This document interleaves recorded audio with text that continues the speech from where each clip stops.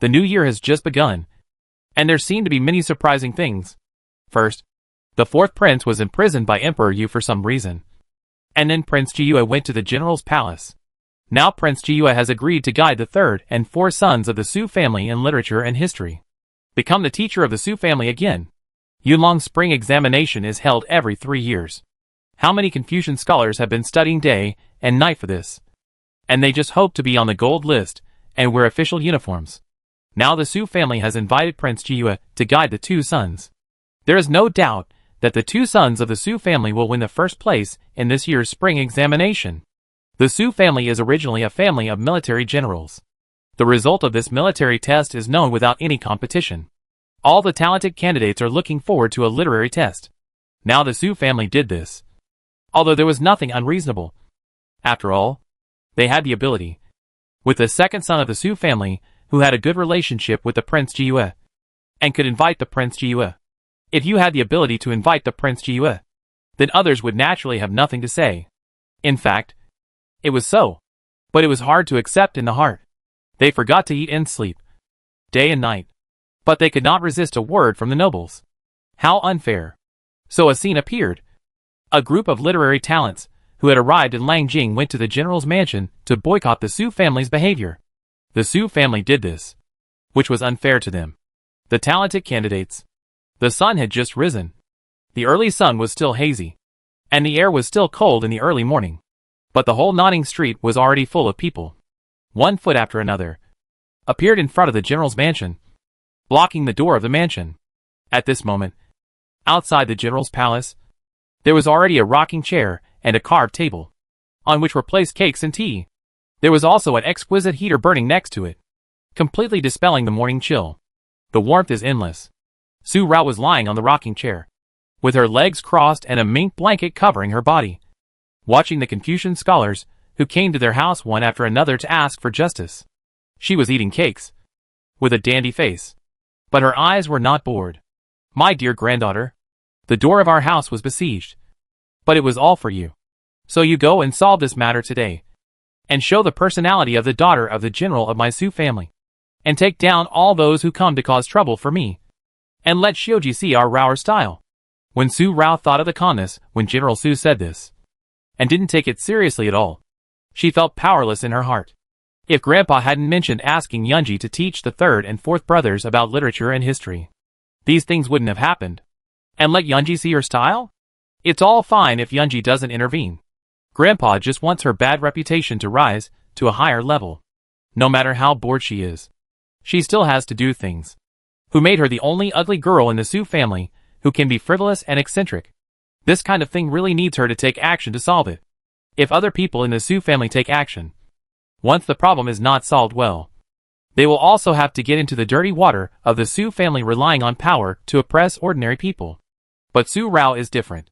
How many people has she oppressed? I heard that there is an ugly girl in the Su family who behaves eccentrically and is even more lustful and frivolous. Could it be the girl in front of the door? Why doesn't she look ugly at all? Is this definitely the ugly girl of the Su family? Not the young lady of the Zhao family or the Mu family? This muttered question was quietly heard among the Confucian students who came. Today, Su Rao is still wearing a bright red dress, with a small fur coat in the color of a crabapple. The warm and white fur collar makes her fair face look dazzling. A wisp of side bangs just covers the ugly scar on her forehead. Her bright eyes are surrounded by bright peach color, which brings her a charming look. She is charming in every glance and every move.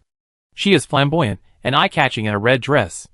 Coupled with her dandy expression, lying on the rocking chair like this, she is not ugly, but makes people who come here wonder if they have heard the rumors wrongly. Is this really the ugly girl of the Su family? Although the man's voice was low, how could Su Rao not hear it? She smiled and turned her eyes. Then she sat up and looked at Isu. Are all the people here? Miss, almost all the talented candidates in Langjing have arrived. Isu nodded. Okay. Su Rao also nodded, cleared her throat, and then looked at the candidates. They were all a bunch of sour Confucian scholars, wearing white shirts and Confucian robes, and all of them were wearing powder and makeup. Even the scholars who were dressed in poor clothes dressed like this.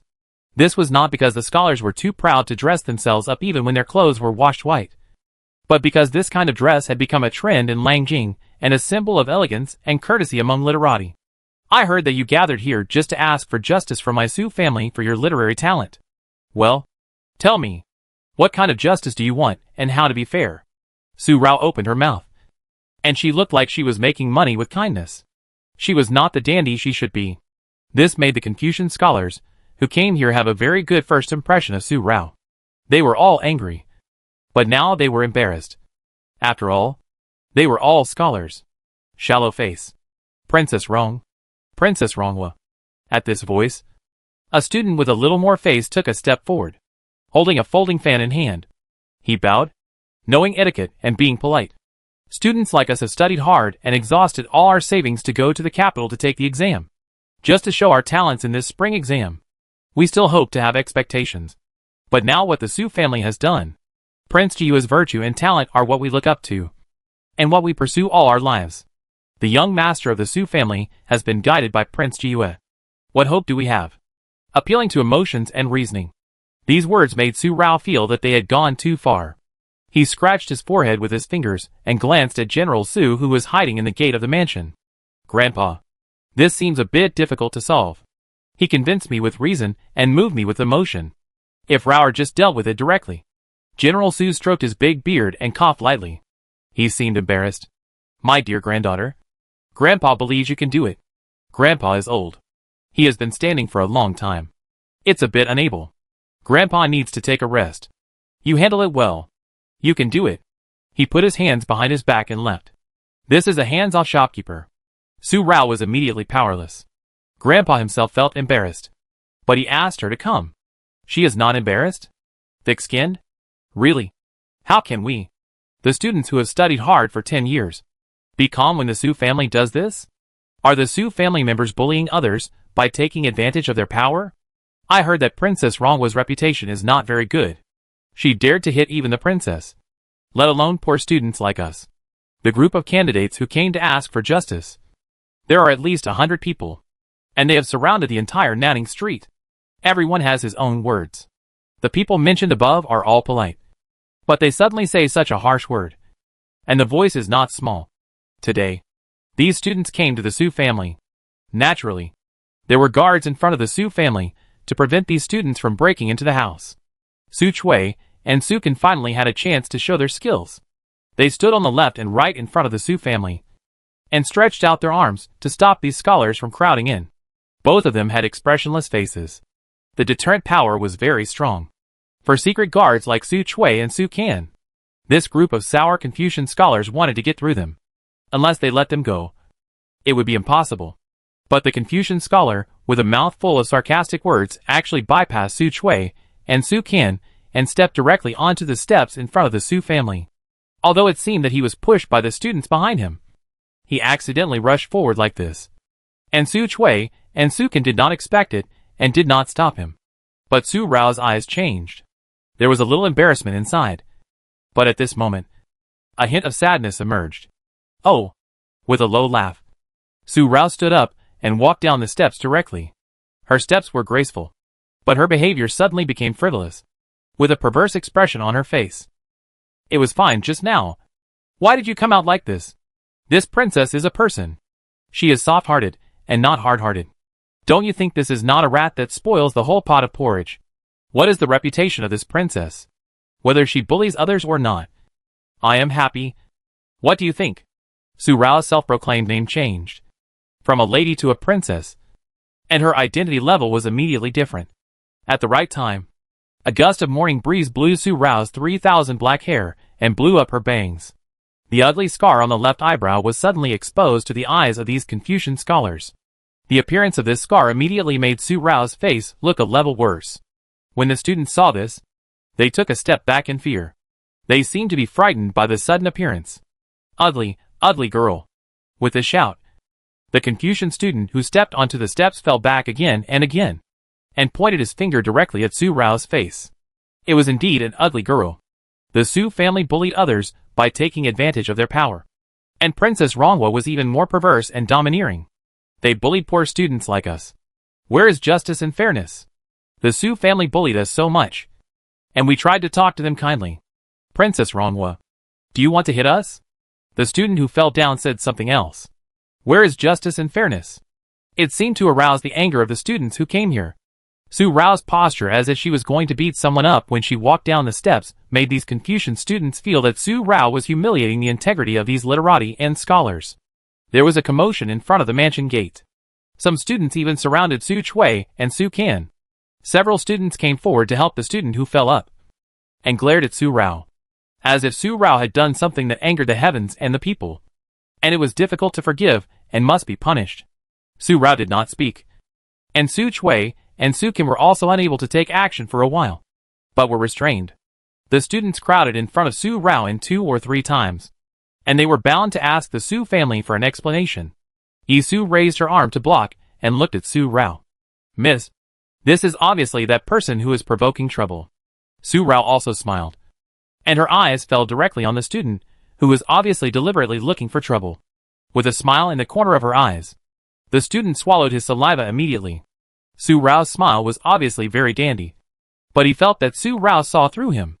Her eyes seemed to have a kind of penetrating power, leaving him nowhere to hide and exposed. The ugly girl from the Su family is going to hit someone. With a shout, the man pushed the 2 students who were supporting him, and quickly blended into the already chaotic crowd of students. In the blink of an eye, he had disappeared, slipping away and hiding somewhere unknown. Su Rao's eyes were even darker, with a rich color. No matter how noisy her ears were, it did not affect her. She quickly swept her eyes across the dense crowd in front of her. But in an instant, she locked onto the back of a student on the right, narrowed her eyes, and a faint sneer flashed across her peach blossom eyes, and the peach color at the end of her eyes quietly shone a little. Dare to come to her Su family to cause trouble. See where you can hide. Just as he was about to move, another voice appeared. Someone shouted, Prince Jiyue. It's Prince Jiyue's carriage. Yunling drove the Yuhua carriage to Nanning Street, and the students immediately stopped making noises and looked towards the carriage, stretching their necks. Su Rao also looked over. Miss, that person is gone again, Yi Su reminded. At that moment, the student who made trouble disappeared again. Su Rao suddenly frowned, watching the other students make way for the Yuhua carriage one by one. Her hands curled slightly. Comparing with others can really make people angry. Why didn't he come earlier or later? But at this time, Miss, I'll let my brother check now, Yi Su whispered again. Su Rao turned her head and looked around again, but she couldn't find the person anymore. So she waved her hand secretly. Forget it. He just can't bear to see the Su family's peace and quiet, so he deliberately stirs up trouble to find something. Today, he is lucky. Chui Can, you guys leave. He waved his hand and asked Su Chui and Su Can to go down and tidy themselves up. Su Chui and Su Can were still holding back the students and could not take action, so they were both a little embarrassed at the moment, and their sleeves were torn. Yuhua carriage drove over, and the students who made trouble stood on both sides. They were so excited that they forgot that they came to seek justice. They were looking forward to it. Prince Jiyue, I admire you very much. I admire you very much. I review your debate and prose theory every morning and evening. I am so happy to meet you in person today. This student was the student who was a little more confident just now. He was so eloquent when he spoke to Su Rao. But now, he was just facing Yunji's Yuhua carriage, and he stuttered. Yunling stopped the carriage, and the door was not opened.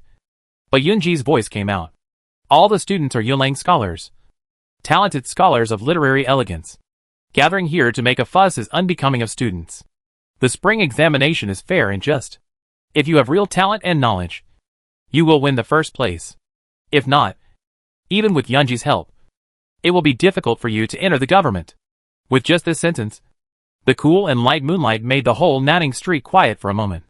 Su Rao also calmed down for a while, and her eyes fell on Yuhua's carriage. For the first time, she really saw the demeanor of Jiyue Prince. The light of Yulong's sky. One person can really be worth thousands of troops.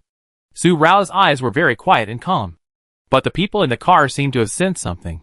The door was opened and Yuhua walked out. Yuhua was wearing a cloak. A white jade crown tied his hair, and the satin on his eyes did not cover up his elegance at all. Every step he took was full of charm, holding a small heater in his hand. It was almost early spring, but he was still wearing thick clothes to keep warm. He couldn't stand the cold at all. Everyone, please go away. Yunji taught only the 4 books and 5 classics, which is very ordinary. You feel unfair. But it's just your jealousy, making excuses for your incompetence. Walking leisurely, Yunji walked directly past Su Rao and walked into the Su mansion. He still spoke calmly, but his words were sharp. He mercilessly exposed the jealous reaction of these students and directly accused them of being incompetent. Just like that arrogant woman. They have no talent and are even more disrespectful to the culture. Did you hear me? If you don't have the ability, you blame the heavens, the earth, and others. It's just an excuse for your own incompetence. This is a disgrace to scholars. Su Rao laughed and followed Yunji in 2 steps. It seemed that because of Yunji's arrival, she couldn't tolerate others in her eyes and heart. As long as Prince Jiyu appeared, she just wanted to stick to him. Yunji, you walk so fast. Are you afraid of being caught up by me? But now that you have entered my Su family, I don't see how you can hide. With a creaking sound, the door of the Su mansion closed, cutting off Su Rao's subsequent words, and also cutting off the hundreds of figures outside and their unknown expressions, whether they were ashamed, embarrassed, or embarrassed. Worse, they felt ashamed. Yunji, I suddenly realized that you are actually a cold person. Walking beside Yunji, looking at him with a gentle smile on his face. Su Rao said this for some reason. After she finished speaking, she realized what she had said and glanced at Yunji for a moment. Yunji is not a good person. This is the 4th time that Yunji has emphasized this. When he said this, he turned his head to face Su Rao. His tone and expression were very serious. He was telling the truth. He was really not a good person either. I know. And I have deeply experienced it. Su Rao also nodded seriously. You are not a good person. But you are not a bad person either. And I don't want to be a good person. I just want to be a bad person. Let's go. I'll take you directly to the courtyards of the 3rd and 4th brothers. Since you're here, you'll have to show off. Otherwise, those people outside would have worked in vain. They've wasted a lot of saliva. And I'm afraid they'll be thirsty from all the noise. Su Rao talked about the students and candidates outside, but took Yunji to the courtyard of Su-san and Su-si, and did not care about the outside affairs. What else would the students who made trouble outside do? Su Rao believed that after Yunji's words, if they really admired Yunji, they would definitely leave, and would not let Yunji really think that they insulted the word literature. This is the powerful power of idols. The 2 walked away. Not far away. In the corridor back to the pavilion, the group of elders of the Su family appeared. Sister-in-law. Look. I told you that Rao and Prince Jiyu get along very well. It's not like the rumors outside that Prince Jiyu avoids Rao. That day in the Wantian Palace, Prince Jiyu did not show any dislike for Rao. He asked Mingyu to paint, which must be to protect Rao's reputation. Sister-in-law. Don't worry. Just wait for this future son-in-law to serve you tea. And Su-sen held Su's mother's wrist, and was absolutely satisfied with Yunji. 3rd sister is right. I see that Prince Jiyu treats Rao very well. Whenever he talks to Rao, he always faces Rao. If Rao marries him, Prince Jiyu will definitely treat her with respect. 2nd Aunt Su is also satisfied with Yunji. She is not satisfied with Yunji as a person, but with Yunji's attitude towards Su Rao, and with Yunji's thoughtfulness and respect. But he is blind. Not a normal person. A normal person looks at someone when talking to him, which is a respect for that person. But Yunji is a blind person, so he does not need to do so. Not to mention that a blind person has difficulty in identifying directions. The 3 women of the Su family all approve of Yunji, and the fathers of the Su family also approve of him. Especially General Su, who strokes his big beard and looks very satisfied with the son-in-law he has chosen for his precious granddaughter. Prince Jiyu is good in every way. He is humble, gentle, polite, and has a good appearance. He is a good match for Rao. However, his body and eyes have not improved over the years. If they are not good, then Rao will marry him. 2nd Uncle Su coughed lightly, covering his lips. Still a little worried. He is a living example of how a sick person's body is. If Prince Jiyu died of illness, wouldn't Rao become a widow? The 3 Su mothers who were talking enthusiastically, when they heard what 2nd Uncle Su said, they looked over one by one and became worried. Yes. What are you all worried about? Old General Su was not worried at all. He smiled with wrinkles on his face. He stroked his precious beard. The old man Yunsure has only one precious grandson. Even if he uses medicine to consume him, Yunji can live a good life. Yunji has the highly skilled Mr. Zhu and Master Hui Shan by his side. The imperial doctors of the entire Yun Palace are ready for him. It is difficult for God to take Yunji's life away. Besides, we still have the dowry that Raoer's grandmother left for Raoer. At least we can guarantee that my precious granddaughter will have a safe life. And on the streets of Nanning, those students did leave in a hurry, as Su Rao thought. After being lectured by the most admired Prince Jiyue, they felt ashamed and had no face to continue to ask for justice. They all went to their respective residences and worked hard. They must not let Prince Jiyue look down on them. They all have real talents and rely on their strength. There is no insult to civility or literature. The Confucian students all left, and those who came were stunned. In an alley of Nanning Street, a carriage stopped here. A pair of lovers stood side by side beside the carriage, looking at the gate of the Su family mansion. If Linger and her cousin were not in love with each other, Linger might also be attracted to the elegant and outstanding Prince Jiyue. Xiaomu Yaling held Rongfeng's hand and admired Yuan Ji's 2 words. She also felt a little sad. Such a peerless person has dull eyes and a weak body. It is really a pity. Linger. Cousin Jiyu is very clear-headed and thoughtful. I couldn't understand why Cousin Jiyu was so kind to Miss Su before. Today, I finally understood that Miss Su never treated Cousin Jiyu as a disabled person. Miss Su's attitude towards Cousin Jiyu was not the admiration and worship that other people had, but a comfortable way of getting along with each other. This should be very rare for Cousin Jiyu. So although Cousin Jiyu didn't like Miss Su, he allowed Miss Su to get close and even pester her. Speaking of Su Rao, Rong Feng was open-minded. He didn't deliberately avoid Su Rao because Xianmu Yaling had troubled Su Rao twice because of him. It was because Rong Feng's appreciation of Su Rao was not mixed with any other thoughts, but simply appreciated Su Rao's piano skills. Pulling Xianmu Yaling into his arms, the warm sun and spring breeze were all around. She added, compared to Cousin Jiyue, I feel inferior to him. I understand that Linger admires Cousin Jiyue, but I still feel jealous. I also understand why Linger is jealous. In the future, Cousin will pay attention and will not make Linger feel uncomfortable because of other women. Then Cousin, please remember this. Dimples immediately appeared on her face, and her round and innocent face was even sweeter. Su Rao is a playboy and indeed eccentric, but I really like what she said today.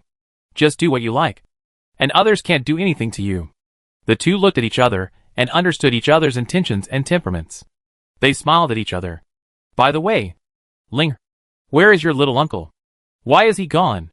The alleys and lanes of Langjing are so crisscrossed that it is difficult to distinguish them if you don't know which street is the main road.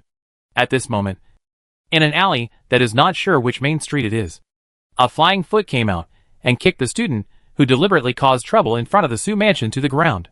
Prince walked into the alley, full of a cold breath, and his rueful eyes fell on the student who was stepped on by Moing. There was no fluctuation in the light inside, only an endless vortex. Deep and deep. Who sent you? The voice was even colder. Cold and indifferent. And the whole person was 3 feet away. The student vomited blood. And seeing Prince approaching step by step, his eyes flashed with trembling. Your Highness, spare my life. Your Highness, calm down. It was the Grand Tutor. Seeing that Your Highness was slow to take action against the Su family, the Grand Tutor allowed me to take advantage of this opportunity to cause chaos. Prince, Grand Tutor. The footsteps stopped, and the palm of Prince Yi's back slowly curled up, and a green line appeared. In a moment, he spoke a word without mercy. Kill! The dagger was immediately drawn, and the student's soul was killed. Emoing put away the dagger, and 2 eagle guards appeared and quickly disposed of the body without any trace. Your Highness, Grand Tutor Wang has repeatedly interfered in our affairs. Emoing spoke, with murderous intent in his eyes. How dare he do that without the permission of others? Prince strode out of the alley. His whole body was deep, and his body was full of coldness. Night fell. Tonight, the bright moon was dim, blocked by a layer of night clouds, and only 1 or 2 stars in the night sky shone with light. The moonlight was hazy. In Shaoxing Palace, Grand Tutor Wang knelt tremblingly. Your Majesty, it seems that Master Wang has forgotten my advice. Qinghan's voice. Ruifeng's eyes fell on Wang Taifu, with a murderous intent that could be easily detected. In your position. Do your job. It seems that Wang Taifu does not understand the true meaning of this sentence. In this case, then, a night passed quickly, and a new sun rose, dispelling the night fog, and dawn broke. Today, Yunji stayed at the Su family for another day, and really guided Su San and Su Si. Su Rao listened from the side. The 4 books and 5 classics, and the strategies of literature and history seemed to be engraved in Yunji's mind, and he could use them at will. When he was 7 years old, he wrote Debate on Fu, defeating many Confucian scholars of Yunlang. Su Rao only believed at this time that there really was such a talent in the world. With one hand supporting her cheek, she sat on the small couch in Su San's study. She did not hear a few words of Yunji's subsequent words, but she thought in her heart that it was the war strategy made by Yunji after he was poisoned and weak. His talent and learning are so amazing. I wonder if he can use troops like a god. Little sister, how come you look like you are attracted to Prince Jiyue? Today, Su Wu rarely went out and became a student companion. He sat next to Su Rao. At this moment, he saw Su Rao staring at Yunji in a daze. With such an expression, he looked completely infatuated and lustful. Su Wu immediately lowered his voice and put his mouth directly to Su Rao's ear. Whether it was his eyes or his expression, he was saying, "Little sister, are you really attracted? If you are really attracted, fifth brother thinks you should not resist and listen to the arrangement made by grandpa. Fifth brother thinks that Prince Jiyue is a rare good husband." Su Rao pushed Su Wu away, rolled his eyes, and lowered his voice. "Fifth brother, you are really talkative. Why are you attracted? I think you should go to see your Xiaoba in Shaojin. Don't disturb third brother and fourth brother's studies here. Be careful that third aunt will chase you around the house and beat you up again." A warning look. Don't talk nonsense. If you want to make Yunji sick, I'll see what you can do.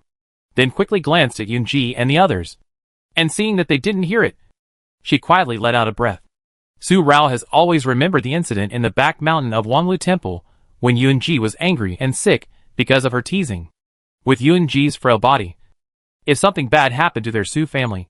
But she didn't realize that just as she turned her eyes away, Yuehua's figure on the desk turned her head towards her, and the corner of her mouth raised an arc.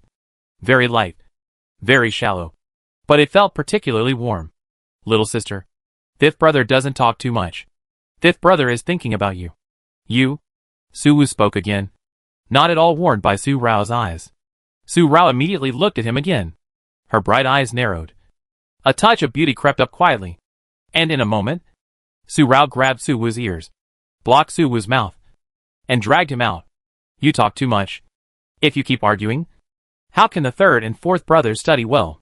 After leaving Su San's courtyard, Su Rao let go of Su Wu's already red ears, ignored Su Wu's ouch, and walked away directly. Fifth brother's ears hurt so much. "Little sister, you are too much." Su Wu chased after him in 2 steps, rubbing his ears constantly. Fifth brother didn't say anything wrong. Look at the expression on Prince Jiyue's face. You obviously have a crush on him. So why do you have to go through all the trouble? Fifth brother thinks that only Prince Jiyue is worthy of this Langjing city. Su Rao stopped suddenly, and Su Wu was caught off guard and almost bumped into her. He quickly stopped, but before he could say anything else, his eyes met Su Rao's calm face, and for a moment, he swallowed his saliva. Little sister, is angry." Su Rao kept silent with a calm face, as if she was really angry because of Su Wu's later words. Su Wu swallowed again, and it seemed that she was really angry. "Little sister, it was fifth brother who was wrong," immediately admitted the mistake, and pulled Su Rao's sleeve and shook it lightly in a flattering way. "Little sister, don't be angry. Fifth brother will not say anything more. Fifth brother, this is the last time. The last time. Little sister will say it again. I will never marry Yunji. You can't make this joke at all. Do you understand?" Angrily pinched Su Wu's arm directly, turned around, and Su Rao walked away again. Su Wu covered his arm in an instant. The feeling of soft flesh pain can only be described by the word sour and refreshing. And his face immediately twisted and twisted, just about to scream out in pain. "Little sister, you are really ruthless." A voice came from the side of him. "This is what we call pain. I think my little sister's strength is too light." Such a voice was known as soon as it was heard. Su Wu shuddered reflexively, and the scream that was about to come out was stuck in his throat. A blush crept up on his face. and his face was red. Su-er walked over slowly. Su-han followed one step behind. Second brother. Su-woo's grinning expression immediately turned serious, and the hand that was rubbing his arm was immediately put down. Like a mouse seeing a cat. Second brother is here to find Prince Jiyue. Prince Jiyue is in the study of the third brother. Second brother, please come in. While speaking, he quickly stepped back to make way for Su-er and stretched out his arms to invite him respectfully. Su-er looked at Su-woo for a long time. When Su-woo felt that he could not stand Su-er's coldness, Su-er walked past him and went to Su-sen's courtyard. He did not say anything, but his breath was calm. Su-han also looked at Su-woo and finally said a word of reminder. Fifth master, have you noticed that the master has not interfered with the young lady's marriage for a long time? If you say too much, you will be punished and beaten. The figure walked away. Su-woo was out of his temper again. He did not feel anything about Su-han's reminder. Instead, he snorted. Su-han, you are gloating. Rubbing his ears, he chased Su-rao again in a moment. Little sister, fifth brother is wrong. Don't be angry. Don't be angry. In the courtyard, in the study, Yun-ji's smile suddenly flattened. Although he still had a calm aura, Su-san and Su-si felt that the air in the study seemed a little heavy. Ji-yu? Su-er's voice came from outside. The unexplained sense of depression in the study disappeared suddenly, as if it had never existed. But Su-san and Su-si's senses had an illusion. Su-er came to find Yun-ji at this time, so there must be something wrong. Su-san and Su-si left the study, leaving the space to the two of them. Su-er came in. His eyes were fixed, and his indifference became stronger. A dull aura. Ji-yu, I just received news that the Prince of Zuxian Kingdom disappeared at midnight last night. The sunset glowed in the sky, and the setting sun cast a golden glow. It fell on the Yuwa carriage, casting a shadow on the body. Yun-ji left the Su family. Yuma, you just need to be more careful. Don't alert them. The Yuwa carriage went away. Su-er watched until the carriage disappeared before he turned around and walked back to the mansion. In his mind, the things he talked about with Yun-ji were circling. Yuma, whether to kill or not depends on how Xian Ichi-shao acts. Yesterday's action. Since he killed that subordinate, he and Wang Taifu are not the same people. He may have other purposes for your Su family. The situation in the country of Xian may also be different. I will let Yin Feng and others investigate the traces of Wang Taifu. Most of them are in danger. Thinking of this conversation with Yun-ji, Xian Ichi-shao killed his own people, and Wang Taifu was gone. He was worried that Xian Ichi-shao might have some ideas about Su-rao, and use Su-rao to drag their Su family into the game. Su-er strode to Raoxiang Pavilion. Su-rao was having dinner when she saw Su-er coming in. Just as she was about to speak, Su-er waved his hand to let Qin Yang and Isu go out, and said directly, Little sister, do you know who was the person who caused trouble in front of the mansion yesterday? Is Xian Ichi-shao the master behind Zai Yaju? What? Su-rao paused, looked at Su-er, and put down the bowl and chopsticks. Second brother, were the students who came to cause trouble yesterday from Xian Ichi-shao's side? Su-er asked Xian Ichi-shao about this for no reason. In just a moment, Su-rao understood the other meaning of Su-er's previous sentence. Lu Dai's eyebrows instantly twisted. Su-er sat aside, with a dull aura and deep eyes. The man who made trouble in front of the mansion yesterday was the subordinate of the Wang Taifu of Zuxian Kingdom. Prince Yi killed that subordinate, and Wang Taifu also disappeared in the middle of the night last night. Ji-yu guessed that Prince Yi and Wang Taifu were not in harmony, and Zuxian Kingdom might not be as calm as it seemed. This time Prince Yi came to my Yunlang. If he is the master behind Zai Yaju, then little sister, his purpose. What my second brother said is that Xianichi shall deliberately approach me as the master of Zai Yaju. What is his purpose?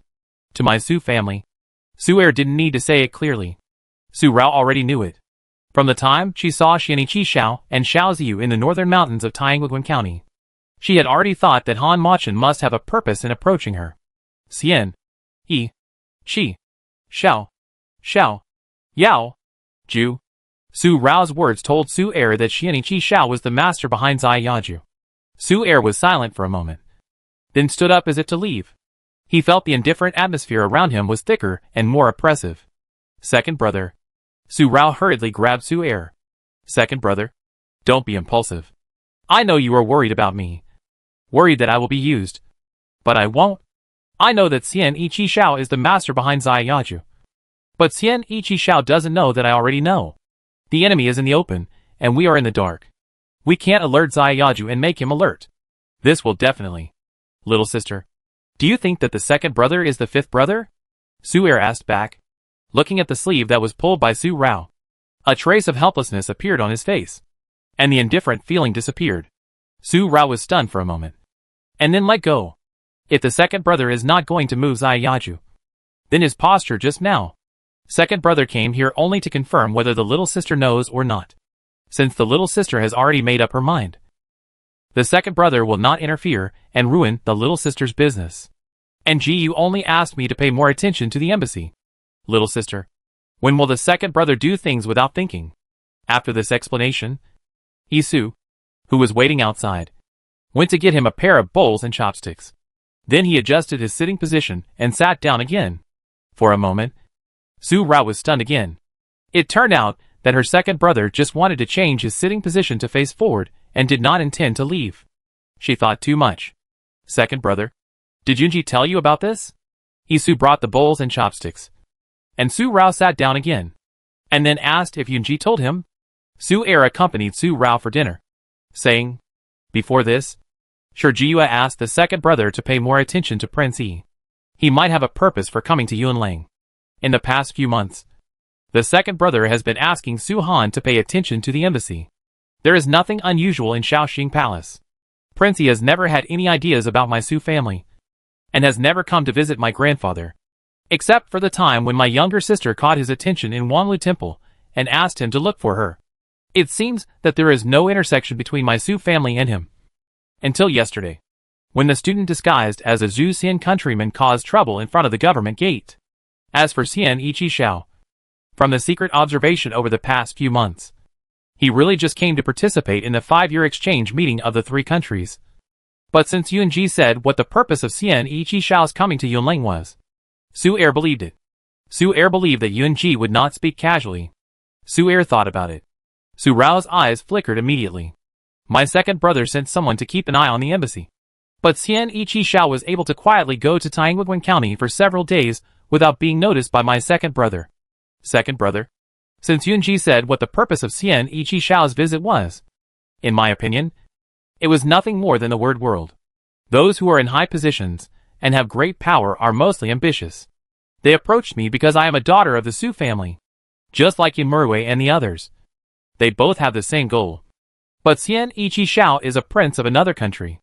In his calculations, if he really has any purpose for my Su family, it must be, except, because without the Su family, Yunlang country is like a falcon with a broken beak and a tiger without claws. It can be easily attacked and occupied. A chill suddenly appeared in her bright eyes.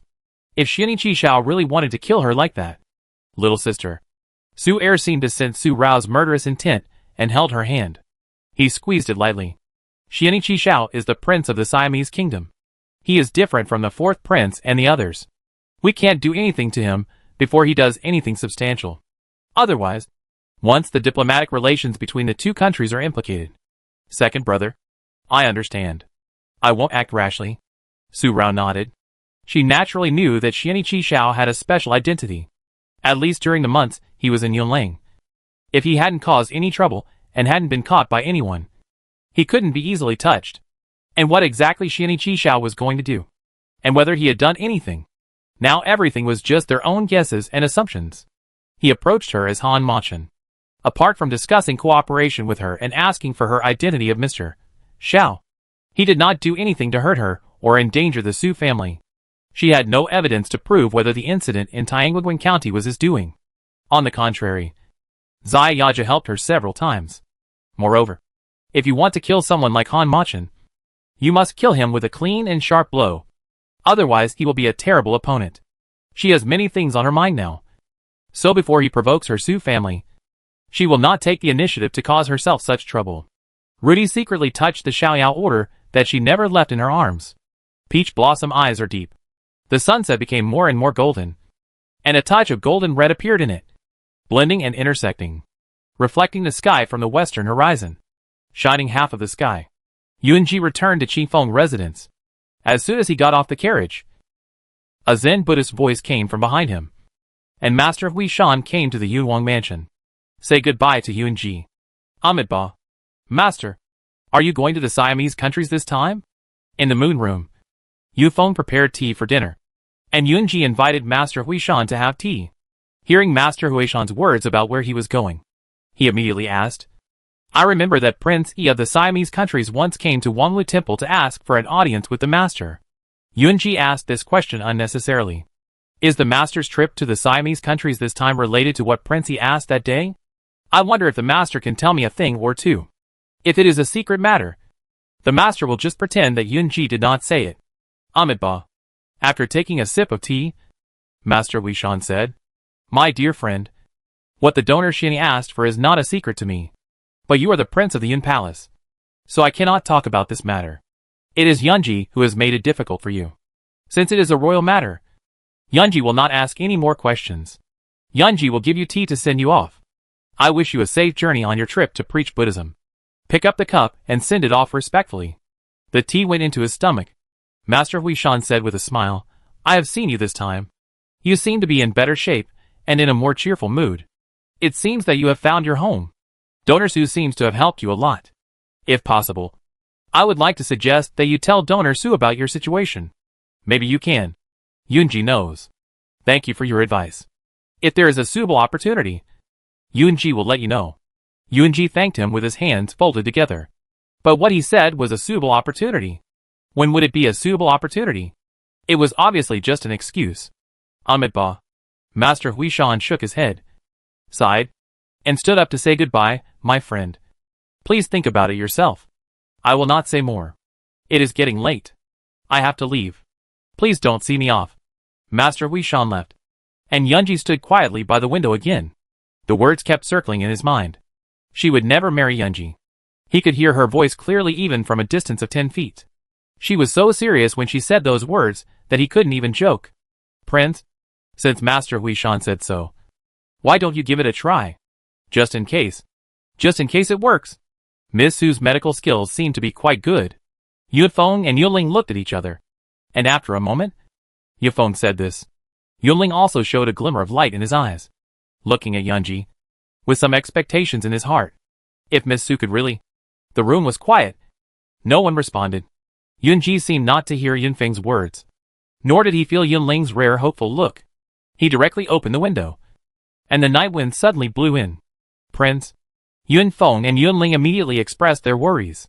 After entering the room, Yunji took off the Yuhua cloak, and only wore a Yuhua white robe. Although it was warm and fluffy, it was not as good as the cloak to keep warm.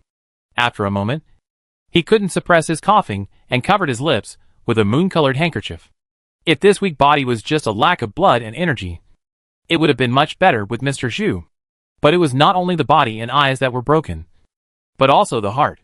Master Hui Shan had no other way. So what could she do? Telling her would only become her plan for cooperation next time. She knew enough of his secrets, and she couldn't do it anymore. After closing the window, Yunji turned and walked into the inner room. Knowing more would not do her any good, not to mention his physical condition. If he could recover, he should have recovered long ago. Why did he wait until now? Yuehua's figure disappeared behind the screen. Yufeng and Yuling were silent, looking at each other, and then looking at the inner room. The worry on their faces did not diminish at all. Go and find out about Wang Taifu's matter quickly. This voice came from the inner room. Yufeng had no choice but to respond and leave. Yunling continued to wait quietly. The night fell. There was no moonlight or starlight in the night sky tonight. Only those dark clouds in the shape of catkins floating. Such a night seemed to be a sign before the arrival of the first spring rain. The night was lonely and quiet. A figure quickly passed by the wall behind the general's palace and returned to Raoxiang Pavilion. Miss, what happened? Why do you suddenly ask about Xiaoziu's whereabouts? Since we parted at Tianguoguan County, I have never seen him again, and he has never appeared in our Lian Pavilion.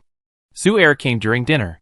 Although Su Rao chose to be calm and wait and see what he said, it did not mean that she would ignore it, and she would never relax her vigilance and her defense. When Ying asked what happened, Su Rao told him what Su Er said, and then explained. Ying, find 2 people in 2 days. Go to Zayaju to solicit business for Huanyang and others, and see if there are any new faces, especially those from the Siamese country. If there are, keep an eye on their exchanges with Zayaju. The bright peach blossom eyes fell on Ying's face, with a deep look. Do you understand? Ying nodded immediately. Understanding. Miss, a new batch of rouge and powder will arrive in the Lian Pavilion in 2 days. I will send someone to deliver it to Huanyang, so that Huanyang can promote us. That's even better, lest Huanyang be suspicious. Thinking of Huanyang, they used to be close friends, but now they have to be monitored. Su Rao raised her hand and rubbed her forehead, feeling her head suddenly swollen. Seeing this, Qin Yang came over and gently pressed Su Rao's temple. Miss, don't worry. No matter what prince he wants to do, no matter what Zayaju is like, the Su family is not an ordinary person. Miss, Uncle Hao has something to say. I don't know if it's possible. Uncle Hao hadn't spoken before. He seemed to be thinking about something. Uncle Hao, you say? Su Rao immediately looked at Uncle Hao. Ying and Qin Yang also looked at Uncle Hao. Uncle Hao pondered for a moment before speaking. Miss, Prince Yan Yi is Han Machan, the master behind Zayaju. Miss saw it with her own eyes, so Uncle Hao shouldn't have any doubts. But Uncle Hao always had a question in his heart. There were many things going on before the new year, so Uncle Hao never said it. Zayaju was opened in Yunlang 5 years ago, and the time when the former emperor of Juxian Kingdom passed away happened to be a year after Zayaju was opened. That period of time was exactly when Juxian was in turmoil. If Zayaju was opened in Juxian, with Xian Qishao's identity and ability, there would be no problem. But Zayaju happened to be opened in Yunlang. Between the two countries, this is the doubt. Uncle Hao couldn't understand these words. Before and after the time period of the turmoil in Juxian, Xian Qishao was using thundering means to deal with his royal brothers. How could he have the energy to ask about Zayaju?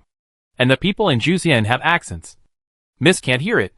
But he has traveled all over the country for many years, and he can hear it. Huanyang and Mu Lian were both from Yunlang country. Even the young lady, Xiao Gongzi, who was standing in for the young lady, did not have the heavy accent of the people from Juxian country. He was a little suspicious that the young lady might have suspected the wrong person. Father said. Su Rao didn't say anything. Ying spoke first. This is indeed wrong. But father overlooked one thing. Zayaju. Behind it is the mysterious killer organization Zayala that was famous in the world 20 years ago. Moreover, during the snowstorm in Tianguan County, the night when the owner of Zayaju came to see the young lady, Prince Yi's group disappeared. If this is just a coincidence, isn't it too coincidental? I think it's unlikely. Su Rao listened to the 2 words of the father and son, and her heart was twisted for a while. Han Machan is not Xian Qishao.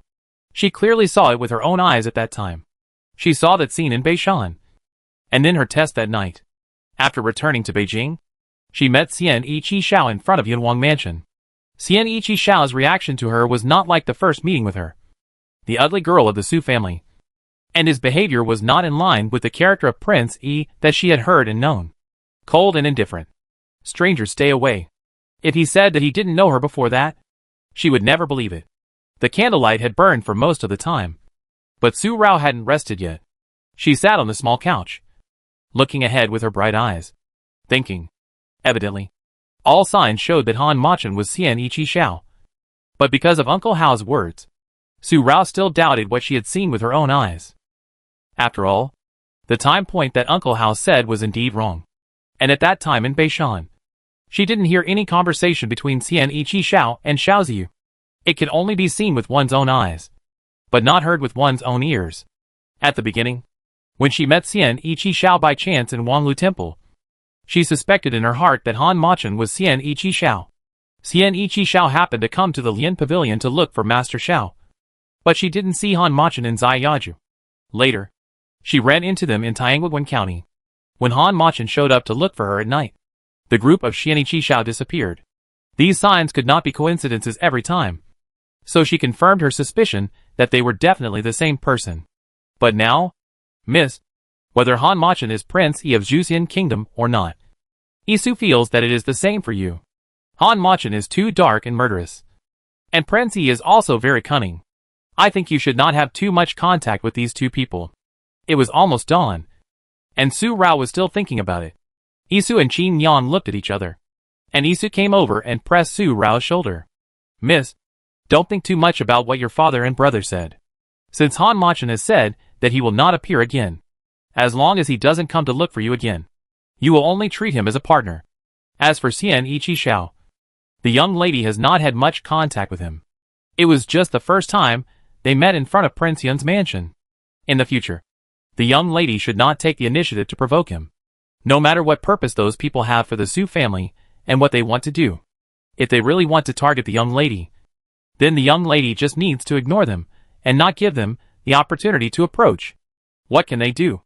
Isu's words were very one-sided and not well thought out. But Ying's eyes suddenly lit up and she immediately spoke. Miss, what Isu said seems to make some sense. Whether Han Machin is Xian Ichi Xiao or not, it is actually the same for the young lady. The young lady will not believe the mysterious owner of Xiaoyao Tower and the powerful Prince Yi of another country.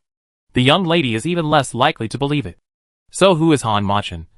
And whether he is Shinichi Xiao? There is no need for the young lady to dig deep, because we will all be on guard. Yes. Su Rao also came back to her senses suddenly, and suddenly figured out one thing.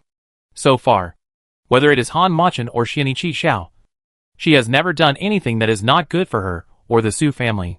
She doesn't need to hold on to anything that is not good for her, as long as she is secretly on guard. In fact, in the final analysis, it is still the same sentence. As long as they have no conflict of interest, as long as they don't cause trouble for her or the Su family, she never wants to become enemies with the same kind of people. Now she just wants to live in peace and live well, so that her father and mother can rest in peace, fulfill her responsibilities and obligations on behalf of Su Rao, and protect the safety of the Su family. That's enough. She asked for so much. Looking at Uncle Hao, Su Rao smiled. Uncle Hao, Isu and Ying are right. Whether they are the same person or not, Rao Rao will not be careless, let alone let down her guard. So Uncle Hao's doubts and worries are all fine. After figuring it out, Su Rao felt sleepy. She stood up and stretched, and realized that her eyelids had been fighting for a long time. Ying, continue with what you said. No matter whether they are the same person or not, one thing is absolutely certain. There must be some kind of relationship or transaction between Shinichi Xiao and Zai Yaju. Perhaps it is more appropriate to say Zai Yala. If it does not concern you, then stay out of it. Otherwise, walking into the pavilion, Su Rao closed her eyes and slept, covering the coldness in her eyes. Dark clouds obscured the moonlight at night, and as soon as the morning breeze and light came, the sky really began to drizzle. The drizzle was difficult to describe as raindrops, but only as silk drizzle. The drizzle mixed with the morning breeze lingered in the air like catkins. This early rain was the first spring rain of this year, but it did not usher in the revival of all things. But the sudden killing in the early morning, another killing of one person, in the forest outside Langjing City. Han Machin, as Su Rao and the others had mentioned, was once again surrounded by hundreds of black-clothed men. You can't escape this time. The leading black-clothed man swung his long sword at the black figure. The other black-clothed men also rushed forward. Really? The pair of phoenix eyes under the silver-black mask were filled with bloodthirsty killing. The figure moved, but in an instant, the drizzle did not drop a drop, and the other person disappeared. The leading black-clothed man slashed in vain, and just as he was shocked, the man appeared behind him, and blood instantly gushed out from the neck of the black-clothed man, and then his body exploded directly. Blood and flesh splattered on the spot. The intestines were pierced, and the stomach was rotten. The other black-clothed men saw this, and their stomachs were churning. They stopped in horror, and didn't even have the chance to vomit. The dark figure passed through the black-clothed figures. In an instant, corpses were everywhere again, and the blood color made the forest thick. Not far away, Xiao Ziyu held his breath, sweat oozing from his forehead. He clenched his palms, and the handle of the fan in his hand was almost deformed by him. He covered his mouth with his other hand, fearing that he would vomit accidentally. Deal with it. The blood color in the phoenix eyes did not disappear at all after this cold voice. Han Machin left with blood all over his body and disappeared in an instant. Xiao Ziyu swallowed his saliva, walked out, looked at the broken limbs and arms on the ground, suppressed the churning in his stomach, and his eyes were filled with deep worry. I thought the master had changed, but it seems that he has not. The master has revealed his tracks again and attracted these people to come and kill him. If this continues, the master's desire to kill will only become stronger and cannot be suppressed. This cold and insensitive voice is the voice of Xiao, who waved his hand calmly and asked his men to deal with the corpses. Compared with Xiao Ziyu, he seemed to be accustomed to this kind of scene. Figures flashed by quickly. But in a moment, this forest was restored. If it weren't for the strong smell of blood in the air, who would know that a bloodthirsty killing had just happened here? A spring rain, a drizzle, has been falling all morning. Although it is not heavy, it has never stopped. In the mansion of Duke Xiao, since the night Duke Xiao received the sandalwood box thrown by the man in black, the things inside have made Duke Xiao unable to sleep for several days. In the study, the sandalwood box was placed in front of the table. The objects in the sandalwood box were lying quietly inside. Duke Xiao kept looking at it, and his eyes were reluctant to move away from this object for a moment. He felt tears in his eyes. After looking for a long time, he took out the things inside again with trembling hands. How are you alive? Are you still alive? The thing in the sandalwood box was a white jade plate with 2 cracks on it, which seemed to be caused by high temperature burning. The crack separated the word How carved on the jade plate into 2 halves. The font had long been distorted, but Duke Xiao still recognized it at a glance, because he personally carved this jade token and wore it on Yun Muheo. Even if it was burned and distorted, he could still recognize it at a glance. Old master. The door of the study was knocked, and the housekeeper's voice. Duke Xiao hurriedly wiped his face twice, and put the jade token back into the box. All his expressions were restrained at once, but the vicissitudes on his face could not be concealed. The housekeeper walked in, looking very embarrassed. Before he spoke, Duke Xiao knew what the result was. He knew at a glance that there was no result. Still haven't found it. Old master. It's my old servant's incompetence. There is really no trace to find. This kind of sandalwood box can be seen everywhere, unless that person appears again.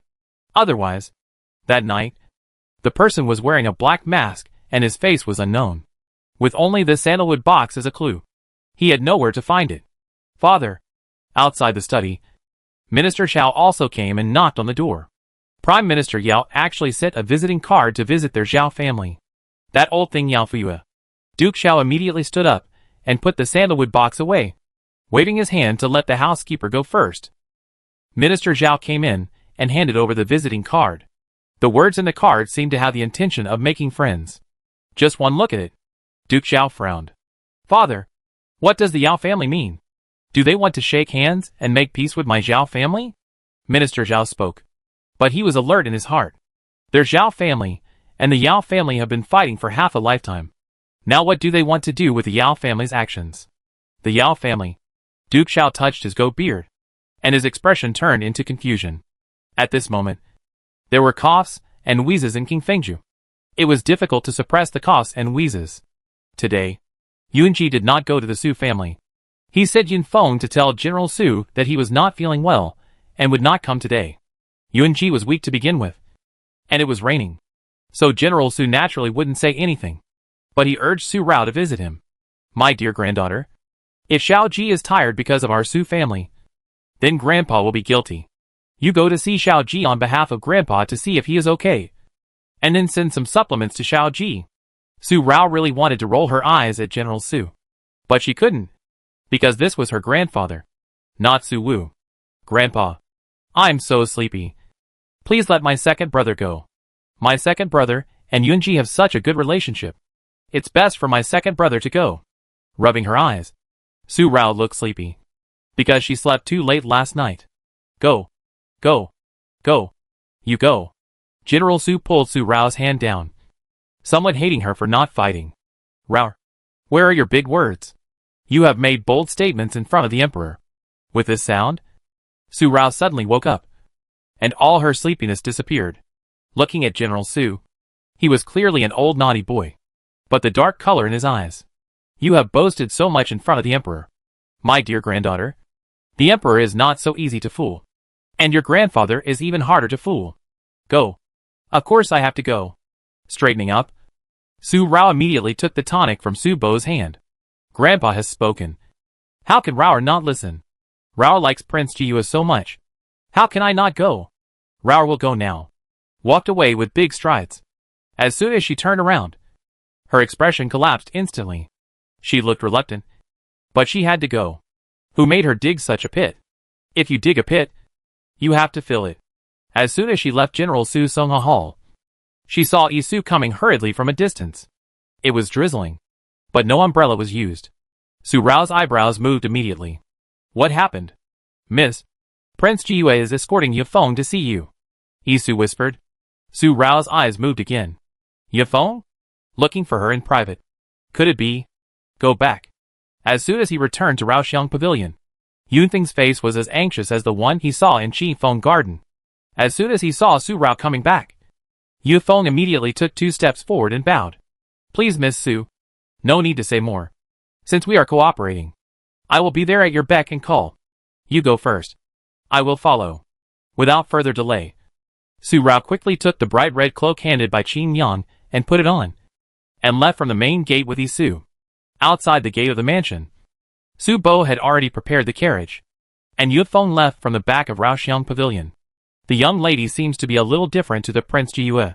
Looking at Su Rao, who was walking away so hurriedly, Qin Yang turned her head to look at Uncle Hao beside her, and said abruptly, Brother Hao, I feel that the young lady's attitude towards Prince Jiyue seems to be less resistant than before. The young lady herself did not realize that she was worried about Prince Jiyue. It seems that it is not just because of cooperation. Sister Qin, how the young lady chooses to go is the young lady's own choice. All we have to do is to protect the young lady's safety. Uncle Hao put his arm around Qin Yang's shoulders. He thought that Prince Jiyue was very good. If the young lady could let go of her heart not because of him, His Highness and the Queen might be relieved in the afterlife. The carriage stopped directly at the Moonlight Gate. Yifeng had been waiting here first. When Su Rao came, he immediately invited Su Rao in. This attitude was completely different from the attitude at this gate last time. Before approaching Yunji's bedroom, Su Rao had heard coughing and wheezing. The corners of her eyebrows twisted immediately. Is it that serious again? She was fine yesterday. How come she got sick again after just a spring rain? She unconsciously quickened her pace. When she walked into the bedroom, she saw Yunji sitting on the bed, coughing, and her face was pale again. Not as rosy as yesterday. Yunling stood aside. Mr. Zhu was not there either. Didn't he know to ask Mr. Zhu? For some reason, Su Rao was a little angry. But she didn't say anything. She walked over and grabbed Yunji's wrist and felt his pulse. She caught a cold again, and her heart was blocked. Ice and hot water are ready. Miss Su. Yunling spoke anxiously. Get out. Su Rao spoke directly, while untying Yunji's belt. Yunfeng, who followed in, was dumbfounded for a moment, and his anxiety and worry were reduced a bit. Yunling also pursed his lips, curled and stretched his hanging hands, but did not say anything else, and directly pulled Yunfeng out and closed the door. Yunfeng turned his head and looked at Yunling, but he still looked like he had not recovered. Last time, Miss Su. Could it be that she treated the prince like this? This word, spoken in a low voice. Stuttering, Yunling glanced at Yunfeng, shook his head, paused, and nodded again. Miss Su treated the prince. It seems, just like this. Is that so? Yunfeng was still a little surprised, and even more suspicious. Why did she feel that Miss Su seemed to be taking advantage of the prince? Her hand unconsciously touched her waist, took off the folding fan and shook it. Her expression was a little dazed. Isu, who followed, looked at her and pursed her lips, as if she wanted to laugh. But she held it back. It was just stripping off the shirt of the Prince Jiyu. So why was she so surprised? Inside the house, Su Rao untied Yunji's robe and saw the inconspicuous crisscross pattern on his back again. And a daze flashed in her eyes again. The look of Yunji looking up at the sky in the corridor of the Yun Palace appeared in Su Rao's mind again. And at the same time, the little figure like a little wolf dog also appeared again. And it was difficult to get rid of it. Impossible. There is a world of difference. One is a weed in the mud, dirty and filthy, and can't read a word. The other is a banished immortal from heaven, born with great brilliance and full of knowledge. How could they be the same person? Su Rao suddenly closed his eyes, suppressed the impossible horror in his heart, took the silver needle from the bedside cabinet, and did not distract himself. His palm slowly pressed against Yunji's back, and a warm force came out of his palm. This attack is not serious. Just need to use internal force to drive away the cold. And then acupuncture can be used to assist. With a muffled groan, Yunji seemed to have eased up, and Su Rao stopped and took out the silver needles on Yunji's back. Yunji, the heart meridian is blocked, which is a disease in the heart. But the cold invades the body. I only say that doctors cannot cure people who want to die. After putting away the silver needle, Su Rao was about to get up and leave, but her wrist was grabbed. Yunji hasn't lived enough. Why do you want to die? His weak voice was actually accompanied by a faint smile. He was so half dead, but he could still laugh. It was really.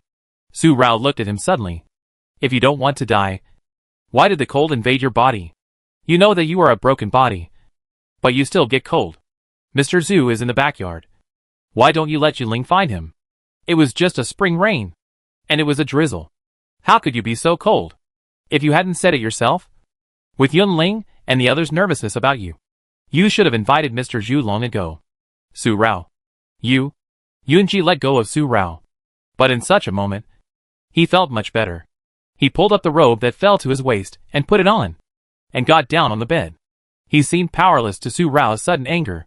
You told me that your medical skills should not be known to others, and asked me to keep it a secret, especially to doctors. Why are you blaming Yunji now? Jing Qian shook his head. It was really hard for him to be a good person. When Yunji was involved with Miss Su, it seemed that he was always unlucky. After saying this, he walked past Su Rao to the table and poured tea to drink alone.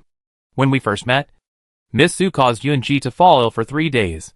When she came back, she injured Yunji's hand.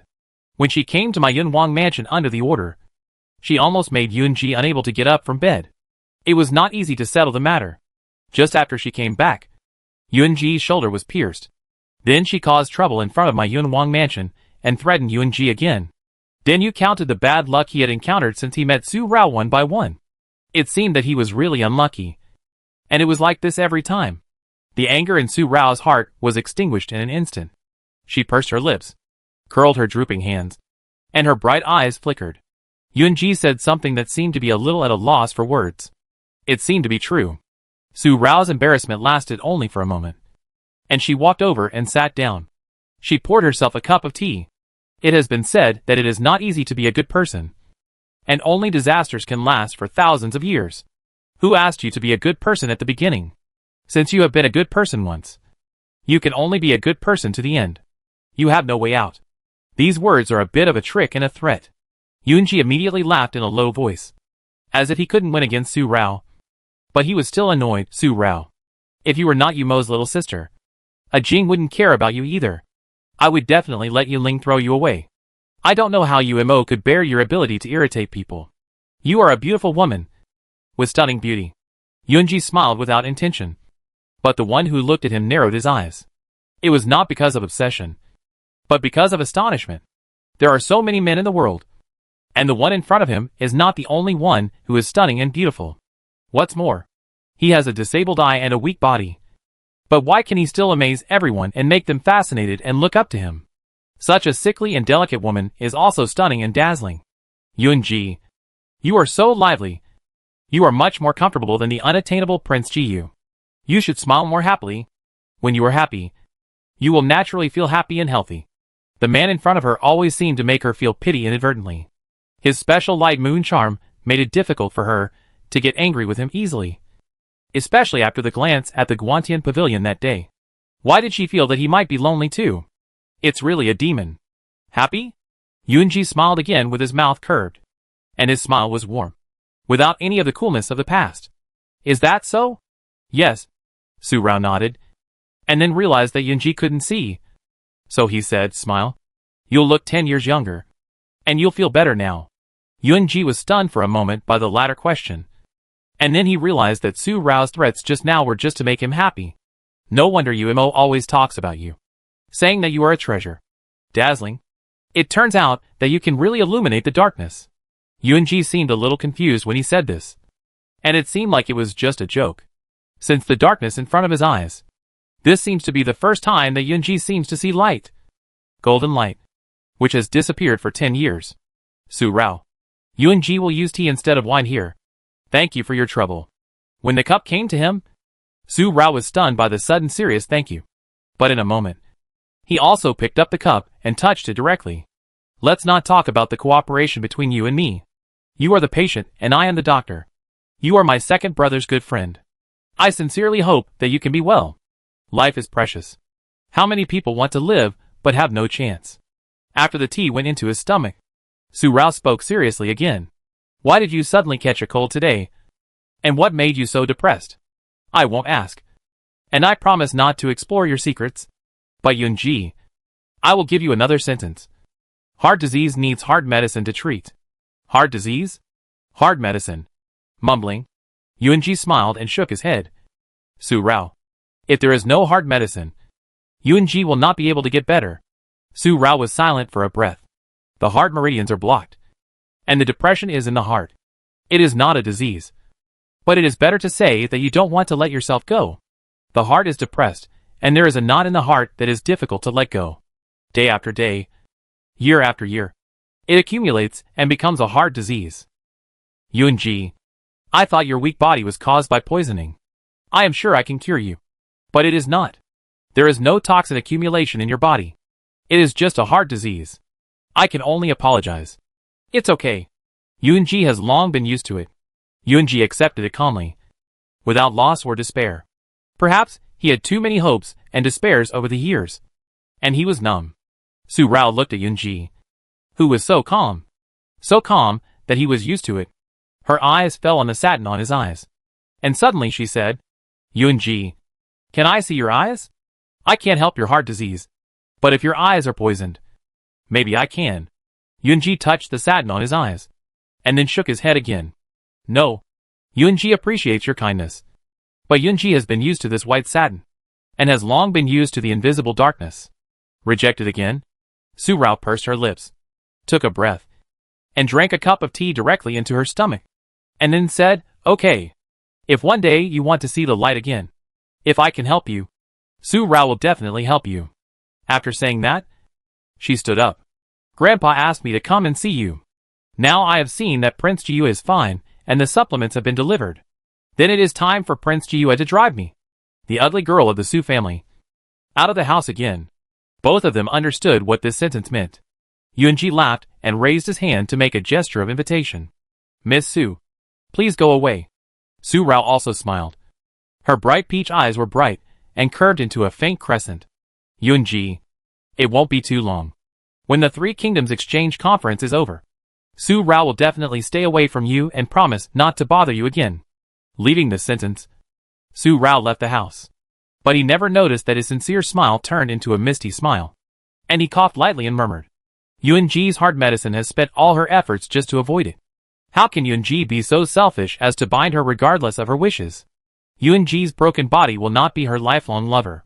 She got up and walked to the bed, coughing twice. But her face was still calm, and she smiled. Su Rao didn't know all this. She went out of the bedroom, and hadn't explained anything to Yun Feng and the others. A voice came from outside King Fengju. My queen, please slow down. The prince is fine. The voice of the nanny was slightly hurried. She supported the old Princess Yun into King Fengju. Two maids behind held up flower umbrellas to block the drizzle. How can I not be anxious? In such weather, Jir might be uncomfortable. The prince is really only knowing how to obstruct me. The old Princess Yun also spoke anxiously and hurriedly walked over. Seeing Su Rao from a distance, she stopped talking for a while, and her hurried steps also stopped. Su Rao also looked at the old Princess Yun, and her eyebrows moved slightly. The atmosphere seemed to be quiet for a moment, until the voice of the pale moon appeared. Why is Grandma here? Yunji walked out of the house, wearing a moonlight cloak. The old Princess Yun came back to her senses and hurried over. Jir, Grandma. Yunji is fine. Knowing what the old Princess Yun was going to ask, Yunji smiled and shook his head. He was fine. After saying that he was fine, the old Princess Yun still looked up and down carefully, seeing that Yunji's face was not very rosy, but not pale, and he did not cough or wheeze. Her anxious heart finally settled down. Then she looked at Su Rao again. General Su's precious granddaughter Rao? After not seeing her for many years, she has grown up so much. And she is so beautiful that Grandma Yun almost didn't recognize her. Kind and amiable. Not at all like an old princess. Her eyes fell on Su Rao's forehead, and the scar that had never been covered revealed her identity at a glance. Even without looking, old Princess Yun could guess that she had never seen another woman appearing in Chi Feng residence. Rao greets grandmother Yun. Su Rao knelt down and replied obediently, but stole a glance at Yun Ji, with a girl's shyness on her face, and seemed a little aggrieved. Grandmother Yun, Grandpa asked Rao to bring some supplements to Prince Jiyu, but she hasn't been able to enter the house yet. It meant to complain. She came to give gifts with good intentions, but Yun Ji didn't even let her in. This meant that the ability to lie with open eyes was also used to the extreme. Yun Feng and Yun Ling had seen it a long time ago, but they were still a little stunned at this moment. Cheer. Rao came to see you. Why did you let Rao stand outside? You forgot the etiquette of Prince Yun's mansion. The old Princess Yun immediately shouted at Yun Ji, and then took Su Rao's hand intimately, and pulled her to the moon room. Rao, let's go. Grandma Yun will take you in. Let's see who dares to stop you. Grandma Yun, you are so kind. Su Rao immediately looked happy, and glanced at Yun Ji again, with a proud look on her face, as if to say, Yun Ji, there will always be someone who can help me deal with you. You have to be obedient, and I will take you down sooner or later. There is such a proud expression on the face, but the inner heart is completely opposite to the expression on the face. How did this old Princess Yun come so coincidentally? The drizzle fell all morning, until the afternoon. A bright sun broke through the clouds and appeared, dispelling the dark clouds and evaporating the water vapor. Hey, have you heard that the ugly girl went to Prince Yun's mansion again? Not only did she go to Prince Yun's mansion, I also heard that the old Princess Yun liked the ugly girl so much that she even invited her to have lunch. Such a voice spread from every corner of Langjing in just a breath. Inside the cabinet, such words also spread to the homes of the daughters, who came to buy and sell cosmetics and clothes. Could it be that Princess Ronghua really won over Prince Jiyue? How could Prince Jiyue, who is so stunning, like Princess Ronghua, fall in love with Princess Ronghua? I think Princess Ronghua was begging and pestering the old Princess Yun, thinking that if she pleased the old Princess Yun, Prince Jiyue would have to treat her well for the sake of the old Princess Yun. In front of the cabinet, Zhao Lianxin held a box of rouge, listening to these noble ladies talking one after another. Her green jade fingers clenched until they turned white. Ladies, please be careful with your words. How can Prince Jiyue make such comments casually? Looking over with her beautiful eyes as clear as orchids. She was clearly a noble lady, elegant and graceful, and her every move was elegant. But she made all the ladies shut up.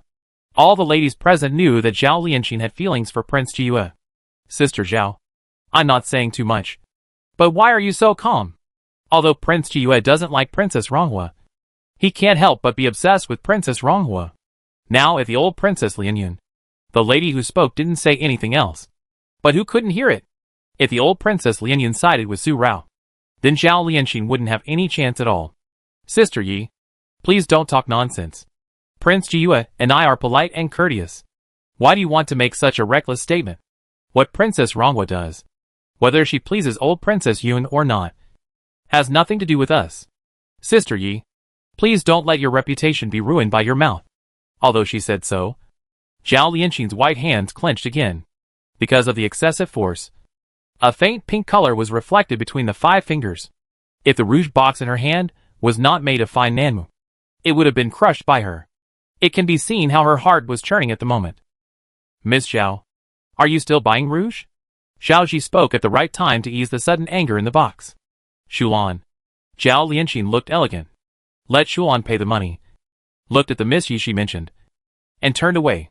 The lady's demeanor was not diminished at all, not to mention any jealous expression on her face. She walked out of the box with a graceful step. After coming out, the whole person became dark. Although the charm of Tinglan was not diminished, but there was a sense of coldness hidden, and the corners of her lips were tightly pursed. Thinking of the self-blaming attitude of the old Princess Yun that day, I realized at this moment that she didn't want her to marry Brother Jiyue either. Miss, Shulan called softly, Miss, don't listen to those gossips. It's impossible for the old Princess Yun to like that ugly girl Su Rao. Shulan, what's wrong with me? Why? Why doesn't Brother Jiyue like me? Why doesn't even the princess want to? Is it just to embarrass me to let me confess? Let me give up. Biting her lips with her pearly teeth, the coldness in Zhao Lianxin's eyes became more and more obvious. She will not give up. Brother Jiue can only be hers. Only hers. Miss, the old master called you back to the mansion. The housekeeper of the Duke of Zhao's mansion saw Zhao Lianqing from a distance, and walked over in 2 steps. At this moment, in the Prince Yun's mansion, Su Rao had no idea that she had once again become the topic of conversation in Langjing. And she didn't know that Zhao Lianqing was jealous of her again. The food was in her mouth, but Su Rao felt that she couldn't taste it. The kind-hearted Yun Lao Wanya and his wife were very fond of her. And Yun Ji, who was eating quietly at the side, did not dislike her either. For no reason. I had the illusion of being a young daughter-in-law. I lived in harmony with my parents-in-law and treated my husband with respect. A warm and harmonious family. It was because the table for dining in Prince Yun's mansion was the same as that of their Su family, with only the families sitting together on a large round table. Generally speaking, children of ordinary officials do not eat at the same table with their parents and elders. They all have their own small tables and plates. Not to mention the royal family, where there are rules and regulations for dining. But now, the 4 of them sat around a round wooden table. And only ordinary people would eat like this. It was very warm to eat together like this. Rao, why don't you eat? Is it not to your taste? Grandmother Yun remembers that your favorite dish when you were a child was this white jade snow lotus soup. Seeing that Su Rao didn't move the spoon for a long time, the old Princess Yun looked puzzled. Su Rao waved her hand. It's not to your taste. It's just too delicious. Rao wants to taste more. Another spoonful of snow lotus soup went into his mouth, and he enjoyed it with his bright eyes. His peach blossom eyes curved into a bright crescent, and the tail of his eyes was more peachy, which was naturally rendered. Grandmother Yun's snow lotus soup is still the best. Rao can't bear to finish it in one bite. Old Princess Yun laughed immediately. If Rao likes it, then Rao will often come to accompany Grandmother Yun in the future. Grandmother Yun will ask the nanny to cook for Rao every day. And I guarantee that you, the little greedy mouth, will have enough. Old Prince Yun also stroked his beard and said with a smile, I still remember clearly that when Rao was a child, she often sneaked into our prince's mansion, took Shuqi, and sneaked into the kitchen. Grandfather, grandmother, don't talk while eating. Yun Ji, who had been silent since the beginning of the meal, suddenly said this, raised his head to face the old prince and his wife, and then continued to eat quietly. It seems that he just doesn't like being disturbed while eating. But Su Rao glanced at him again, her eyes flickering. He wouldn't be annoyed by her behavior not long ago. Yes, don't talk when eating or sleeping. Whatever Prince Jiue says is right. Grandpa Yun, Grandma Yun, let's eat well. With an expression that Yunji said. Su Rao played a lustful woman who was obsessed with Prince Jiue avidly, completely doting and indulging. She doted on him, let him, obeyed him, and obeyed him in everything. And she didn't believe that he could not be moved and fall in love with her. It seemed that Su Rao couldn't suppress the smile on her lips when she thought of Yunji falling in love with her and being happy with her in the future. Her eyes always fell on Yunji from time to time. And because the old Prince Yun and his wife were there, she had to restrain herself and couldn't let the 2 old people dislike her. She had too many considerations and worries, so she pretended to be a lady of a rich family. But she was a little out of place in front of the old Prince Yun and his wife.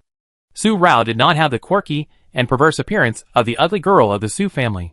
She was just shy and pretended to be reserved. She was the best change for a young girl to have lunch with a man she admired. During the lunch, Su Rao's every move and every expression fell into the eyes of the old Prince Yun and his wife, especially seeing her charming expression that always looked at Yun Ji from time to time. Both of them smiled. Jiue, although it is not the first time for Rao to come to our Yun Palace, she has never been to other places. Today, you can take Rao to walk around and help digestion. Mr. Zhu also said that you can't always stay in Qingfengju. Going out for a walk is more beneficial to your body and mind. In the eyes of the 2 old men, this future granddaughter-in-law is not as bad as the rumors say. She is obviously very good. After looking at each other, the couple are very satisfied. Especially the old Prince Yun. He is even more satisfied. Before that, Su Rao had not been in the Yun Palace for long, and the old Prince Yun had never seen Su Rao. Apart from seeing her in childhood, the rest of his understanding of Su Rao was all rumors over the years, and what Yun Bo had heard. He was not surprised to know what Su Rao did outside the Yun Palace at the beginning. After all, The ugly girl of the Su family had long been notorious. Later, Yun Bo brought Su Rao's performance in King Fengju, which was completely different from the rumors of the dandy and perverse outside. On the contrary, she was motivated and hardworking. Especially when he heard that Su Rao was not afraid of the wind and snow every day and insisted on the morning run arranged by Yun Ji for her.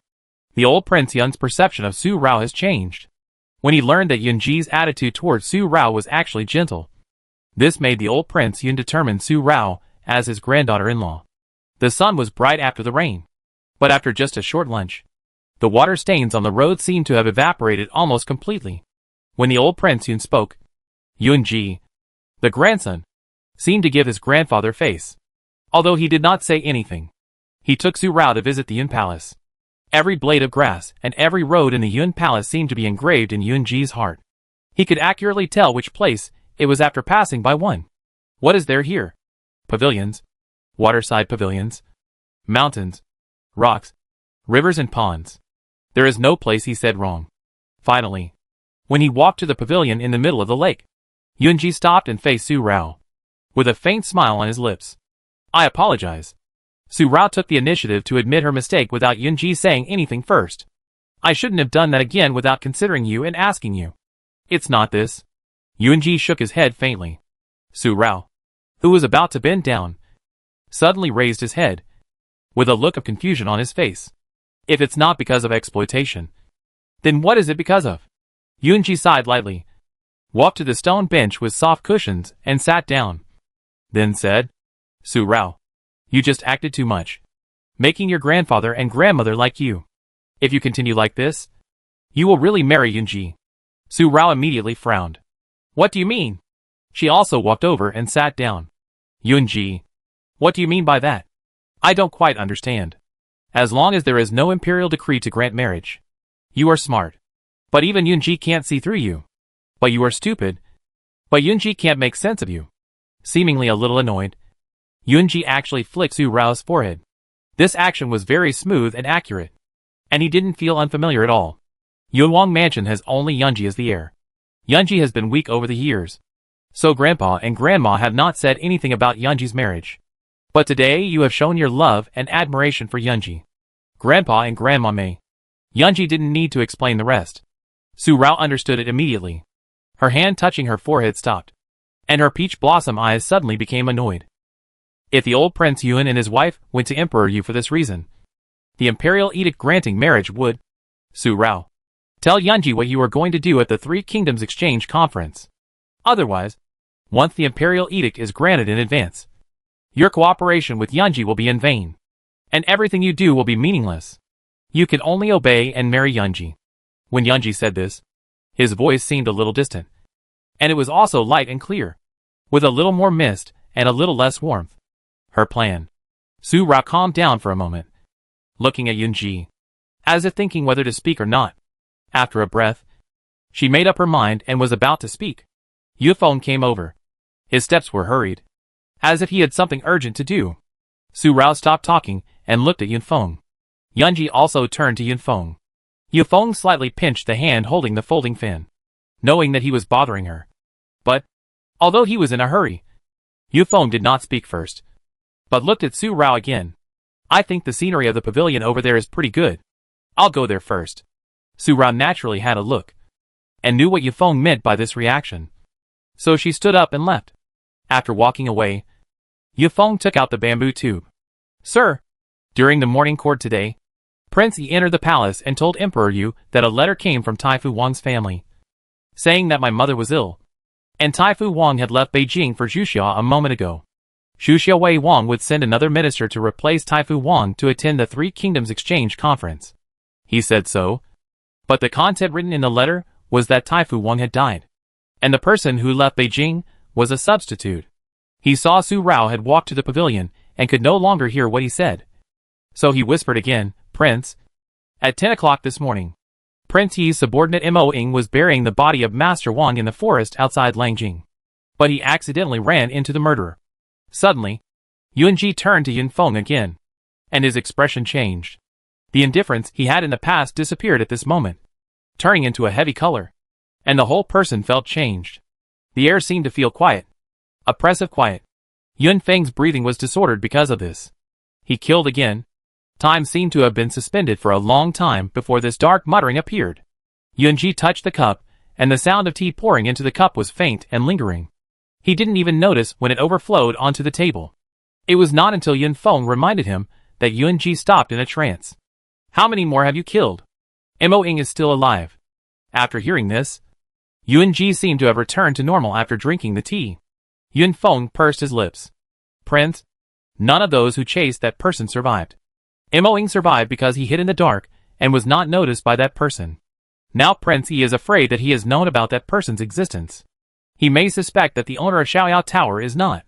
The jade fingers holding the cup slightly curled up. And the cup cracked. Yunji said again. I can't control his affairs. And I can't control it. He took Su Rao's identity as Mr. Xiao and let Xian Ichi Xiao take the initiative to find Xiaoyao Tower and Xiao Ziyu. He wants to use the Siamese countries to seek revenge. I can't stop it. And I can't stop it. Let alone stop it. After saying this, Yunji's heart seemed to sink for a breath. Yun Feng, let him do whatever he wants. I just want you to make sure that if I am gone one day, he will never hurt Su Rao. Xiaoyao Tower will become Su Rao's umbrella of protection. And he will become Su Rao's support, allowing Su Rao to do her own thing without restraint. Prince, Yunling also came over, and his frozen and insensitive face suddenly felt sad. For the first time, he spoke out like Yu Feng. Prince doesn't want to protect Miss Su himself? Prince, are you assured to hand Miss Su over to that person? He has not changed anything because of Miss Su. And he will not fall in love with anyone. Yun Ling. The voice became cool again, and even brought out a hint of calm anger. If you say this again, leave. I will let Yun to take over you. Yunji got up and walked to the pavilion over there. The whole person seemed to be empty again. Far away. And 1,000 miles away from people. He would never be her lover. Prince, calm down. Yunling is just worried about you. Yun Feng immediately knelt down and pleaded for Yunling. Yunling also knelt down and shut up. In the pavilion, Su Rao turned her back to this side and did not eavesdrop on anything until she felt the breath of the light moon behind her, lingering with the unique and faint fragrance of medicine. Su Rao turned around and looked at Yunji, who was walking up. A voice. The matter is resolved. Yunji nodded, and the corners of his mouth smiled again. In an instant, the dim change just now disappeared, and he was still the light moonlight, the bright and clear Prince Jiyu. Yu Feng just got the news that Wang Taifu left Beijing a moment ago. In fact, Wang Taifu is no longer alive. Xianiqi Xiao is decisive and resolute. If he has no intention of touching your Su family when he comes to Yunling this time, don't take the initiative to provoke him. Yuma should have talked to you. Yunji took the initiative to confess what Yun Feng brought, and stood beside Su Rao. I understand. Su Rao also nodded, and said, Yunji, whether you accept my apology because of my second brother or because of Yun Mujing, you have helped Su Rao so much, and Su Rao will remember it in her heart. A bright smile bloomed on her face, which seemed to enhance the scenery in the pavilion. Her bright eyes fell on Yunji. Since I choose to cooperate with you, I should tell you my plan. Su Rao believes in you, not only because of my second brother, but also because of Su Rao's own feelings. You are different from other people in the Yun family. Your heart is transparent and sincere. The night falls, a bright moon jumps into the sky, and the stars decorated with splendor. Tonight's night is bright and bright, with stars all over the sky, and the whole night sky is like a Milky Way. The Milky Way pours down, rippling with twinkling lights, washing away the moisture brought by the early rain in the morning, and also washing away the darkness of the night at this moment. But it is difficult to wash away the inner fluctuations of Yuehua's figure at this moment. It is difficult to calm down the fluctuations. The heart was disturbed by Su Rao's talk about her plan. The waves are surging, and it is no longer possible to remain calm. Miss, have you really told Prince Jiyue all about our plan? The moonlight shines brightly, casting a glimmer on Raoxiang Pavilion. After hearing what happened in Prince Yun's mansion today from Su Rao, Ying was shocked and even felt tinnitus. No matter how much the young lady believes in Prince Jiyue, she shouldn't tell him her plan in full. This is not like the young lady's style. Yunji, there are rumors that he is like a banished immortal from heaven, not eating fireworks on earth. But the Yunji I know is very smart and terrifying. If he wants to know what we do, He will definitely know. In this case, why don't I take the initiative to tell him? Su Rao smiled with her bright peach eyes, playing with a folding fan in her hand, speaking casually and carelessly. If you ignore the deep and profound depth in her eyes, that will never disappear easily at any time. There is one thing that my eldest brother said is very true. The daughter of the Su family has been destined to marry since she was born. Grandpa also said that if I marry, I can only marry two kinds of people, either powerless or a royal prince. There is no other choice. Because of what my second brother said, I always thought that I would never compromise until I was desperate and powerless. I would never marry into the Yun family and marry the son and nephew of my enemy. But I forgot that besides Yunji, I actually have another way out. Another candidate. Why must she marry into his royal family? My second brother said that besides Yunji, no matter who she married, her husband would become the target of the prince and others to win over or threaten. But if the Su family's playboy daughter married the Mu family's playboy young marquis, Mu Mingjin, who has accomplished nothing and only knows how to have fun, then how can the prince and others win over and threaten her? Besides, instead of passively planning and worrying about the imperial decree granting marriage at any time, it is better to take the initiative and marry myself off before the imperial decree is granted.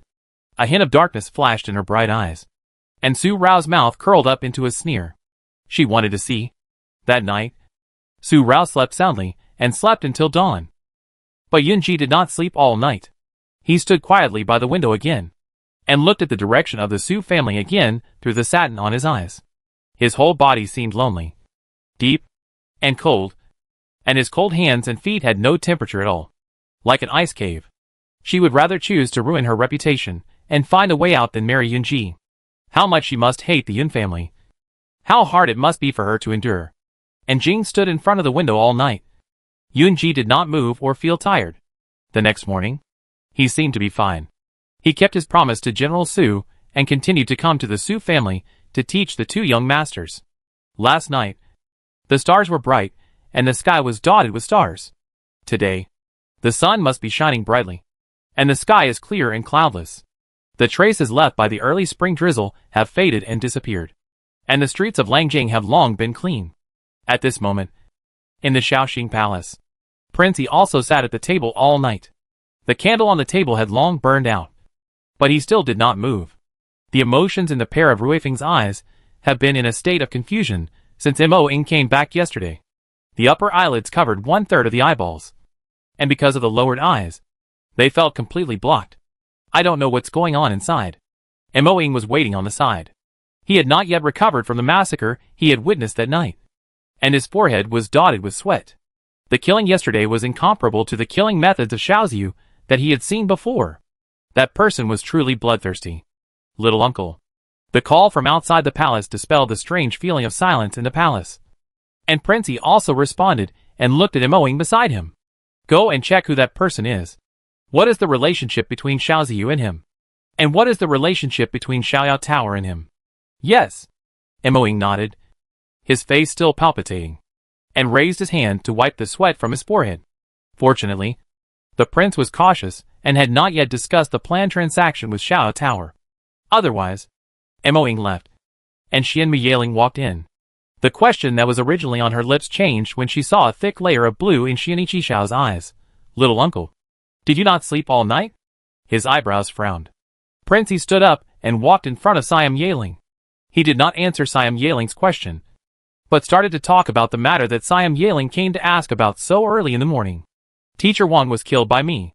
He walked past Siam Yaling, ignoring her expression, and continued, I do things and I decide. How can he interfere with me? Changel, you should also know that if the Su family knows what Teacher Wang did, it will involve the diplomatic harmony between the two countries. Now is not the right time. You came so early in the morning, which is contrary to the teachings of the Emperor's uncle. Go to the courtyard and do horse dance for 3 hours. Not a moment less. Prince Yi strode away from Shaoxing Hall, leaving Siam Yaling alone. Little uncle, in fact, you know that Teacher Wang is my mother's man. Even when I came here, it was my mother who asked me to monitor you. To monitor whether you do things well, and do things obediently. Whispering, Xianmu Yaling turned around and looked at the door of the palace. I don't know what my mother used to threaten the little uncle to surrender. Although I am my mother's daughter, I am the little uncle's Changle. And it is the Changle that the little uncle watched grow up. Changle will never hurt the little uncle, and will not help my mother to monitor the little uncle. Wang Taifu. He will die unexpectedly on the way back. Princey walked out of Shaoxing Palace and paused, but only for a breath, and continued to walk away. The cold and indifferent feeling on his body did not weaken after hearing these words, and the chill was still within 3 feet. The figure in black robe disappeared outside the archway, and Xianmu Yaling walked out of the palace, took out a small bamboo tube from her sleeves, and handed it to Xiaoyu. Tell my mother that Wang Taifu's unauthorized intervention almost ruined the big thing, and made the little uncle suspicious of me. I solved him for my mother. The useless waste will only ruin my mother's business. The morning sun is high in the sky, and noon is approaching. In Raoxiang Pavilion. Ying. It's time. Go find Yun Mui tonight. Su Rao handed a letter to Ying, her eyes full of deep thoughts. What should I do? Miss, I understand. Ying took the letter and nodded. Miss, do you really have to do that? That's about your reputation. Once you do it, you'll have no other way out. Qin Yang was worried, and still somewhat disagreed with Su Rao's plan. Qin Yang. Su Rao took Qin Yang's hand and looked at Uncle Hao. We have no choice. If I don't do that, I will have to marry Yun Ji and the Yun family. If that's the case, one day I won't be able to bear it. Little sister, something big has happened. Something big that will make the world fall. She shouted again, and Su Wu ran in again in shock. Su Rao's deep expression disappeared, but her voice was weak. Fifth brother, can you not shout like this every time? Besides the 3 words something bad has happened, can't you shout something else? Su Wu kept shouting like this, and Su Rao felt that her heart would not be able to bear it, because every time Su Wu shouted something big, it was definitely related to her, or more precisely, to her and Yun Ji. But this time it was not about her and Yun Ji, but about Su Er. Su Wu drank tea in one gulp, and without taking a breath, he talked about the earth-shattering event that Yun Muyue had brought to him. Time went back to a quarter of an hour ago. Outside Zaiyaju, in the inner-city lake, among several gorgeous painted boats, among the sound of guzheng and orchestra, there was a small painted boat, without beautiful singing and dancing, but with passionate shouts, among which Su Wu's voice was the loudest, and the most exciting. On the painted boat deck, there was a table surrounded by a group of young men, all dressed in brocade and gorgeous clothes, each holding a small cup. Among this group of young masters, Su Wu, dressed in a bright royal blue outfit, was the most eye-catching. With one foot on the stool and the other on the table, he held a thin bamboo stick in his hand and kept poking the cricket in the small cup on the table, shouting, "Bite it to death. Come on. Ba Wang. Come on. Bite it to death for me, and I'll give you a snack tonight." Mu Mingjin, who was standing by, also watched without blinking, and kept rubbing his hands. His hands were itching too. He kept shouting, "Ba Wang. Come on. Come on. You won. And Jin Ge and your master will give you a snack tonight." In the small cup, the 2 crickets fought for more than 300 rounds under the guidance of the thin bamboo stick. In the end, with the sound of ouch from the young master who was fighting with Su Wu, Su Wu's Ba Wang won the game. Ha ha. Overlord. Well done. You really didn't embarrass me. Su Wu clapped his hands and looked at the young man opposite him with a smug look on his face. He stretched out his hand, and the meaning was clear. He was willing to accept the loss and give the money. Xiao Wu. I'll do the next game. Mu Mingjin took the purse given by the young master first, and was eager to go on stage. Xiao Jin. Wait a minute. Why hasn't Xiao Ba come yet? I don't know what he is doing. Su Wu held Mu Mingjin, who was about to go on stage, looked around the pleasure boat, and there was no figure of Yun Muyue. He looked at the lakeside again, but there was still no figure. His eyebrows twisted, and Su Wu was a little annoyed. We made an appointment to fight crickets together, and he won 3 games. Why didn't he come? Hey, Su Wu, do you still want to play? If you don't, we'll start. Another young master called out. Mu Mingjin also urged. Shiwu, don't worry about Shiba. He must be delayed by something. Let's play first. After looking around again, there was still no sign of Yun Muyue. Just as Su Wu was about to continue playing, a shout came from a small boat. Yun Muyue's voice was hurried and urgent. Xiaowu. Xiaowu. Stop playing. It's bad. Something big is going to happen. A big thing that will make the world fall. Your second brother and my seventh brother are facing each other in front of the Cheongyu restaurant again. And they are about to fight again. The cause of the incident was Su De.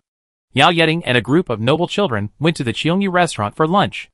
They passed by the Military Affairs Bureau and happened to meet Su De coming out of the Military Affairs Bureau. Yao Yeding invited Su De to come because of his gratitude to the Crown Prince for saving his life. Su De was a person who could refuse once. But since Yao Yeding invited him 3 times, it was difficult for him to refuse anymore. He had no choice but to go to Cheongyu restaurant with those noble young men. But privately asked Su Dan to go find Su Er. The Su family, except for the dandy Su Rao, are very low-key. They only get together privately with a few noble children who are very close to the Su family, including the fun-loving Su Wu, who only gets together with some familiar friends. Apart from this, the Su family never interacts with other officials' children in private, let alone with people in the Prime Minister's mansion. After Su Er knew about it, he went to the Cheongyu restaurant, and then met Yun Mujing. The two should have ignored each other. But Yun Mujing suddenly got into a trance and provoked Su Er again.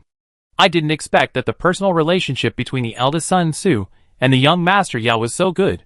I don't know if they have had this relationship for a long time, or after the Shangyuan banquet. The hidden meaning of this sentence. The 3 major families of Yunlang, the Zhao family, the Yao family, and the Su family. 2 sides competed, and 1 side was neutral.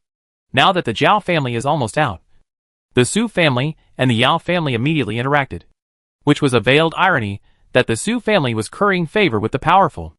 In front of the Cheongyu restaurant, Su Er looked at Yun Mujing for a long time. So long that the people around him felt that the air was condensed, and it seemed difficult to breathe.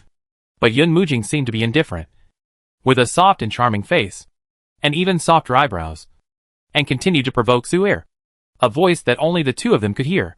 Su Yuma, this prince has never suffered such humiliation since he was a child. You tricked this prince for a row, and this prince suffered it. But this prince can bear it. But this prince can't let you go. Every time Yun Mujing said more, Su Er's drooping and curled fist would clench a little tighter, and the whole arm was full of blue veins. It can be seen that he was enduring. Why hasn't Xiaowu come yet? Did he invite Brother Jiyue? If Brother Jiyue doesn't come, I think we will fight. Outside the restaurant, the 8th prince was so anxious that he kept turning around, seeing that the Yuhua carriage had not appeared at the intersection. He looked at Su De, who was standing beside him. Su Yuchen, you should stop them. If a fight breaks out. 8th prince, you should have heard what the 7th prince said. Su De looked at Yun Muyue, with a hint of anger on his face. His Su family could die on the battlefield or be buried in their hides. But they would never tolerate being questioned like this, questioning their loyalty. Yun Muyue was stunned by Su De's words. Born in the royal family, no matter how silly and playful Yun Muyue was, he could understand what Su De meant. And he would not stop Su Er. What to do? What to do? Su De was completely unreasonable. Yao Yeding had just invited Yun Murui. Now no one had the courage to stop Su Er and Yun Mujing. Seeing Yun Mujing becoming more and more provocative, the coldness and indifference around Su Er became more and more intense. The 8th prince directly blocked his eyes with both hands. Xiao Wu. Xiao Wu. It's not that I don't want to stop it. It's that I really can't stop it. While mumbling, he had already predicted how messy the Cheongyu restaurant would be. Yun Mujing, you have repeatedly provoked my second brother. Do you want to be my sister-in-law? Yun Muyue's prediction did not happen, because the Yuhua carriage appeared. Su Rao jumped off the carriage directly, with a dandy face, and strode over. You dressed up as a woman to seduce my second brother, and flirted with him several times. Could it be that you had been eyeing my second brother 3 years ago? If that's the case, then I'll ask the emperor's uncle for permission to give you to my second brother as his wife. Anyway, you're prettier than me, and I can definitely accept a male sister-in-law. Su Rao's words were shocking. Yun Muyue was shocked, and his mouth widened. His face was dull, and his hands were still covering his face and eyes. He forgot that Su Rao was the big bad wolf he was afraid to avoid. The reactions of other people were not much better. Everyone was horrified. But Su Rao didn't seem to feel the shock and disbelief of these people at all. She walked directly to Yun Mujing. Although she was younger than Yun Mujing, she raised her neck and tiptoed slightly. And her posture was not small at all. What do you think? What does this princess suggest? Do you want to consider it? What my little sister said. Su Er was about to lose control. But after hearing Su Rao's words, all his anger disappeared. And he actually agreed with Su Rao. If the 7th prince really likes this general can accept it. As long as the 7th prince is willing to wear a woman's dress for this general can barely treat the 7th prince as a beautiful lady. For a moment, the atmosphere became even more bizarre. And no one expected that Su Er would say such words in public.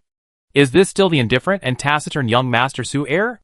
Is this still the iron-blooded and successful young General Su Er? These two questions appeared in the minds of everyone around them in an instant. Su Rao was also a little startled, and turned to look at Su Er, but saw that Su Er still had an indifferent face. But he looked at Yun Mujing with a smile in his eyes. But this smile seemed a little scary. Su. You. Mo. Yun Mujing was enraged and was about to take action. Yun Ji's voice just appeared at the right time. Jing. You've had enough of this trouble. You're making such a fuss again. I want the emperor's uncle to confine you. Get off the carriage and walk over slowly.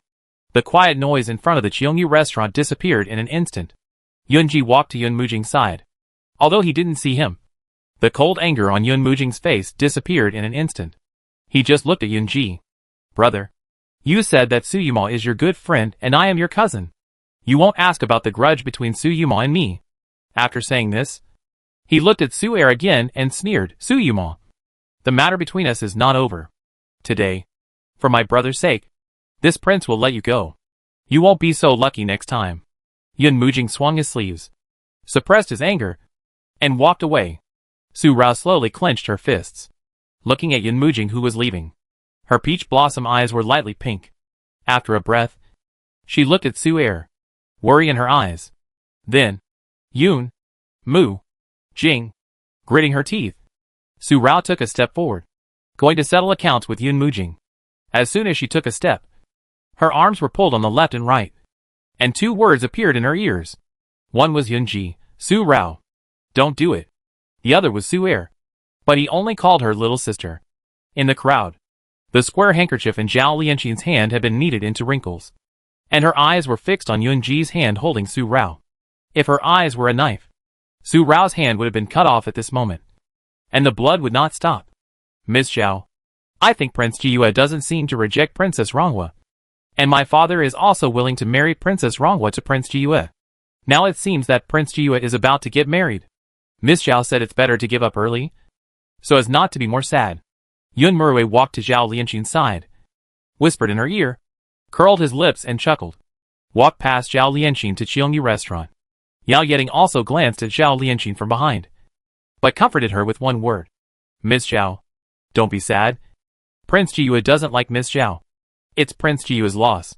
Miss Zhao deserves a better person. He also walked away. The two walked away, and then looked at each other. It seems that there is some conspiracy against Zhao Lianqin, or more accurately, against Duke Xiao and the Zhao family.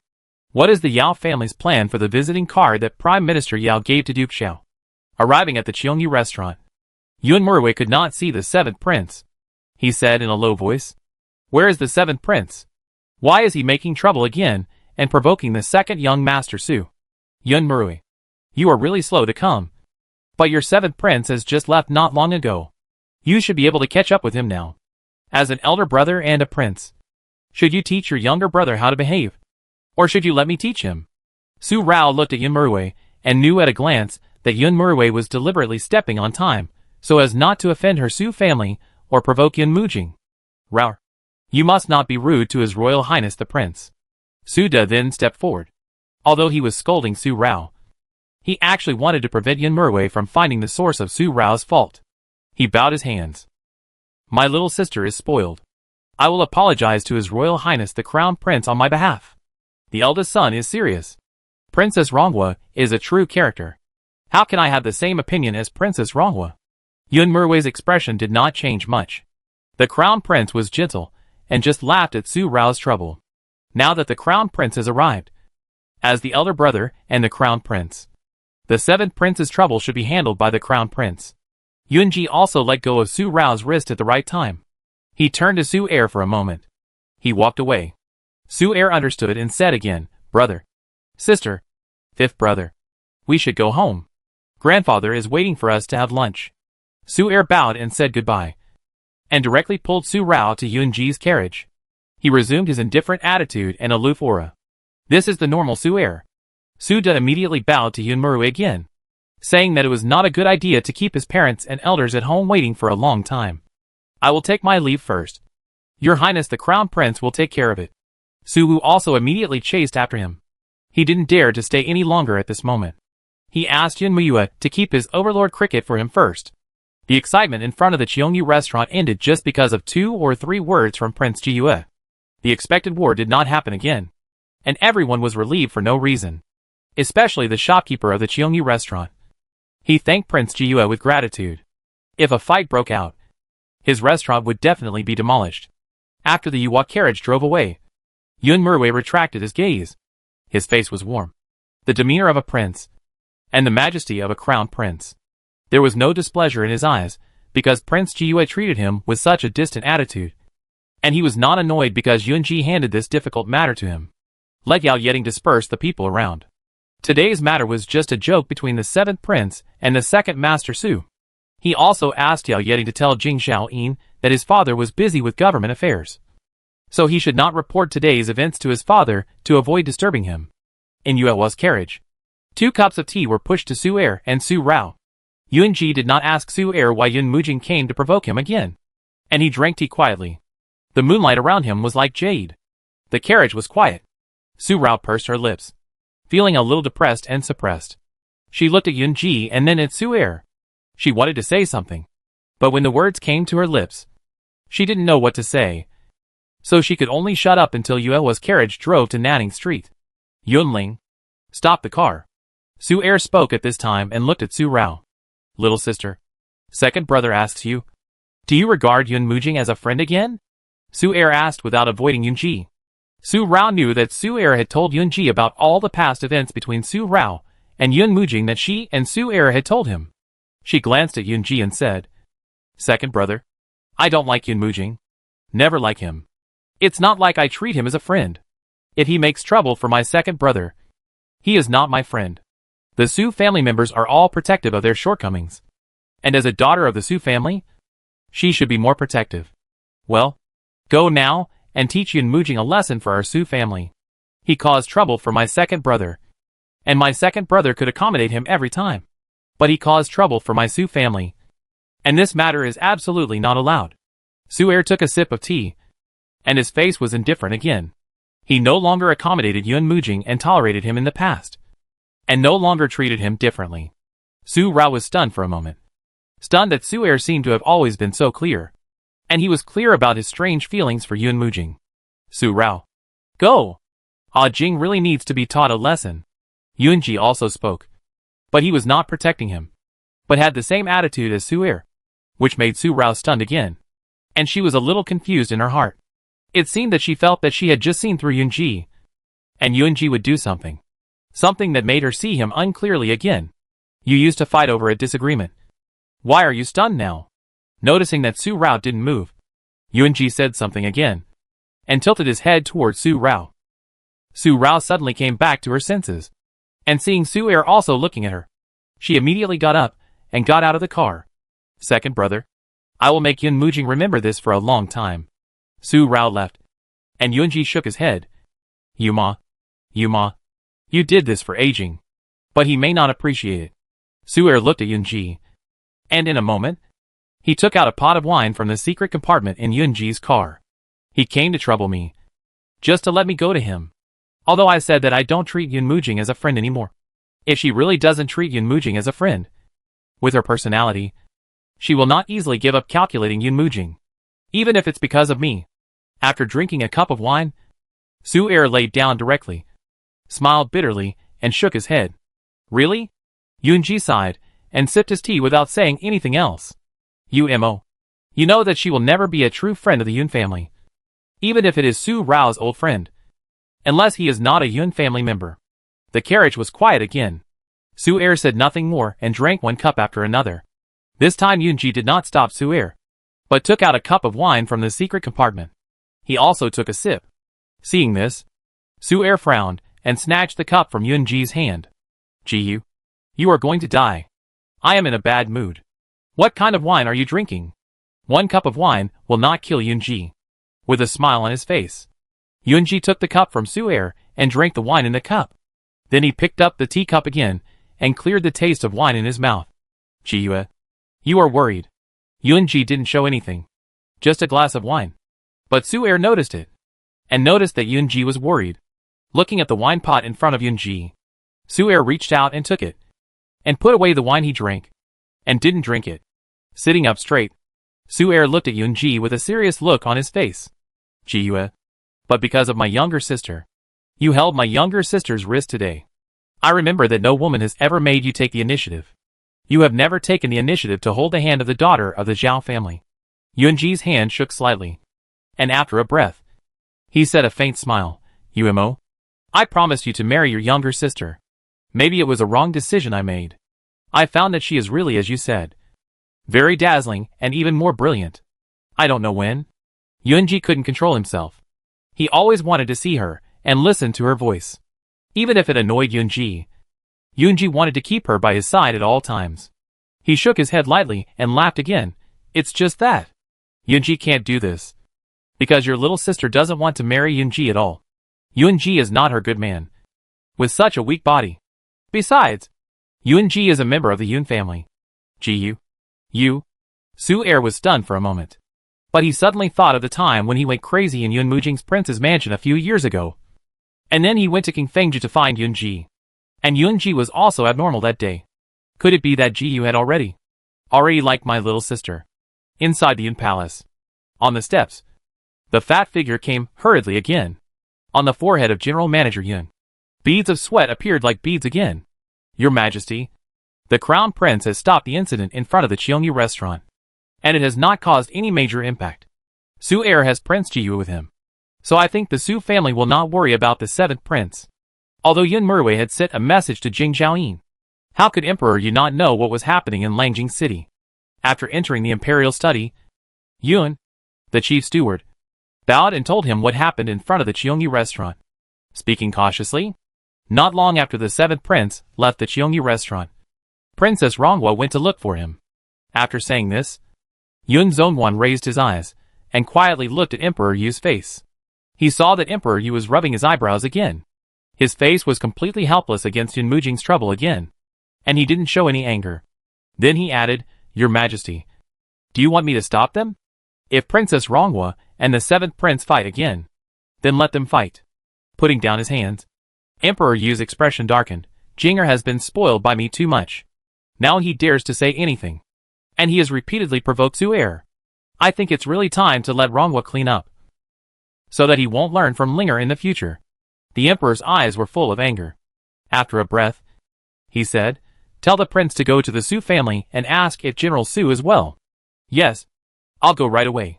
General Manager Yin responded immediately and hurried away without a break. After Su Rao left Nanning Street, she went straight to the 7th prince's mansion. As soon as she reached Shihua Street, a stone attacked her head. To be precise, it was just thrown over, without much force, and it could be easily knocked down. When the stone fell to the ground, Su Rao looked over and saw the purple-clothed figure sitting on a beam, throwing another stone in his hand. Looking at Su Rao, he moved and jumped down. "I know you are the most protective of your shortcomings. If you provoke someone you care about, you will definitely come to me on your own initiative. Take a step." Yun Mujing walked over. The soft feeling between his eyebrows did not disappear, but the soft and charming expression on his face did not appear again. When he was 3 steps away from Su Rao, he stopped and did not approach again. "Allow. My brother said that the 8 years have long changed the affection between you and me. He let me think of these days, because you make yourself tired and alive. I think my brother is right. You are no longer the Lao I know. Indeed. Let us talk nonsense. You should know what Miss Ben came here." In other expressions, Su Lao also said, "Yun Mujing, 7 princes, I invite you to let my second brother. Please don't provoke him anymore." Although she asked Yun Mujing to let Su-er go, Su Rao's calm tone did not have any meaning of begging. She was not similar to the Su Rao in Yun Mujing's memory. But Yun Mujing was dazed. In a daze, he saw the little figure who protected him and beat up his fifth brother who bullied him. After beating up his fifth brother, he turned around and beat him up. She grabbed his ears and said angrily, "Little Jing, why are you so stupid? Don't you know how to kick people?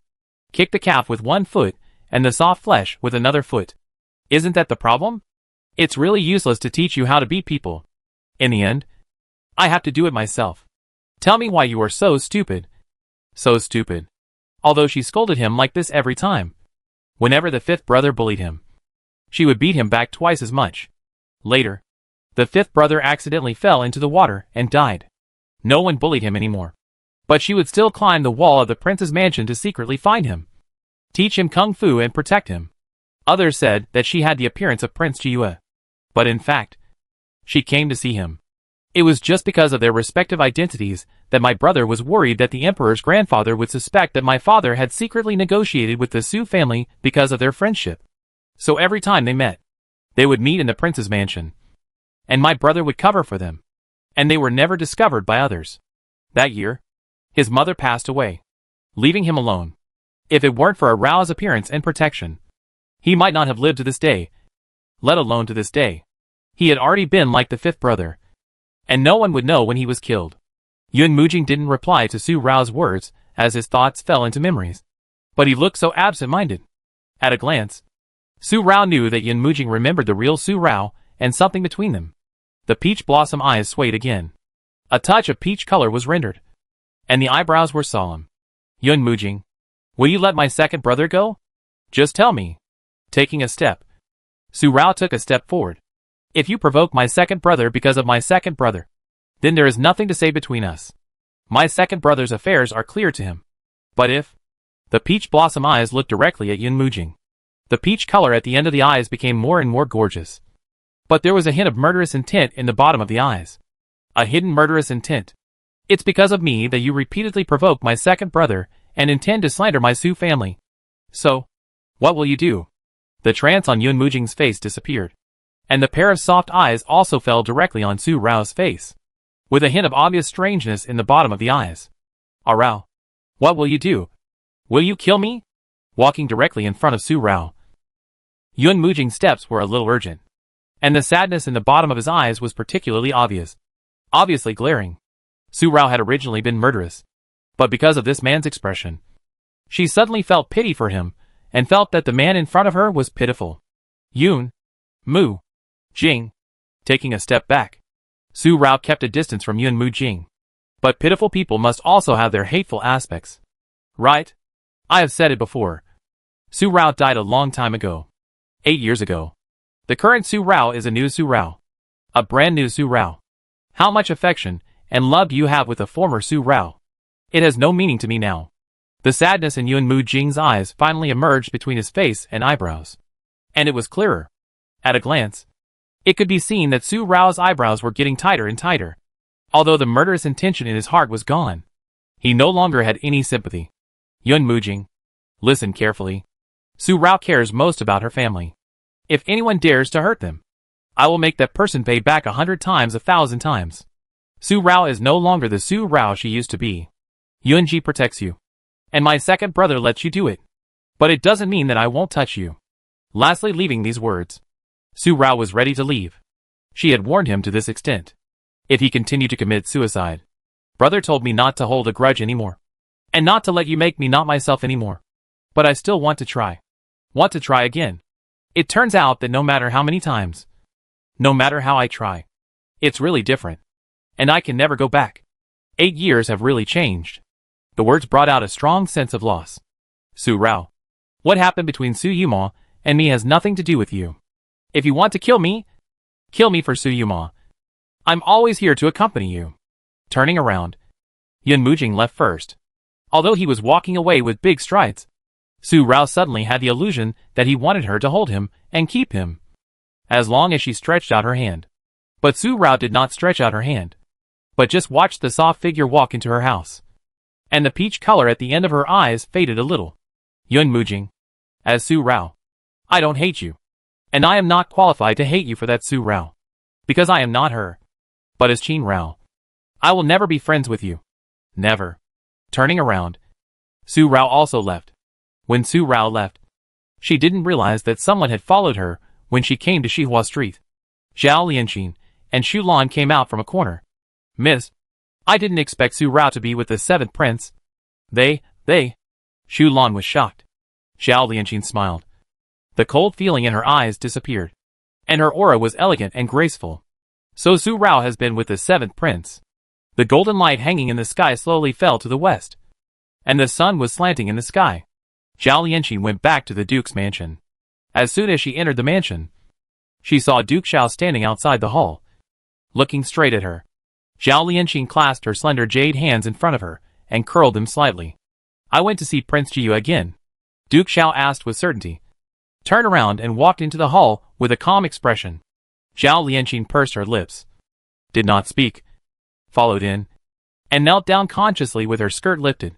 What did I say to you yesterday? Duke Xiao slammed the armrest angrily, and his goatee shook for this. Say. The corners of her lips were pressed down even more. She bit her lips. Her eyes seemed to be watery.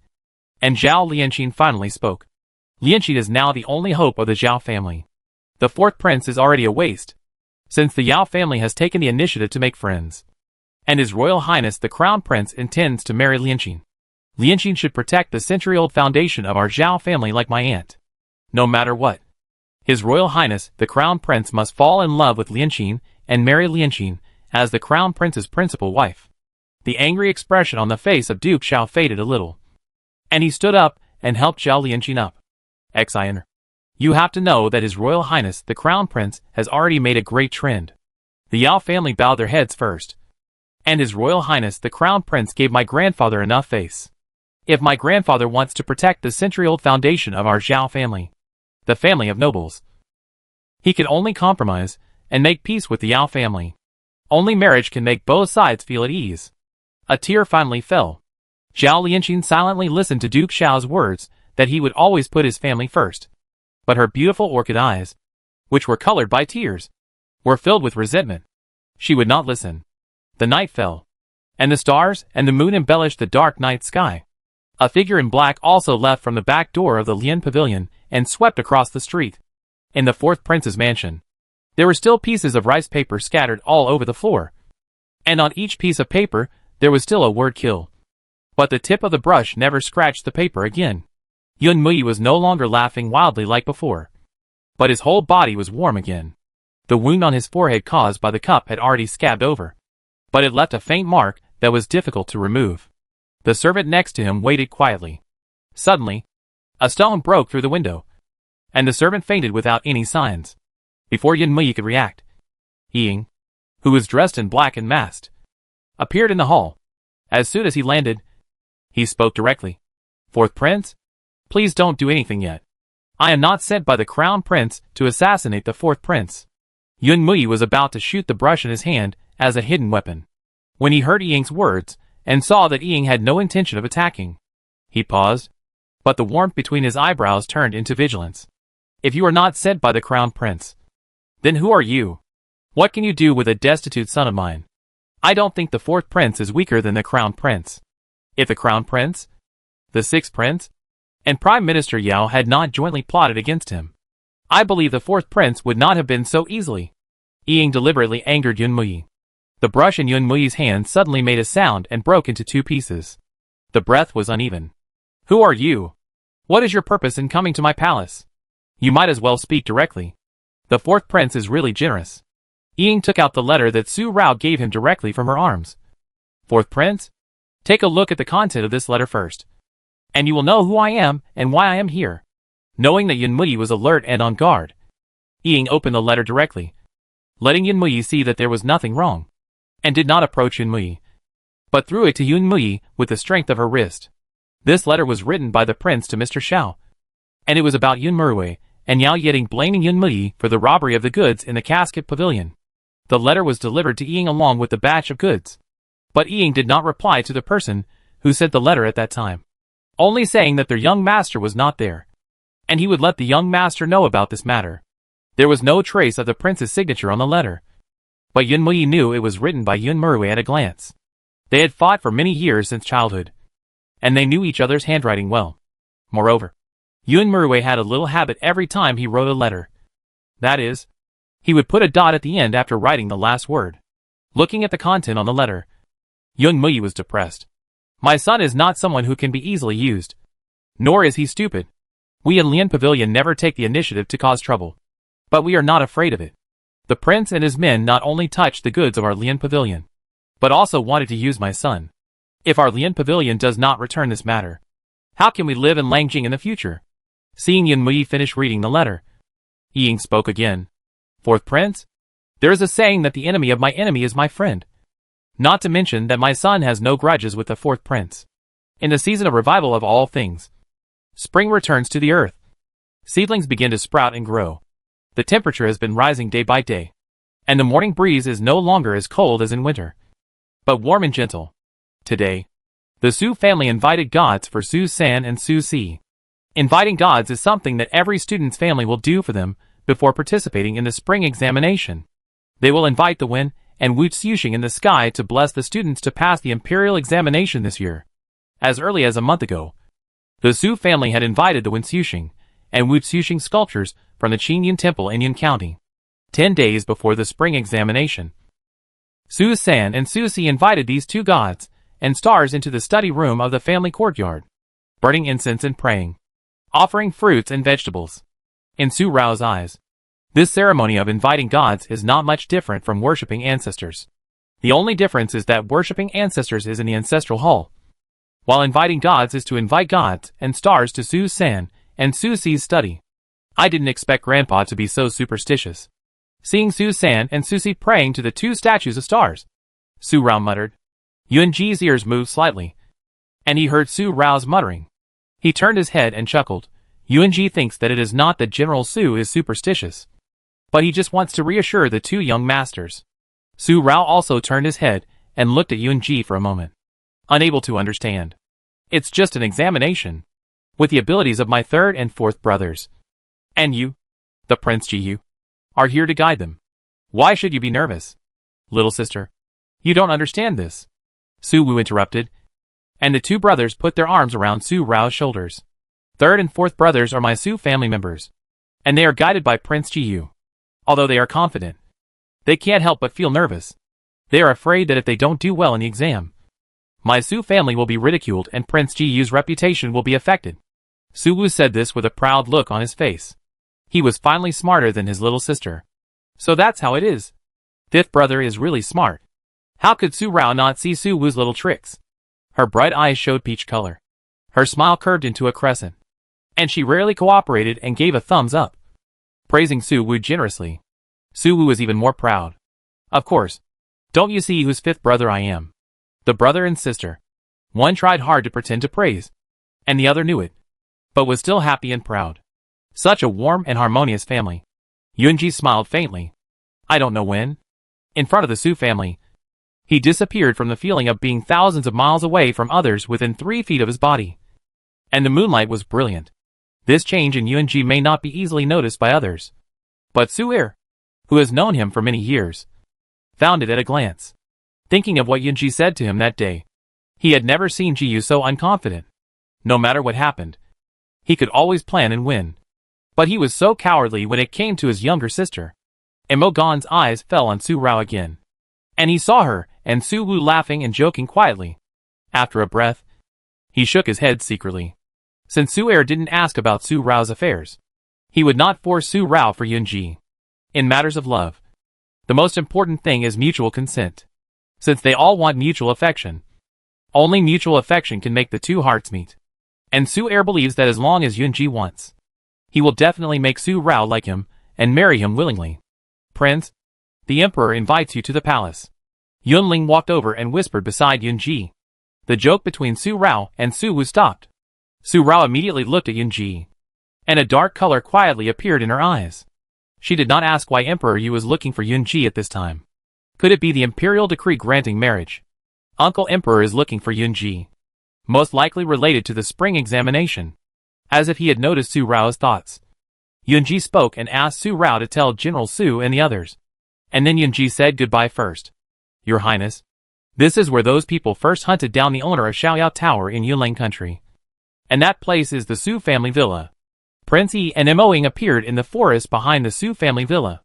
Moing pointed to the Su family villa at the foot of the mountain, and told Prince Yi what he had found out in the past few days. Although he did not find any trace of that person. Judging from the traces here, that person must be related to the Su family. Your Highness, I suspect that the Xiaoyao Tower owner Xiaoziyu we know is just a substitute for the real Xiaoyao Tower owner. Young Master Xiao is very good at disguising himself. And who knows his true appearance? Based on my secret investigations these days, and the bloodthirsty killings of the Xiaoyao Tower owner, it is very likely that the person I saw that day was the real Xiaoyao Tower owner. Your Highness, perhaps we have been deceived by Xiaoyao Tower. The breeze ripples in the woods between the mountains, blowing Prince Yi's black robe and black clothes swaying, and the dragon soaring and circling. He put his hands behind his back, and his cold eyes fell directly on the Su family's courtyard, his eyelids covering his eyes. It is difficult to understand his emotions. Only from his pair of cold and sharp eyebrows can we see that he does not seem to agree with Mo Ying's words. His face, like a sword out of its sheath, is slightly heavy, with slightly raised eyebrows. Cold and clear. It's not that Xiaoyao Tower deceived us. Xiaoziyu never said that he was the owner of Xiaoyao Tower. It's that we thought that Mr. Xiao was the owner of Xiaoyao Tower from the beginning. This is my mistake. The breath was slightly heavy, and Xian Ichi Xiao stared at the Su family's villa for a long time.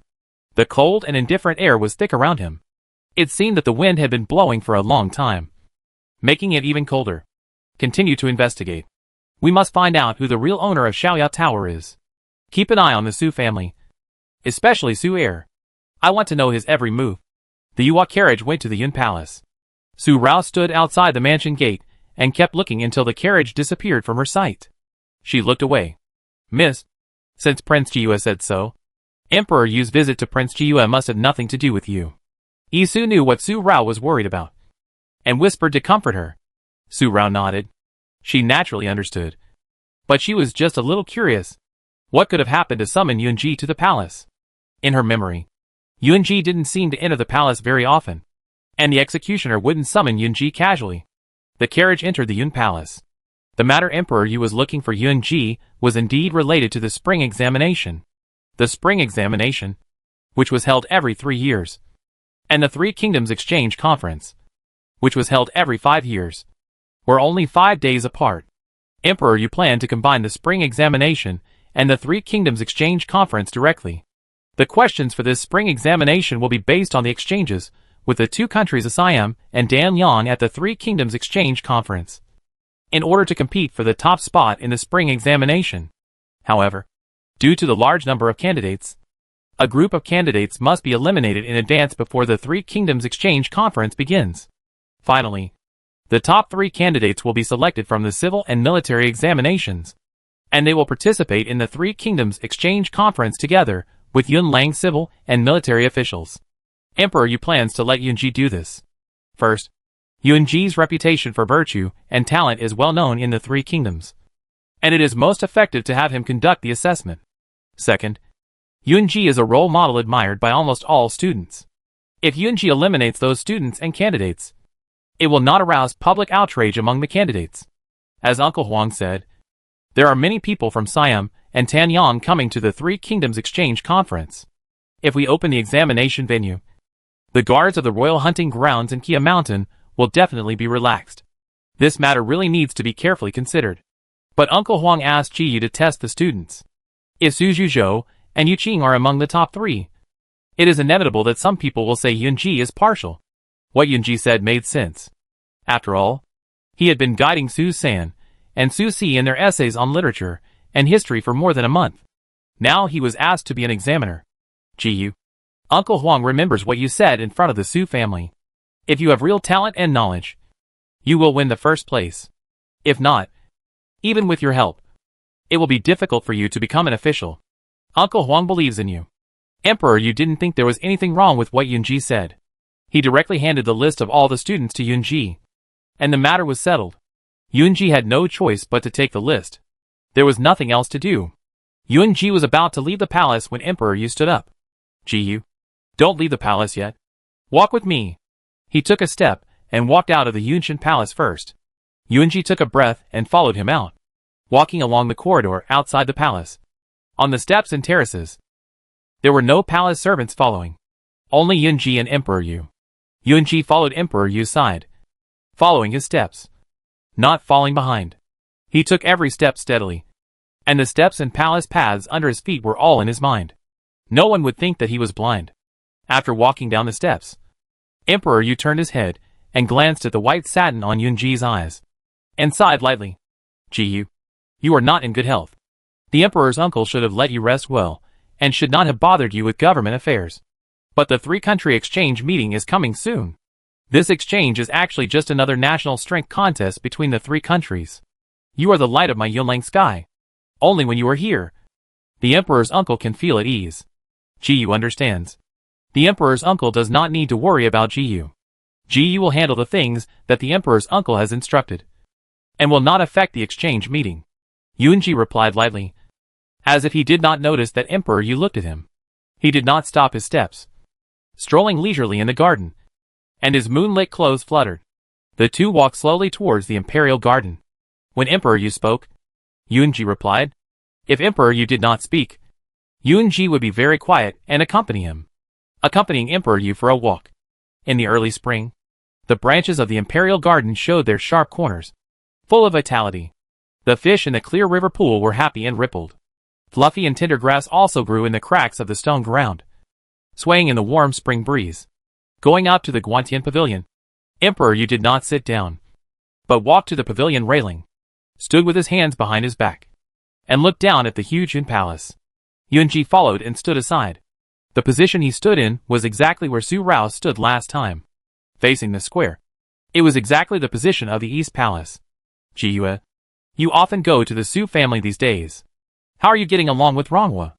I heard that Ronghua accompanied Su San and Su Si to study in order to see you. It's rare that she is a well-behaved girl. After a moment, Emperor Yu spoke again, as if he was just chatting and asking questions. I am looking forward to seeing Ronghua again. I wonder if she has really changed because of Ji Yue and restrained her dandy nature. If she meets Su Rao, I'm afraid my uncle will be disappointed. Yunji smiled faintly and shook his head lightly. How can she be obedient when she can say in public that she wants a Jing to be her male sister-in-law, and even go to the 7th prince's mansion to settle accounts with a Jing for her second brother? Even if she is obedient, it is just pretending. Ji Yu doesn't like it, and she can't force herself to like Su Rao like that. And it is even more difficult for her to get along with her as husband and wife in the future. Turning his head to face Emperor Yu, Yunji is rarely indifferent to his marriage and wife.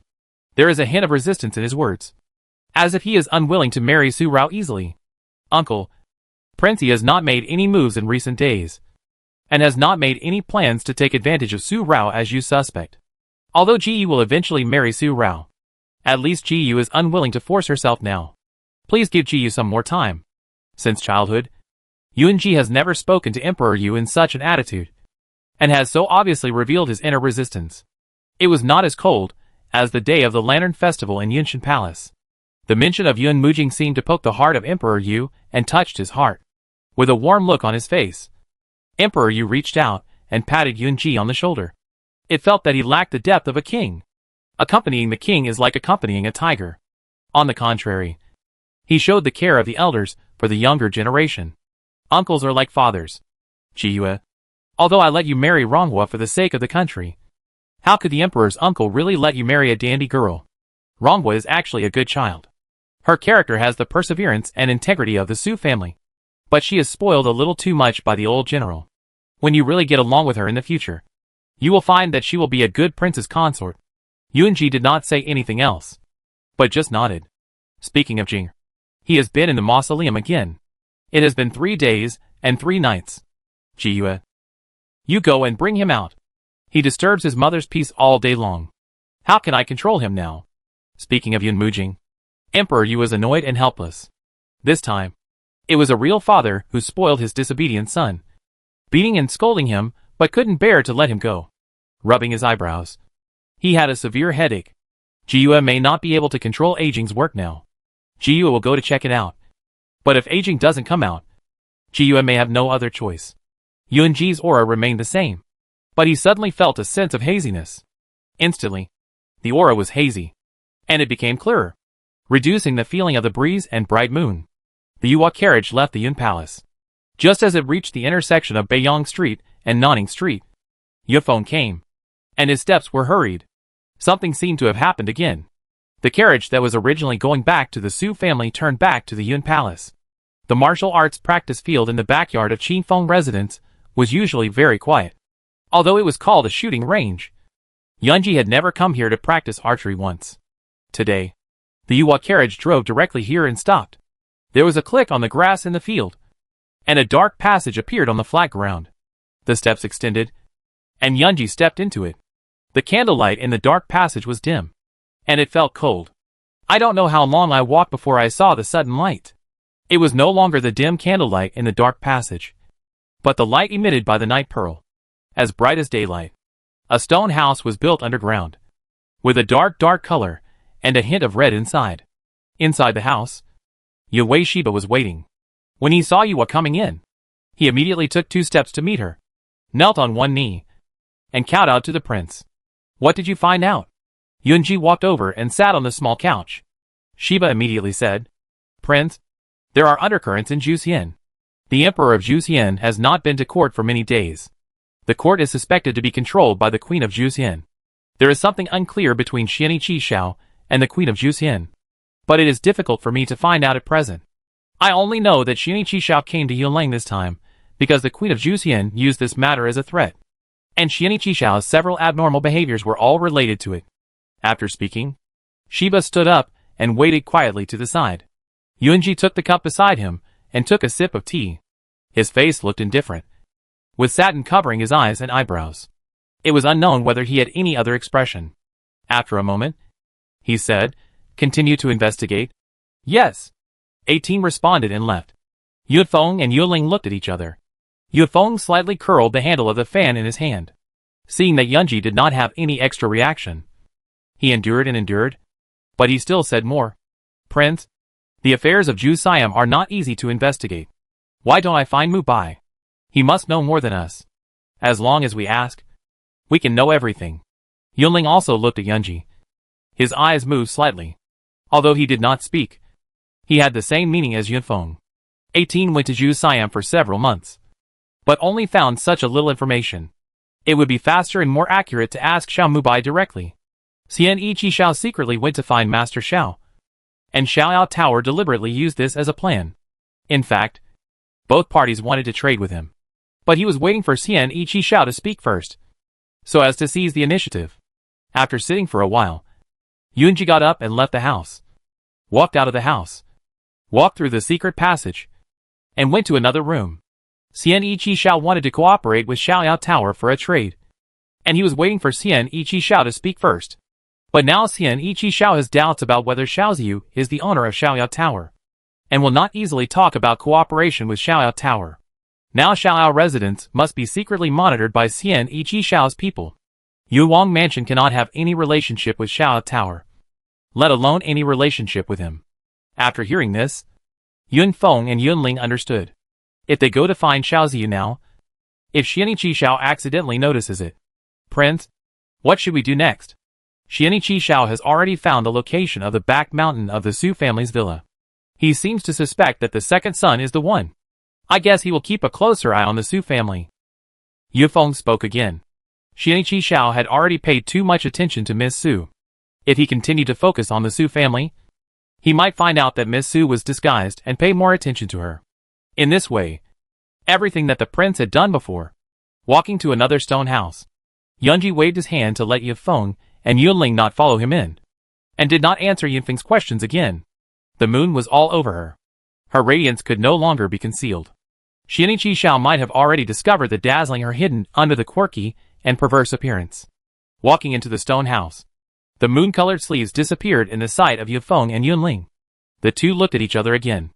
They could not see through Yunji's unclear thoughts again, and they were worried again. It seemed that since Miss Su stayed in the pavilion with the prince for half a day last time, the prince's mind became heavy again, and he closed himself off again. The stone house that Yunji walked into was a bedroom, also deep and red. There were not many furnishings in the room. only a bed and a square table.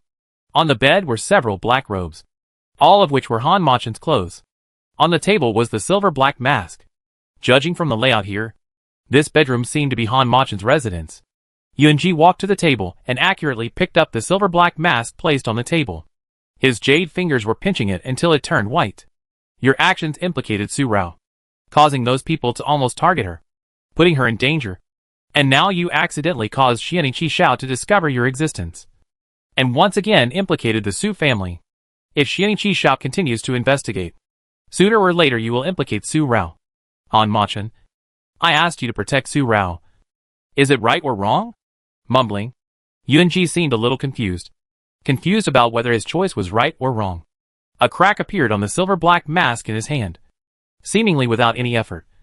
But the silver black mask was broken into several petals. With a few clangs, the broken mask fell to the ground. The mask fell to the ground, and the sound echoed in his ears, which seemed to awaken Yunji's inner confusion. The moon was clear again, although the white satin covered his eyes. He felt that the clouds in Yunji's heart were suddenly opened, and a bright light shone in his heart. After staying in this dark bedroom for a while, Yunji turned and walked out of the stone house. He left this underground residence. In the end, Yunji did not explain anything to Yunfeng's question.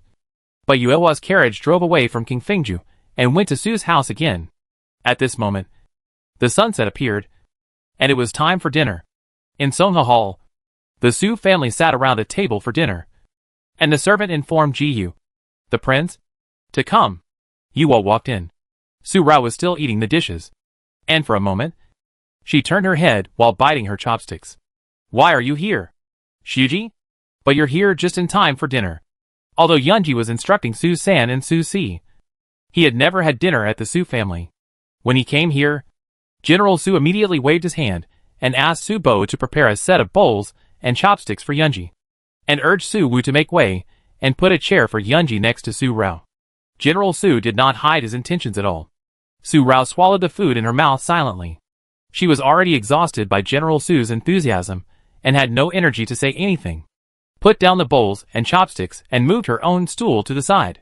The servants brought the chairs and stools. Yunji did not act distant to Su Rao in front of the Su family, just like the gentle attitude he had been in these days. After sitting next to Su Rao, he said, Grandpa Su, Yunji is here to bother you. Tell General Su what Emperor you had told him.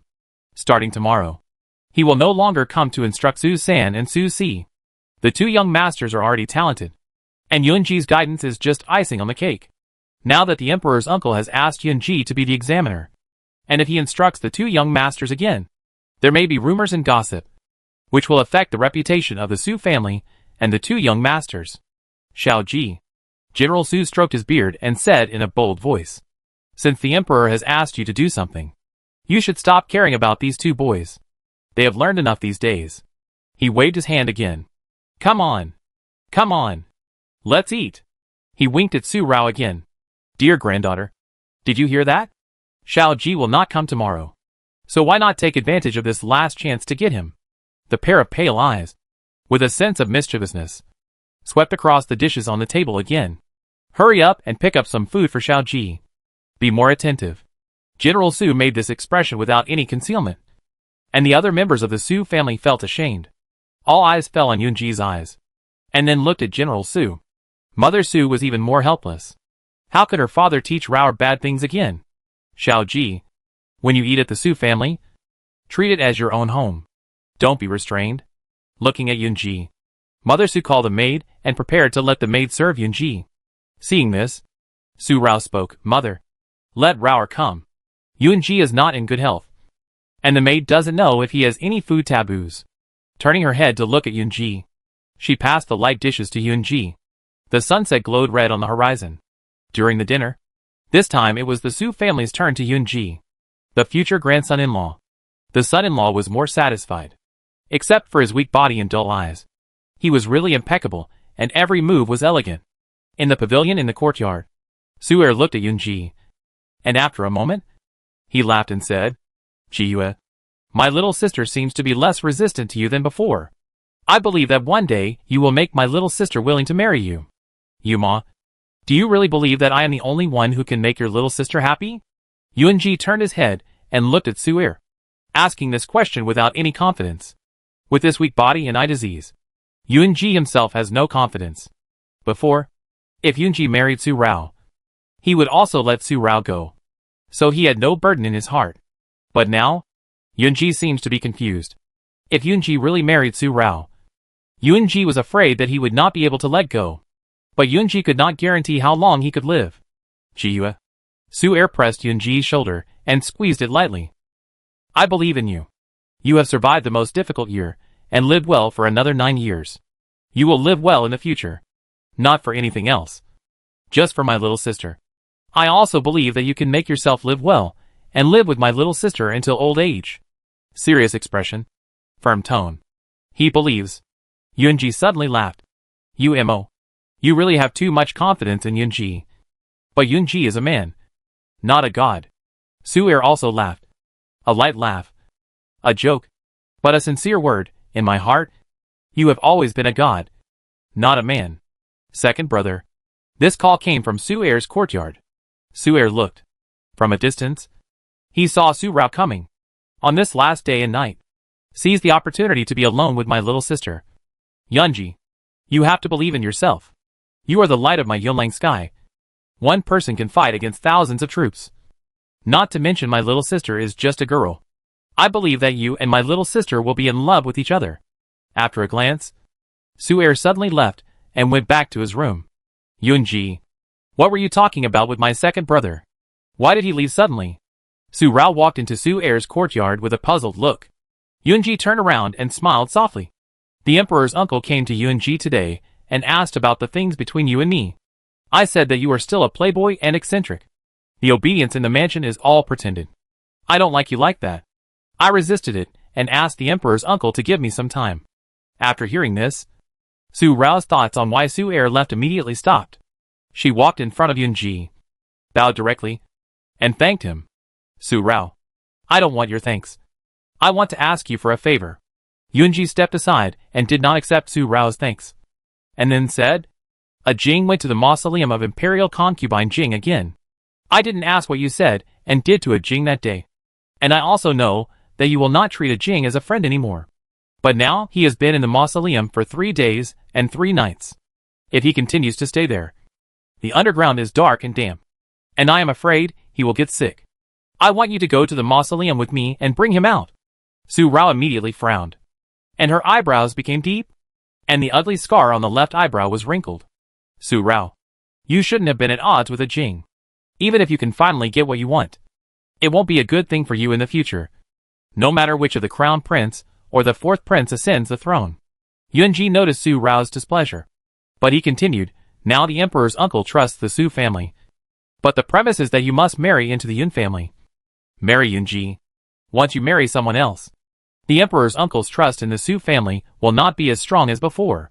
Accompanying the emperor is like accompanying a tiger. The emperor's heart will never be completely trusted. After saying this, Yunji walked away without calling Su Rao to join him. He knew that Su Rao would follow him and go with him. Su Rao did follow him. But her brows became even darker. There were layers of darkness in her bright peach eyes. Like a deep ancient well with no bottom. A bright peach color appeared around her eyelids. The Yuwa carriage left the Su family and entered an alley on Nanning Street. When it drove out again, it was replaced by the wooden white carriage, no longer the exclusive symbol of Prince Jiyue, and went to the royal mausoleum. Yunji. Do you want Yun Mujing to take over the dragon throne? The cups were misty, misting Su Rao's face. But it was difficult to see Su Rao looking at Yunji, asking straightforward and sharp questions, without hiding her awareness of Yunji's hidden thoughts. She didn't realize that she had been able to talk to the person in front of her so freely, so wholeheartedly revealing her thoughts, and trusting Yunji far more than she knew in her heart. Yun Mujing has repeatedly provoked my second brother. Did you do it on purpose? You deliberately made him and my second brother incompatible, and made him incompatible with my Su family. This is the only way to reassure your uncle, the emperor. His most doted son is also the prince he trusts the most. This statement is more insightful. Or it can be said that Yunji wants her to see through it at this moment. Taking a sip of tea, Yunji smiled and nodded to admit, the matter between Ajing and Yumo was done by Yunji. But it was only that one time. After that, Aging provoke you all because of you. The peach blossom eyes fell directly on Yunji's face. Although the person opposite had no sight, Su Rao felt that if there was light in his eyes, it would definitely be the kind of dazzling light that would make her tremble. Su Rao, if you want to solve the problem once and for all, there is actually a most reliable way, which is to support a prince who can truly be on good terms with your Su family and let him take the next throne. Otherwise, even if you could overcome this difficulty at the moment, you will still face countless plots in the future. And even worse, the honor and disgrace of the entire Su family. After these words, Yunji stopped talking and sipped tea quietly, not asking Su Rao what she was thinking at the moment. After drinking a cup of tea, Yunji seemed to fall asleep. Breathing lightly, the carriage rolled over the official road, making a creaking sound. The moonlight climbed up into the sky, casting a ray of moonlight, and the stars began to shine. Su Rao looked at Yunji, and a touch of complexity suddenly appeared in her eyes. The person who was resting quietly opposite her, he said. She herself had not thought of that level. She only thought about solving the current dilemma, thinking about how to not marry into the Yun family, not marry the son and nephew of her enemy, and not let her plan implicate the Su family. But she did not consider her actions. Even if she did not implicate the Su family now, it would bring uneasy hidden dangers to the Su family in the future, which was difficult to estimate and predict. Yunji, are you helping me? Or are you paving the way for Yun Mujing? What kind of person are you? I find it increasingly difficult to see through you. Murmuring, Su Rao once again felt that she could not see the man in front of her. He and Yun Mujing had a deep brotherly relationship, and he had an even deeper friendship with Su Er. But he let Yun Mujing provoke Su Er and let Su Er fall. If she had not taken the initiative to find him to cooperate, she would have thought that he was deliberately approaching her, including Su Er, and that he was paving the way for Yun Mujing. But if that was the case, how could he tell her so unguardedly that he trusted her so much and was not afraid that she would turn around and tell her second brother? Full of confusion, Su Rao really could not see through the man in front of her. Su Rao, if you keep looking at Yunji like this, Yunji will think that you have a delusion about Yunji. This clear voice came from her ears. She didn't know when this man woke up, or if he didn't fall asleep at all. Su Rao was shocked for a moment. Yunji knows what you are thinking. Why is it that Yunji is so hard for you to see through? You feel that you have seen through him, but in a moment you feel hazy in your heart and think that Yunji is very scary. Yunji yawned slightly while whispering and laughing. In fact, it is not Yunji that makes you unable to see through him, but your heart. You have never thought about seeing through Yunji. As you said that day, after the Three Kingdoms Exchange Conference, you will never disturb Yunji's peace again. Since it is just a short negotiation, there is no need to see through anything. The wooden carriage stopped, and Yunji got off the carriage first. The night sky tonight is particularly beautiful, decorated with stars, and the moonlight is seductive. After Yunji got off, he looked up at the night sky. He could not see anything, so there was no point in doing so. Su Rao, who followed him down, saw Yunji looking at the moon again, and her eyebrows twisted again, but only for a moment. And she also looked at the night sky. A joke. You are right, Yunji. I really don't want to see through you in my heart, because you are a dazzling light. Su Rao doesn't want to be stabbed, and she doesn't want to become the public enemy of all the young women in Langjing. Don't worry. Su Rao will never rely on you or pester you. Yunji is always at ease. Yunji shook his head lightly and smiled. He has heard such words countless times, but it still makes him unbearable to hear them at this moment. The jade fingers placed in the Yuhua cloak curled up again. He walked towards the Imperial Mausoleum, so that Su Rao would not notice his abnormality again. The Royal Mausoleum. In the Mausoleum Road, each paving brick is divided into the same size, and torches on the surrounding stone walls are burning, illuminating the darkness.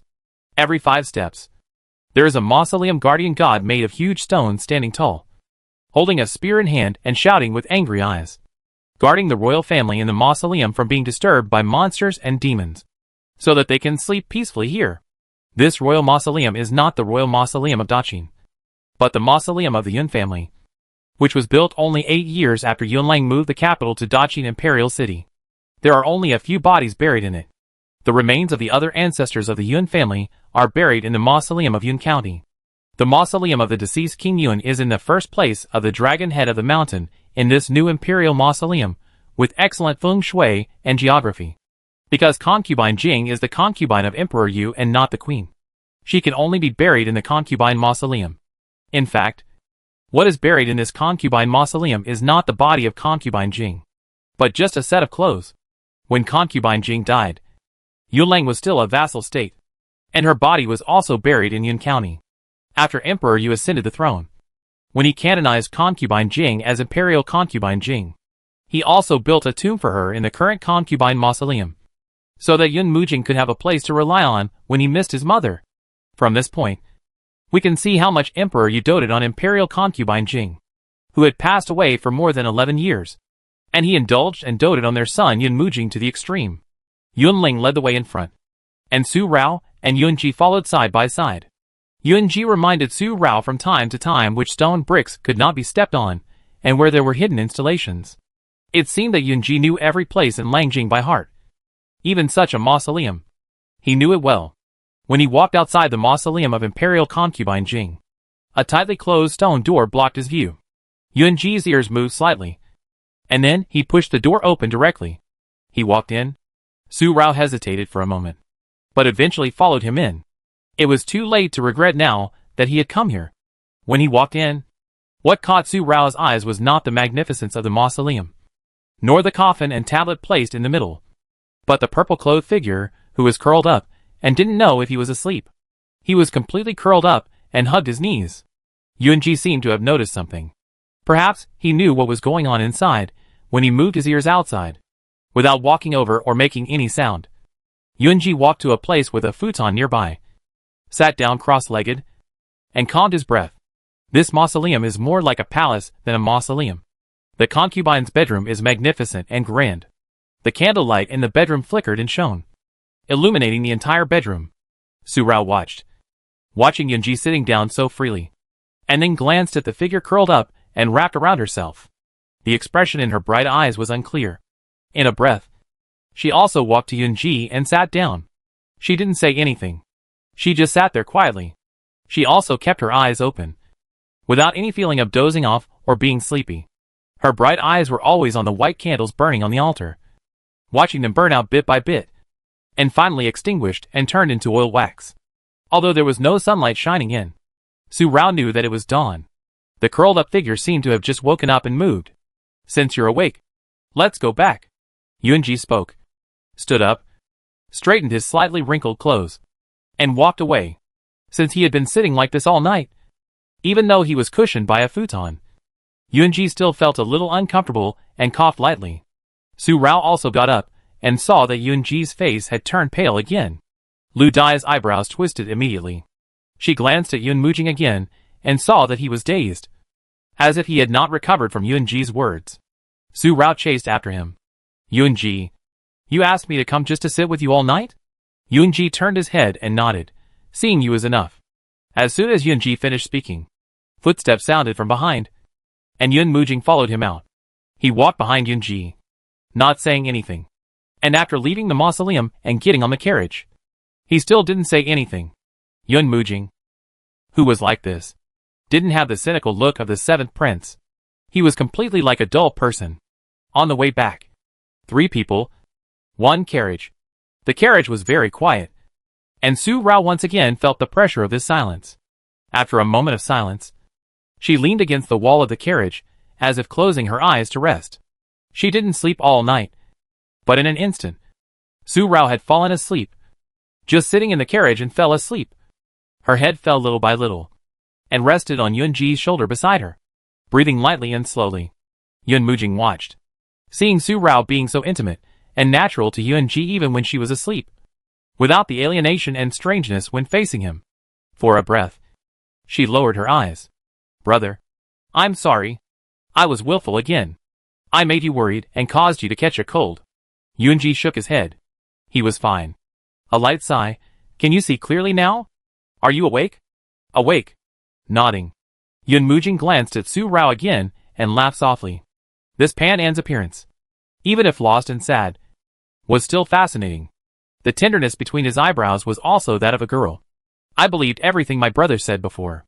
She is no longer that a Rao. I know it all myself. But I just can't accept it. I can't accept that Arao, who used to protect him so much, didn't want him because of her damaged appearance. He didn't give her a chance to make up for it. Since you are awake, don't be willful anymore. And don't provoke Umo anymore. Jing, you should know how Umo feels about you. If you can't do it, don't let him get stuck in the mud again. When he said this, the corner of his ear under the white satin moved slightly, and the person breathing steadily on his shoulder seemed to have a slight disorder in his breathing. But it seemed that Yunji felt it wrong. He took the cups and sipped the tea. Speaking of Suyuma, Yun Mujing's face was no longer sad and disappointed. After a moment of silence, he spoke again. Brother, I will not provoke Suyuma again in the future. And I will not provoke Su Rao again. Yun Mujing opened the door and flew out. The carriage was not moving fast. Yun Mujing left the carriage, whistled, and his mount galloped over. Brother, I will go back first and confess to my father. I have been so willful for so long. I am afraid that my father is now annoyed, helpless, and has a headache. The purple clothes were fluttering, but in just a breath, they disappeared. The carriage was quiet again, but no longer oppressive. Su Rao opened her eyes, and a complex look finally appeared in her eyes. A circle of bright colors appeared around her peach blossom eyes. She did not move on Yunji's shoulder, and her breathing was also very slow, as if she was asleep and not awake. Jing will wait for you for a day, as long as you want. He will become your best helper once and for all. Su Rao, do you want it? This warm voice lingered in Su Rao's ears, and Yunji lowered his head slightly, knowing that Su Rao was not asleep. She just pretended to sleep for Yun Mujing to see. Yunji, you didn't stop me from using Yun Mujing, but now you are clearly asking me to use Yun Mujing. Why? Su Rao raised her head, looking up like this, so close. She could clearly see any expression on the face of the person in front of her. In front of her. He was always so gentle except when he was angry and alienated from her. He seemed to be so gentle that she, a cold-hearted person, was fascinated for a moment. Su Rao. After a moment of silence, Yunji said the following words. How important is a woman's reputation? You use your reputation as a retreat and easily calculate your second half of life. Moving his body and sitting around, Yunji faced Su Rao and said solemnly, stop your plan. Yunji will help you. Help you leave. So that's how it is. For her reputation. Su Rao was stunned for a while, staring at Yunji for a long time. The expression on his face when he said this was exactly the same as when Su Er said he would send her away. But she didn't want to hide anymore. And she didn't want to run around anymore. She just wanted to be stable. Live well and peacefully. Yunji, Su Rao appreciates your kindness. But I don't care about reputation. I don't want to hide. And I don't want to leave my family. The white joints between his knees curled up again under Yuhua's sleeves. Yunji's expression was still calm, with a feeling of breeze and bright moon. And a gentleman. Even if the people next to him looked at him straight in the eye, they didn't notice that he suddenly became strange because of her words. As for what you said once and for all, I promised you that I would not use Yun Mujing again. And I would not use him again. And I would not deliberately hurt him again. As long as he doesn't deliberately cause trouble to provoke me. It's best for us to be familiar strangers. As for my Su family, I remember your kind reminder. And I will handle it. Cough. Cough, cough, cough, cough. Suddenly, Yunji coughed again. Coughing and panting. And his face turned pale in an instant. The whole person bent over because of the cough. And Yuhua covered her lips with a handkerchief. Yunling hurriedly stopped the carriage. Su Rao also immediately called out in a hurry. Yunji. She patted Yunji's back with one hand. And with the other hand, she directly pulled Yunji's wrist and pressed it with 3 fingers. The pulse had been steady and strong these days. But now it was so illusory and chaotic. Such a change. There was no sign at all. It's fine. I didn't catch a cold. I just had a stitch in the side. Yunji pulled back the wrist that Su Rao had grabbed. And the Yuhua handkerchief in his other hand was secretly hidden in his sleeves. And he shook his head lightly. But Su Rao was so sensitive to the smell of blood that she knew that Yunji was coughing up blood without even looking at the Yuhua handkerchief. The bright eyes fell directly on Yunji's face. And her whole heart sank. After a long moment, he said, does Prince Jiyue know how to understand the 4 words hide one's illness and avoid seeing a doctor? In our cooperation, Su Rao has always kept his promises. Is Prince Jiyue a person who repeatedly breaks his promises? If so, I don't think there is any need for us to continue to cooperate. Otherwise, if Prince Jiyue has any accident, how can Su Rao afford to compensate for Yunlang's skylight? Su Rao was angry for no reason in her heart, but she didn't notice it at all. She was so different from the cold and heartless her at this moment. Outside the carriage, Yunling, who was about to speak, shut up silently after Su Rao's angry words, and the carriage started again. Su Rao. Yunji coughed lightly, and finally said with a helpless smile, how come you are the same as Yuemo? You two brothers and sisters. Finally, he took out the moonlight handkerchief. A little blood red, rendering on such moonlight color. Extremely dazzling. You are a doctor. You should know that this is just normal hemoptysis. Yunji is weak to begin with, and this kind of hemoptysis is a good sign. Su Rao felt pent up in anger when she heard Yunji's helplessness and indifference. However, she had no reason to be angry because Yunji was telling the truth. Yunji, after the Three Kingdoms Exchange Conference, I don't want to have anything to do with you anymore. You said I was irritating, but you are much better at it than me. If you want to die, then die far away. Don't implicate me. My life is very precious. In the end, Su Rao could only hold back such a word, and hugged herself with her arms in anger. Yunji suddenly laughed. Okay. If Yunji is really going to die one day, Yunji will stay away from you, and will never implicate you. Let Yuemo get angry with you again, and maybe even let you be buried with Yunji. Yun-ji. The peach blossom eyes immediately burst into rage, and it can be seen that Yunji's smile is like a brother doting on his unreasonable sister. Su Rao stood up and wanted to leave. If she stayed like this, she would definitely be pissed off to death by the person in front of her. She had never realized that this person's ability to piss people off was really, if he was not her second brother's good friend, if they were not cooperating, she would not care about his life or death. Su Rao just stood up and her wrist was grabbed through the bright red sleeve. The jade finger held her wrist. Okay. Yunji won't joke with you anymore, and won't be angry with you anymore. It's still a long way from here to Langjing. Do you want to walk back? Pulling Su Rao to sit down, he said again, it's not as happy as you said. If you are in a good mood, your body will naturally get better. Letting go of Su Rao, Yunji smiled warmly, and the corners of his mouth were curved deeply, which was completely different from the faint smile he always had on his mouth. This Yunji was really happy from the bottom of his heart. No matter how angry Su Rao was, she was finally suppressed under such a dazzling smile. She realized how irrational her reaction just now was. In front of Yunji, she seemed to have unconsciously relaxed her vigilance. Yes, Prince Jiyue is right. We should be happy indeed. With this word, all the anger on Su Rao's face disappeared. Her peach blossom eyes were colored, and she regained the temperament that a daughter of the Su family should have. If you are happy, you will be in good health. And my second brother will be very happy too. Yunji seemed to have sensed something, and a faint smile appeared on his lips. But he felt that he did not notice Su Rao's sudden change, and leaned back against the car wall. After a moment of smiling, he said again, Su Rao, if your second brother knew that I helped you, but in the end it was you who affected his reputation, how angry would he be? Yunji? He spoke in a low voice, as if his sudden coughing and wheezing just now was because of this.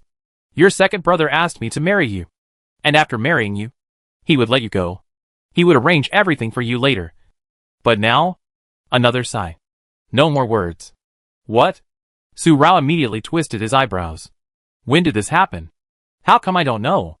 Yunji shook his head again, took the cup from the table, and cleared the faint taste of blood from his mouth. He then turned to Su Rao again. Su Rao, do you think Yunji's anger is just because of your apology? He cooperated with you because of what your second brother said for you in Wanlu Temple. He said, most men have 3 wives and 4 concubines. Looking at the 3 kingdoms, how many people are as loyal as you in the Su family? No matter who you marry in the future, you will have to face your husband taking concubines. He also said, he doesn't ask you to be loved by your husband in this life. He only hopes that you can live safely and smoothly from your heart. Only Yunji can give you such a life, and give you the greatest freedom that your second brother wants to give you. The bright peach blossom eyes flickered, and Su Rao was stunned again. The second brother. Su Rao, I ask you again. Do you really want to do that? As long as you say no, I will help you. I will give you the freedom you want, and give you the greatest freedom that your second brother wants to give you?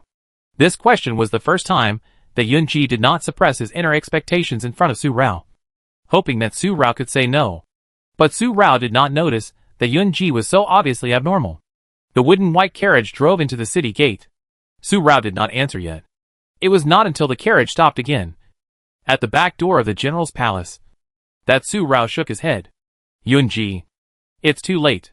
His face was bright, and his bright peach blossom eyes were burning. Su Rao remembers everything my second brother has done for me, and what you have done for me. But my second brother also said that he will never ask about my affairs again. If I don't want to get married, then I won't get married. If I want to do something, then I will do it. If there is something I can't do, I can go to Suhan. But I never went to Suhan, because I didn't want my second brother to worry about me. And I didn't want Grandpa and others to worry about me and feel uneasy every day.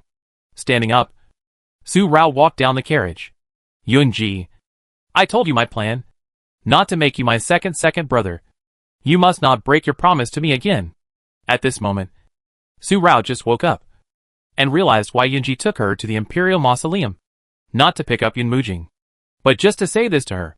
He wanted her to give up her plan. How could she ignore the fact that no matter how different Yunji was, he was still a pure ancient man. Ancient men cared so much about the reputation of women that even a pair of feet could not be seen by any man other than their husbands. Otherwise, he would lose favor at best, and divorce her at worst. Su Rao got off the car, and Yunji was silent again. The hands under Yu Hua's sleeves were clenched again, and they turned green, showing how strong the force was. Su Rao, if I tell you, I am, mumbled, talking to herself. Yunji suddenly smiled lightly, but it was a sense of self-mockery. The clenched jade hands relaxed again, but the satin on her eyes was actually stained with a touch of watercolor, reflecting the white satin of Yu Hua. With your personality, even if you know, you will not give up your plan. How could you compromise just for Yunji? What's more, Yunji's body is the blood of the Yun family. Between you and me, Yunji never dared to hope. The wooden white carriage drove away. Su Rao kept watching the carriage disappear in the back alley, disappearing from her sight. With a complicated look in her eyes, she turned around and walked into the door, and the bright red figure disappeared in the back door. Little sister, just after I came in and closed the back door, I heard such a shout. Little sister, whose carriage is that? Didn't you go out with Prince Jiua last night? Why are you coming back in such a carriage now? Su Wu looked so gossipy that he almost had his eyes glued to Su Rao's face. Come on. Come on. Little sister, which handsome boy have you set your eyes on again? Are you forcing or bribing him to send you back? Come on. Su Yuyan, isn't your curiosity too much? Su Rao was in no mood to joke with Su Er at the moment. She rolled her eyes, pushed Su Wu away, and walked back to Ryoxianjiwen. Su Wu immediately chased after her. Little sister, don't be so choked up and hide it. Come on. Come on. Everyone walked away, but Su Wu's voice had not stopped until he was about to reach Raoxiang courtyard, when his words suddenly stopped. He was still dancing, and was fixed in front of Raoxiang courtyard. Su Rao put down her hands, suddenly smiled, and said with a smile, Fifth brother, I think you just don't remember. Didn't Suhan say that if you talk too much, you will be punished and beaten? I think you are just bored. So just bask in the sun here. With a flick of her hair, her 3,000 black hair flying, and her red clothes outstanding, Su Rao walked into the courtyard, completely ignoring Su Wu's him that he could no longer make a sound. In the distance, Su Er and Su Han, who were walking here, stopped, looking at Su Wu, who was fixed by acupuncture. Su Er's mouth corners were slightly curled, and he did not come over again, but turned around and walked away again. After walking away, Su Han said, Sir, the young lady's acupuncture technique. I'm afraid the fifth young master will have to do it for at least an hour. That's his own fault. He has always been so rude. Su Er didn't think there was anything wrong with Su Rao's behavior. On the contrary, he was very happy that Su Rao dealt with Su Wu like this. Su Han had to shut up, and could only sympathize with Su Wu silently in his heart. Su Rao and Su Wu didn't know about the two people's appearance and departure. Su Rao just entered Raoxiang Pavilion, and saw Ying waiting in the side pavilion. Immediately, Su Rao walked over quickly, and asked Isu to go out to watch Su Wu and stare outside. She took Ying to the study. Miss, Yun Moody has agreed. Ying took out a secret signal tube from her bosom and handed it to Su Rao. Yun Mujing's people will pretend to be the prince's secret guards and surround you on the cliff peak of Kia Mountain. Then we will design a plan to lure the prince over, using fireworks as a signal. When Mu Mingjin appears again, you will act according to the plan. Okay. Su Rao took the horn. Her lips curled up slightly. Her bright peach eyes sparkled. Peach color suddenly appeared at the end of her eyes, bringing out layers of dark colors inside. At the Three Kingdoms Exchange Conference, a group of guards suddenly appeared to surround the daughter of the Su family. And then the prince coincidentally appeared, ready to save the beauty, but was intercepted by the young Marquis Mu, who got lost during the hunting, and fell to the bottom of the cliff together. And the man and woman spent the night together. The green jade fingers holding the horn slowly curled up, and the peach color around the bright peach eyes became more and more gorgeous, more colorful than the top rouge. I want to see how Yun Murwei deliberately staged such a play in order to obtain the military power of my Su family and to marry Su Rao. However, man's plan is not as good as God's plan. It was ruined by Mu Mingjin's intrusion, with the seed of suspicion on the Lantern Festival. How can Yun Murwei turn the tables again and gain the trust of the executioner again? And the daughter of the Su family and the young Marquis of the Mu family stayed under the cliff for a whole night, and her body was seen by the young Marquis. If the body of this unmarried girl is seen, she can only marry the person who sees her. After the wooden carriage was exchanged for the Yuhua carriage, it returned to King Fengju. Coughing and wheezing were heard in the house again. Yunling felt depressed when he heard the suppressed shallow coughs. With a misty and cloudy face, Mr. Zhu brought another bowl of black medicine. Why is the prince coughing so hard again? He is much better now. Looking at Yunling, Mr. Zhu looked worried. What happened? Nothing serious. Just a bit of cold wind last night. Thank you, Mr. Zhu. Yunji took the medicine bowl and took a sip. It was obviously an extremely bitter medicine, but he didn't feel bitter at all when he drank it. Your Highness, please take care of yourself.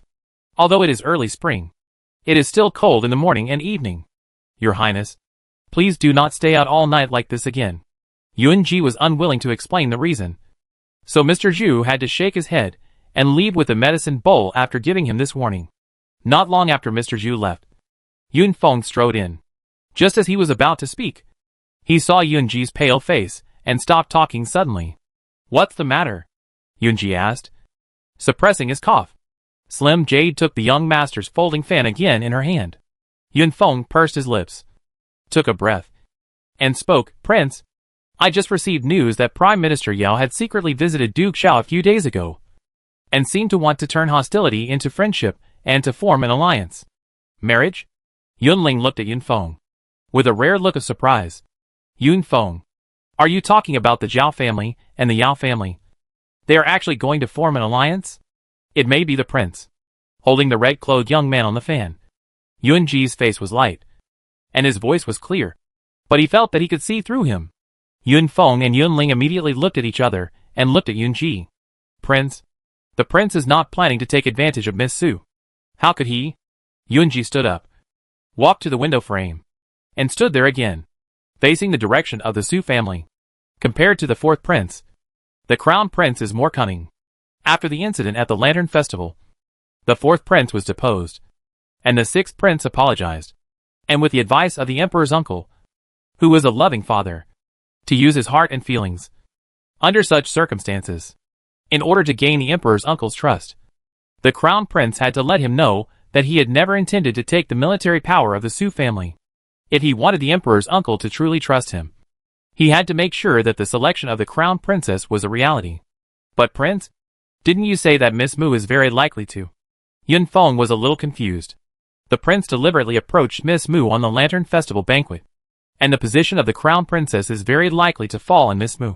But now if the Yao family's actions are instructed by the prince, and they want to marry Miss Zhao, what does the prince mean to Miss Mu? Yun Feng, go check what Zhao Lianqin has done during this period. Suddenly, Yunji's voice seemed hazy, and there was a hint of strangeness in it. Yun Feng and Yunling looked at each other again. Although it was unclear, Yun Feng did not ask any more questions. I left immediately. Time flies, and there are only 3 days left before the Three Kingdoms Exchange Conference. The lively scene in Langjing City is even more lively than the New Year, and the restaurants and red houses are crowded with people. The whole Langjing is prosperous again, bustling and noisy. 2 days ago, Yuan performed an examination in the Imperial Examination Hall according to Emperor Yu's instructions. 1 day for civil and 1 day for martial arts. And finally 3 excellent civil and martial artists were selected. Su San and Su Si happened to be 1 civil and 1 martial. They were shortlisted in the top 3. As Emperor Yu said, when Yuan came forward to test, those students and candidates not only did not feel disappointed and angry because of failing the exam, but were excited because it was Prince Jiyue who tested them. It is the greatest pride and honor for a literary talent to have Prince Jiyue point out their own shortcomings in their knowledge. Su Rao could not understand such a blind star-chasing scene, and she had no time to understand it, because Ying brought her a piece of news that was not very good for them at this time. Yesterday at noon, Xiao Ziyu actually appeared in Ziyaju. Some time ago, Ying delivered the newly arrived rouge from the Lian Pavilion to Huanyang according to Su Rao's instructions. In the past few days, there have been no unfamiliar faces in Ziyaju, let alone merchants from the Siamese kingdom. Ziyaju is as usual. Until yesterday, Ying sent a Lian Pavilion guard to Ziyaju to help attract business. He happened to be the guard who accompanied Su Rao to Tianguiquan County. He had seen Xiao Ziyu's true face. Yesterday, Xiao Ziyu appeared in Ziyaju with his true face. Although they passed by and only saw each other at a glance, the guard still recognized him. Miss, Xiao Ziyu appeared in Xiaoyao residence, Ying said in a deep voice. Worried? He didn't show up earlier or later, but appeared just when the Three Kingdoms Exchange Conference was about to begin. Was it a coincidence? Or was Xiaoyao Tower going to do something? Or was it Xianiqi Xiao? They had to be on guard. This matter. Su Rao held a peach porcelain cup in her hand, thinking in her eyes, and her face was also solemn.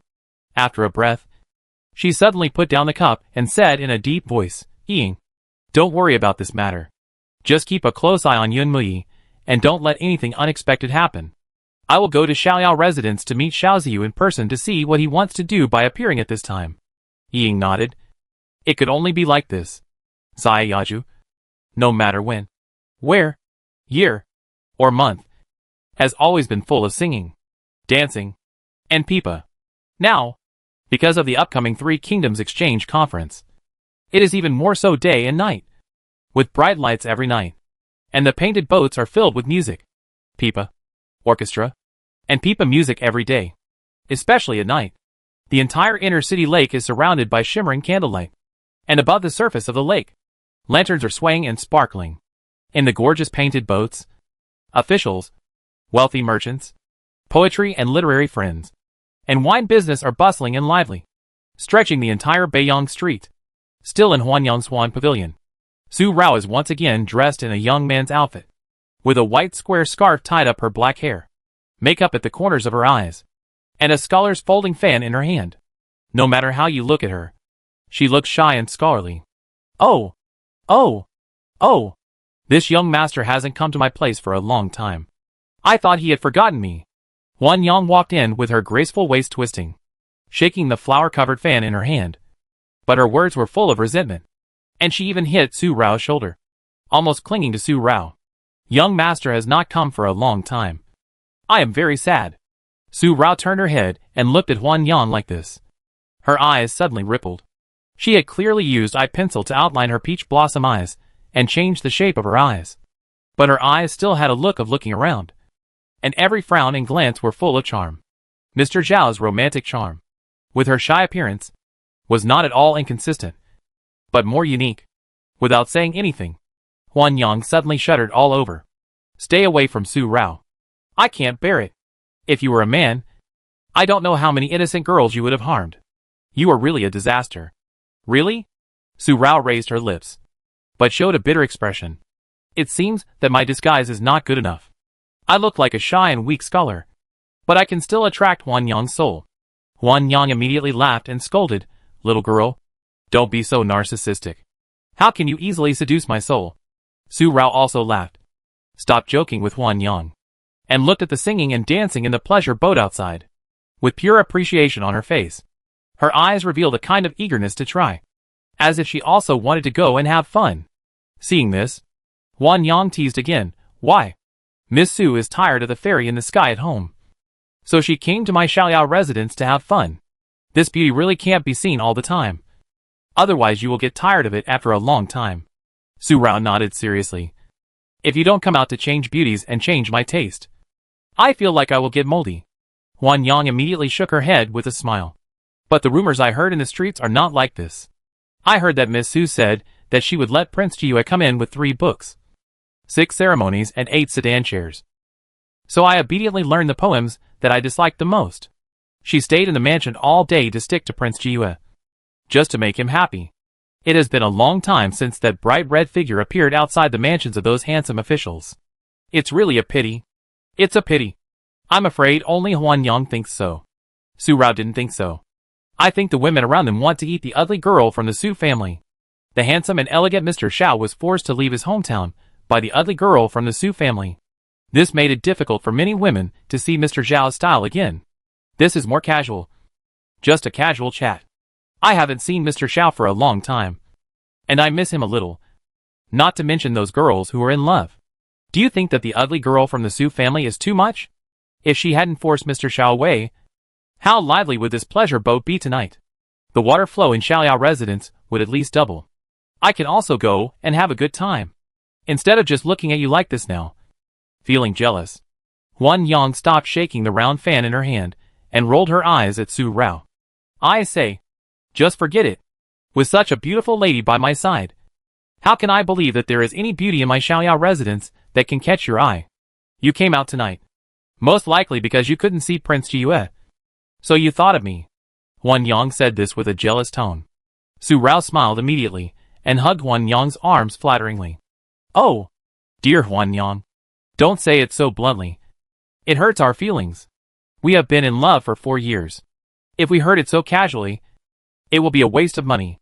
Huan Yang laughed angrily and tapped Su Rao's forehead. You little girl.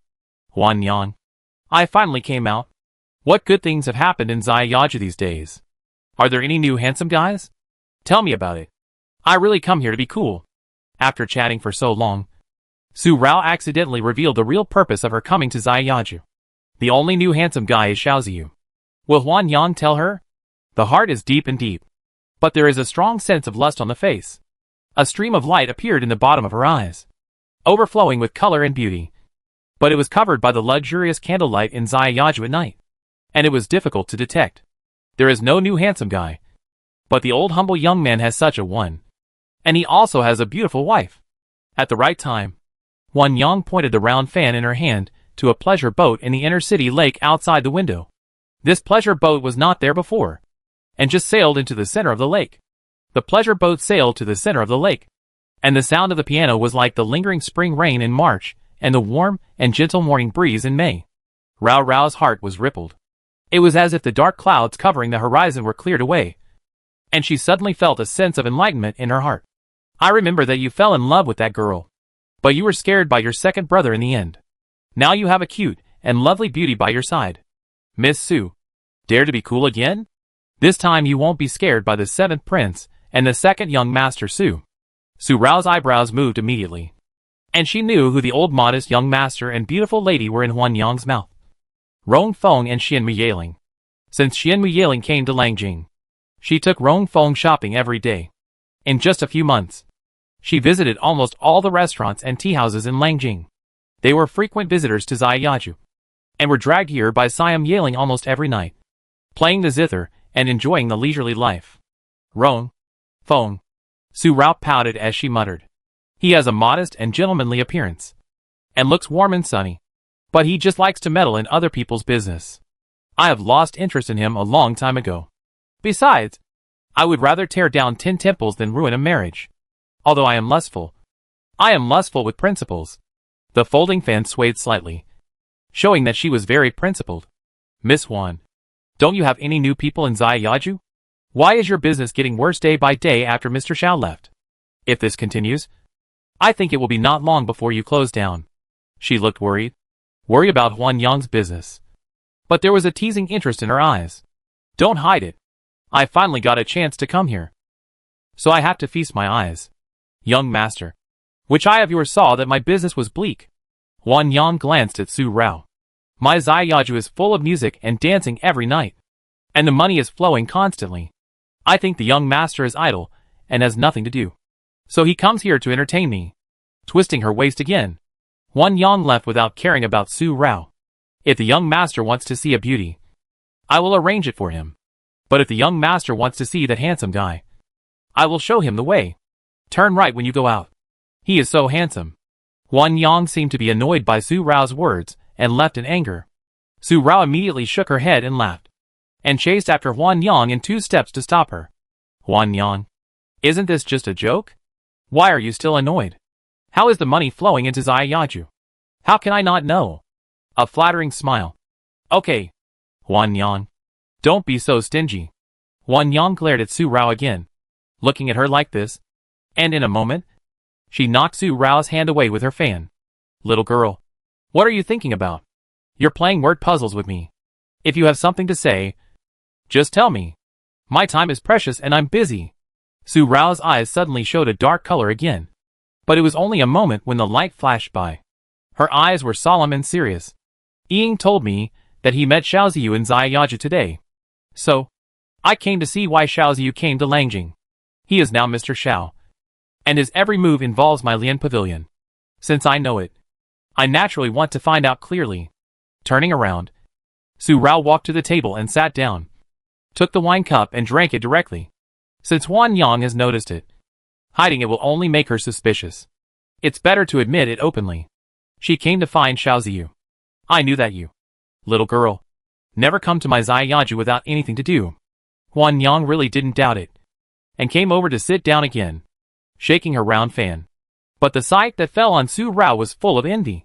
But you, the second master, are really worthy of being the second master. You have seen the true face of the guardian of the world.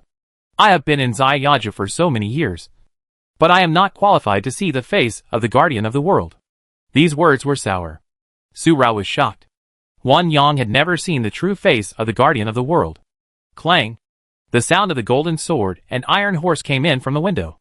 Huan Yang looked outside the window for a moment. What a domineering sound of the piano! When did such a player come to my Xiaoyao residence? Immediately stood up and walked to the window. Su Rao's mood was also disturbed. The man frowned. Who would ruin her business like this? He also walked to the window. Such a domineering momentum. Huan Yang's eyebrows showed shock. But Su Rao's eyes suddenly turned red. Because this sound of the piano came from the pleasure boat of Rongfeng and Xian Mu Yaling. It was the nosy one again. Every time. The breath was heavy. Huan Yang noticed something, and turned to look at Su Rao with a puzzled look. What's wrong? Such a domineering sound of the piano. The person playing the piano must be a handsome man with extraordinary bravery. When these words came out, the heat in the peach blossom eyes appeared. Su Rao's eyes fell directly on the pleasure boat, as if he wanted to penetrate the pleasure boat to see what kind of person the person playing the piano was. This lascivious reaction made Huan Yang burst into laughter. I thought Miss Su had already made up her mind. Huan Yang, don't waste any more time. Tell me why Xiaoziyu came to Zayaju. I have to go meet the boy in the boat. Seemingly impatient, but still having business to do, Su Rao urged Huan Yang, rubbing her hands uncontrollably.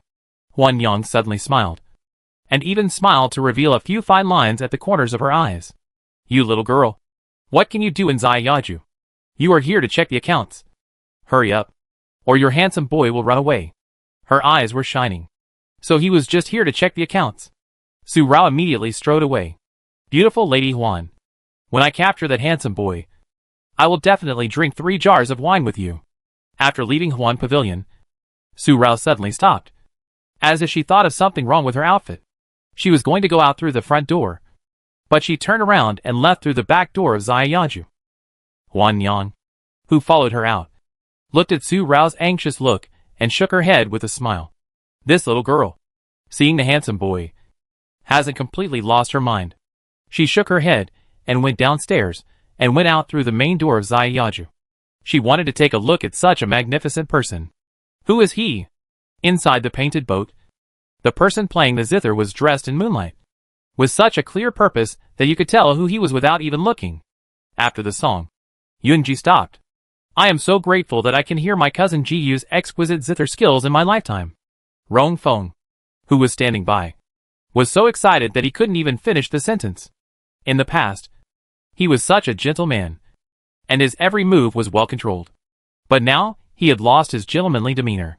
Yun Langjiu, the prince, really lives up to his name. And Xiao is really lucky. There was applause from another table. This man was wearing brocade clothes and a jade crown. And his handsome face. Who else could it be but Xiao Ziyu? And he picked up the wine cup on the table. This time, I have the honor to accompany my Prince Danliang to attend the Three Kingdoms Exchange Conference. I am glad to hear such a stunning song from Prince Jiyue. If it weren't for the honor of my country's prince, I would not have seen Prince Jiyue's style. Such a song of Jin Gu is worth 1,000 gold. Master Xiao is polite, but it's just a false reputation. All because of the praise of the world. Yunji also picked up the cup. But it was a tea cup. With tea instead of wine. On the lakeside of the inner city. Su Rao's ears moved slightly. And then she frowned. Why is it Yunji? I thought it would be Xian Ichi Xiao. The young man's clothes have been changed into a bright red dress. At the lively moment of the Three Kingdoms Exchange Conference, there are many handsome men in the inner city lake. It is not surprising that Su Rao appears in Xiaoyao residence. It will only scare people. It's even better now. Yunji is in this painting boat. So she came at the right time. With peach blossom eyes shining brightly, Su Rao turned her head and looked at Huan Yang, who was looking out the door of Xiaoyao residence. She saw Huan Yang looking at her, gently waving a flower-covered fan in her hand, with a teasing smile on her face. In a moment, Su Rao flew directly into the water. Her red dress was dazzling, and her figure was graceful. She stepped on the water and went to the pleasure boat where Rong Feng and his friends were. Huan Yang looked at her like that, so she had to go. This is... On the lakeside, there was a shout. A noble young man suddenly changed his face. The ugly girl of the Su family. It's the ugly girl of the Su family. Although the shout was not loud, it was not small. For a moment, everyone in the city lake was frightened. In the pleasure boat, the slender jade fingers holding the cup moved slightly, and the eyebrows covered by the white satin seemed to be raised. And Yunji turned his head away. Su Rao also pushed open the door of the pleasure boat at the right time. She didn't take the shock and change of color outside seriously at all. As soon as she opened the door, her footsteps paused, and her eyes quickly fell on Xiao Ziyu. She almost changed color for a moment. Princess Ronghua. Rong Feng stood up. Su Rao's shocked expression disappeared immediately after hearing this. Why did Princess Ronghua come? Rong Feng asked again, but turned to look at Yunji and understood at once. What a nonsense you are asking. Su Rao snorted and strode in, going straight to Yunji. Her attitude towards Rong Feng was as unfriendly as ever. In order to avoid this princess, Prince Jiyu even visited Ziyaju. Doesn't Prince Jiyu know that this princess is a frequent visitor here? Although she said so, she felt annoyed. She was annoyed that Yunji even came to Ziyaju to avoid her. Yunji faced Su Rao. In just a moment, she took the cup and sipped it lightly, as if she didn't want to care about Su Rao's entanglement. Or more appropriately, she treated Su Rao as heir. Xiao heard that there is a Miss Su in Yulang country who is very special. Xiao Ziyu spoke at the right time. Could this girl be? No need to be. This princess will not change her name. It is Su Rao. What's the matter? Who are you? You want to meddle in other people's business? Su Rao seemed to be annoyed by Yunji's attitude of turning a blind eye. And she took out her anger on Xiao Ziyu, who was so tactless to interrupt. However, there were layers of fluctuations in her peach blossom eyes. She felt even more depressed. How could Xiao Ziyu know Yunji and Rong Feng? Who is he? Just as she was about to walk over, her wrist was grabbed. Su Rao. Don't do it. Yunji spoke up and stopped Su Rao from going over. Xiao Ziyu's eyes flashed immediately. Then he bowed and smiled. I am Xiao Mubai from Danliang Kingdom. I am a humble person. Miss Su was very angry when we first met. I never meddle in other people's business. But Miss Su came here like this and disturbed me to invite Prince Jiyue. I am afraid. Brother Mubai. Princess Ronghua is just joking. Don't take it seriously. Rong Feng, the peacemaker, interrupted again and bowed to Su Rao. Princess Ronghua, don't be angry. It's all because of Rong Feng's inconsiderateness. He really shouldn't bring cousin Jiyue here. It's Rong Feng's fault. Apologized again. Prince Rongfeng of Danliang Kingdom always valued peace. Cousin!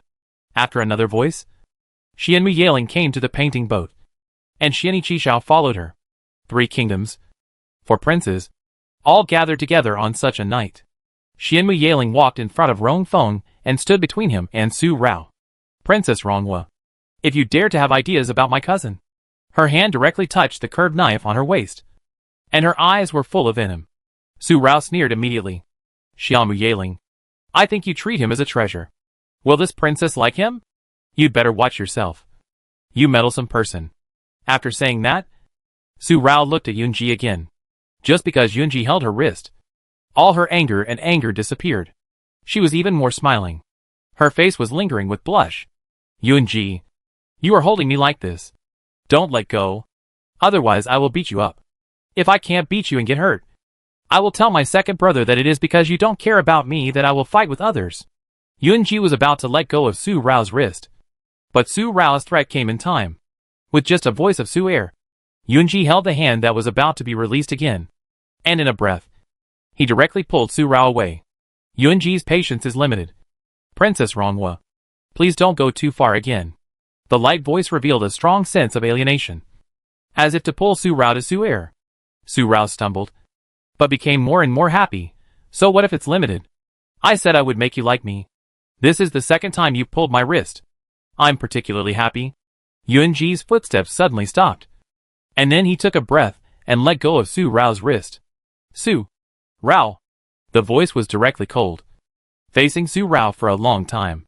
Su Rao felt that her actions had angered Yunji again. Yunji strode out of the pleasure boat, stepped on the water with her toes, and crossed the inner city lake with a moonlit figure. She was graceful and beautiful, but she was surrounded by a misty color within 3 feet. She was deeply alienated. She felt that she was thousands of miles away from people. Landed on the Yuwa carriage that stopped at the turn of Beiyang Street. The roof of the Yuwa carriage actually opened directly outwards, and at that moment, Prince Jiyue had entered. Yunling, let's go. Su Rao chased out, but the Yuwa carriage had already left and disappeared in an instant. Her bright eyes flickered, and she quickly glanced at the pleasure boat behind. Suddenly, Su Rao shouted directly. Yunji, even if you can hide tonight, how many tonights can you hide? Sooner or later, Su Rao, will definitely take you down, and let you marry me with 3 letters and 6 ceremonies and 8 sedan chairs. The arrogant determination to win, mixed with a hint of internal strength, spread throughout Beiyang Street. Yunji, listen to me. Su Rao, will definitely fight with you for the rest of my life. The sudden appearance and departure of Prince Jiyue made the inner city lakeside, which was noisy because of Su Rao's appearance, quiet down in a short moment.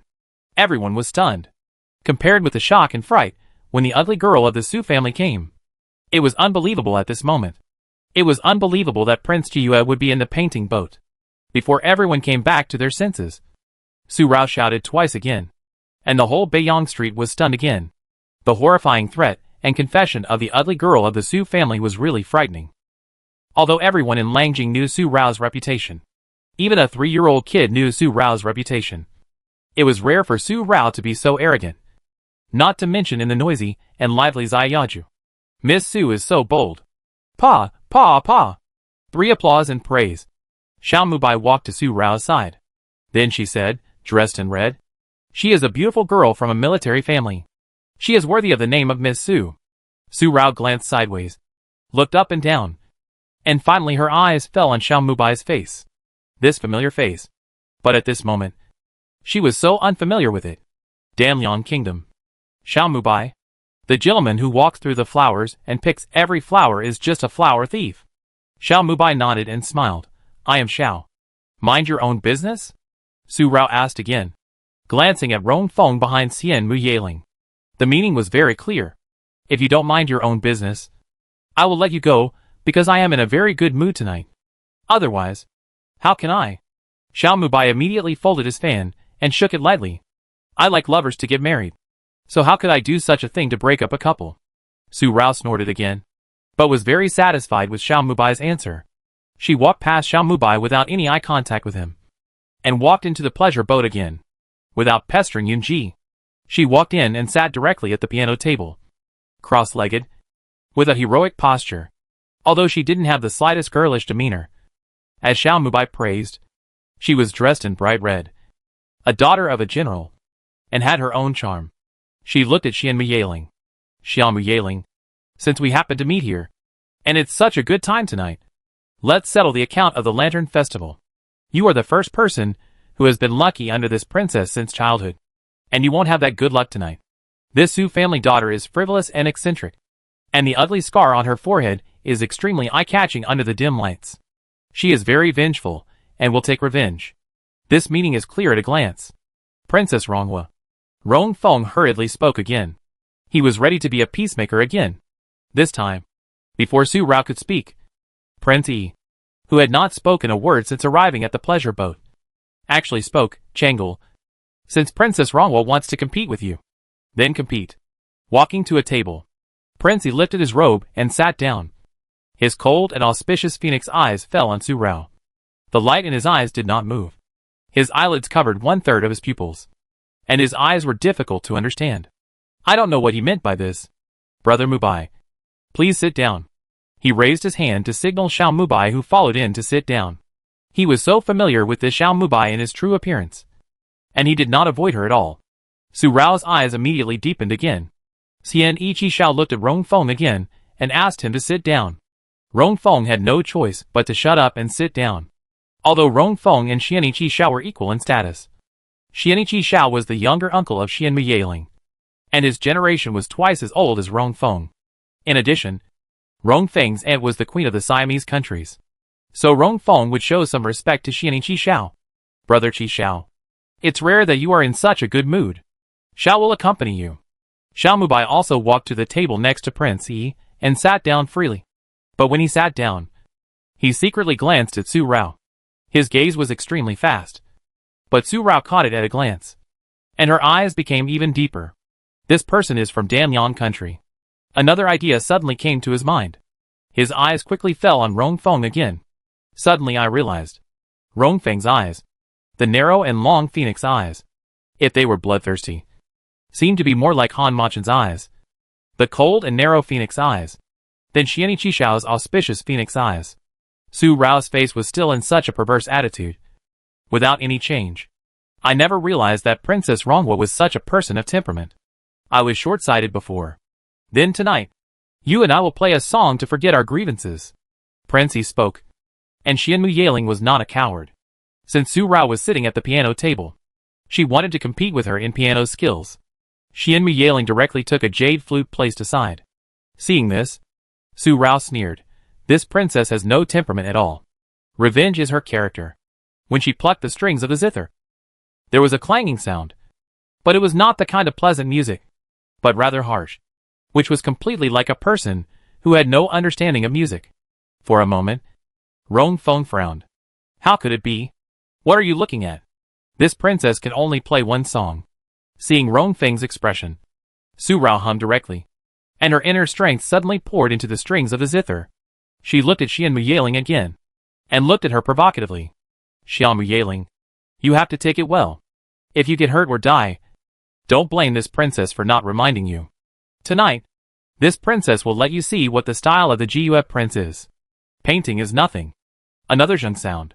Tonight, she will let her know that she is not the disciple of the Guyue prince for nothing. She has not learned much in other talents, but when it comes to beating people, she has never lost to anyone. This meaning is more obvious. Although it was a random performance, Su Rao's momentum and offensive were not small at all. Xian Muyaling was not far behind, and the jade flute was melodiously playing. Compared with Su Rao's harsh sound, Xian Muyaling was a real talent, and she also poured her inner strength into the sound of the flute, and they fought back and forth in the air, invisibly fighting. The people in Yulang country are all blind. They let such a stunning woman be covered in dust, but they promote such vulgarity. Xiao Mubai waved his fan, sighing with such a word, but his eyes were flickering. Brother Qi Xiao, what do you think? Approaching Xian Ichi Xiao, Xiao Mubai asked again. Prince Yi glanced at Xiao Mubai, and the corners of his mouth slightly raised. Han's eyes sank. Brother Mubai is worthy of wandering in the flowers for many years, and he can see it at a glance. This king is short-sighted. Brother Qi Xiao is too kind. With Brother Qi Xiao's eyesight, I'm afraid he has already seen it. With a low laugh, the folding fan opened, and Xiao Mubai's peach blossom eyes were filled with pure appreciation. The sound of the zither and the flute mingled, and the light flowed. Su Rao heard the conversation between Xian Ichi Xiao and Xiao Mu Bai. Seeing the two talking like this, as if they were good friends who had known each other for many years, Su Rao's peach blossom eyes became more and more profound. Rong Feng's eyes were always on Xian Mu Yaling, with a hint of worry. And there was no trace of bloodthirstiness and killing. They were obviously very similar, but it seemed different from this. The peach blossom eyes shook again. Suddenly, Su Rao seemed to be defeated by Xian Mu Yaling. The strings of the zither under her hand made a clang sound, and one of them broke. A stream of internal force rushed towards Su Rao. Su Rao quickly dodged and tried to hide, but her footsteps stumbled, and she was about to hit the pleasure boat. At that moment, the black python robe moved and grabbed Su Rao's raised hand. Su Rao was not injured by Xian Mu Yaling's sound wave attack. Just as Su Rao stood firm, Xian Ichi Xiao let go of her hand. Princess Rongwa lost. The voice was very cold, and there was no extra reaction to his rescue of Su Rao. It's getting late, Chang'e. It's time to go back. Say goodbye to Xiao Mu Bai. See you at the Three Kingdoms exchange meeting. Step away. Xian Mu Yaling turned her head and looked at Su Rao for a moment. Su Rao, you surprised me tonight. Although your martial arts are not very good, your momentum and courage are more likable than that of the seventh princess. But you are too impulsive and cause trouble. A small dimple appeared at the corner of her mouth, and a touch of appreciation appeared on her round and innocent face. The vicious feeling in Xian Mu Yaling's eyes disappeared. Pull up Rong Feng and leave. Rong Feng had to say something quickly to Xiao Mu Bai. Let Xiao Mu Bai go to the embassy to find him. Xiao Mu Yaling, it's not your turn to teach this princess how to be a man. Su Rao immediately curled her lips. This princess lost tonight, because this princess's skills are inferior to others. Sooner or later, this princess will come to you to get it back. After hearing the sound of stepping on the water, the three people left, and Su Rao turned to look at Xiao Mu Bai, who had not left. Xiao Mu Bai stood up and walked away. His face no longer had the charm of Xiao Gongzi, but he showed respect and bowed to Su Rao. Miss, you are not here for Prince Jiyue. Miss, are you here to find your subordinates? Or do you want to know who your master is? Xiao Mu Bai asked directly and affirmatively. He did not test Su Rao like he did in Tianguan County. Su Rao looked at Xiao Mu Bai and stared at him for a breath. Tell your master. I don't want to know who he is. I still say that people like us can't be a family. You can only die or I can live. There is no third ending. Although she said so, her bright eyes flickered quickly. The red figure also disappeared in the inner city lake. It caused another uproar on Beiyang Street. Xiao Mu Bai came out of the pleasure boat. Seeing that the red figure had no feeling about the uproar, she walked away in a swagger. The dandy attitude of the Su family's daughter was clearly visible. After a moment, a light sigh. If Miss Su doesn't want to know, why bother to ask so many times? In fact, as long as Miss Su opens her mouth, there is no need to ask so much. The master will definitely tell Miss Su who he is. After Su Rao left Beiyang Street, she turned around in several alleys and finally went to the box pavilion. After a few gulps of wine, the chaos in Su Rao's heart was finally calmed down. Looking at Ying, he gave a command in one breath. Ying, go check where Rong Feng and the others were during the time we were in Tianguan County. This trip to Ziyaju tonight made her wonder who Han Machin was. The person who replaced her identity as Mr. Xiao was actually the Mr. Xiao from Danyang State. Although she had never seen this person, she had heard Uncle Hao mention him a few times. The head of the Xiao family, who was the richest in Danyang State, had a wide range of industries under his control, which was not something that she, Mr. Xiao, could compete with. He even got rid of his eldest brother in just 1 year as a bastard and became the helmsman of this generation of the Xiao family. Before taking control of the Xiao family, he had been indulging in the games of flowers. No wonder he could imitate her every move as Yonlang Mr. Xiao with 9 points of charm. And Ian could hardly tell the real from the fake. It's just that Xiao Mu Bai is a native of Danyang Kingdom and the head of the wealthy Xiao family, while Xianichi Xiao is the Prince of the Xian Kingdom. If Xianichi Xiao is Han Machin, how did he make the head of a family in his country willing to be his arm and willing to respect him as the master? On the contrary, Rong Feng, although Rong Feng's warm and sunny temperament is completely incompatible with Han Machin. Miss, Prince Jiyue. Outside the house, Xiao Ji's voice came in. The carriage of Prince Jiyue appeared at the back door of the cabinet. Her bright eyes were swaying immediately. Ying, If Rong Feng was in Langjing during that period, there is no need to talk about it. If he was not, I am afraid that I may have really suspected the wrong person. After another explanation, Su Rao did not delay any more and walked away with big strides. She suddenly appeared in Xia Yaju and caused such trouble. With Yunji's delicate mind, he might have guessed something. At that time, the arrow was on the string, and Huan Yang looked at her like that. So she had to go up to the painting boat. Otherwise, Huan Yang might be suspicious. Coming out of the back door of the mirror pavilion, Su Rao got on the Yuhua carriage on her own accord. The moonlight had already leaped into the sky, and the stars were dotted. Yunji did not ask anything, but just poured Su Rao a cup of tea. After that, it was very calm and quiet. Yunji did not ask, but Su Rao's heart was beating. Looking at Yunji, she saw that he was surrounded by the moonlight and gentle as jade. He seemed to be completely uncurious about her sudden appearance and chaos tonight. She drank the tea in one gulp. Su Rao still spoke first. Yunji. Su Rao. You don't need to say anything to Yunji. If you're going to Xia Yaju has nothing to do with the cooperation between you and me, then there is no need to say it. Yunji also spoke, stopping Su Rao from speaking. He took Su Rao's cup and poured her another cup of tea. Yunji is not your second brother, and he doesn't ask about your other things. The words were gentle, but Su Rao could hear that Yunji was angry for no reason. Not because of what she did tonight, but because of what she said that day. Only then did she realize that what she said that day seemed to blame Yunji for meddling in her affairs. The corners of her lips were pursed. She took the cup, but this time she didn't drink it in one gulp, but took a sip.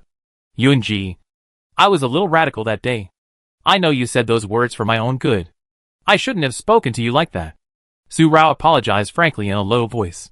The carriage was quiet. No more echoes. And it was this quiet and depressing feeling again.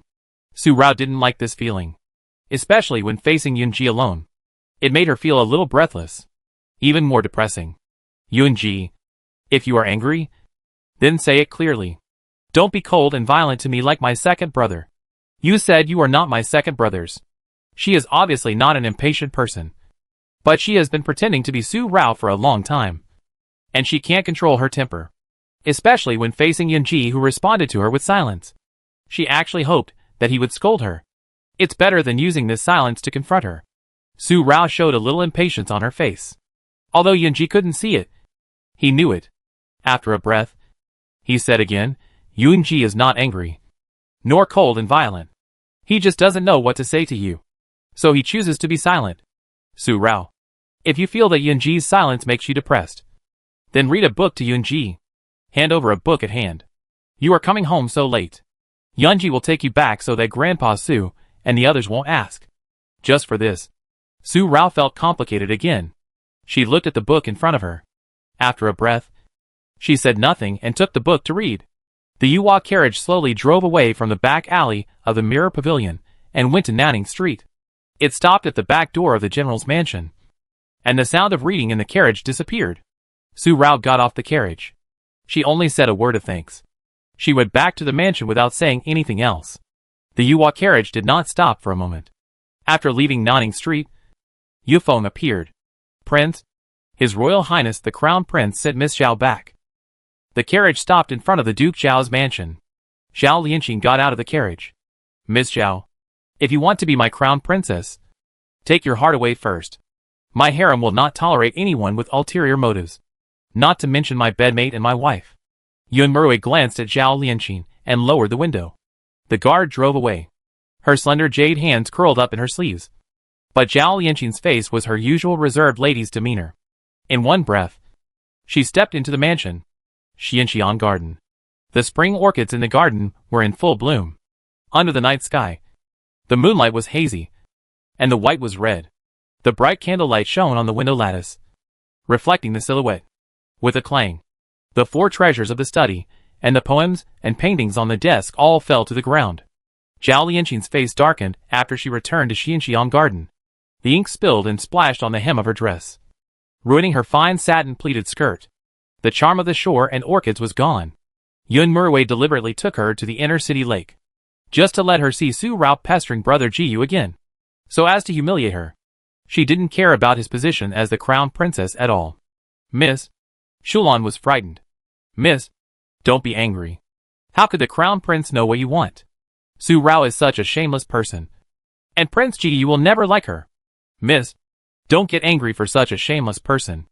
A pile of rice paper fell to the ground, one of which was painted with Yuwabai. Zhao Lianqin saw it and squatted down to pick it up and smooth it carefully, looking at the young man in the painting. Although the satin covered his eyes, it did not reduce his Yuwa charm. The road is like jade, and the prince is unparalleled. The orchid-like eyes were filled with a calm watercolor. The gloom on Zhao Lianqin's face disappeared, and she regained her rationality and picked up the paintings one by one. Shulan hurried to help pick up the 4 treasures of the study. Shulan, how are you preparing for what I asked you to do? Zhao Lianqin was completely calm when she asked this question. Mississippi. Shulan arranged the 4 treasures of the study and lowered her voice. It's ready. Miss, don't worry. Miss will get what you want. Zhao Lianqin smiled elegantly. And she was elegant and beautiful. She carefully smoothed and put away the paintings one by one, and her dark eyebrows showed a dark color. In Raoxiang Pavilion, the lights were also bright, and Su Rao's eyes were always on her right hand, thinking of the time when she deliberately stumbled. Xian Ichi Xiao saved her without any hesitation, and her heart was deep. Miss, stop thinking about it, and go to bed early. Qin Yang looked at Su Rao with pity. Seeing that Su Rao was going to sit like this for half the night, she stepped forward and said, The 3 Kingdoms Exchange Conference is coming soon. Miss, you need to get enough rest. Qin Yang. Su Rao looked at Qin Yang, took a breath, rubbed her eyebrows, and finally got up to rest. She closed her eyes, but couldn't fall asleep. Those figures appeared in her mind, and there were lines that tied those figures one by one. Yunji helped and accommodated her many times for Su Er and Yun Mujing. Rong Feng was at odds with Zhao Lianqin when they first met. He always meddled in other people's affairs. Moreover, because of Xian Muyaling, and she disliked this person very much. As for Xian Ichi Xiao, because of Zai Yaju and the appearance of Han Machin, although she didn't have much contact with him, she didn't feel strange to him at all, and he was even more so to her. But because of Uncle Hao's words, and because of knowing Xiao Zi's true identity tonight, she once again began to explore whether Xianichi Xiao was Han Machin. And she was no longer sure who Han Machin was. She was actually still worried about this kind of thing that she couldn't control, especially for someone like Han Machin. After all, once such a person became an enemy, it would be a huge trouble. She actually felt a little regretful in her heart, regretting why she didn't choose to look at Han Machin's face that night. If she knew who Han Machin was, it would be better than the unclear guesses now. The enemy was clear, and I was in the dark. And then the enemy was in the dark, and I was in the light, which made her feel uneasy and overthinking. For a moment, Su Rao still couldn't sleep, opened her eyes, and sat up. She took out the purse that she never left from under the soft pillow, and took out the Xiaoyao order inside. Han Machin, who are you? Xianichi Xiao? Or are you Rongfeng? The night you came to see me, Rongfeng and Xianichi Xiao had just arrived in Langjing, and now Xiao Ziyu is from Danyang. Mumbling. In a moment, Su Rao got off the bed, took a bright red shirt and put it on, took the wine cup on the table, and flew directly to the roof of Raoxiang Pavilion. After a cup of wine, he sat on the roof with one leg bent. The night sky tonight is particularly bright. The Big Dipper is twinkling in series, and the cowherd and the weaver girl miss each other across the Milky Way. Drinking sip by sip, the night breeze is cool, and Su Rao does not feel a bit dizzy and drunk. It's just that the peach blossom eyes are more and more brightly peachy, rendering a circle of eye sockets, and the ugly scar on the forehead is also eye-catching, as if it wants to compete with the peach blossom eyes. After drinking a glass of wine, Su Rao sighed, her brows furrowed, unable to relax. As she stared at the night sky, a figure gradually emerged in her eyes, a loving mother's face, looking at her lovingly from high in the sky. Mother, if you were here, you would definitely tell Raorao that Raorao is a girl, the most precious little princess of mother and father. A little princess should do what a little princess should do, and your father will shield us from the troubles outside. The watercolor gradually reflected in her eyes, but no tears fell on her cheeks. Mother, Raorao also wants to be as broad-minded and fat as mother, but Raorao must live well, live in peace. The tall figure of her father appeared in her eyes again, looking at her with the same loving care. Raorao, Nothing is difficult in the world, as long as you are determined. Rao Rao is the pride of father, and the most precious little princess of father and mother. Father believes that nothing can stop father and mother Rao Rao. Don't be confused. Don't hesitate. Just keep moving forward. Father and mother will always be behind Rao Rao. Don't be afraid. The water in the corner of her eyes finally dripped. Just one drop. Crystal clear. Sliding down her cheek and dripping on the bright red shirt. Disappearing in an instant. Su Rao suddenly smiled when her green jade fingers touched her cheek. Father. Mother. Rao Rao has always been your pride. No matter how bumpy the road ahead is, Rao Rao will go on firmly. Su Rao stood up directly with her arms open, letting the cool breeze of the night brush across her face, blowing away the mist in her heart. The sun and the moon rotate. The night is just a moment, and 3 days are just a rush. Su Rao's fame was dispersed in the long stream of noise and bustle with the arrival of the Three Kingdoms Exchange Conference. Yunlang, Juxian, and Danliang have national exchanges every 5 years. This is a big day for the three countries. This is the second national exchange conference since the three major vassal states were founded and each proclaimed itself emperor. The first national exchange conference was held in Juxian, and the second national exchange conference was naturally held in Yunlang, based on the prosperity of national strength and military power. Kia Mountain in Yunlang was once the royal hunting ground of the Qin dynasty. Its geographical terrain is vast and boundless. There are mountains and forests outside, birds and beasts, and valleys and steep cliffs inside. Jingxiaoyin.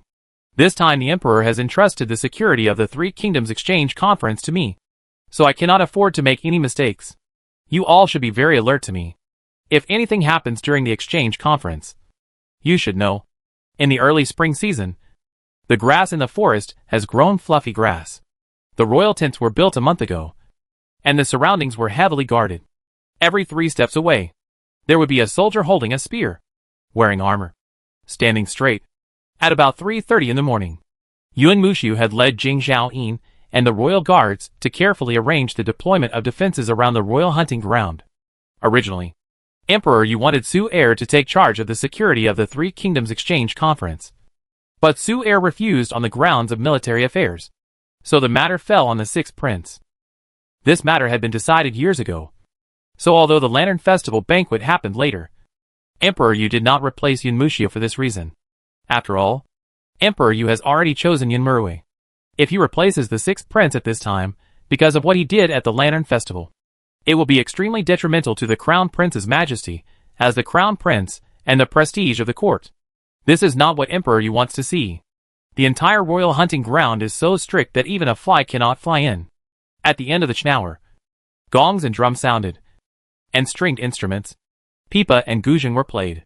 The new generation of young men from the three countries, who participated in the exchange meeting, all followed their respective national leaders and envoys to the royal hunting ground in Kia Mountain. Yunlang was led by the Crown Prince, and Juxian and Danliang were naturally Xiani Qishao and Rongfeng. A group of ministers above the 3rd rank of Yunlang accompanied Emperor Yu and the Queen with their families. Concubine Shu also accompanied Emperor Yu. Those noble ladies, who used to stay at home, had a rare opportunity to show up today, and they all smiled like flowers, without the hat and veil that they had to wear when going out. These young girls in their prime had different faces, and were delicate and charming, which made the young men who came here take a few more glances. Zhao Lianqin and Mu Mingyu received especially many glances. They were the least concealed. The ladies of wealthy families, especially those of officials and noble families, were rarely seen in the past, even if they happened to meet when they went out. They were all covered with veils, and they could only see the beauty of these ladies during major festivals held by the royal family. Only people like Su Rao and the 7th princess would go out and show off. At such a colorful moment today, among all the ladies, county ladies, and princesses who came here, the 7th princess was also among them. In the past few months, the 7th princess has been disciplined by the queen. Concubine Shu was not aware of this because she was recuperating. She only found out yesterday. The child in her belly was killed by the Yao family, and now her only daughter was sent by Emperor Yu to be disciplined by Queen Yao. How could Concubine Shu bear it? She went straight to the imperial study and cried like a weak woman. A pair of beautiful orchid eyes similar to Zhao Lianqin's. Crying? The eyes contained pearls, which rolled down one by one. She looked so charming and pitiful. Of her 3 children, she only had Linger left. If Linger was not by her side, how could she live? Emperor Yu already felt guilty towards concubine Shu. And now concubine Shu was crying like this again. And even mentioned the 2 dead children. Especially Yimuheo, who was a hostage in Qin on behalf of Emperor Yu. This is a scar in the heart of Duke Xiao. And it is also a feeling of Emperor Yu for concubine Shu over the years. And the guilt of his continued favor for concubine Shu. Concubine Shu cried so much. And Emperor Yu really loved Yun Luoling. So he let Yun Luoling go back to concubine Shu. In the past 2 or 3 months, the punishment for Yun Luoling was enough. Yun Luoling just killed a peasant girl. Emperor Yu punished the royal princess like this for 2 or 3 months. And other ministers would not say anything more. And would not displease Emperor Yu just for a princess. Moreover, Yun Luoling beat Su Rao to half-death in just over 2 months. And Yun Luoling resumed her position as a princess. Not to mention that now, she just beat a peasant girl to death. Moreover, it was already a year after Yun Luoling beat the peasant girl to death when it was revealed. Not revealing it at the first time. Which indicates that Yun Luoling's matter will only be reduced to a small matter. When Ying told Su Rao about this last night, Su Rao just sneered. It passed. The royal family is like this. Although she was well protected since she was a child in the royal family. She knew all the dark things of the royal family. What's more, he is now Yun Lang's executioner. It's not the first time he has done such a perfunctory thing. What's there to be annoyed about? The 3-country exchange meeting lasted for 3 days. 1 day was for literary poetry exchange. The 2nd day was for martial music hunting exchange. And the 3rd day was to reward the winner of the final exchange competition. You can be given the Iron Scroll of 1st place in the championship written by Emperor Yu himself. And rewarded with 1,000 taels of gold, 10,000 taels of silver, and 100 pieces of cloth and silk. Other rewards vary. All of which are top grade. At 4 p.m. the opening ceremony of the 3 Kingdoms Exchange Conference ended. The stringed instruments stopped. The singing and dancing ended. And Emperor Yu announced that the 3 Kingdoms Exchange Conference officially began. The gongs and drums roared again. The literary talents of the 3 kingdoms all went up to the Wenxiu learning platform that had been built long ago. A gathering of heroes, making friends with literature and showing their talents. The Jiyue prince, who has always been low-key, has become a boy today. When the figure of Yuan moved and walked to the Wenxiu learning platform, the whole venue was in an uproar. And everyone's face changed. On the Guanxu platform, Su Rao also looked at Su Er beside him in surprise. And immediately looked at Su Er beside him. Second brother. How could Yun Ji? Little sister. Don't say too much. Before Su Er spoke, Suda spoke first, asking Su Rao not to say too much. Su Rao shut up. But saw Su Er glance at Emperor Yu who was sitting on the seat. Suddenly, Su Rao understood. Emperor Yu must be worried that this exchange of 3 countries will allow Dan Yang and Zhu Xian to take the title of the 1st place in civil and military again. So he asked Yunji to take action. Yun Lang, Zhu Xian, and Dan Yang are 3 countries. Zhu Xian focuses on military force. Dan Yang focuses on literature. And Yun Lang is in between the 2. Although it is a country with both civil and military talents, it is not as proficient as these 2 countries. The only one who has a top-notch talent in both civil and military is Prince Jiyue. But because he is not old enough and weak, he did not participate in the first exchange of 3 countries 5 years ago, which made Dan Yang win the title of the 1st place in civil music. Zhu Xian won the title of the 1st place in martial arts. And Yun Lang lost. If these 2 countries win the title of the 1st place in civil and military again this time, then Yun Lang will. The faces of the people in Yun Lang changed a lot. And they were all surprised that Prince Jiyue would take action. What made the envoys from Siam and Tanlian even more shocked was the attack by Prince Jiyue. Judging from the virtue, talent and martial arts of Prince Jiyue, he has defeated many great literary and martial artists at a young age. What's more, the current Prince Jiyue, Your Majesty, the virtue and talent of Prince Jiyue of your country have long been famous in the 3 kingdoms and even in foreign countries. Letting Prince Jiyue participate in the exchange of literary music and poetry.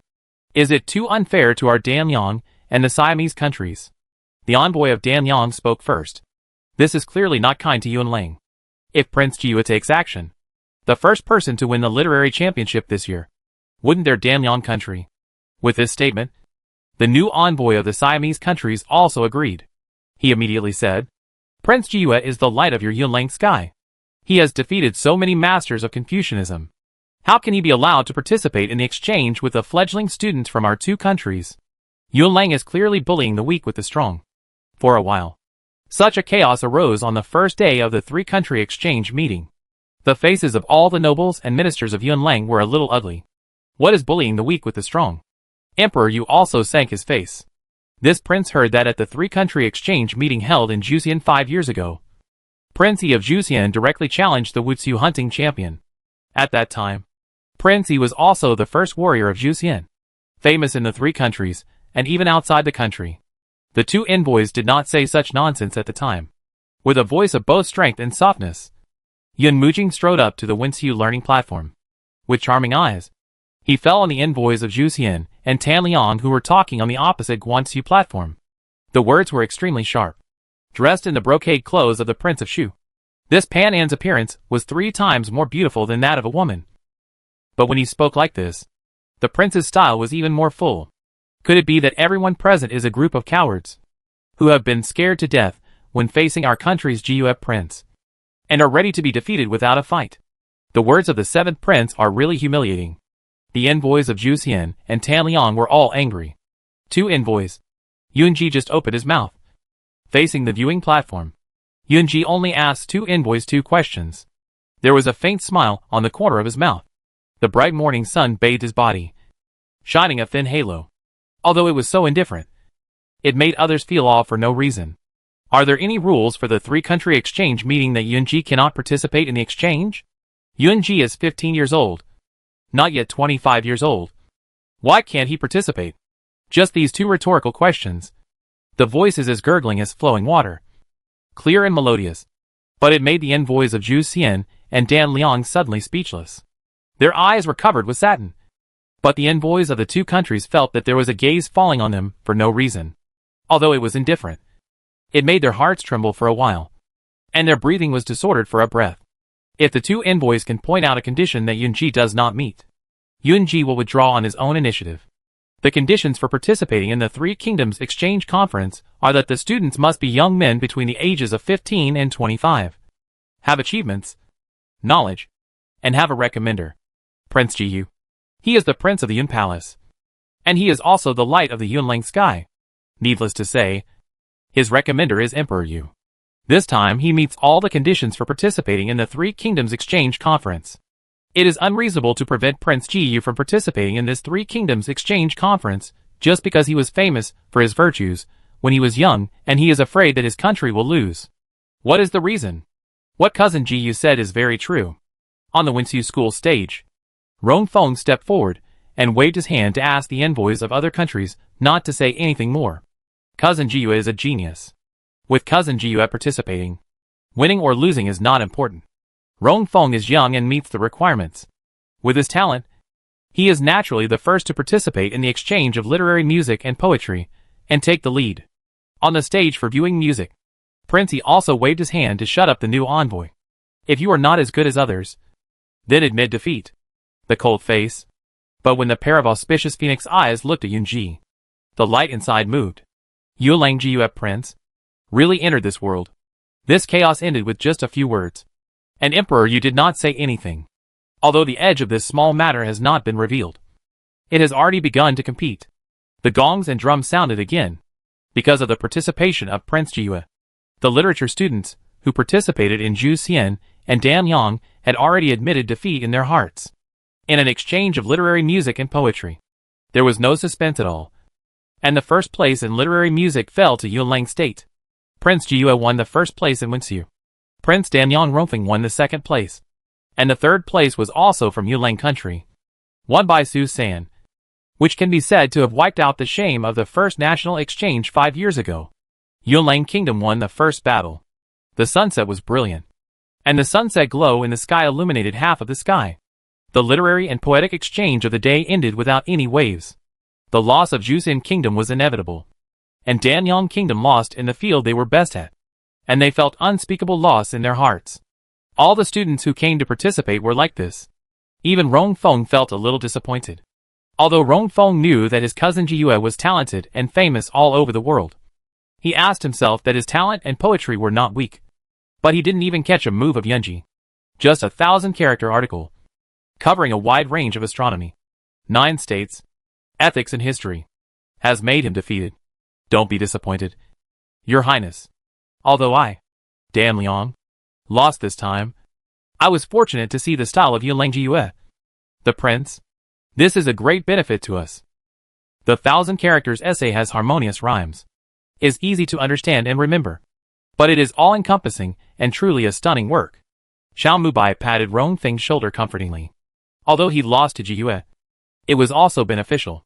Brother Mubai, I don't care about winning or losing. Rong Feng shook his head and laughed softly. I pride myself on my literary talent and my knowledge, but I haven't even caught a single move from my cousin Jiyue. The day's literary, musical and poetic exchange passed like this. Although the exchange was uneventful, we were overjoyed after the exchange. Jiyue's prince made another stunning work. The 1,000 characters essay, which did not repeat a single word, had harmonious rhymes, neat parallelism, and clearer organization. It covers a wide range of topics, including civilization and institutions, celebrities and stories, ancient legends, Kyushu geography, and historical origins. In just one day, hundreds of volumes were copied. The night is colorful, and the stars are bright. In the tents of the 3 countries, whether it is Emperor Yu or Rong Feng, or even Xian Ichi Xiao, there is also 1,000 characters on their desks. For words in each sentence, every word is full of gossip, and its grandeur can be seen on a piece of rice paper. Little uncle, Yulang Jiyue Prince. Xian Mialing was also shocked. Only when she really saw it, she knew that Yulang Jiyue Prince's talent was even more amazing than the rumors. Yulang Kingdom. 1 civil and 1 military. With Yulang Sky Light and Yulang Living Tiger Talisman. If you want to go, you must get rid of them first. With a cold voice, Prince Yi's eyes fell on the 1,000 characters. Rui Feng's eyes were dark but difficult to understand. The meaning of his face, which was as sharp as a sword out of its sheath, was also unclear. Xian Lialing pursed her lips and looked at Xian Ichi Xiao like this. In a moment, he knelt directly on the ground. Little uncle, Yulang Jiyue Prince and General Su are not easy to get rid of. The Su family also has Su heir, who is also capable. If you are not careful, little uncle, don't take risks casually. Changle will send a message to tell the Queen Mother. It's not that the little uncle doesn't do anything, but that Yulang is strong and prosperous. Compared with Yulang 5 years ago, the current Yulang is not easy to take down overnight. When saying this, Xian Muyaling's face was sincere, and her eyes were full of concern for Xianichi Xiao. Although he is her little uncle, he is more like her brother. A brother who has cared for her since she was a child. Prince Yi looked at her for a long time before pulling Xian Muyaling up. He rubbed her head. Changle, you are betraying your mother by doing this. But I don't want the little uncle to be in trouble. I don't want the little uncle to be in trouble at all. Xiaomu Yaling threw herself into Xianichi Xiao's arms, with dimples on her face and tears in her eyes. I have always known that the young uncle and the Queen Mother are not on good terms. I have also always known who the Queen Mother is using to threaten the young uncle. Threatening the young uncle to destroy Yunlang and kill Emperor Yu. Changle. Xian Ichi Xiao was silent for a moment before stopping Xian Muyaling from continuing. There are some things you don't know, so don't try to find out. Your mother asked you to monitor me, so just do your job. The situation in Yunlang has already started. There is no need for you and me to get involved. We just need to wait and see. The next morning, the sun was hazy. As the sun gradually rose, it pushed away the clouds and mist, and shone with brilliant light. Today is a great day. Last night was starry, and today must be a clear sky. After a night of rest, today is the real contest of national strength. Yesterday's Wutsu poetry was just an invisible confrontation. But today's Wutsu hunting is the time for the 3 countries to show their skills and fight. After all, on the battlefield, the contest between life and death has always been a fight of force. This Wutsu hunting is limited to 1 day. When the sunset falls, which country among the 3 countries has hunted a wide variety of animals and a complete range of prey and can rush back to the camp within the time limit? That is the Wutsu champion. Each of the 3 countries sent 10 people to go hunting in Kia Mountain Forest, with a radius of 100 miles as the plan, and guards were guarding all around, Participants in the exchange are not allowed to leave the radius of 100 miles to hunt prey. Otherwise, it will be considered a loss. The three countries can plunder each other, but they cannot harm their lives. Yunlang country is led by the crown prince, and only Su heir and Su Si of the 5 brothers of the Su family participated. In addition, there are royal relatives and officials headed by the 8th prince and Yao Yeting, and Mu Mingjin is also included. Juxian country is naturally led by Prince Yi. The leader of Danyang country is Xiao Mubai, and Rongfeng is just a team member. The exchange meeting of the 3 countries, the exchange of civil and military, does not restrict the participants. Rongfeng is both civil and military. He participated in Wenxiu yesterday and Wuxiu today. There is nothing wrong with this. If Yunji was not really weak, he would also participate. Your Majesty, the Wuxiu hunting has not yet begun, and the participating warriors of the 3 countries are preparing for the hunting. All horses and bows and arrows need to be checked to prevent cheating. Siam Yaling suddenly spoke. When Changle first arrived in Yunlang, she and Princess Rongwa got to know each other. Today's Wuxiu hunting is an exchange. I wonder if His Majesty the Emperor, you can add 2 more people to allow Changle and Princess Rongwa to participate.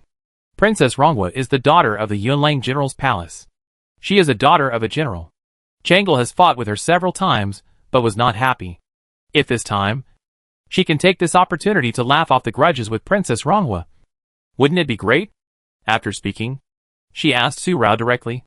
3 days ago, in the pleasure boat, Princess Rongwa said that she would get it back. Today, this princess will give Princess Rongwa this opportunity to get it back. I wonder if Princess Rongwa dares to compete with this princess again. Su Rao's eyes flickered suddenly. Isu also suddenly curled up her hands in her sleeves and looked straight at Siam Yaling. Bad things? Why? Princess Rongwa doesn't dare. Seeing that Su Rao didn't respond, Xianmu Yaling directly provoked. Xiaomu Yaling. Su Rao laughed and stood up with her arms folded. This princess will be afraid of you. But it's just you and me participating. Aren't you afraid that your cousin Feng will get into trouble again? Father. The 7th prince suddenly spoke. Su Rao's mediocre skills will only hinder her. If she participates, Su heir and Su Si will definitely be distracted to take care of her. He clearly said that he would not provoke Su Rao again. But at this moment, he still couldn't control himself from interfering. Yun. Mu. Jing.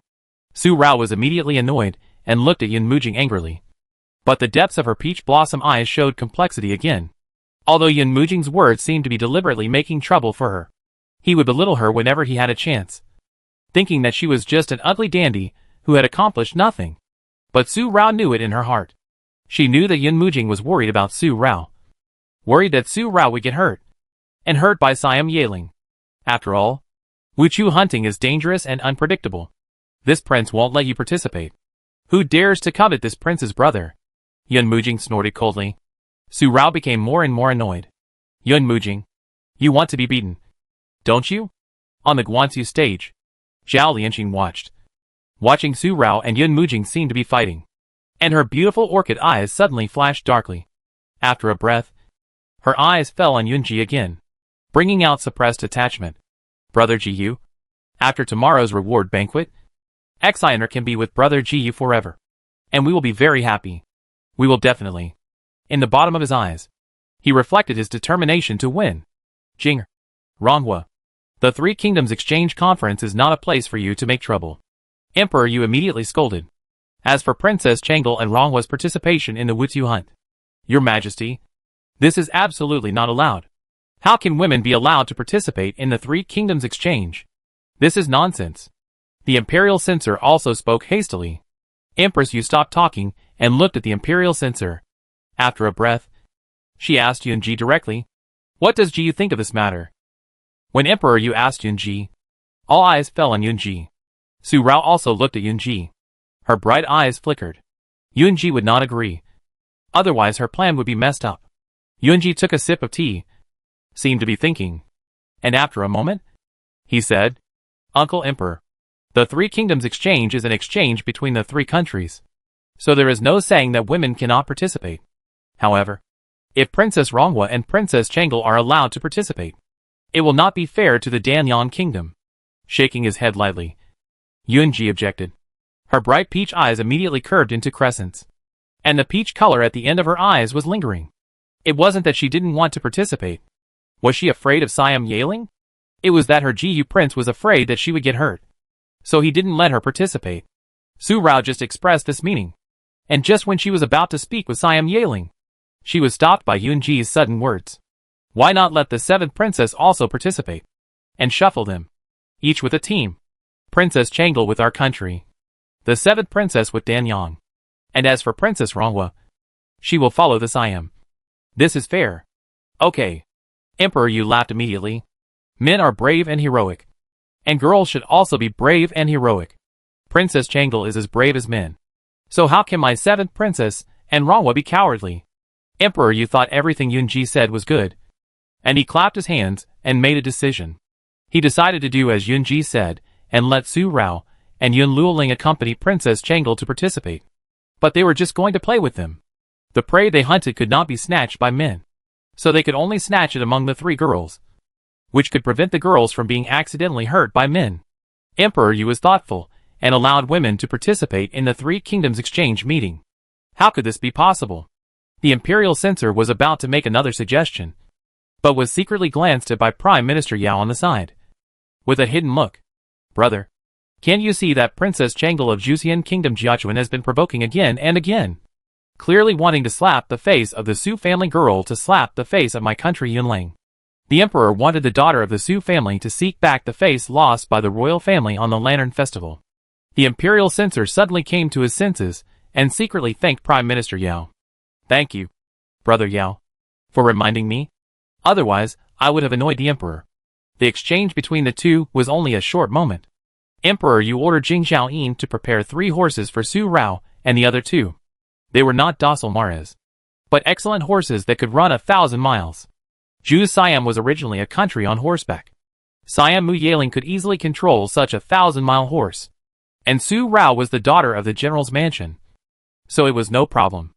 Besides, Yun Luoling had been at odds with Su Rao since she was a child. She would learn better than Su Rao even if she had to fall 100 times. Any of these 3 girls could ride such a 1,000-mile horse. After Emperor Yu had spoken, Su Rao and the other 2 went down to the viewing platform. Su Rao, dressed in a dazzling red dress, came down to the viewing platform and looked at Yunji with a smile on her face. But she was deeply depressed inside. Yun Ji, you broke your promise to me again. I trusted you so much. Inside the open-air imperial tent, Yunji didn't seem to react to Su Rao's gaze. If you ignore the long jade fingers curled up slightly in his sleeves, no one can see the ripples in his heart at this moment. After sorting out the horses, Su Rao and the other 2 went to their respective teams. The 3 of them didn't need to change their clothes. They were all wearing narrow-sleeved waist skirts, and they only needed to wear soft armor on the outside. Su Rao came to the Siamese team. Prince He took a casual look and looked at Yunji from a distance. He seemed to be thinking about why Yunji did this. At this moment, he couldn't see through this Jiu prince. Even Su Er looked over. If he didn't know Yunji's feelings for Su Rao, Su Er could still understand Yunji's behavior. But Su Er knew Yunji's feelings for Su Rao. So how could he let Su Rao participate in this Wuchu hunting? Although it was just an exchange meeting between the 3 countries. It was dangerous. His eyes were indifferent, and his eyebrows were slightly furrowed. Second brother, little sister. Su Si was also a little worried. Although the Su family knew that Su Rao's ability was not as good as it seemed, it was better not to expose it easily unless it was absolutely necessary, especially in the eyes of other people. Su Er looked away and shook his head. No need to worry. Since she has already participated, little sister will know her limits. The 2 brothers were worried. But Su Wu on the stage was not worried at all. Instead, he shouted excitedly to cheer for Su Rao. Little sister, come on. You must get first place. This shout made Aunt Su San want to beat her again. If it wasn't in public, Aunt Su San would have slapped her. What's the cheer? And take first place? Everything is fine as long as Rao comes back safely. Su's father and mother were also worried. But General Su had the same reaction as Su Wu. Not only was he not worried, but he was smiling and stroking his precious beard. General Su is so confident in Rongwa. So I am not worried at all. Emperor Yu laughed. Your Majesty. General Su stroked his beard and said modestly, if this is a thesis, I will not let my precious granddaughter embarrass herself. But this is a martial arts competition. Although Rao's martial arts may not be as good as her 5 brothers. But in terms of archery skills, I taught her by hand. Your Majesty. Don't worry. That's good. Emperor, you nodded. His eyes were so deep. Juicy Kingdom has been provoking him again and again. And he really thinks that Yuleng is no one. And Rongwa has accomplished nothing. The sea hour is approaching. Everything is ready. And Wuchu hunting is about to begin. Cousin Rao. This is the amulet that I asked for from Wanlu Temple. Keep it with you. Winning or losing doesn't matter. Just come back safely. Mu Mingyu handed the amulet to Su Rao, with a look of deep worry on her face. Don't worry. Sister Yu. I know Rao's ability. She and Mu Yaling is competing with me in hunting. She'll just wait. This time, I will beat her to a pulp. Su Rao looked proud, patted Mu Mingyu's shoulder comfortingly, pinned the amulet to her waist, and got on the horse, wearing a red dress. She and Mu Yaling and Yun Luoling also got on the horse. Yun Luoling snorted, but rarely did she compete with Su Rao again. Being punished by Emperor Yu twice and disciplined by the Queen finally changed Yun Luoling a little. In addition, before coming to the royal hunting ground, concubine Shu gave her another bitter exhortation. You must not go against Su Rao no matter what, or your mother will not be able to protect you. The drum sounded loudly, and the horns rang. The clatter of horses' hooves raised dust. The 3 teams separated into 3 groups and headed for the forest of Kia Mountain. Zhu Xian's team walked along the forest road on the left. He was wearing a black python robe and a black and yellow armor cloak, facing the morning breeze of early spring. Su Rao could easily feel the coldness of this person. Su Rao followed Xian Ichi Xiao. She only glanced at him. But when she was about to look away, Xian Ichi Xiao turned his head and looked at her. The two of them looked straight at each other. Su Rao was wearing a red dress and silver-red soft armor. Her 3,000 black hair was tied up with a red jade crown. Although there was an ugly scar on her forehead, it did not cover her style at all. Especially this pair of bright eyes, as bright as peach blossoms. Looking around, every frown and movement was charming. But such a face does not feel charming, but graceful. A daughter of a general. Her horse-riding skills are also amazing. Not even behind him. Have you seen enough? Su Rao reacted first. This princess knows that this princess is extremely beautiful, and always makes handsome boys admire her. Prince E may also have a crush on this princess. This princess said that Prince E treated this princess differently when they first met. 3 days ago. He even held hands with this princess in the pleasure boat, with a dandy smile on his face. Su Rao felt no strangeness when teasing Prince E like this. Princess Rongwa is indeed stunning. Xian Ichi Xiao actually nodded in approval. That glance in Wanlu Temple is still fresh in my memory. With these words, Prince E directly exposed everything Yun Ji did for Su Rao. For a moment, Su Rao's dandy smile disappeared, and her brows twisted slightly. Her heart was in turmoil, and a dark wave suddenly rose. He really knew. He was Han Mochen. But she was also more surprised. Surprised at Xian Ichi Xiao's sudden change of attitude towards her. 3 days ago, she was still so cold in the Zaiyaji painting boat. But today she has changed so much. What does he want to do? Although I have only met Princess Rongwa 3 times, I feel very familiar with Princess Rongwa, as if I have known her for a long time. Suddenly, the sharp arrow moved. Xian Ichi Xiao bent his bow and shot the arrow, and it passed directly by Su Rao's ear. It brought a gust of wind, blowing Su Rao's 3,000 black hair flying. Su Rao immediately stopped the horse. The horse raised its front hoof. Dust also flew. In a breath, it fell. Su Rao turned his head to look at the side. A spotted venomous snake was nailed to a tree 3 meters away by the sharp arrow. The forest is dangerous. Princess Rongwa must not lose her mind. Prince E also stopped his horse. The attendant behind him immediately ran over and pulled out the sharp arrow. Prince E of Ju Siam. Hunt a spotted snake. With a shout, such voices spread to the imperial tent. This is just the beginning. And Prince E has won the first battle. And his momentum is no less than before. This princess lost her mind. And Prince E came to protect her. How can this princess not give Prince E a chance to show his free flower protector? This princess is the most pitiful to the handsome boy. Not to mention that Prince E is such a heroic man. And he is also stunning. Still teasing. Su Rao's eyes were wantonly circling around Siam Ichi Xiao. And then she kicked the horse's belly, and took the lead again. The peach blossom eyes were full of lingering, sad and sorrowful. But deep inside, it was you, Xianqi Xiao. You were Han Machin. Otherwise, why did you save me so much? Xianqi Xiao was so different. And that cold and indifferent Prince Yi? If it was just the ugly girl of the Su family, who had only met 3 times. Even if there was a purpose, it would not be possible to do it so flawlessly. Prince Yi also kicked the horse's belly and walked again, and laughed softly. I never believed in what it means to be familiar with someone at first sight. Today, after talking with Princess Ronghua, I found that there are really people who are familiar with each other at first sight. Princess Ronghua really surprised me. At first sight? I'm afraid it was premeditated. Su Rao pouted directly. This princess will feel like any handsome guy at first sight, and fall in love with him after seeing him again. If you see him for the 3rd time, he will be my servant. Looking sideways, he shook his head with regret.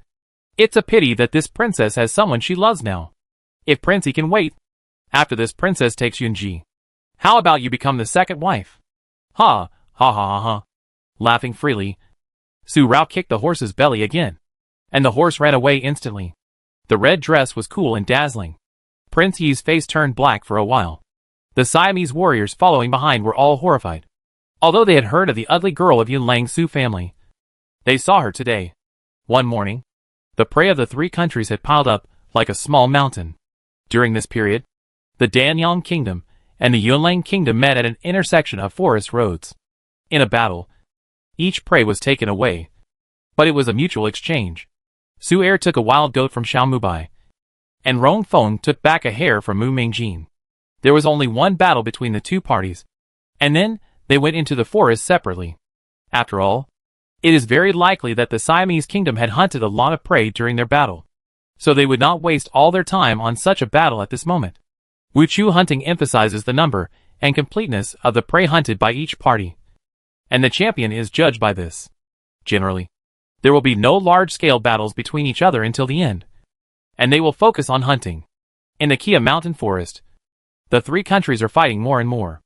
At this moment, outside the forest, the group of people disguised as guards also quietly sneaked into the forest.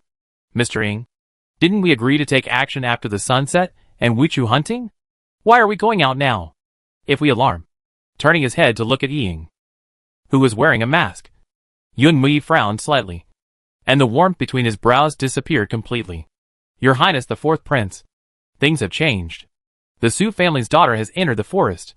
If we don't take action now, we will miss this great opportunity.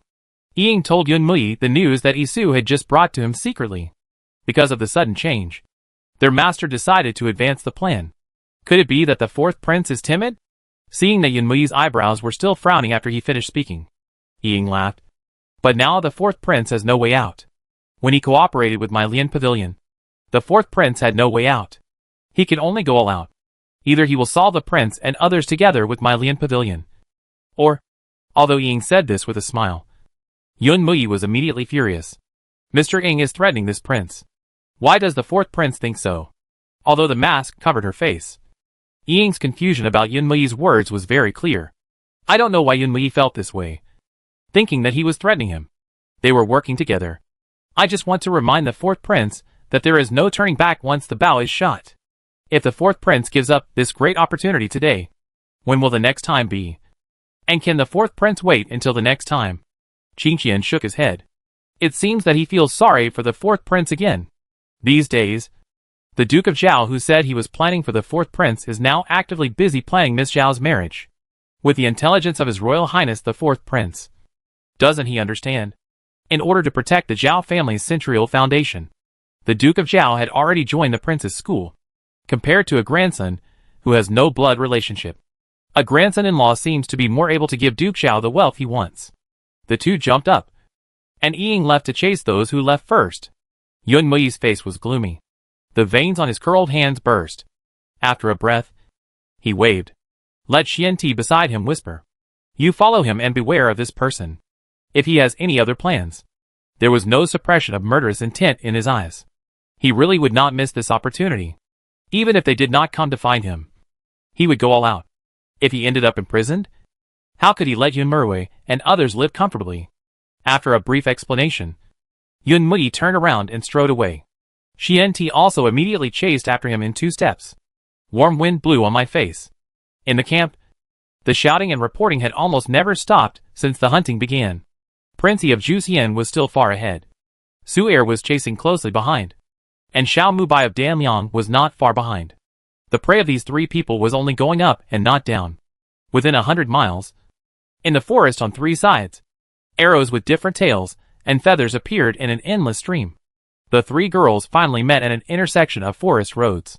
To be precise, Su Rao had just arrived here when she saw Yin Luoling and Xian Muyeling fighting at some point. And the long whip and the scimitar collided. One morning, with Xian Ichi Xiao by her side, Su Rao could not get away, so she had to follow Zhu Xian. Not long ago, Xian Ichi Xiao went to chase a sika deer alone, and Su Rao got away on the pretext of going to the toilet. But she didn't expect to meet the 2 fighting here. Today is on my territory. Xian Muyeling, I will teach you a lesson. The long whip swung again, breaking through the sky, causing branches and leaves to dance, and the trees in the forest to overlap. Yun Luoling's moves were fierce. If I remember correctly, it seems that the last time was also on Yun Lang's territory. Xian Muyeling was not far behind, with a slender figure, a small dimple on her face, and a backflip to avoid Yun Luoling's attack, spinning the scimitar in her hand, bringing out ruthlessness. The 2 fought, and neither of them noticed Su Rao. Su Rao only watched for a moment, and left quietly, without alarming the 2. She was not prepared to get involved. She still had her work to do. As soon as she left, afterwards, Su Si and Rong Feng came here from the left and right. Yun Luoling's back of the hand was stabbed by Xian Muyeling, and blood instantly appeared. Yun Luoling's long whip fell to the ground, and the scimitar came straight to her face. If she couldn't avoid it, Yun Luoling's face. Su Si saw it first, and wanted to turn around, but he caught a glimpse of Rong Feng coming from the other side. He thought for a moment. If the 7th princess was seriously injured by the princesses of the Siamese kingdom in front of the Su family, Princess Changle, please show mercy. Moving his body, Su Si flew forward, grabbed Yun Luoling's shoulder with his big hand, and pulled her away. And his long sword also received this killing move from Siam Yeling. Siam Yeling's eyes changed slightly, and she turned her wrist immediately, and the sound of the sword colliding. The force made Siam Yeling retreat 2 steps in a row without stopping. Linger. Rong Feng also saw it, shouted urgently, quickly flew off the horse and grabbed Siam Yeling's waist, so that Siam Yeling stopped retreating. Steady yourself. Linger. Are you okay? Hurry and concerned words. Siam Yeling shook her head. She was fine, and her eyes fell on Su Si. Princess Changle, I'm sorry. I didn't hold back.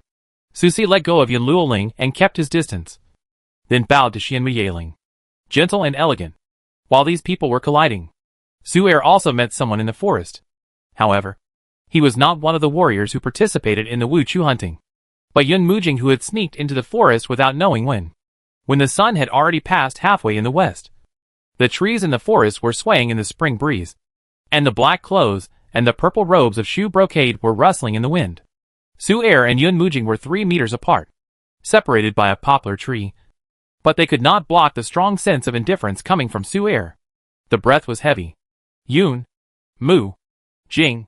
Su Er's voice was indifferent, and his eyes were indifferent. Who asked you to come here? Yun Mujing also looked at Su Er, but only for a breath. Without answering Su Er's question, turned around and walked away, said that he would not provoke Su Er again. Just took a step. Su Er moved, blocking Yun Mujing's way.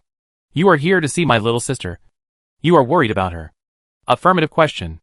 Yun Mujing's steps suddenly stopped. The tenderness of a girl's face suddenly faded, and his charming eyes fell on Su Er. A moment. He laughed. Su Yuma? What's wrong? This prince didn't provoke you. But now you come to provoke this prince. It's not that you still have feelings for this prince. What for a row? That's just an excuse you made. The forests of Kia Mountain are so dense that it is hard not to see the figures in the forest when standing on the mountain and looking down. But the figure of Yu Hua on the mountain is facing the same direction. In the forest, the bright red figure is moving very fast and heading to the top of the cliff. Juanmei's face is indifferent, and no expression can be seen. She just looks at it quietly, although the satin on Yunji's eyes is eye-catching. It feels that he has taken the bright red figure into his eyes, and eaten into his heart. It has been in his heart since the beginning. Yunling is waiting quietly on the side as usual, and also looking in the direction of Su Rao. After looking for a while, he will secretly look at the people around him. This goes on and on, only from his hands holding the sword and curling them from time to time. Can we know that Yunling's heart is not as calm as on the surface? And the calm is cold and insensitive. The two stood quietly until Yunfeng came up the mountain. Prince, Mu Bai has run into the fourth prince's men, and Xian Ichi Xiao has also been led there. Although he said this, Yunfeng slightly pursed his lips, seeing that Yunji didn't seem to hear what he said, or simply didn't want to talk. After a moment, Yunfeng said again, Prince, we let Mu Bai reveal his identity to draw Xian Ichi Xiao's attention to Prince Rongfeng. Isn't it a bit? Prince Rongfeng is Yunfeng. Yunling stopped him first and told Yunfeng to be careful. The prince has his own considerations for what he does, and they don't need to interfere, and it will make the prince unhappy. Yunji also turned around and faced Yunfeng. Where is Mu Mingjin? The peaceful question made Yunfeng's next words disappear completely in his stomach.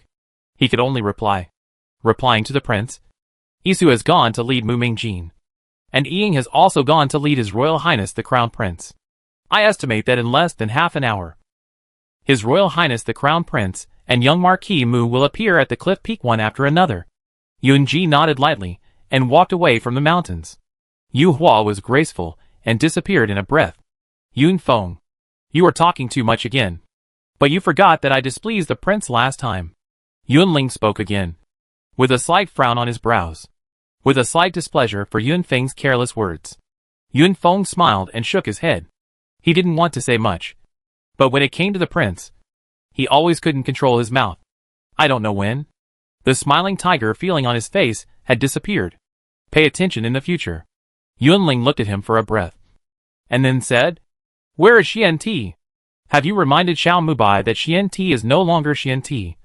And told him to be careful. Otherwise, if Miss Su finds out and becomes wary of that person, the consequences will be... Don't worry. I have already reminded him. And Xian Ti did not follow him. He is secretly watching the fourth prince to prevent any changes. The wind and clouds in the forest moved, and the smell of blood spread quietly. I don't know if it was more blood from the prey or more blood from people.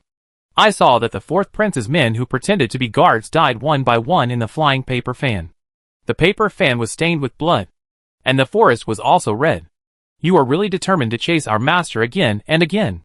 At this word, Xiao Mubai shouted with a murderous aura, retracted the folding fan, and swung the blood on it. The blood actually condensed into blood beads and rolled down, and there was no real stain on the paper fan. Xiao Mubai waved his hand, and several people appeared and quickly dealt with the bloody corpses. His eyes moved secretly. He glanced behind him, and waved his hand, and those people immediately hid their breath. Xiao Mubai climbed on his horse and continued to hunt. The sound of horse hooves gradually faded. Behind a tree in the distance, Xian Ichi Xiao came out. His cold and sharp eyes were now cold and calm. Your Highness, this, Xiao Mubai. Mo Ying's eyes also changed in shock. Although it was different from the stunning face of Mr. Xiao, the weapon and method of killing were exactly the same as what he had seen before. Xiao, Z, Yu, Xiao, Mu, Bai. Between the cliffs of Kia Mountain, there was a sloping cliff, and under the cliff was a mountain stream valley, which was the mountain stream that flowed to the back mountain of Wanglu Temple. At this time in spring, the frozen mountain stream has long melted, and the light mountain water flows down from the cliff peak and ravine into the valley, hitting the rocks and splashing water layers and waves. The breeze is rippling. On the cliff peak of Kia Mountain, there is a scene of spring, full of vitality, with the clatter of horse hooves. Su Rao came here, holding a bow and arrow in her hand, aiming at a jumping gray rabbit. On her horse, there is a pheasant on the left side, and a flying bird on the right side. Both of them were shot through the beaks with one arrow, without damaging the feathers of the two birds at all. Such archery skills are indeed the true teachings of General Su. The sharp arrow is aimed directly at the rabbit, but this time it pierces the neck, and blood instantly dyes the rabbit's fur. After the rabbit kicks its legs twice, it is out of breath. Run. I'll see where you can run to. Su Rao turned over, dismounted, walked over, grabbed the rabbit ears, and looked very proud. Today, the princess will roast you to fill her stomach. After tying up the horse, Su Rao caught the rabbit and went to the cliff to clean it up. It seemed that she came to this cliff peak just to chase this rabbit. After making a fire and setting up the grill, the rabbit went directly to the grill. After a breath, a burnt smell wafted out from the cliff peak. It made the glutton in my stomach clamor. Suddenly, there was a sound of movement. The sound of branches being trampled in the forest. Su Rao's eyes suddenly moved. It came so fast. Pretending to be unintentional, she looked over secretly and saw that the person coming was Yunji. The white clothes in the moonlight swayed in the wind and walked up slowly. The movement in Su Rao's eyes turned into a dark color, and the green jade fingers holding the wooden stick curled up, and the 5 fingers turned into a light pink. In a breath, the half-cooked rabbit in his hand was thrown into the fire. Su Rao did not speak, but his eyes fell on Yunji, just watching Yunji approach. Even if Yunji did not mention it, the emperor's uncle would have let you participate. Princess Changle has repeatedly provoked, and the emperor's uncle knows that you are not useless.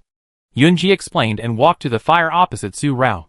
Let you follow the Siamese country, and it is also convenient for you to get away easily.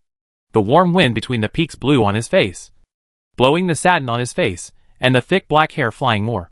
And he felt as calm as last time, whether she was angry or not. In his opinion, as long as she explained, everything would be fine. Is that so? How can this princess guess what Prince Jiyu is thinking? And I don't want to guess. Finally stood up. Su Rao looked cold. If you come here to ruin my business, Yunji, do you think I really won't kill you? At this moment, Su Rao actually had a killing intent in her heart. If the man in front of her died, Yun Lang's skylight died. How could the executioner still have the energy to take care of her marriage? Suddenly, there was a light cough, as if it was because the wind blew for too long. Yunji faced Su Rao for a long moment, and then said nothing, turned around and walked away again. Coughing and panting were suppressed. The figure disappeared in a breath. The coldness in the peach blossom eyes did not weaken, looking at the direction where Yunji left. In a moment, Su Rao's eyes fell on the burnt rabbit, and suddenly kicked the ground with one foot, so as to vent his anger. Yunji, if you really dare to ruin my business, I will really kill you. It's not just talk. Su Rao has never been a good person, and I don't want to be a good person.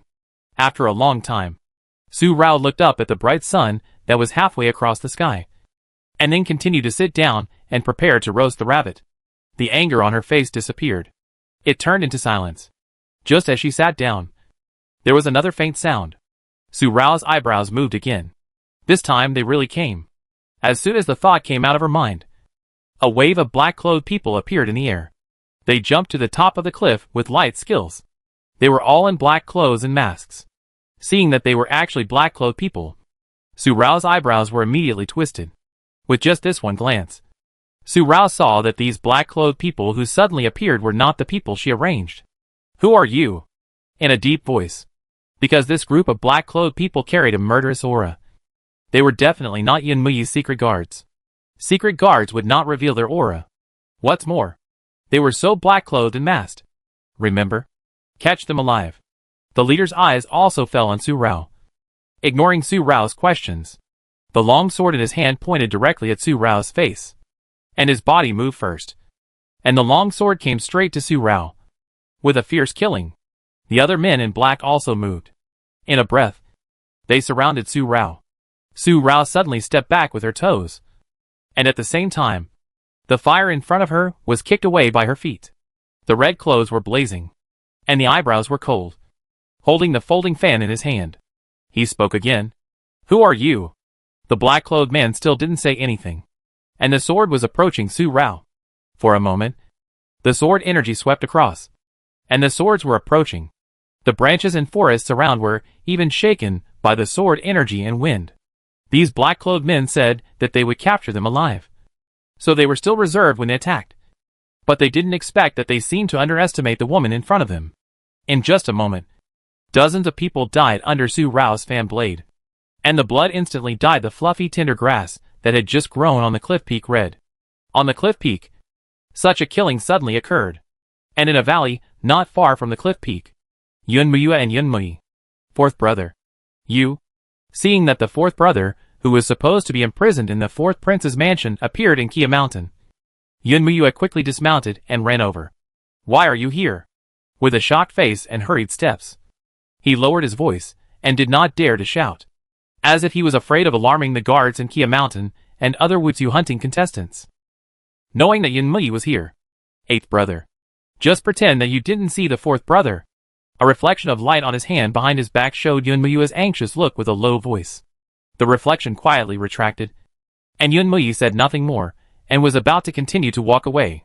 His arm was grabbed by Yunmuyue. Fourth brother. This call was replaced by the fourth brother. No longer the respectful title of fourth brother. Fourth brother. Are you going to do something again? What did you do again? Don't be stupid again. You can't beat the crown prince. Eighth brother. Yunmui suddenly spoke in a gloomy voice. His eyes fell on Yunmuyue. It brought out a haze.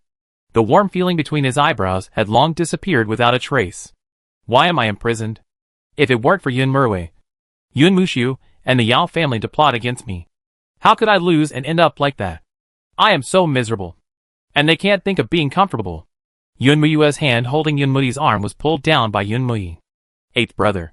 Fourth brother hasn't lost yet. As long as I am alive, I haven't lost. Don't worry about my affairs. You haven't seen me here. Be your eighth prince well, and don't interfere in my affairs.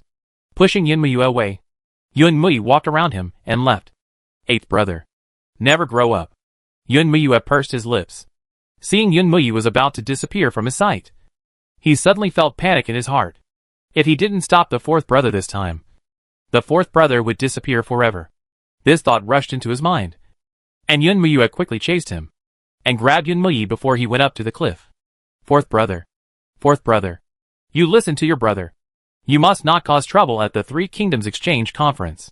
If the Emperor knows that you secretly left the prince's mansion to come here, and something happens, the Emperor will be furious. Holding Yunmui's arm tightly, Yunmui directly blocked Yunmui in front of him to prevent Yunmui from leaving. He would stop him no matter what. Fourth brother. No matter what I say today, I will not let you leave. If you really leave, you will step over your brother's body. Yunmui stiffened his neck and spoke in a tough tone. In such a short time, the scarlet blood on the cliff peak stained the grass again, and the strong smell of blood filled the entire cliff peak. The clear mountain stream in the cliff peak valley, just flowing clear, will be stained with a strong red again, and the stream and blood will be intertwined. What is your relationship with Han Machin? After hundreds of moves, Su Rao recognized the martial arts moves of the black-clothed men. These black-clothed men seemed to be the same as the group of black-clothed men who were killed by Han Machin in the back mountain of her villa. The leading black-clothed man said, "No wonder that person took so much trouble to hide. It turns out that the ugly girl of the Su family in Yunlang country deceived everyone. If you want to know, you might as well surrender." The force in his hand increased, and the long sword and the fan blade collided again, making another clang. Another big knife came from behind. Su Rao immediately dodged the attack and kicked out with a tricky kick, kicking the man in black behind him away. The man in black fell into the ravine on the cliff, splashing water. As soon as this man in black was dealt with, another man in black attacked in front of him, one after another, not giving Su Rao a moment to breathe. Su Rao's eyebrows were murderous, and his men were even more merciless. When the folding fan came out, a life fell. The casualties of these men in black were really heavy. The leader saw this. His heart sank, and he immediately gave another explanation. As long as you can keep your life, it doesn't matter if you lose your arms and legs. As soon as this order came out, the remaining men in black no longer held back, and they attacked and killed one by one, destroying the surrounding trees and grass. Su Rao was alone, and 2 fists were no match for 4 hands. When she was not careful, her arm was cut by a sword. The blood on the bright red dress was not easily visible, but the color of the dress became more red. After kicking another black-clothed man, Su Rao touched her palms with the leader, and Su Rao took a step back, and behind her was the edge of the cliff. At this moment, the stream flowing from the cliff ravine was stained with blood again, and the water rushed down with blood, surging. You have no way out, and you can suffer less if you surrender obediently. The remaining dozen or so black-clothed men surrounded Su Rao again, and the road ahead was blocked, except for the cliff behind her. Su Rao had no way out. Wiping the blood from the corner of her mouth, Su Rao's bright eyes fell on the leader, and she snorted coldly. In this princess's dictionary, there is no word like good. The peach blossom eyes were blazing, and the folding fan in her hand moved again, and Su Rao rushed in again. 3,000 black hairs flew in disorder, swaying in the wind, and the bright red dress was facing the wind, with a high killing intent. The bright red around the peach blossom eyes had already been smudged. She couldn't retreat now. Otherwise when Ying and the others came here. Since you are so ungrateful, the leader snorted coldly. The blood color spread out again, and Su Rao had several more scars on her body. Both sides killed so much that they didn't notice that Yunji, who had left, turned back again. Before, it was still that kind of indifferent moonlight. But at this moment, his aura changed drastically. The charm of the breeze and the bright moon was completely covered by an indescribable coldness and loneliness. So strange. Under the satin, the corner of her ear moved. Yuehua's figure flew in the air, accurately found Su Rao and grabbed her. She waved her hands directly, and Yuehua's sleeves brought layers of killing. A strong wind suddenly rose, and her internal force was magnificent. Boom! With just this move, the black-clothed men were all shaken away, and they crashed into the trees on the mountain one by one, and blood gushed out. Su Rao, is there anything wrong? Yunji's anxiety was clearly noticed by Su Rao at this moment, turning her head to look at the people beside her. Although there was this white satin covering her, Su Rao knew that Yunji was worried. He was worried about her, with a complex look in her eyes, but only for a breath. Su Rao sneered. With just these few people, they can't hurt me. It's good if you're okay. Letting go of Su Rao, Yunji faced the place where the leader fell, with an unpredictable look on his face. And in a breath, he walked over. Although he was strolling leisurely, Su Rao felt that Yunji was angry at this moment. A kind of anger that she didn't understand. When he walked to the leader, Yunji actually picked him up and pinched his neck with his jade fingers with distinct joints. He was originally a banished fairy from heaven, but now he felt that he was a fallen fairy who fell into hell. Dark and terrifying. You shouldn't touch her. With a mosquito-like delicate voice, the leader died just like that. His eyes were wide open.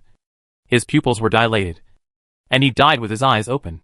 The other black-clothed people had never expected that Yunji would appear as an unexpected person. Seeing their leader being killed so easily, the black-clothed people coughed and coughed up blood. But they didn't have time to do anything. The long swords that fell to the ground seemed to be floating like they had life, shooting out and piercing the bodies of the black-clothed people. Not a single person was left alive. Su Rao shouted, Yunji, leave someone alive. But it was a step too late. Seeing these men in black being solved so easily, they didn't even have the strength to resist in front of Yunji. Su Rao frowned and walked over. Her bright eyes fell on Yunji. This was the first time Su Rao saw Yunji kill someone. Or was it because of her? Her eyes fell on Yunji's right hand. Such white and delicate jade fingers. 10 fingers were not touched by spring water, but now they were stained by this dirty blood. It felt like a sin. After watching for a while, pursed her lips, Su Rao directly pulled Yunji's sleeve and pulled him to the ravine, and cleaned the blood stains on Yunji's hands. Su Rao was silent throughout the whole process, and didn't say a word. After washing Yunji's hands, she walked to the leader and squatted down to check. Ignore Yunji again. Assassins like this won't leave any clues. Suddenly, Yunji coughed and panted again, and his face turned pale again, as if because he had just used his internal force. He couldn't stand steadily and fell directly to the cliff. Yuhua disappeared without a breath. Yun-ji. Su Rao's eyes changed drastically. Without thinking too much, he jumped down and flicked his wrist at the same time. A hook claw shot out, embedded in the rocks of the cliff. Flying down, Su Rao grabbed Yunji, but the two of them crashed into the cliff wall because of the inertia of falling. Su Rao didn't suffer any internal injuries after fighting for so long, but this collision made Su Rao spit out blood. When Yunji crashed into the cliff wall, he protected Su Rao and made a meat cushion for her. You can imagine how much internal injuries Yunji would suffer. A muffled groan, as if in pain, woke Yunji up. A drop of blood came out of the corner of his mouth, and then he laughed softly. You didn't want to kill Yunji. Why did you save Yunji? Su Rao, do you know what you did? Su Rao was stunned for a moment. And then she realized that she had jumped down to save Yunji, ruining her plan. The weight of the two people could not be supported for too long by just this rope. Yunji seemed to notice that Su Rao was stunned, so he put his arm around Su Rao's waist, and then held Su Rao's hand, and exerted force with a clever force. As the rope swayed, the hooked hand embedded in the cliff peak and rock immediately loosened. The two figures fell straight down. The sudden feeling of falling, the wind blowing on the face, brought a cool feeling. Su Rao suddenly regained his composure.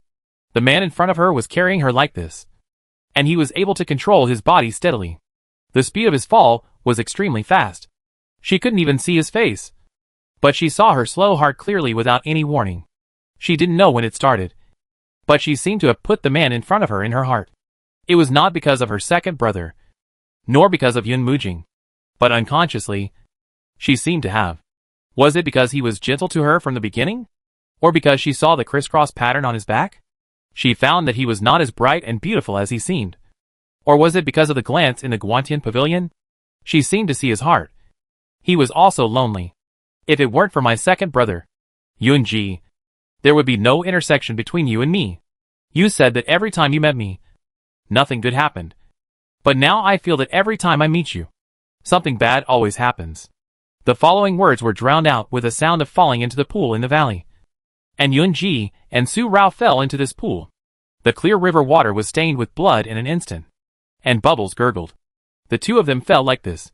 This result should have been specially designed by Su Rao for her and Mu Mingjin. But now it has become what she and Yunji have encountered. The bubbles in the pool gurgled only a few times, and Su Rao jumped out of the water.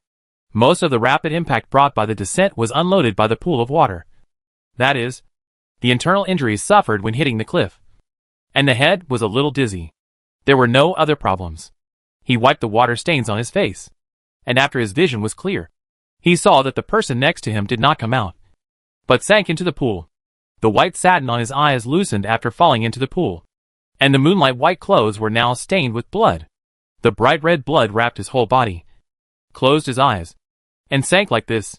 Across the water, Su Rao looked clearly, watching this person being submerged in the pool without any struggle, as if to swallow him up. Although the water was not very deep, he seemed to have no strength to swim out. The blood color around him became darker and darker, submerging Yunji completely. Su Rao felt that she was about to lose sight of him. Yunji, you are really my nemesis. With a deep anger and gnashing teeth, Su Rao plunged into the water again and pulled Yunji, who was about to sink into the pool. Although he looked so thin and frail, he was dead heavy. After pulling Yunji ashore, Su Rao felt that he had no strength and collapsed on the edge of the pool and exhaled heavily. After a moment, he recovered and turned his head to look at Yunji, who was unconscious beside him, without the satin covering him. Su Rao saw Yunji's full appearance this time. The thick and soft eyebrows, the elegant and graceful eyes, which had been covered by the white satin, were closed, but it was clear that Yunji's eyes must be very beautiful. At this moment, water drops flowed on the surface, and the eyebrows and eyes are dyed with watercolor, bringing out strong temptation. Beautiful and stunning, with a breeze-like posture, the bright and clear Prince Jiue. Such a banished immortal man. Su Rao's eyes were a little dazed. Fourth brother said that she was a little slow in matters between men and women. She was not slow at all, but stupid. Would she, Su Rao, be someone who would easily trust others? No, not to mention that he was a member of the Yun family. But she believed Yunji. Before, she had always thought that it was because of Su Er. Now she realized that it was her own fault. A strong smell of blood floated into her nose. It was emitted from Yunji's body. The white Yuwa clothes that were already stained blood red were now stained red even on the ground where she lay. Su Rao's face changed suddenly, and she could no longer care about the stupid emotional problem in her heart. She turned over and sat up, and suddenly remembered that Yunji had just protected her and crashed into the cliff. She hurriedly pulled Yunji up. Water dripped down Yuehua's white clothes, and Yunji's back was completely stained with blood. At this moment, blood was still oozing out. His injuries were so serious. He actually took her with him, as if nothing had happened until he was safe, and then fainted. For a moment, Su Rao's eyes were a little red, not knowing whether it was because of anger or because of the peach blossom eyes. The setting sun had passed more than halfway to the west, and the sunset glow had gradually appeared on the horizon. The golden and red sunset glow made the dead black-clothed men on the cliff peak blinding. A snow ferret flew by. There were still snow ferrets in such spring. The whole body was white, and the petite body disappeared in a breath. Yun Murway chased here, but saw the black-clothed men lying in disorder on the cliff peak. The cliff peak was in a mess. The sharp eyes immediately changed color. Taking a quick glance, he saw that the leader who died with his eyes open died in a different way from the other men in black. And he could tell that he was the leader of these men in black. Yun Murway quickly got off his horse and walked over in 2 steps. Just in front of the leader, there was another sound of horse hooves. Mu Mingjin also came here chasing a prey. Seeing such a scene of corpses everywhere, Mu Mingjin was horrified, especially when Yun Murway just squatted down to check the leader. In Mu Mingjin's eyes, it was Yun Murway who killed this person. Your Highness. He got off his horse and walked over in 2 steps. Yun Murway shook his head. I just arrived. Wasn't it the prince who killed him? Mu Mingjin immediately said quickly. Your Highness. Let's go and notify. There was a loud noise in the sky, like a reminder that the Wutsu hunting was about to end, reminding the participating warriors that there was still 1 stick of incense before the Wutsu hunting was over, and it was time to return. Young Marquis Mu. This 3 Kingdoms Exchange Conference is of great importance. What is going on? Please don't say too much to avoid ruining the 3 Kingdoms Exchange Conference. After saying this, Yun Murway called Yao Yeding, who came with him to check on the other black-clothed men, and asked Yao Yeding to go find the 6th prince and guard this place without leaking any news. Then, Yun Murway led Mu Mingjin back on horseback. Before a cup of tea, there was another sound in the sky. This was the 2nd reminder. After the 3rd sound, the team that has not returned to the tent will lose. On the forest road, the 2 figures fought again and then retreated. They all looked up at the sky. The fireworks of this sound seemed to be dimmer than the fireworks just now. Brother Chi Xiao. This is the 2nd sound. If you don't go back, the champion of this year's Wutsu hunting will fall to Yiling country. Prince Jiyue has already won the first prize of Wutsu. If 2nd Master Su or Prince Yiling wins the first prize of Wutsu, this year's 3 Kingdoms Exchange Conference. This time, when fighting with Shinichi Xiao here, Xiao Mubai's weapon is no longer a folding fan, but a soft sword. The sword is put at the waist. No more sparring. Brother Mubai is right. Let's go back. When we have some free time, we can have a good sparring. Shinichi Xiao also stopped. This language is a polite remark between old friends. But at this moment, there is a strangeness in Shinichi Xiao's words. Xiao Mubai naturally knows, but he didn't show any intention of hearing it. That's good. Xiao has not had a hearty sparring with Brother Chi Xiao for a long time, and I miss it a little. A smile and a response. Ride back. The sound of the cannon can be heard clearly in the valley.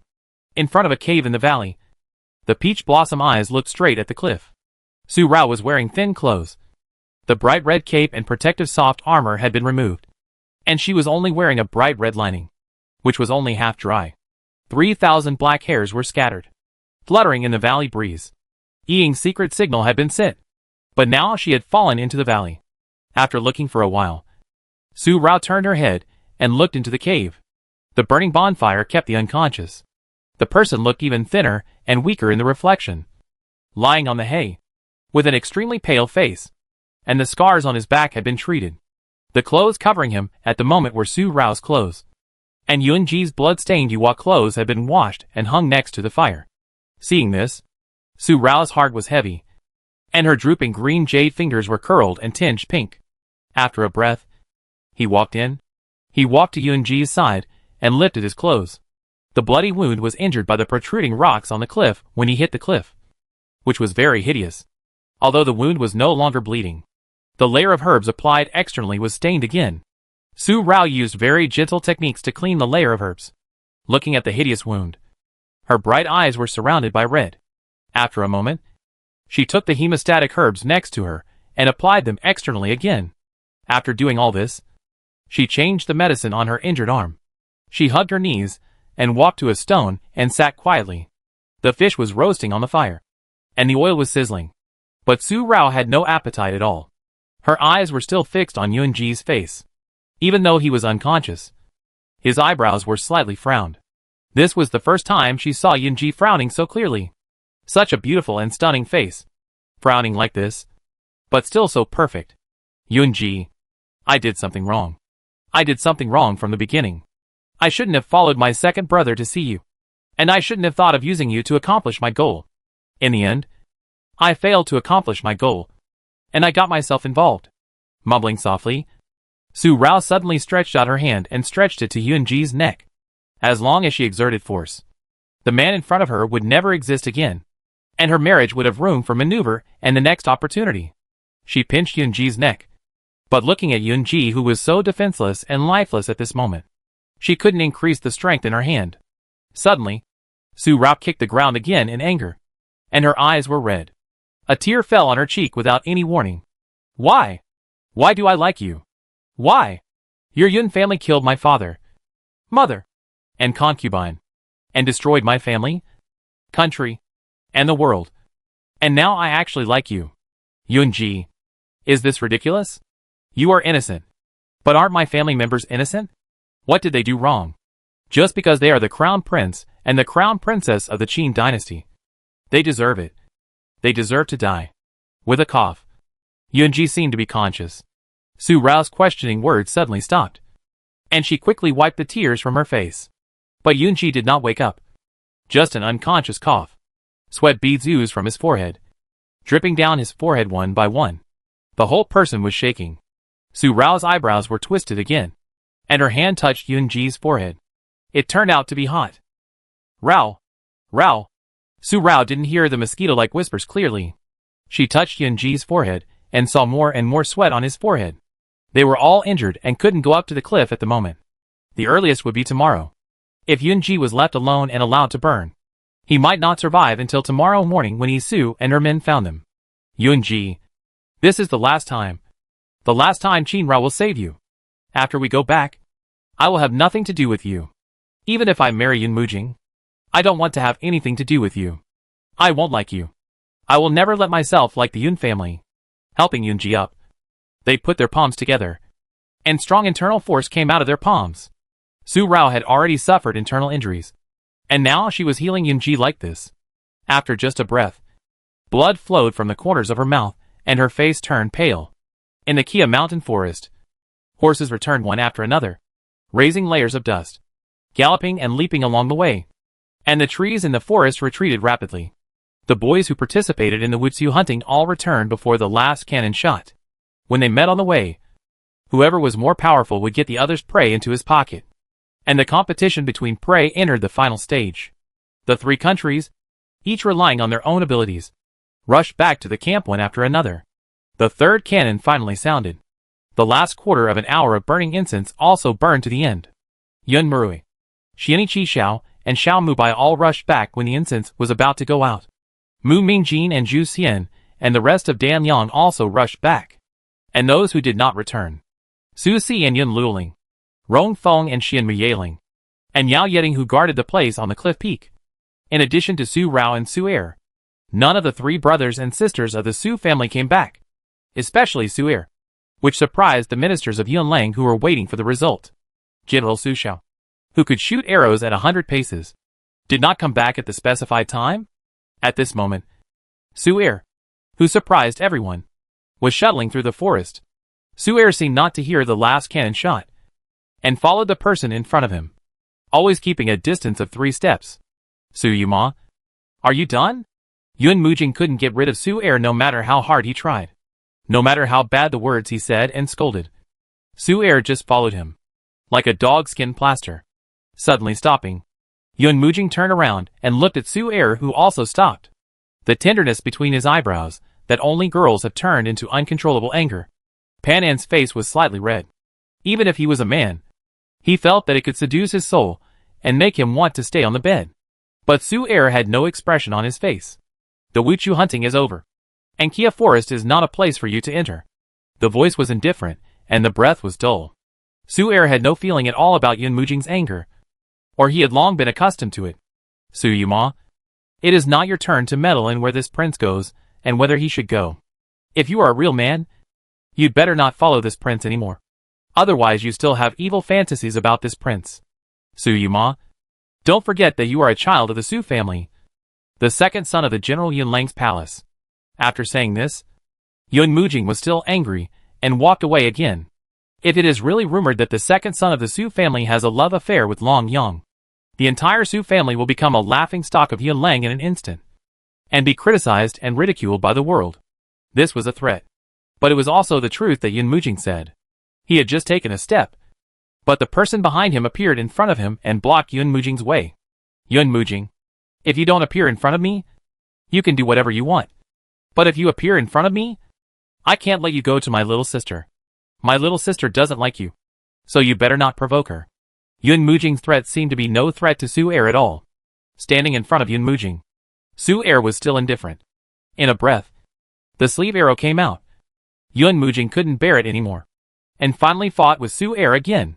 Su Yuma, what do you know about the relationship between me and a Rao? It's not up to you whether she likes me or not.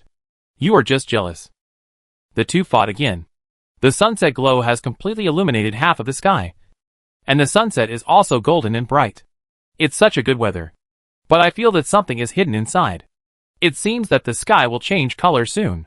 The hunting officer also began to count the number and types of prey hunted by the 3 countries, and the prey robbed from other countries.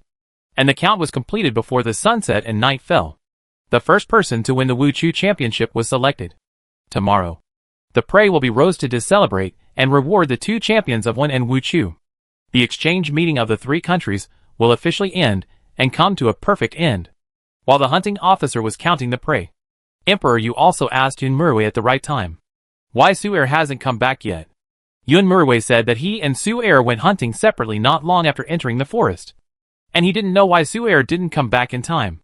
Emperor Yu's eyebrows immediately frowned, but his eyes fell on the empty seat of the 7th prince, and he actually had 7 or 8 guesses in his heart. Su Er didn't come back, probably because of Jinger. Before a cup of tea, Yun Luling, Su Si, Rong Feng and Xian Muyaling also came back. They walked side by side in pairs. Yun Luoling's eyes fell on Su Si, and the domineering and unruly princess temper she had when fighting Xian Muyaling was completely gone.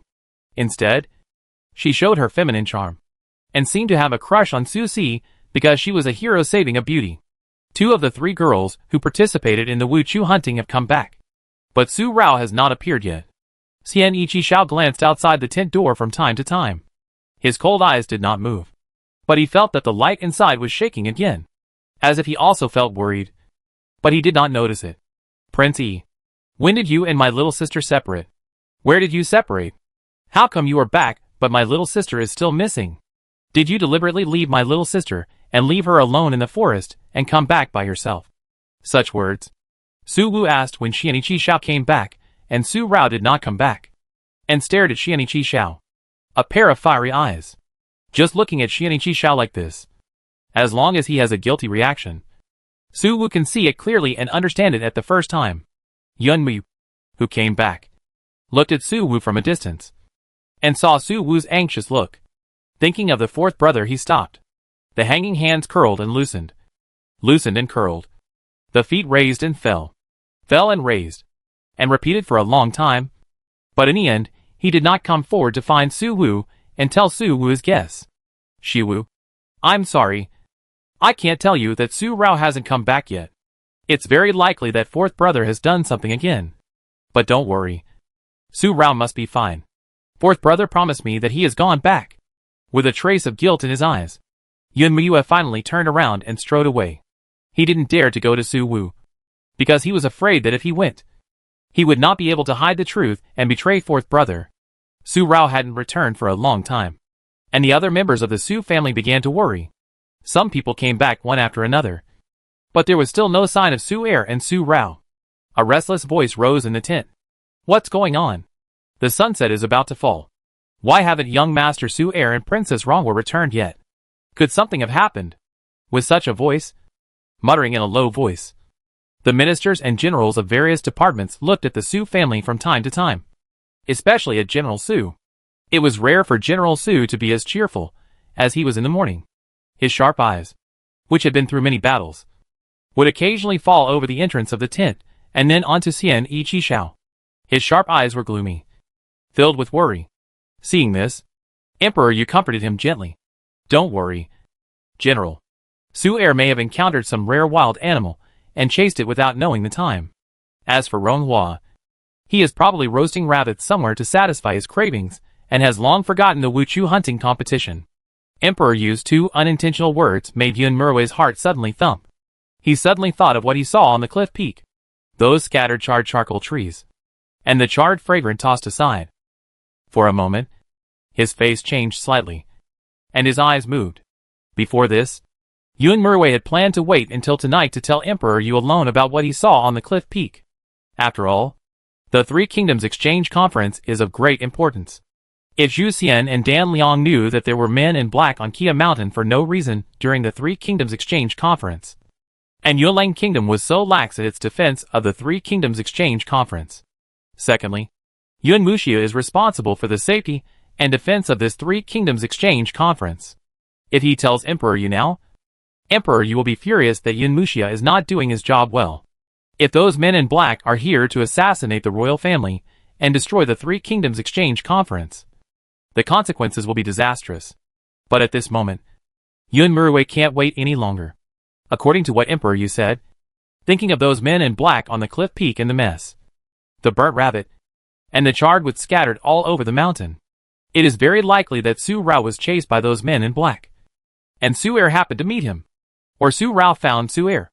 And now they may. Yun Murway had no time to think about what happened next. He had to tell Emperor Yu at this moment. Otherwise, if something happened to Su Rao or Su-er, and Mu Mingjin happened to see him on the cliff, then he would be speechless. Father. Yun Murway lowered his head slightly, and was about to tell Emperor Yu what he saw. General Manager Yun came to Emperor Yu. Your Majesty. Prince Ji Yu. The prince is missing. In a very low voice. General Manager Yun tried his best to show calmness. But the layers of fine beads of sweat on his forehead still revealed his anxiety at the moment. Ji Yu. The expression on Emperor Yu's face changed immediately. But in just a breath, his heart suddenly calmed down again. With a word of explanation, he asked the prince to take his place temporarily, and then left with General Manager Yun to the Emperor's tent. As soon as he entered the tent, he saw Yun Feng waiting anxiously, and Emperor Yu walked over in 2 steps. Ji Yue was not feeling well, and went back to the tent to rest. How could she suddenly disappear? The voice was anxious, and the Emperor's eyes were calm. Yun Feng also had a look of deep worry. The prince couldn't sleep, so he said he was going out for a walk. Yunling and I were just preparing a cloak for the prince. And the prince disappeared. I was afraid that the old prince would worry, so I didn't dare to tell him. So I could only come to find the emperor. Please send someone to look for him. The prince's eyes were not well, and he was not in good health. If there was any accident, go. Find Su De. Emperor Yu immediately ordered. Within a breath, Su De led a pair of people into the Kia Mountain forest. More than half an hour had passed. Su Rao and Su-er had not returned yet, and General Su was worried. So Emperor Yu sent Su De to lead troops to look for them, in case of any unexpected changes. Su De was only looking for Su Rao and Su-er who had not returned yet. Zhu Xian and Dan Liang must not know about Yun Ji's disappearance. Su De was looking for her openly, while Emperor Yu secretly asked Yun Feng to lead the royal guards to look for Ji Yu in secret. He must find Ji Yu no matter what. He also asked Yun Zongwan to find the 6th prince. Yun Zongwan had just walked out of the imperial tent and had not yet called the 6th prince. Yun Murway came. When he learned that Emperor Yu was looking for Yun Muxio, he immediately went into the tent. Father. Seeing that Emperor Yu was completely silent, Yun Murway had only seen Emperor Yu like this once. And that was when concubine Jing passed away 10 years ago. Since then, he has never seen Emperor Yu so silent again. Sitting behind the desk, with a calm face. A strong aura of silence around him can be easily detected. There was no longer the deep heart of the emperor that he had in the past. All the emperor's thoughts were no longer restrained, but were easily exposed to Yun Murway's feelings. Father. What happened? Yun Murway had a guess in his heart, but his face remained calm. Emperor Yu looked at Yun Murway, and after a breath, he rubbed his eyebrows. He said, Ji Yu is missing. Yun Murway's face also changed immediately. His eyes narrowed slightly. Could it be?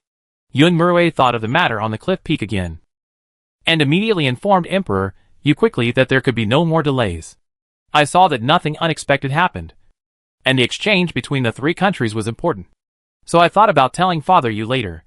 and let my sixth brother and Yiting guard there first, and secretly investigate the group of people in black. Emperor Yu immediately glared at Yunmurui. His eyes were furious. Why didn't you say it earlier? But in just a moment, the emperor's heart darkened again. It was too late for him to be angry now. The only thing to do now was to find Yunji as soon as possible. Send someone to keep an eye on Zhu Xian and Dan Liang, especially the movements of Xian Yi and Qi Xiao. If there is any unusual behavior. When Yunji disappeared, Yun Murwei told Emperor Yu what he saw on the cliff peak. The first thing Emperor Yu thought of was whether Zhu Xian and Dan Liang had done something, and they secretly sent people to attack Yunji. With Yunji's reputation in Yunlang and even the Three Kingdoms, if Yunji got into trouble, it would be a huge loss and blow to Yunlang. What's more, the old prince and his wife only have Yunji as a grandson. If Yunji gets into trouble, how can they bear the loss of their young son? Father, I will go right away. Don't worry. My cousin is a lucky man. Besides, with his ability, nothing will happen to him. With these words of comfort, Yun Murwei strode away. The hunting officer had also counted the prey hunted by the three countries, and the prey they fought for. After the general calculation, the first winner of Wutsu hunting was also announced. The first place winner of Wutsu hunting is well deserved. Prince Yi of Zhuxian won the title of Wutsu hunting. The second place is Prince Yunlang, and the third place is Xiao Mubai of Danyang. This ranking is no doubt the same as 5 years ago. In terms of military strength, Zhu Xian is the strongest and Dan Liang is the weakest. And Yunlang is the second place that has never changed. In this exchange meeting of the three countries, Yun Ji was originally in literature, and Su Er in martial arts. Emperor Yu was confident that he would win the championship in literature and martial arts this time. But at this moment, he only hoped to find Yun Ji safely. Secret news came to the tent one after another. There was no trace of Prince Ji Yu. Instead, Su De met Su Er and the seventh prince, who had fought in the forest for no less than 100 rounds. Both of them were filled with anger. In the end, it was Su De who intervened to separate them. Su De stopped Su Er and told him anxiously that Su Rao had not returned yet, and that Prince Ji Yu was also missing. Yun Mujing stopped his movements immediately when he heard this, and walked to Su De with big strides. The cold anger around him disappeared. Su Yuchen, what do you mean by this? Seventh Prince? Prince Ji Yu is missing. The Emperor ordered me to look for him secretly. Please do not make it public, so as not to cause the two countries of Siam and Danyang to notice, and disrupt the exchange meeting of the three countries. Su De also knew that Yun Mujing and Yun Ji had a deep relationship as cousins. Yun Mujing reacted so anxiously, and he only thought that Yun Mujing was worried about Yun Ji. After explaining this, he looked at Su Er beside him. Let Su Er also suppress his temper, and stop causing trouble with the seventh prince. The most important thing now is to find Raoer quickly. It is getting late. Wild beasts in the forest at night are dangerous and unpredictable. If Raoer encounters something. The night was hazy, and a dark cloud gathered in the sky, blocking the bright sunshine of the day. The sky was clear during the day, and the setting sun was blazing even at the hour of Yu. But just after the hour of Yu, dark clouds appeared without any sign, covering the bright moon that was about to rise. And the stars were gone. As expected, the weather changed so suddenly. It was about to rain. Such thick dark clouds, gray in color, seemed to cover the sky and swallow the whole world in darkness. The coming rain tonight might be a rainstorm. The first rainstorm from late spring to early summer. And it might not stop tomorrow. Seeing this situation, Emperor Yu thought for a moment, and issued an order that the reward banquet would be held in the Cloud Palace tomorrow. The three countries returned to Beijing overnight, in case the rain was really too heavy. First, it was not safe in the forest. And second, the reward banquet would be difficult to carry out. Su Er, who had not returned before, has also returned. The reason why he did not return in time was that his horse accidentally stepped on a trap and was injured. So Su Er could not return in time. For people like Su Er, horses are half of their lives. If the horse is alive, the person is alive. If the horse dies, the person dies too. Su Er would never abandon his warhorse and come back alone under that situation, even if he was punished by Emperor Yu for this. And Su Rao has also returned. Just as Emperor Yu said, Su Rao went to roast rabbits. And after eating and drinking, she actually fell asleep in the forest. When Su De found her, she was sleeping soundly on a big tree. And she was drunk. Suda had to carry Su Rao back directly from the forest to avoid waking Su Rao up and doing something ridiculous. The only person who could ignore such a big occasion as the Three Kingdoms Exchange Conference and still sleep so peacefully is probably the girl from the Su family. The ugly daughter of the Su family who is dissolute, lustful and eccentric. And now the Princess Rongwa, who is loved by everyone. A group of civil officials and military officers sighed for this. They even felt a little envious for the Su family. To be so indulgent by Emperor Yu. The ladies were more jealous. Jealous of Su Rao. Zhao Lianxin's handkerchief was destroyed again for this. Zhu Xian and the people of Danliang also saw once again the important position of the Su family in Yuelang Kingdom and the position in Emperor Yu's heart. They were no less important than one person. The three countries returned to Langjing overnight and returned to Yun Palace before the first heavy rain of the year. As soon as they arrived at the palace gate, the heavy rain came as expected.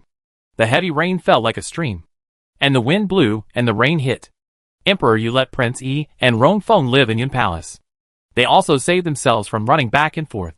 In the Kia forest, when the heavy rain came, the wind was strong and the branches were swaying. The night sky was completely covered by heavy dark clouds. But it could not hide the people walking around in the bamboo hats and raincoats. The burning torches were bright. They illuminated the forest. They passed through the forest like a coiled dragon. They also illuminated the heavy rain that fell like a streamline. They fell into the forest. In just a breath, layers of mud were splashed. Su Er and the seventh prince, the sixth prince and Yao Yeding, as well as Yun Feng and other guards and secret guards. 5 groups of people searched for Su Rao and Yun Ji, in order to prevent Zhu Xian and Dan Liang from noticing something was wrong. Su De did not search for them again, but took Su Rao back to the general's palace first. As the crown prince, Yun Murwei had to accompany Emperor Yu back to the capital. Everyone went back. Some people had to stay behind to handle the follow-up matters of the royal hunting grounds in Kia Mountain.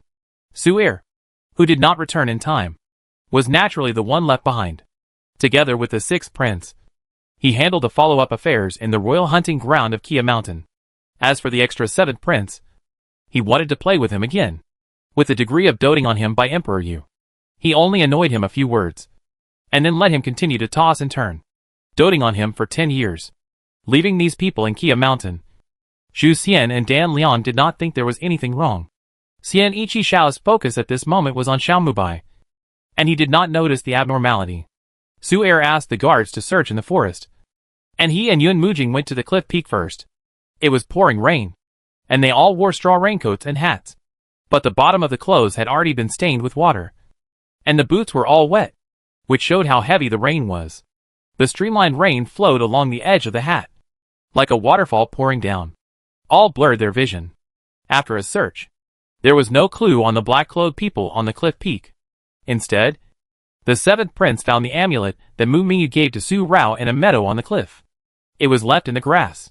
If it weren't for the heavy rain that washed away the blood on the amulet, they wouldn't have found it, and would have just thought it was blood-stained mud. Su Er also found several traces of hooked claws on the rocks on the cliff. Your Highness the seventh prince, second young master. It's so rainy, and the cliff is slippery and hard to step on. It's really hard for me to go down like this. A guard shouted.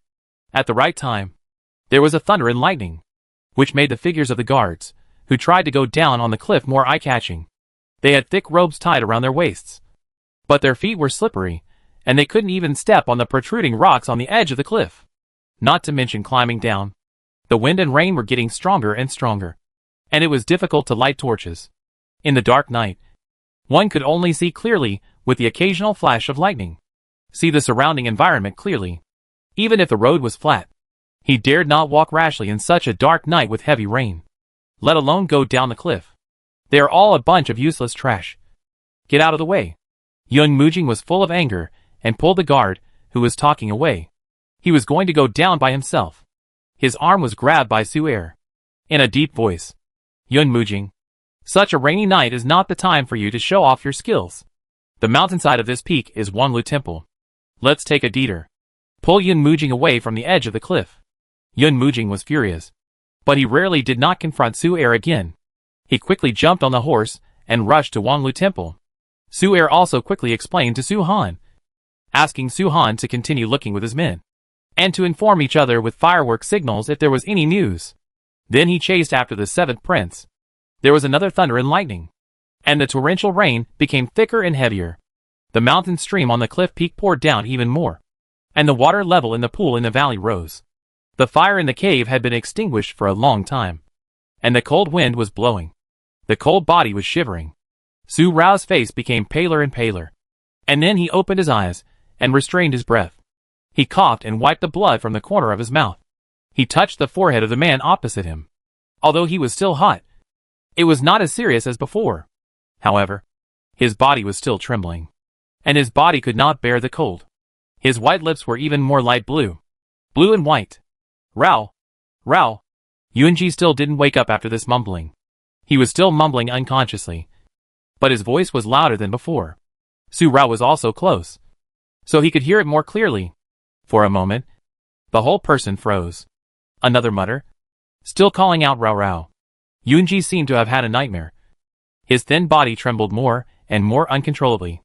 Or maybe it was because of the cold wind in the cave that made him tremble uncontrollably. Su Rao's expression was frozen, and her bright eyes fell on Yunji's face. What he just called was, looking at it now, Su Rao suddenly felt that the man's face was somewhat familiar. In the past, because of the white satin, she didn't feel anything. But now, his eyebrows. Between eyebrows, her hands unconsciously touched Yunji's eyebrows, and his eyebrows were wrinkled at this moment. Suddenly, she was surprised that Yunji, who was frowning like this, looked very much like Yunji. Who are you? Why do you call Rao Rao? Are you really him? You are really him. But how is this possible? Rao. Rao. Cold. So cold. Another voice, saying that he was so cold. Because of the cold. Yunji curled up and shivered. So fragile and helpless. A trance appeared in her bright eyes. Looking at Yunji like this, her green jade fingers uncontrollably touched Yunji's closed eyes again. You are really him. Isn't he dead? Su Rao bit her lips, blood oozing out, and her peach eyes were even more peachy. Yunji, you are him. So you recognized me from the beginning. All the things that happened with Yunji from the time they met to this day suddenly came into her mind again. Yunji had such a good grasp of her temperament that it seemed as if he had seen through her completely. It turned out that he knew her from the beginning. Wasn't it? He knew her so well not just because he could see through people's hearts, but because he knew that Su Rao was her. Wasn't it? Then his tolerance and accommodation to her time and time again was also. Rao. Rao. So cold. So cold. The cold wind in the cave was getting stronger and stronger, and raindrops were splashing in. Yunji was only wearing Su Rao's bright red coat. His frail body could not stand such coldness, and there was no Su Rao's inner strength to relieve it. At midnight, he was almost burned by the alternating hot and cold, and was about to be confused. That's why he was mumbling unconsciously, and his breath became weak again. The coldness on his body made even Su Rao's hands feel cold to the bone. All the sudden fears and mistakes in Su Rao's heart disappeared first, and he quickly got up and relit the extinguished fire. The voice that had long been blurred in my memory lingered in my ears, one after another. Rao Rao. Ah Shao is cold. You warm Ah Shao. Ah Shao will not be cold anymore, and it won't hurt anymore. Seeing Yunji curled up more and more, Su Rao suddenly pulled off her belt and took off her lining, and the cold wind swept over her skin. Shiver. Walked over and took Yunji into her arms. Skin to skin. Yunji subconsciously hugged Su Rao's body and curled up. Even though the wound on his back burst, he did not let go, but tightened his arms, as if he had found a heat source. Yunji, who is so fragile and covered with wounds, is the one covered in blood every night in the Qing Palace. Yunji, you are him. You are definitely him. So your sweetheart is Rao Rao. Why do you keep meddling in my affairs again and again? Why are there so many dresses suitable for me in your Qifeng garden? They are all prepared by you for Rao Rao. You said it was because of Su Rao's second brother. This is an excuse you made, right? Asking in a low voice. Thinking in my heart, I suddenly found that there were many easily noticeable abnormalities. The strange way Yunji treated her. Overnight, she figured out a lot. The Prince Jiyu, who was said to be a banished immortal, was a beautiful girl born in a wealthy family, from childhood to adulthood, except for the year when he was poisoned and blinded and weak. He had never experienced any hardships and setbacks. Such a Prince Jiyu. How could he be the Prince Jiyu she knew? Because they were not the same person. Even if he replaced the real Prince Jiyu, the wounds on his body could not be removed. And they were there every day. New wounds and old wounds. When dawn came out, the rainstorm did not stop as expected. But the thunder and lightning stopped. Su Rao also fell asleep after not being able to resist the cold and serious injuries. She actually came to the Qin Palace. In the countless nights of those 9 years, her dreams were filled with only raging fire, thick blood, corpses and wailing. Blood stained the snow. And there were cries of grief. But tonight, she saw the Qin Palace before the fire, which was intact. The carved railings and jade bricks were magnificent. She had never forgotten every corner of the palace, even a bunch of flowers and grass. The palace maids who passed by her, the childhood joy in her memory, and the smiles of her father and mother. Although the emperor's grandfather did not like her father, he treated her with love. Although he was dim-witted when he was old, he told her. He said, "Rao Rao, I'm afraid that our great Qin's world will not be united. It's a pity that you are a girl. Otherwise, the emperor's grandfather would pass the throne to you. Your father is gentle and can't sit on this dragon throne." He also said, if the great Qin was passed to your father, he would not be able to suppress those ambitious vassal states. If I really depose your father one day, you will still be the most honorable Princess Rao Rao of our great Qin. The royal grandfather told her these words because he just wanted to find someone to whom he could speak his mind. She, who was young and had already shown extraordinary intelligence, became the only person that the royal grandfather could confide his inner thoughts to. This dream was so real that the real Su Rao didn't want to leave. She saw all her relatives and all the figures she had in her memory, including the little wolf dog curled up in that corner and had been with her for more than a year. Her childhood playmate. The first time she met him was when she was 3 years old and got her father's permission to leave the East Palace for the library. On the way back, the hostages detained by the royal grandfather were bullying him. Every time the cane went down, there was a bloody wound. He was like a little wolf dog, baring his teeth to scare those hostages. But he could only do so. He was so thin that he was almost skin and bones. And he would fall down with a push. His intimidation was just funny in the eyes of those noble princes and sons. And there was no intimidation at all. She just watched quietly, and did not go forward to rescue him. Those hostages were princes of vassal states detained by the emperor's grandfather. If she provokes them for a little hostage, if the emperor's grandfather knows, he will not do anything to her, but will be angry with the king. She can't cause trouble for the king for a little hostage. She watched for a long time, and then turned around and left without hesitation. In the following 2 months, she could see him being bullied every time, but she remained indifferent. Until that night, she couldn't sleep, so she secretly climbed out of the window to watch the moon in the sky. She actually saw him alone, a small figure, curled up in the corner of the corridor, quietly looking up at the night sky. He was covered in blood, but he didn't seem to feel any pain, just looking up, looking at the bright moon in the sky. His eyes were not as cruel as in the daytime, but so clear that she was shocked. He actually had such dazzling eyes, brighter than the bright moon in the night sky, and splendid. His eyes attracted her. These eyes, Su Rao wanted to take a closer look. To take a closer look at the person who had protected her just because of a pair of eyes. But her dream was shattered. Su Rao fell into darkness and fainted. The morning breeze, mixed with the coldness of rain and dew, extinguished the fire again, and the moonlight and the bright red blended together. The couple hugged each other on the haystack for warmth. So skin to skin, lying neck to neck. After a breath, a figure moved first. After a whole night of confusion, Yunji finally woke up, and the closed eyes slowly opened. His eyes were scattered, turbid inside, without focus, a pair of blind eyes. Feeling the warm source beside him, Yunji lowered his head.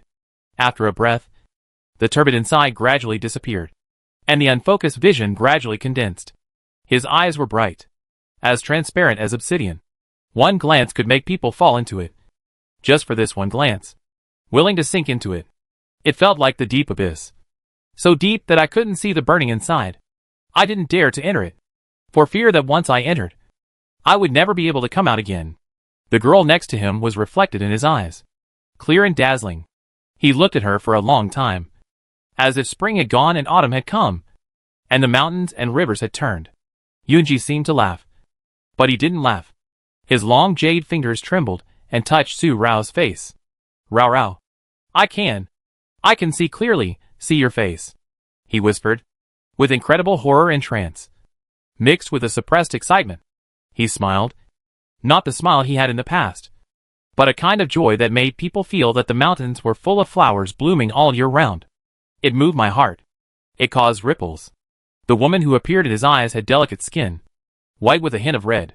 She was lying beside him, but her face was pale, and the lines between her eyebrows were extremely obvious, making the ugly scar on her left forehead even more eye-catching. It is hard to be calm when fainting like this. The corners of his lips are even more colorless. After just a moment, seeing Su Rao so weak, and that he could actually see Su Rao's face, Yunji's excitement completely disappeared. He quickly embraced Su Rao, not caring about the close skin contact between the two, and put his jade fingers with distinct joints on Su Rao's back. A strong internal force came out. A warm current flowed into Su Rao's 8 meridians. Suddenly, Yunji's ears moved. The sound of footsteps stepping on branches. Although it was in the sound of heavy rain, Yunji could hear it clearly. Su Er and Yun Mujing came to the valley through the purple bamboo forest of Wanlu Temple. They arrived at this time because of the heavy rain. Yun Mujing held the white satin that Yunji used to cover his eyes in his hand. The rain was very heavy, but it did not hinder his rapid steps at all. Su Yuma, look carefully. Don't miss any traces, Yun Mujing reminded Su Er anxiously. And he also bent down to look for Yunji and Su Rao in the valley. Very carefully, for fear of accidentally missing a corner where they could take shelter from the rain. He wiped the rain stains on his face from time to make his vision clear. Every time he saw a place to hide from the rain, Yun Mujing made his hands into a trumpet shape and called Su Rao and Yunji. Are you there? Su Er also looked carefully around the pool. It was rare for the two of them to have such a harmonious time. The heavy rain fell into the pool, rippling layers of waves. Even if there were more traces, they would have been washed away by such a heavy rain. Moreover, this pool was a living pool, and after a whole night of heavy rain, what could be left? Even if someone fell into the water, they would have flowed downstream along the stream. There are traces here. Suddenly, Su Er shouted. His hand touched a dark red spot in a crack beside the pool. The endless rainstorm had washed away the blood around the pool. This crack was a small ditch, so it left a bloody trace. My little sister and you must have been forced down the cliff by those men in black and fell into the pool. They must be seriously injured. Let's continue to search around here. They must be nearby. As soon as Su Er finished speaking, Yun Mujing took 2 quick steps over. Seeing the dark red spot in the crack, he became gloomy. Let this prince know who dared to assassinate my brother and Rao. I will make him live a life worse than death. Su Er frowned when Yun Mujing looked so murderous.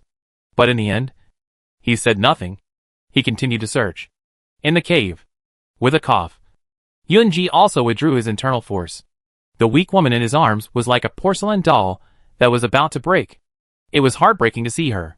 Rao Rao. I didn't expect things to go this far. And I hurt you so much. Her jade fingers gently stroked Su Rao's pale face.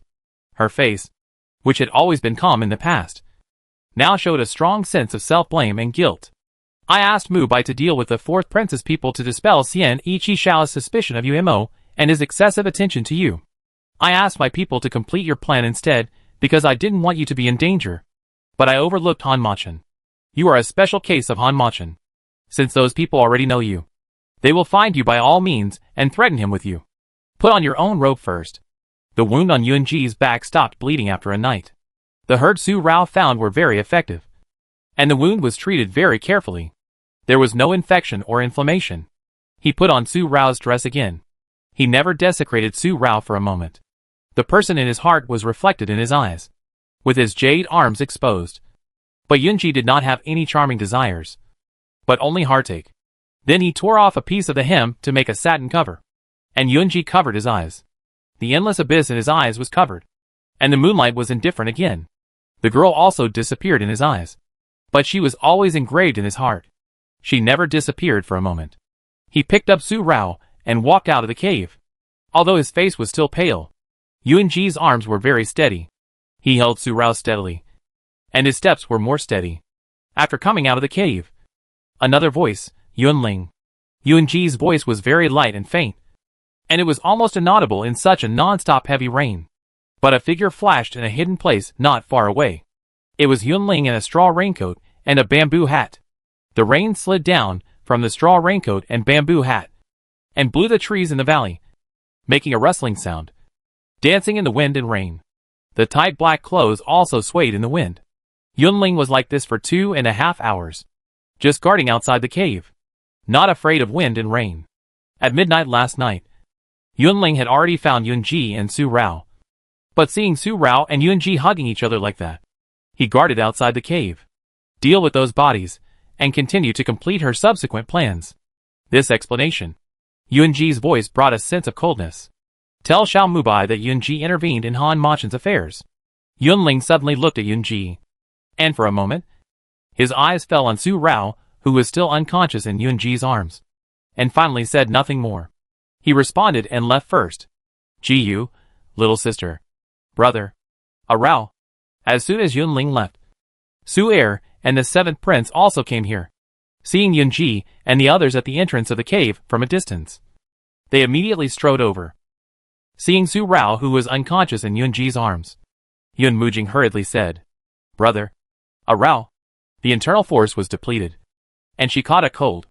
Knowing that Yun Mujing was worried about Su Rao, Yunji only said a few words. Jiyu, go back first. This is not the place to talk. Su Er also stepped forward and glanced at Yun Mujing. Although his eyes were dull, he felt a little shaken inside. He quickly took off his raincoat and put it on Yunji, but saw a tear on Yunji's back. The rain was still falling, hitting the glazed tiles, bringing out a crisp and pleasant sound. On the steps, water splashed. At the middle of the sea hour, General Manager Yun hurried to the Yunshan Palace and whispered to Emperor Yu. Prince Jiyue and Princess Rongwa have been found, but both are injured.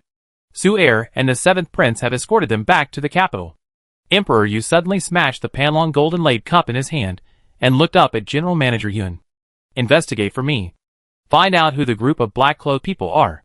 The emperor was angry at these words. A murderous aura. Emperor Yu then stood up and left. Yunji was fine, so he could go to Wantian Palace with peace of mind. The 3 Kingdoms Exchange Conference could not be delayed. Prince Jiyue caught a cold last night, so he did not attend the reward banquet for the 3 Kingdoms Exchange Conference today. Princess Rongwa was absent and did not come. 10 years later, Su's father once again locked her up in the ancestral hall and asked her to face the wall and reflect on what she did yesterday. She dared to act without restraint at the 3 Kingdoms Exchange Conference. It would have been fine if she had roasted rabbits in the forest, but she was drunk, not behaving like a girl. The one-day reward banquet was just a rush. The reward banquet ended, and the 3 Kingdoms Exchange Conference ended perfectly. The civil and military officials who participated in the reward banquet returned to their mansions. The heavy rain that lasted all night and all day stopped at the end of the Shan time. The streets of Langjing were washed and cleaned by the rain like a bronze mirror. The road surface was bright and smooth, and it could reflect the rolling carriages. With a creak, the Su family carriage returned to the mansion. As soon as General Su and his entourage arrived at the mansion, Su Er rode back. Su's mother, 2nd Aunt Su, and 3rd Aunt Su hurried forward one by one. Where is Raoer? How is she? Is she okay? Su's father and others also stepped forward. Su Wu also wanted to come forward, but was stopped by Su San and Su Si. 5th brother. Don't worry. Listen to the 2nd brother. Grandfather. Father. Mother. Uncles. Aunts. Su Arian said, Raoer is fine, but her internal strength has been depleted and she has been affected by the wind. Jiyu took Raoer to Qifeng residence first, and asked Mr. Zhu to take care of her. The Su family members immediately breathed a sigh of relief. And Su Wu gritted his teeth and said, Who on earth would kill me like that? If it weren't for Prince Jiyu who happened to meet me, I might have. 5th master is right. Someone dared to assassinate the young lady during the Wuchu hunting at the 3 Kingdoms Exchange. Ying came back from the back door yesterday, when she saw the prince and Mu Mingjin both returning to the tent. Isu realized that things might have changed, and did not go according to Su Rao's plan. She immediately informed Ying and asked him to go to Yafeng to see if there was any accident and how the young lady was, in order to ensure that her plan was foolproof and there was no possibility of Yun Murwei noticing any abnormality. Su Rao did not let Ying and Isu follow her to Yafeng.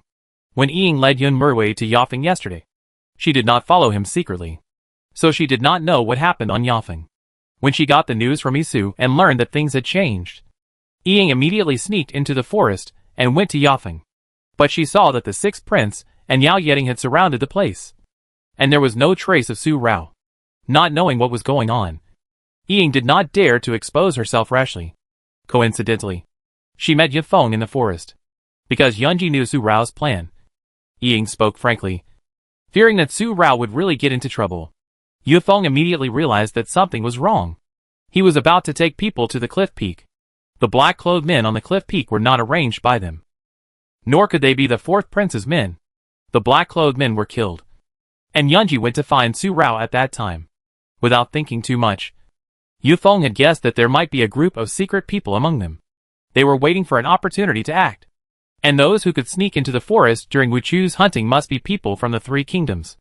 This is why Yafeng went to find Emperor Yu. First, Yafeng and Ying did not know the real reason, and did not know where Yunji and Su Rao were at that time. They did not know whether those black-clothed men were all dead. If they were to search secretly, once time was delayed, Yunji and Su Rao would be in danger. Second, there were warriors from Juxian and Danliang in the forest. If those black-clothed men were sent by these two countries, they would be too late to search secretly, and would alert the enemy. After all, they were not contestants, but they appeared in the forest, which undoubtedly informed those people. So the only way to ensure safety was to let Emperor Yu send someone to look for him. Because Yunfeng knew that Emperor Yu would never let Zhu Xian and Dan Liang know that Yunji, the light of Yunlang Songqiong, was missing. Moreover, if those black-clothed men were the work of some people in Yunlang, then Emperor Yu already knew that Yunji was missing, and they would not dare to act rashly. Then Emperor Yu asked Su De to lead the troops to look for him openly, and Yunfeng led the royal guards to look for Yunji secretly. Yunfeng asked Ying to leave first, and he would find the prince and princess Ronghua safely. If the royal guards accidentally found Ying, it would involve the plots between Master Xiao and the fourth prince, and even the relationship between Master Xiao and Su Rao. Although Ying was worried, Yufeng did say that she had to be careful. Ying had to leave first and wait for news. Fortunately, Yufeng sent him news in the morning that the second master and his men had found the young lady. Ying immediately went to see Su Rao. Seeing that Su Rao was just fainting and was not seriously injured, she was relieved and followed Su Er back. They separated outside Langjing and returned to the Su family one after another. Once or twice, those people really think that my Su family is so easy to bully. Or do they think that the life of my precious granddaughter is so easy to take? Su Rao was assassinated again. General Su was furious. He slapped the armrest. His big beard swayed with anger, and his eyes were murderous. Father Su was also rarely angry. If Prince Jiyue hadn't been in the tent at the time, feeling depressed, and hadn't run into her when he went out for a walk, the news we received now might have been about Rao. He only had one daughter, and since the emperor said he would take a concubine for the prince when he ascended the throne, Rao had encountered such misfortune several times. First it was the fourth prince and the seventh princess, then the crown prince and the sixth prince and the Yao family. And now who dares to? Grandfather, uncle, don't be angry for now. Seeing that General Su and the others were all angry, Su Er spoke again. Jiyu was involved in this matter. Jiyu and the emperor are more important than the entire Yunlang. Jiyu asked me to tell grandfather, our Su family should not intervene for now. He will solve everything, and there will never be a next time. After the matter is resolved, grandfather only needs to go to the emperor. Su Er from the Su family told General Su and the others exactly what Yunji had said, in case General Su was too angry. At this moment, candles were burning inside Qingfeng residence. The person whose blood color had faded on the bed was reflected. It had been midnight and a day since he fainted. Yunji used his inner strength to heal her twice, but she still did not wake up, and the medicine could not be taken in. Yunji had no choice but to feed her orally. He fed Su Rao the medicine mouthful by mouthful, and then let her drink it. After feeding Su Rao the medicine, Yunji drank his medicine himself. Mr. Zhu was watching from the side. His eyes fell directly on Yunji's eyes. The satin was taken off again, and the eyes were as transparent as obsidian when they looked at the person on the couch. And they were completely free of the turbidity and haziness they once had.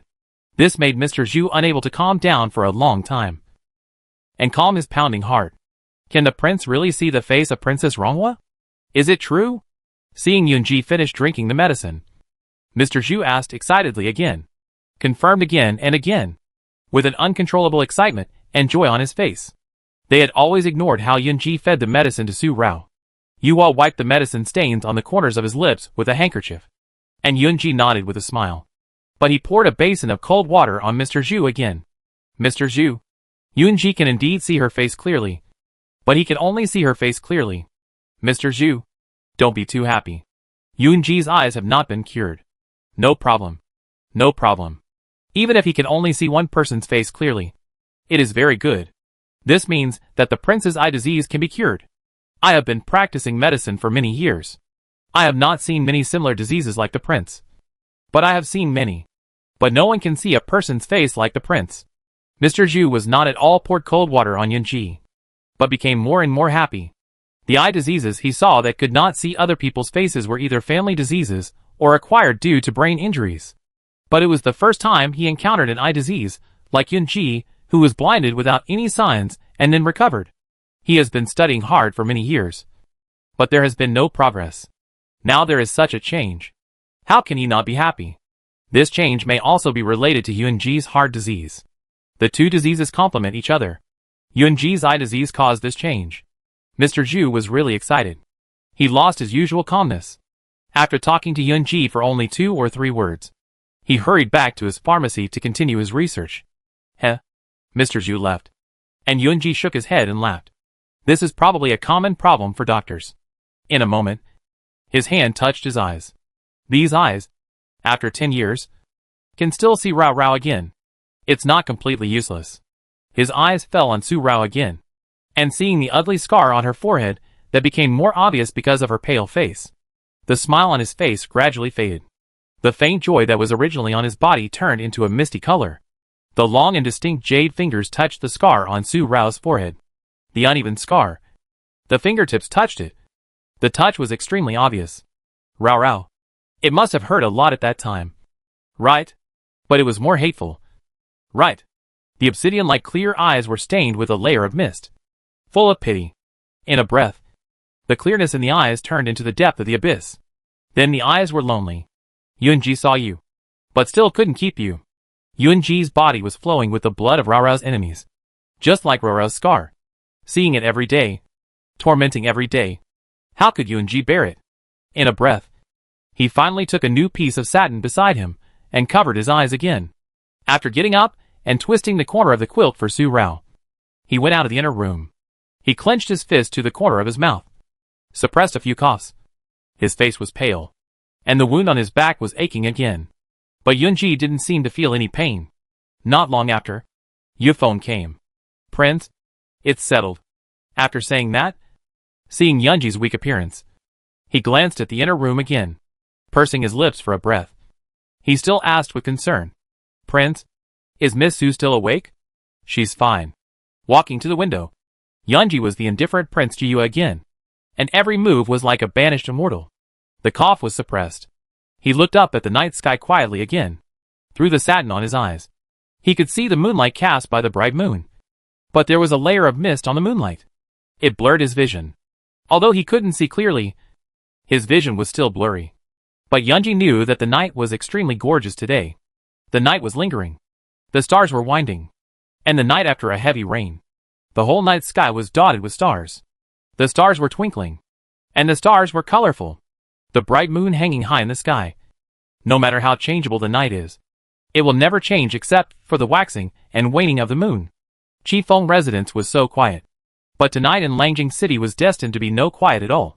With golden-clad secret guards shuttling back and forth, they went deep into the various mansions. Especially the embassy where Zhu Xian and Dan Liang stayed. And they also appeared in the mansions of various princes. The morning sun climbed out from the horizon, pushing the bright moon hanging high away. And the golden-clad secret guards also restrained their recklessness at night. The person on the bed also slept for another night. And when the first golden ray of morning shone into the gap of the window lattice, she woke up. The peach blossom eyes slowly opened. And the sight was full of moonlight. The color was like moonlight, with a crescent moon embroidered on it, and the bed curtain made of the best quality Huanyan gauze. Another layer of moonlight silk was placed inside to cover everything in the bed. This color was the color she liked in her previous life.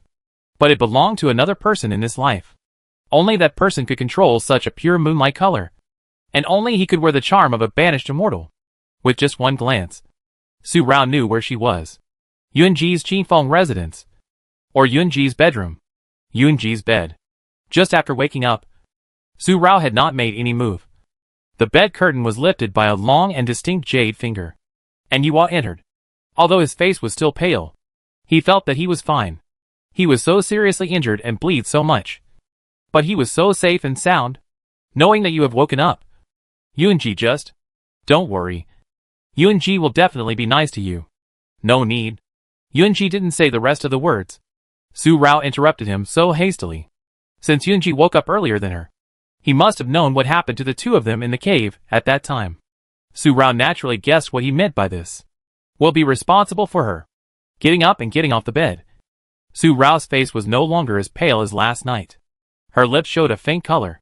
I saved you because you also saved me. So you don't need to be responsible. I don't like to owe others favors. And I will never allow others to owe me favors. I will repay favors, and I will repay hatred. Looking at the man in front of her, who was a head taller than her, she never liked to look up. But this time, Su Rao looked up at Yunji. This man. He is him. They have a childhood love. She never took it seriously. Just protected him as a younger brother. But she knew that he was serious when he said those words. He said, Rao Rao, when we grow up, I will pick the moon for you. It is the brightest thing that Xiao has ever seen. He also said, Rao Rao. The mute old lady said that the things you love most can only be given to the most important person to yourself. And can only be given to one person in your life. When we grow up, I will pick my brightest moon for Rao Rao. Rao Rao will accompany Xiao for a lifetime.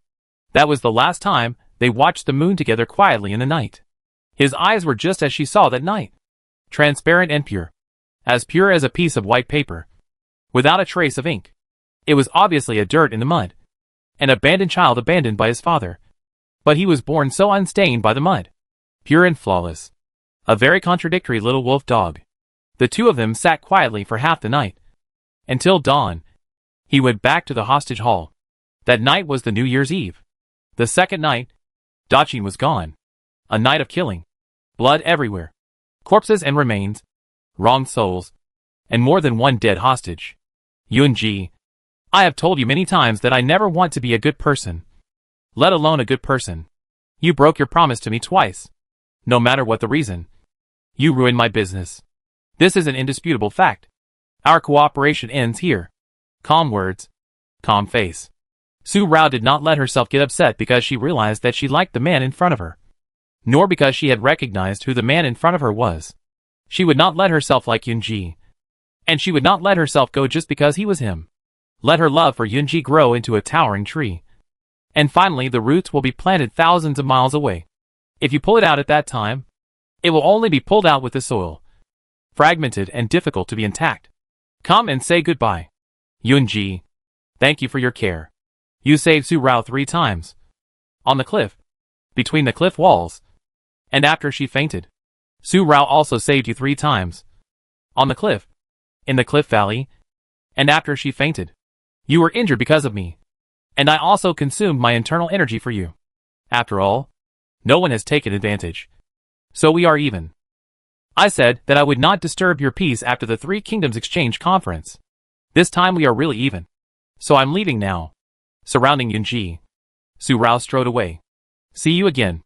Yunji was silent. And the bright red figure walked away from her without stopping. She walked so decisively. She realized her feelings for him. So she turned the Gordian knot so quickly. This is her. This is her. He will never forget. And will never forget such a dazzling Rao Rao. If you want to give Yunji peace, you have to wait until your subsequent plans are completed. When Su Rao stepped out of the door, Yunji spoke again.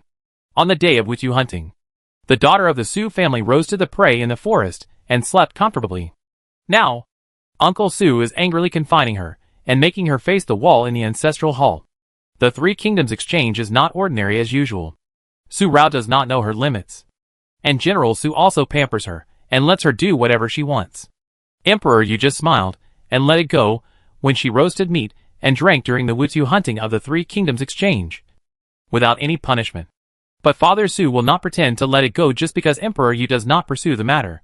He must make his attitude clear. The Su family will never be arrogant because of Emperor Yu's favor. Do whatever they want. Overshadow the master. What? One of Su Rao's steps stopped suddenly. And the back foot also landed on the spot, and did not lift it again. Turning his head to look at Yunji. His peach blossom eyes suddenly rippled faintly.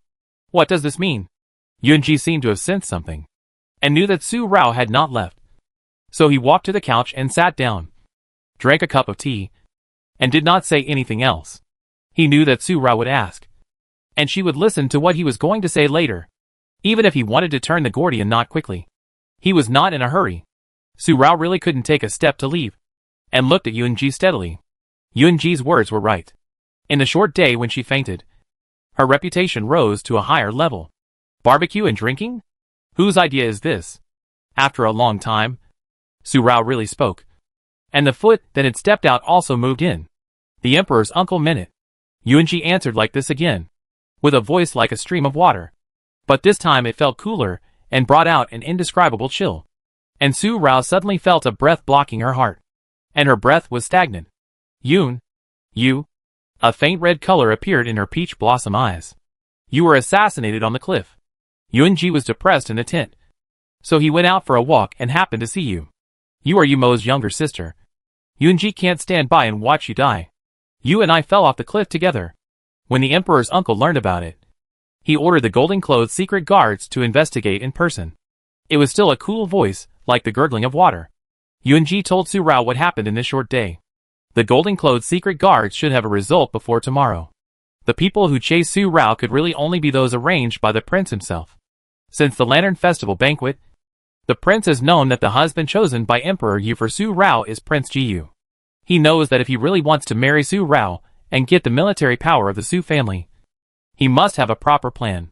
He asked Prime Minister Yao to find Duke Xiao privately, intending to marry Zhao Lianqing and make peace with the Zhao family, and also to show Emperor Yu that he had no intention of taking the military power of the Su family.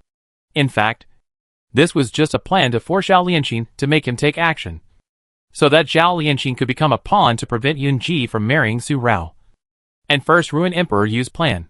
The more Yunji said, Su Rao's eyebrows were frowned more and more tightly. Yun Murui actually laid out such a long game, with such a besieged way to save Zhao's strategy. Did Zhao Lianqing already take action? Zhao Lianqing has never had a chance to make a move, since Yunji already knew it. How could he give her a chance? The prince has been planning this for a while, but now it has been ruined. You and I didn't come to the reward banquet yesterday.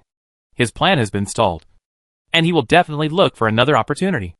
After saying too much, Yunji took the cup and took a sip, moistened his throat, and then continued, "That will be your chance. As for now, don't make any more moves, lest you be noticed by the Golden Guards. Yunji will handle the rest. The result will come out tomorrow. But we have to wait until the two countries of Siam and Danyang leave. The two countries have already been made a fool of themselves at the Lantern Festival banquet, and the Emperor's uncle will never allow it to happen again. I think Grandpa Su also knows it in his heart. So he didn't do what he did the previous 2 times, but obeyed the Emperor's uncle's wishes." After saying everything, Yunji was quiet again. Su Rao's eyes showed complexity, which gradually became thicker, and then the red color in the corners of her eyes faded. Is he going to replace the group of people who came to arrest her with the group she arranged? So her subsequent plans were not affected at all? He wanted to clear her of all charges, and take all the unknowns on himself? Yunji, you should know that those black-clothed people were not arranged by me, but a group of killers of unknown origin. If you do that, you don't want to know who arranged those black-clothed people, and why they came to arrest me. Maybe they were arranged by Yun Murui. You want to make up for it, to make up for you ruining my business. Although Mu Mingjin's business has been destroyed, and it is difficult to proceed. But Yun Murui's. But it is no longer necessary. Our cooperation has ended. I will handle the following matters carefully.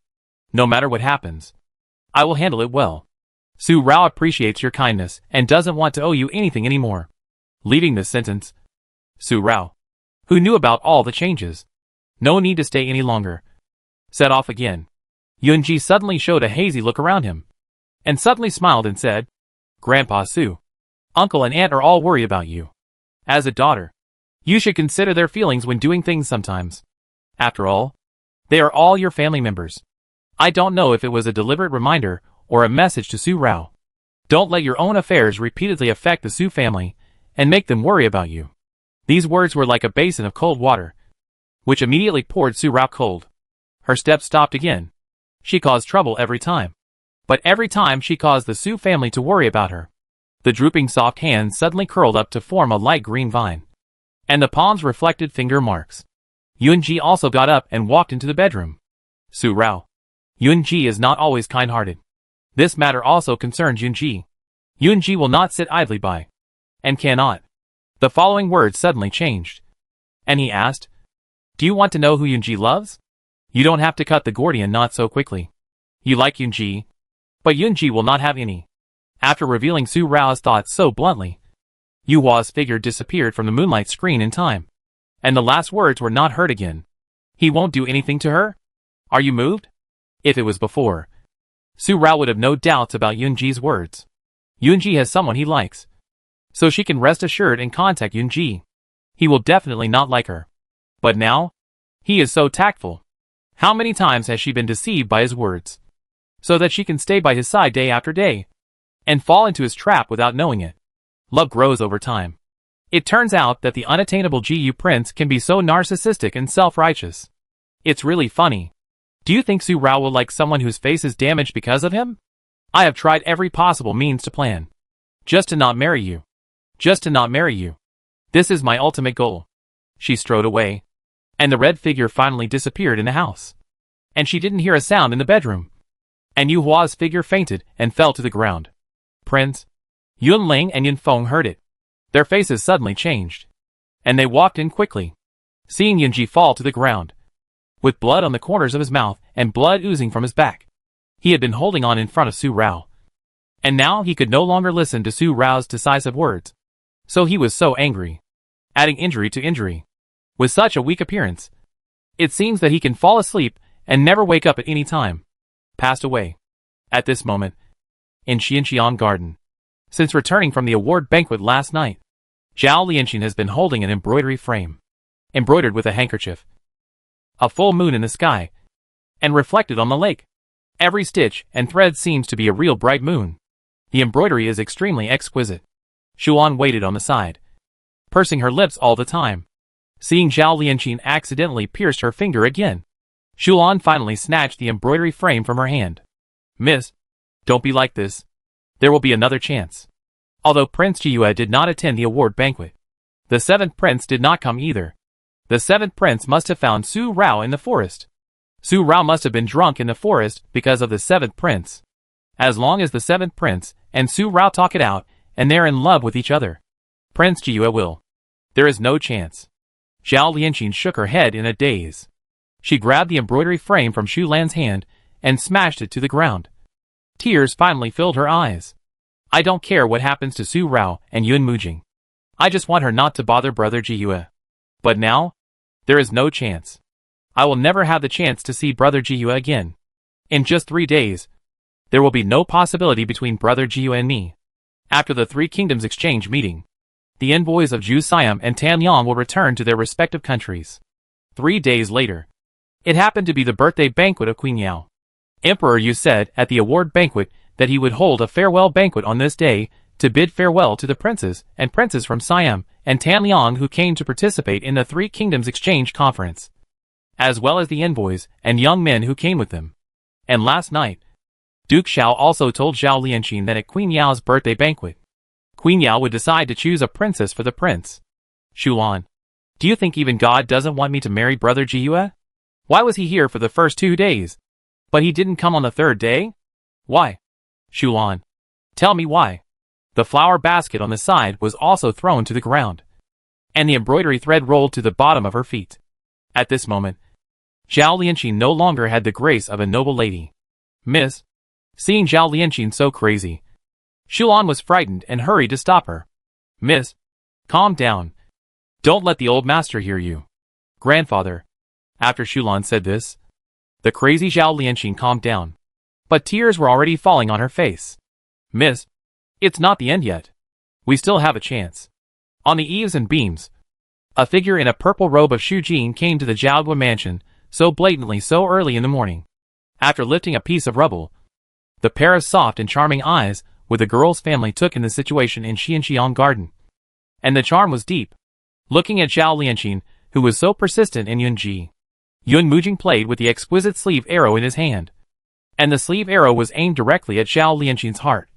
But he did not pull the trigger to shoot the sleeve arrow out. In his mind, the words Zhao Lianqing said to him unintentionally, but intentionally, during the Three Kingdoms Exchange Conference reverberated in his ear. The forest was dangerous. If Princess Ronghua and Princess Changel met again, what should they do? She deliberately encouraged him to find a row. Did he really think he didn't know that she was in the dark on Xihua Street that day and heard half of what he and Arao said? The sun was rising in the sky, and the willow breeze was blowing gently. The water stains left after a rainstorm were completely evaporated under such a bright sun. There was only one tablet in the Su family ancestral hall, with wife Su Ning's spiritual tablet engraved on it, which was the tablet of Mrs. Su. In front of the altar, Isu knelt here, but she was wearing a bright red dress. That night, Isu pretended to be Su Rao and came back with Su De. After Isu found out that something had changed and told Ying, she also wanted to go to the valley to find out the situation first. But Su De, who came back, found her first. The Su family didn't know Su Rao's plan, so Isu could only follow Su Da's arrangement and pretend to be Su Rao to return in front of the people of the Three Kingdoms. Isu. The door of the ancestral hall was pushed open, and Su Rao walked in. Isu turned around suddenly, and seeing the intact young lady appear in her eyes, she quickly got up, took 2 steps over, and grabbed Su Rao. Miss, how are you? Are you okay? You are worried about me to death. For the first time, Isu was so anxious and confused, and her voice sounded like crying. Isu, I'm fine. Grandpa and father are all here. Su Rao patted Isu's shoulder and reminded Isu that General Su and the others were with her. Isu quickly let go of Su Rao and wiped her face twice. Seeing General Su and his group following Su Rao, she immediately stepped back and stood still. The sun turned and fell, and the night fell in a moment. There was no Yanhong figure in the ancestral hall, but they all gathered in Su Rao's Raoxiang pavilion. That afternoon, General Su and his family checked Su Rao inside and out. They confirmed that Su Rao was just exhausted and had some bad luck. She had been in Yunji's Qifeng residence last night. Now she is almost well. She only needs to take care of herself for a few more days. The Su family finally felt relieved and let Su Rao have a good rest. They will take care of everything. The Su family will never let this go. They don't cause trouble, but they are never afraid of it. Don't be afraid, my dear granddaughter. Grandpa will definitely seek justice for you. You dare to harm my dear granddaughter again and again. Touching Su Rao's head lovingly. Seeing Su Rao's pale face, General Su was furious. If General Su hadn't brought Yunji's words to General Su before, General Su would never have been able to sit still when he saw Su Rao was so injured. Father Su also spoke up, telling Su Rao not to be afraid, and said that this time it was really thanks to Prince Jiyu. When mentioning Yunji, the Su family was grateful and completely determined that Yunji was their son-in-law. With this recognition, Su Rao pursed her lips for a moment, and then her eyes settled. Grandpa, Daddy, Mommy. Her bright eyes fell on the caring family members in front of the bed. Su Rao couldn't continue to deceive them, and she couldn't let the Su family continue to match her with Yunji. Absolutely not. I'm sorry. Rao lied to you. What happened on Kia Mountain was planned by Rao herself. From the beginning, Rao promised you to marry Yunji, but it was just a delaying tactic. Rao never wanted to marry Yunji. Rao didn't like him. Not at all. The flickering candlelight illuminated the Raoxiang pavilion under the night sky as if it were daytime. It also made the woman with her head bowed on the bed more conspicuous. He did not dare to face the sincere family members in front of him. The pavilion was quiet for a long time before an old sigh was heard. General Su got up and sat on the edge of the bed, embracing Su Rao's petite body in his broad and solid arms. You silly child. Didn't Grandpa say a long time ago that the Su family's nobility should come to an end? And it's time to retire. Rao doesn't want to get married. So let's hand in the military power tiger talisman, and the family will return to Yun County. away from these disturbances, and live our lives well. Grandpa, we can't go back. Su Rao raised her head. Her eyes were red, and her eyes fell on the Su family. From the beginning, each of them knew clearly. The second brother also said that the prestige of the Su family in the army was no longer something that could be left safely by handing in a tiger talisman. The Su family has only two paths. Either continue to be so noble, or be eliminated by the Yun family. There is no third path to go. Grandpa, Rao'er just doesn't want to marry Yunji. Rao'er just doesn't like him. Rao'er's thousands of schemes are just to make Yunji not marry Rao'er. Because Rao'er knows that it's not just you grandpas who want Rao'er to marry Yunji. The husband that Emperor Yu chose for Rao'er was Yunji from the beginning. From the beginning it was Yunji. A drop of crystal beads appeared in the corner of her eyes. Su Rao raised her hand and wiped it away, not letting it fall. I did so many things. But in the end it seemed that nothing was done. And instead it caused Grandpa to lose face for Rao'er every time. Rao'er doesn't want Grandpa to bend his back for her anymore. Grandpa is a mighty general, not a hypocritical courtier. Grandpa's second half of life should be spent with his children enjoying the happiness of family life. Not. Su Rao took a deep breath, sat up straight, and suddenly smiled. The bright eyes of peach blossoms curved into a bright crescent moon. With a radiant look. After so much trouble, Rao'er doesn't want to go through it anymore. Isn't it just getting married? Isn't it just to make the one sitting on the throne feel at ease? As long as she doesn't marry Yunji, she is willing to marry anyone. Su Rao said this boldly, and patted her chest directly. Rao'er has grown up a long time ago. Rao'er will protect everyone in our Su family. Grandpa, you can't do things behind Rao'er's back. You can't sacrifice everything in the Su family for Rao'er alone. This is also the reason why Rao'er dare not tell you her true thoughts. If the Su family is gone, Rao'er will never forgive herself. Outside Raoxiang Pavilion, Qin Yang covered her eyes to prevent the tears in her eyes from being noticed. Uncle Hao also put his arm around Qin Yang's shoulders, and his eyes fell into the pavilion through the half-open window. But he was calm in his heart. Are there any other accidents? Is the young lady going to compromise? The young lady has resisted so many times before, and would never marry into the Yun family. Now, it's not the Jiyue prince. It's the other princes. What happened between the young lady and the Jiyue prince? So much so that the young lady would rather choose to marry the son of her enemy than to get rid of the Jiyue prince. At this moment, in the Yun palace, in the imperial study, 3 golden-clad secret guards knelt on the ground and detailed what they had investigated in the past 2 days. General Manager Yun handed a stack of secret letters for the royal family to Emperor Yu, which read, "The black-clothed man on the cliff peak was the work of the 4th prince. But it was also the prince's plan. The 4th prince was unwilling to be imprisoned, and he was desperate. He wanted to kill Su Rao and frame the prince. But the prince knew about it in advance, so he played along. The prince wanted to wait for the 4th prince's men to seriously injure Su Rao. Then he would rescue Su Rao, and then take down those black-clothed men to easily kill the 4th prince, so that the emperor's only father-son affection for the 4th prince would disappear, and he would order the execution of the 4th prince. It was just unexpected that Prince Jiyue would appear at the cliff peak at that time. Rescue Su Rao first, and the two fell under the cliff peak. The prince did not intervene in this matter openly, and none of his people were involved. But they were sure that this matter must be related to the prince. Otherwise, why would the prince appear at the cliff peak by chance? They also found out that when the prince and Miss Xiao met several times, Miss Xiao would happen to meet Princess Ronghua harassing Prince Jiyue, including the day when the 7th prince and the 2nd young master Su were at the Qiongyu restaurant. It was also the prince who went to the Duke Xiao's mansion to take Miss Xiao out of the mansion. After saying that, the Golden Guards withdrew. This incident was only investigated by the Golden Guards, and there was no substantial evidence to prove that the prince was involved. But Emperor Yu was furious, looking at the royal secret letter in his hand. His breathing was unstable. Yun, the chief steward, was waiting on the side, not daring to breathe. Beads of sweat rolled down his forehead. He did not dare to raise his hand to wipe it off, and bent his body more tightly. Time seemed to stop because of Emperor Yu's silence. If it were not for the sound of the burning in the Panlong Palace lantern, Yun, the chief steward, would really think that the entire imperial study was forbidden and there was no movement. After a long period of silence, Emperor Yu actually burned all the royal secret letters. Not a single one was left. His actions frightened General Manager Yun for a moment. What was the emperor doing? Pass on my decree.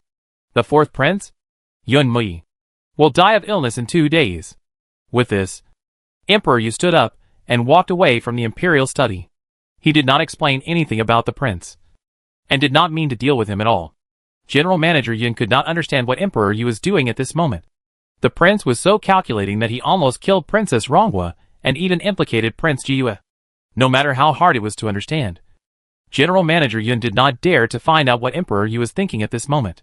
He hurried away, but felt pity for the fourth prince in his heart. Died of illness in 2 days. That is, he was given a cup of poisoned wine. After the envoys from the countries of Siam and Tanyang left, he told General Su like this: the royal family is ruthless. Accompanying the emperor is like accompanying a tiger. The heart of the emperor is even deeper. The imperial study was closed. The lights in Panlong Palace were extinguished, and a figure appeared. He had been hiding here all this time, and listened to everything the golden-clad secret guard said under the eyes of Emperor Yu. Quietly opened a window frame, jumped, and a corner of purple flashed from the window frame and disappeared. The window frame was closed, and the imperial study was quiet again. Jinger, Jinger, it turns out that you are the one who hides the deepest. For so many years, you have been obedient for your father to see? You have never let go of the death of your mother. Right? This voice sounded in the dimness, bringing out a faint sense of vicissitudes, compared with the cruelty and imperial heart towards other princes. Emperor Yu seemed to be heartbroken for eavesdropping on Yun Mujing for the second time. Go.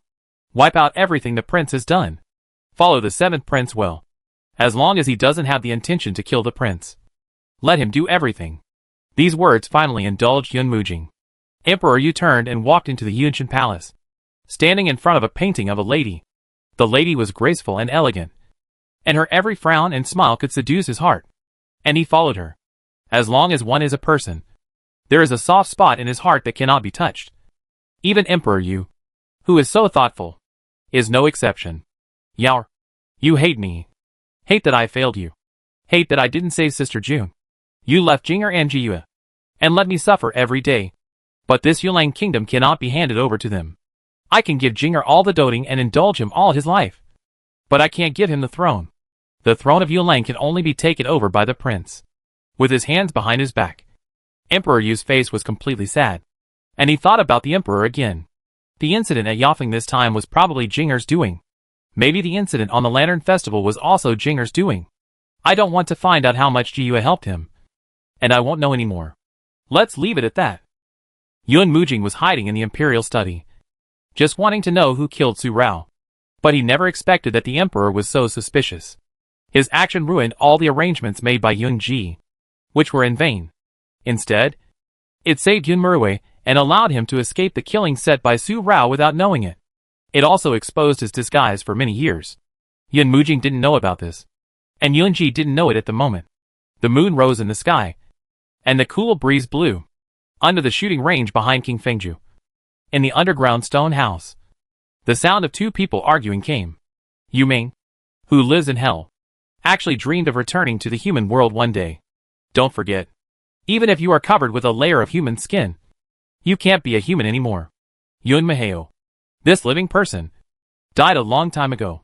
This voice was full of ice and bloodthirstiness. It seemed difficult to suppress, but was suppressed by force. A cough and another voice, with a low laugh. Yun Muheo is dead, but Yun Ji is alive, forever in the sun. Unlike you, you are afraid of the sun, but you are eager to touch the light that is more dazzling than the sun, and finally burn yourself and even hurt her. Is this the result you want? Han Machin? Although these words were said with a smile, they felt a sense of ambiguity. It was hazy and difficult to see clearly. Inside the stone gate, it was quiet and silent for a moment. Outside the stone gate, Yun Ling and Yun Feng were guarding. Both of them were nervous, and their eyes never left the stone gate. Do you still remember the name Ashio? She wanted you to rest quietly after dusk. You forgot. But I can't forget. And I can't forget it for a moment. Is your special feeling for her really just that she held up the awning for you? No. Even if you have forgotten all the misery in the Qin Palace, you have not forgotten her. Ah.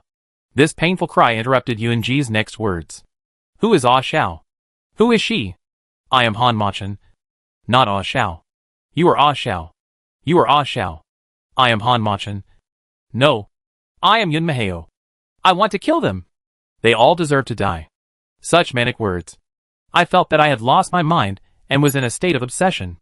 The stone door was suddenly broken open, and the figure in black clothes rushed out very quickly. It disappeared in an instant.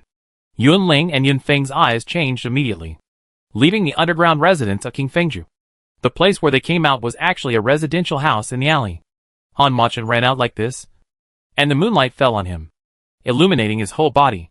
The color of the moonlight, the faint halo, poured down from the bright moon in the slanting sky, spreading the entire night sky and illuminating the night. Han Machin's footsteps suddenly stopped.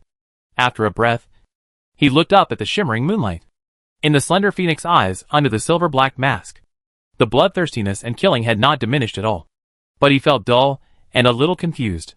The netherworld in the darkness, but longing to touch the dazzling light that is beyond reach, will be burned. Is this the answer I am looking for? Is this the fact I want to confirm? This word murmured, even more confused. The moon has risen to the sky, reflecting in the sky, casting the color of moonlight. The hazy moon. And the Raoxiong pavilion has become quiet. Qin Yan's family has time to be alone with Su Rao. And they also know what really happened and the group of black-clothed men who suddenly appeared. Our plan was ruined this time. In addition to Yun Ji, there is also Han Emochin. Han Emochin is Xian Ichi Xiao. It must be him. Thinking of the conversation with Xian Ichi Xiao in Kia Mountain Forest, Xian Ichi Xiao suddenly left again. Now thinking about it, he chased the prey at that time. Most likely because he knew that those black-clothed men were in the forest. Those unidentified black-clothed men disrupted all my plans. Yun Yu even used the golden-clothed secret guards because of Yunji. Our subsequent plans can no longer continue. We must not involve the Su family. And we must not let Grandpa bend his spine because of me again.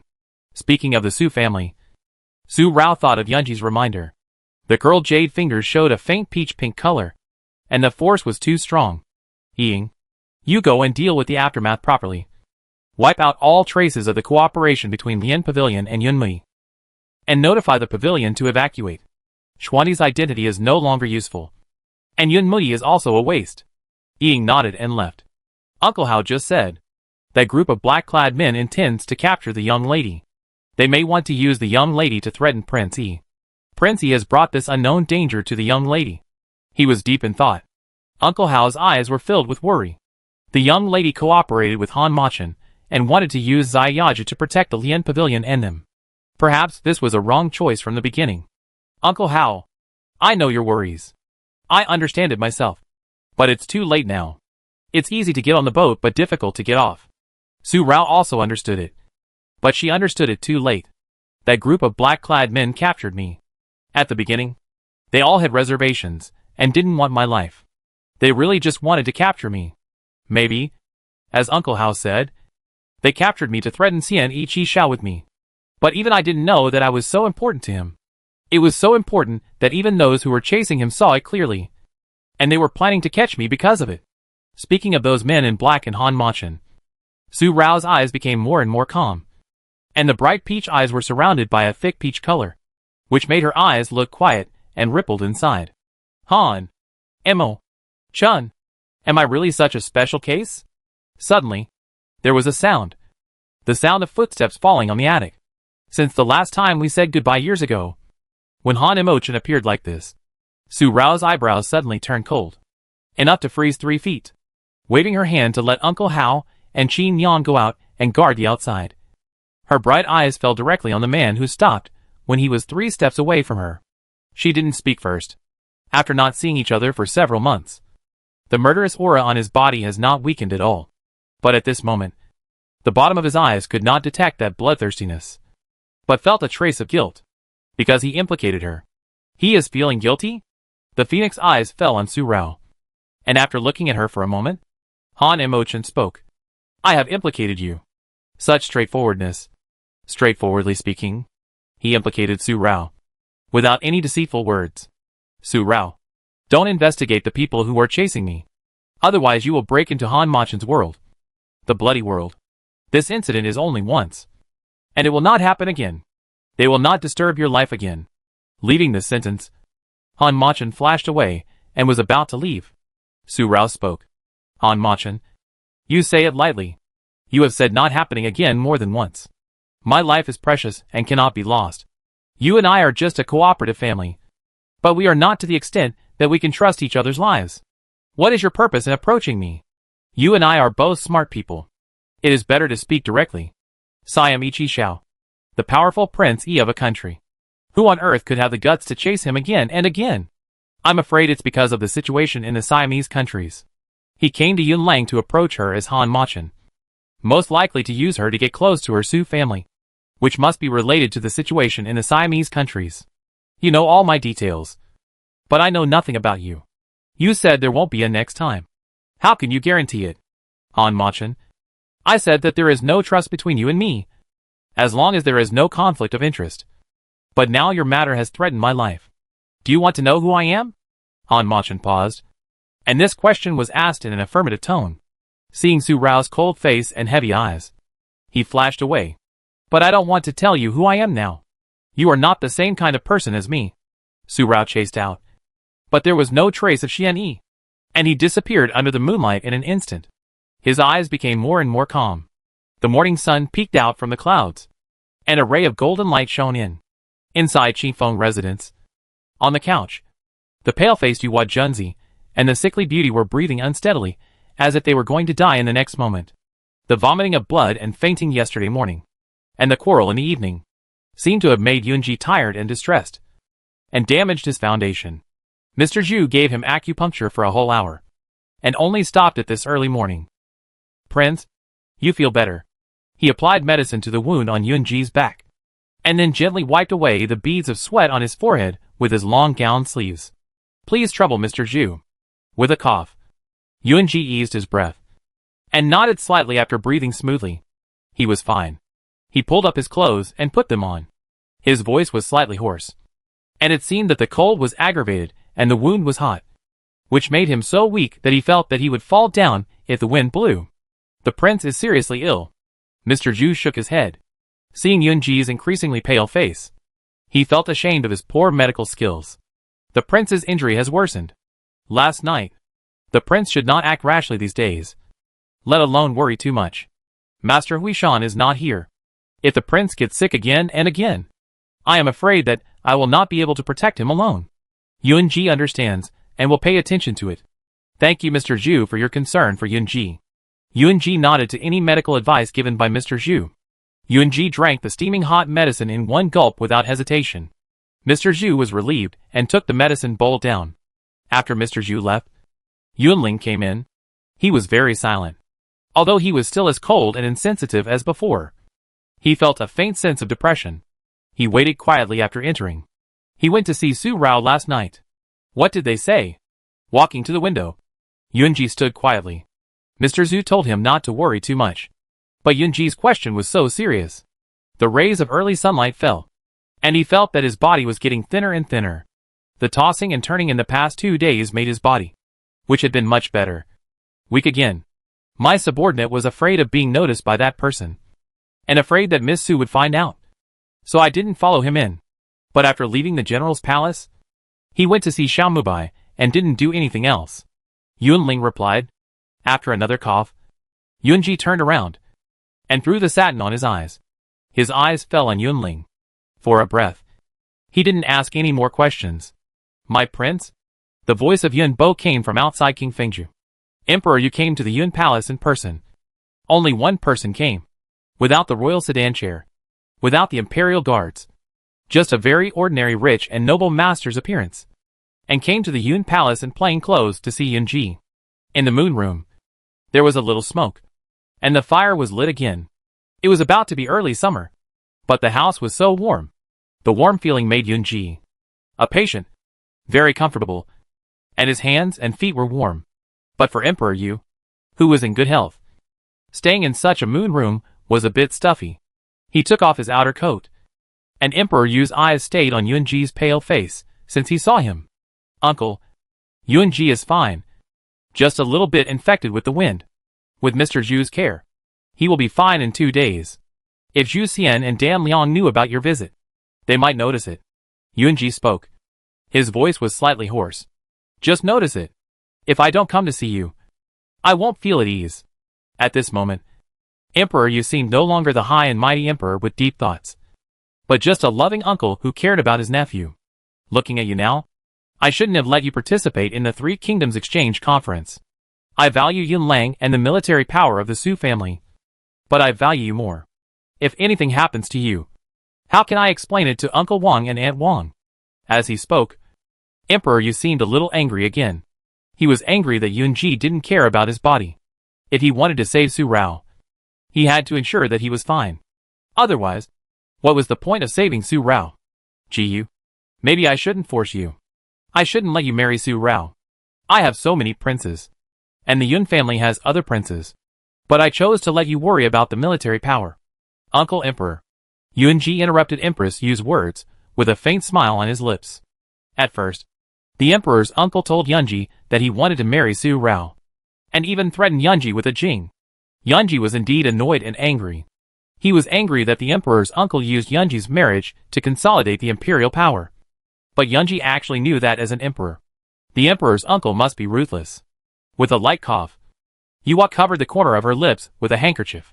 It is easy to conquer a country, but it is difficult to defend it. Too many people died in Yunlang, including countless soldiers, father, mother, and Aunt Yao.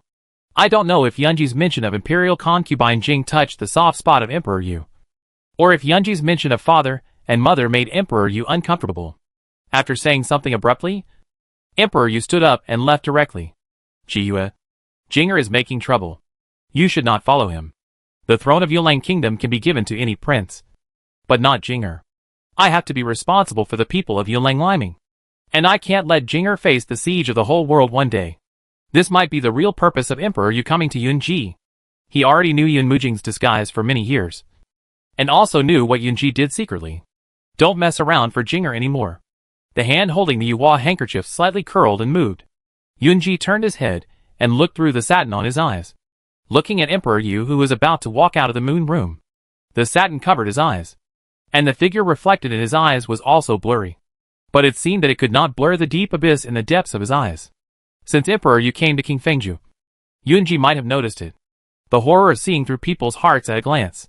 Yunji was taught by the Emperor's uncle, and Yunji's thoughts never thought that he could hide them from the Emperor's uncle. Then the Emperor's uncle knows that those black-clothed men who assassinated Su Rao were not actually here to kill Su Rao. They were not the fourth prince's people, nor the prince's people. When these words came out, they were obviously hoarse, but they felt cool and melodious. Emperor Yu's figure suddenly stopped as he left, and he turned to look at Yunji. His eyes were unclear. Uncle Emperor. The investigation by the Golden Guards was indeed carried out by Yunji, but it was not to protect a Jing, nor to let the prince take the blame. If Yunji had any idea, the prince would have died hundreds of times without a sound. So why would he need to borrow the hands of your uncle to accomplish it? What Yunji did was just for Yunji himself. Another day. The sun was setting, and Emperor Yu stayed in Qifeng residence for half a day before leaving. Originally, the emperor was thinking, but when he left at this moment, his eyebrows showed a strong sense of fatigue. I don't know what Yunji said to him, but he made him feel old in such a short time. Just after leaving Qifeng residence, Yun Zonwan came in a hurry, sweating profusely, and his collar was stained with sweat. He looked so anxious, and it was obvious that something big had happened. A big deal. Your Majesty. Running over hastily, Yun, the chief steward, whispered something in the ear of the Emperor Yu. The tiredness on the Emperor Yu's face suddenly changed into a frown. The Emperor's eyes were deep. He strode out of the Prince Yun's mansion. As soon as the Emperor Yu left, Yun Feng also hurried over.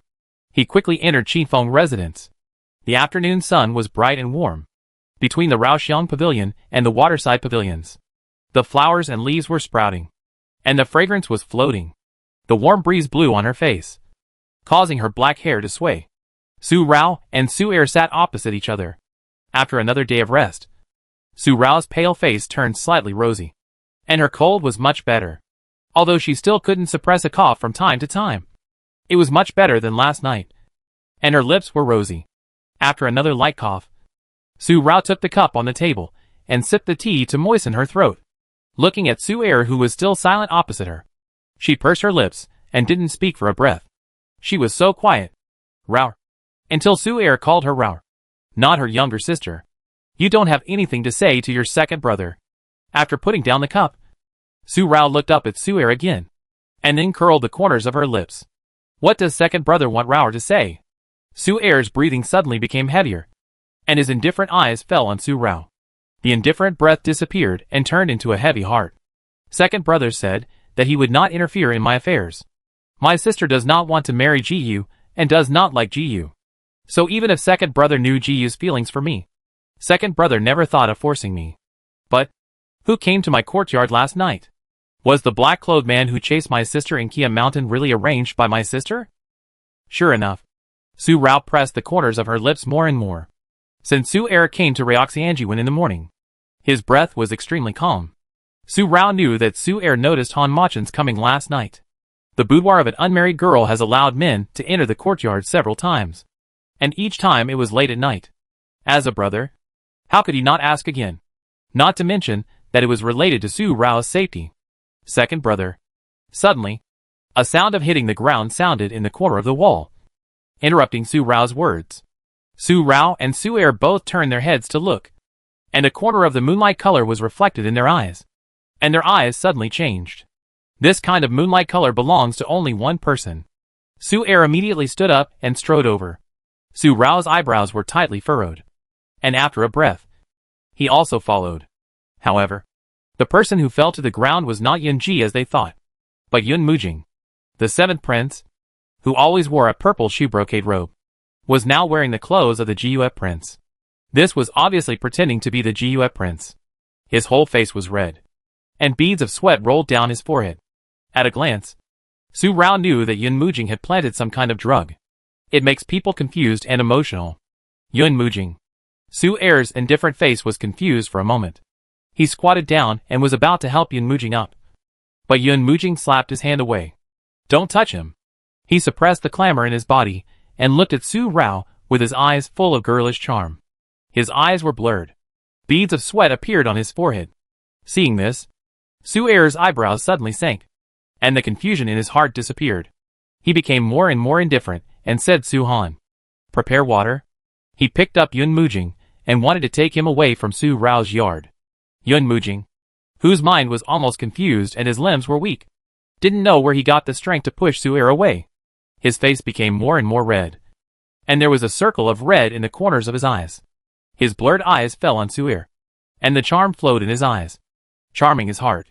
Su-yuma, don't touch me. Don't touch me. A low growl. A hint of panic appeared in those charming eyes. Su-er didn't notice it, but Su-rao caught it shrewdly. Why is he so flustered by his second brother's touch? The peach blossom eyes fell on Yun Mujing's charming face, which was 3 times more beautiful and charming than a woman. He was so drugged that he felt like a real girl. A charming woman. Second brother. I'm afraid he can't suppress the drug in his body. Su-rao suddenly spoke. Let Isu and Su-han prepare ice water in her Raoxiang courtyard. Su-er looked at Su-rao and saw that Su-rao didn't show any worry about Yun Mujing's appearance, and then looked at Yun Mujing, seeing that he was about to give up, but still vigilantly guarded against him. After a breath, Su-er took a big step back, but said coldly, Yun Mujing, if you dare to do that to my little sister. Yun Mujing leaned on Su-rao and didn't seem to hear Su-er's threat. Already drowsy? Arao. Don't hand me over to your second brother. You promised me. Su-rao could only hear the mosquito-like voice clearly when Yun Mujing was so close to her. The peach blossom eyes immediately swayed, and a deep look emerged. When Yun Mujing was in the ice water, the deep blush on his face faded a little, but the tenderness between his eyebrows and eyes that only girls have became more and more intense. The appearance of Pannin, with pearls flowing down his cheeks, sliding down from the seductive Adam's apple, crystal clear, and even more charming. Su-rao's eyes fell on Yun Mujing's face, and then fell on his Adam's apple. After a moment, they fell directly in front of him. The lining was close to his body, but it did not reveal what she had guessed. Could it be that she guessed wrong? Su-er was sitting in the hall outside the house, with a screen blocking the situation inside. Mo Gan's eyes did not leave the screen. As long as Yun Mujing did anything wrong to Su-rao, he would go in immediately. Time passed, and suddenly, there was a noise in the house. Su-er stood up suddenly. Second brother? I'm fine. Su-rao naturally heard Su-er's reaction and said quickly. The green jade fingers were grabbed by the slender hand stretched out from the water. Yun Mujing opened his eyes. And the confusion in his eyes disappeared. His eyes fell directly on Su-rao's face. And suddenly, he smiled charmingly. Rao, what do you want to do? But you want to tease like you did when you were a child. His voice was slightly hoarse. But it brought out a strong sense of lingering charm. And the seductive Adam's apple moved up and down as he spoke. But Su-yumo is outside. If you want him to know, will you let him know? After 2 whispered questions, Yun Mujing actually stood up directly from the water. Water splashed out. His flat and slender figure, because of the moonlight-colored clothes, was so close to his body. His abdominal muscles were clearly reflected, although the effect of the medicine had weakened by half. Perhaps because of Su-rao's presence. Yun Mujing was not completely awake. He looked at Su-rao's lingering eyes with an inexplicable emotion that Su-rao could easily detect. Rao, I know you have a sharp tongue but a soft heart. How could you bear to hurt me? You said you would protect me. Su-rao's eyebrows tightened, and she suddenly shook off Yun Mujing's hand, holding her wrist. Yun Mujing did not stand firmly, and sat back in the bathtub. Water splashed, and the collar of the clothes on his body that had been stained by the ice water was torn open, and his flat and white body fell into Su-rao's eyes. There is no girl's features. A man, with a face that is 3 times more beautiful than a woman's. But he is a real man. She guessed wrong. With such movement and noise again, Su-er finally strode in. Su-yumo. Seeing Su-er, Yun Mujing quickly pulled up his collar. Feeling flustered again, he moved more, flew out of the bathtub, pulled Yuehua's coat over his upper body, and was cold and angry. Who told you to come in? Get out, get out. Although he was so angry, his clear eyes were blurred again, and the dissipated blush climbed up Yun Mujing's face again. The drug seemed to be acting up again. Yun Mujing couldn't control himself and leaned toward Su-er. He grabbed Su-er and was about to stick to him. Su-rao was shocked by this sudden action. Su-er was stunned for a moment until he felt the touch on the corner of his lips. Su-er suddenly came back to his senses. His face changed drastically. His hands reacted faster than his brain, and he chopped Yun Mujing's neck with a knife. And Yun Mujing fainted. Su-rao also came back to her senses, but her mouth was wide open in shock. For a moment, she didn't know how to react at this moment. Yun Mujing, he kissed his second brother. He actually kissed. Su-er's expression was not much better than Su-rao's, but he felt a kind of unclear feeling that was difficult to control. Looking at the fainted Yun Mujing in his arms, he glanced at Su-rao for a moment. Then he picked up Yun Mujing directly. He walked to a small couch nearby. He sat cross-legged, exerted his internal force, and directly used his internal force to dissolve the drug in Yun Mujing's body. Su-rao followed her gaze and landed on the 2 people sitting opposite each other on the couch with their palms touching. They were obviously 2 men, but at this moment, they seemed so well matched. I thought it was just my second brother's unrequited love, but I didn't expect it to be. Su-rao didn't know what she felt for a moment. She didn't discriminate against this kind of emotion. But how could this world allow men? What's more, they were the second son of the Su family and the 7th prince. After watching for a while, Su-rao turned around and left the space for the 2 people. As soon as she raised her footsteps, she caught a glimpse of a letter on the ground next to the bathtub. It fell when Yun Mujing was putting on Yuehua's coat just now. The 6 words on the letter, personally from brother Jiyue, made it difficult for Su-rao to look away. The only person who called Yunji brother Jiyue, besides Yunmiyue, was that person. And such elegant handwriting could never be Yunmiyue. So it could only be, thinking of Yun Mujing appearing in her Raoxiang courtyard in such a manner. Layers of depth suddenly emerged in her peach blossom eyes. Picking up the letter, Su-rao went out of the inner room. The letter only had 1 sentence. Brother Jiyue. Xiner has something to tell brother Jiyue about the 7th prince. Xiner is waiting for brother Jiyue at the Cheongyu restaurant. If brother Jiyue doesn't come, it's hard for Xiner to guarantee that she won't tell the emperor what she knows. The 7th prince actually. There was no more words after that. So ambiguous. If Zhao Lianqi really knew something about Yun Mujing, and Yunji also knew it. No. With Yunji's care for Yun Mujing, even if there was nothing, he would definitely go to the appointment after seeing this letter. and judging from the fact that Yun Mujing took Chinese medicine, he was dressed as Yun Ji. Without thinking too much, Su Rao knew what Zhao Lianqin had done. In order to marry Yun Ji, she would resort to such despicable means? The letter, curled up and squeezed the inside of her soft hand, kneaded into a ball. Her bright eyes fell on the inner room again, thinking of what had just happened. Could it be that Zhao Lianqin knew about Yun Mujing and the second brother? Thinking of this possibility, Su Rao strode out of the side room and went to her own Raoxiong pavilion. Within a quarter of an hour, she dressed up as a young man and asked Isu and Su Han to keep an eye on the two people inside while she went out. I heard that the man was Prince Jiyue, but someone saw Prince Jiyue walk in with their own eyes. It's really pitiful for Prince Jiyue and Miss Zhao. They are obviously in love with each other, but they have to meet in the restaurant. All this is the fault of that lustful, ugly girl from the Su family. I don't think it's possible. How could that man be the Prince Jiyue? How could the Prince Jiyue do such an unceremonious thing with Miss Zhao? Su Rao heard the continuous whispers before she arrived at the restaurant. The Qiongyu restaurant, which used to be crowded with people, was now closed. I don't know what was going on inside. Young man, what happened? Why is this restaurant closed today? I was thinking of going to have a pot of tea, Su Rao asked in a noncommittal way, patting the shoulder of a person next to him. The man immediately hushed. Young man, if you want to drink tea, go somewhere else. Something big happened in the Qiongyu restaurant today. The Qiongyu restaurant was opened during the Qin dynasty. Later, when Yunlang occupied the Qin imperial city, the Qiongyu restaurant was not affected. Qiongyu restaurant is just a restaurant inn, and there is nothing special about it, except for the last time when the seventh prince and the second young master Su almost fought here. This restaurant has always been a very stable restaurant, and most of the people who come here come to eat. Although Qiongyu restaurant also has a backyard compartment for guests to stay. The opening of Zaiyaja 5 years ago has caused the business of Qiongyu restaurant to plummet, and the number of guests who come to Qiongyu restaurant to stay overnight has decreased by more than half. In order to maintain the business of the restaurant, the owner of the restaurant closed most of the compartments in the back of the restaurant.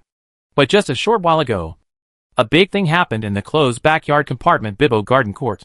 The noble lady of the famous family, Miss Zhao, actually had a tryst with a man in this room. If this happened in other compartments, it might not be discovered. But it happened in the closed Bibo Garden Court. The waiter went to the backyard to relieve himself and accidentally heard some noise in the Bibo garden. He thought it was a thief, so he broke into the place. Hearing this, Su Rao's eyes moved. Judging from Yun Mujing's situation, the medicine was not weak at all. Yun Mujing left. So what about Zhao Lianqin at this moment? In a breath, he quietly left and went in from the alley behind the restaurant. In Bibo Garden, the furnishings in the house were extremely exquisite, with the finest Qianhua satin curtains. Behind the curtains, a slender figure could be vaguely seen, covered by the quilt, and the whole person was sluggish. A person in front of the bed was getting dressed, and it turned out to be Xian Ichi Xiao, with a coldness that was hard to suppress. An overturned incense burner, with small particles still remaining inside. After putting on his robes, Xian Ichi Xiao didn't even look at Zhao Lianqin, and strode out of the house. Brother Qi Xiao, you and I are just meeting here for lunch, but you have such a romantic encounter. Why don't I have such good fortune?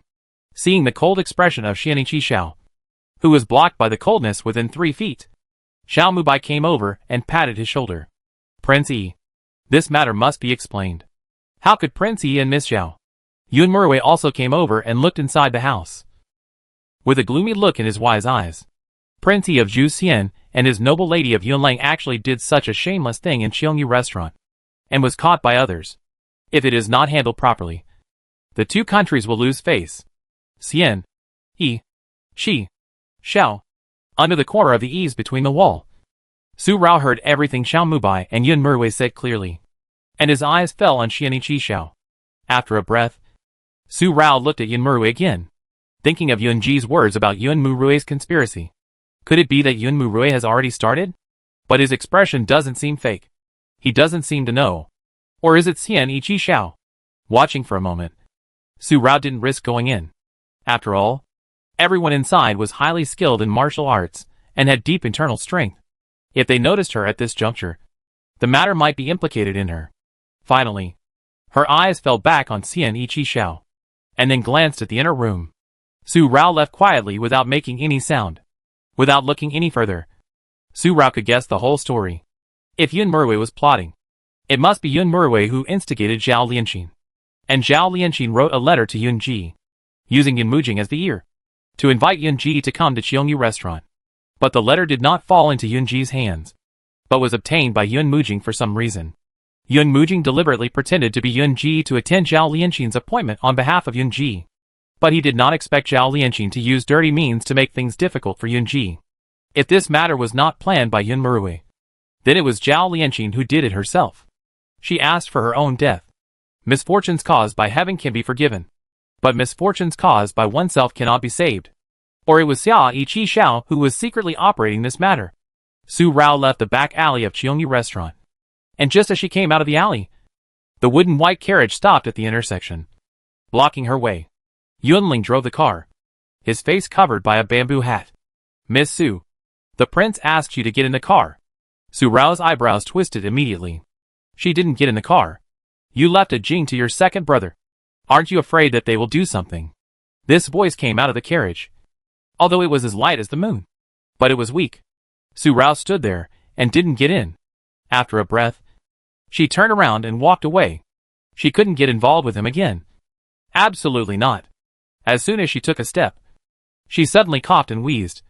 And the coughing and wheezing continued. Su Rao's raised footsteps suddenly felt like a 1,000-pound weight was on her. And she couldn't move anymore. "Miss Su, Yunling asked you to get in the car." Yunling also strode forward to stop Su Rao and knelt on one knee. Compared with Yun Feng's several disrespectful attitudes towards Su Rao, Yunling was silent when facing Su Rao. Except for the first time, he was angry at Wanlu Temple and Yunling's knees. Except for Yun Ji, seemed to have never knelt on anyone else. "Su Rao, if it weren't for a Jing, Yun Ji wouldn't come to you and let you trample on him again and again. You can't get away with it when a Jing is plotted against." After the coughing and wheezing stopped, Yun Ji spoke again. His calm voice was now annoyed, and he seemed to be provoking Su Rao. "Yun Ji?"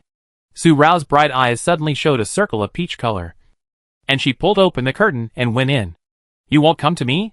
You won't let me trample on your honor and face again and again? Don't you think it's ridiculous to say this? Who is your favorite? How stupid and foolish do you think I am? And how much I trust you, that I let you play with me again and again, and use this to deceive me every time?"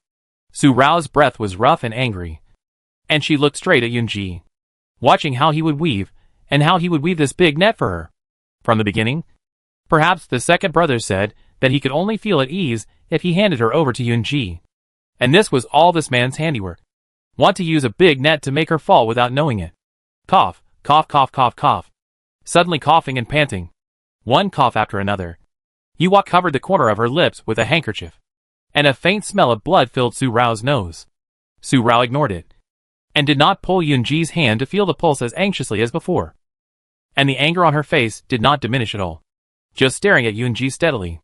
The carriage started moving and went to the path behind the Su family, but Yunling's hand holding the whip was curled and loosened. Loosened and curled again. "Su Rao."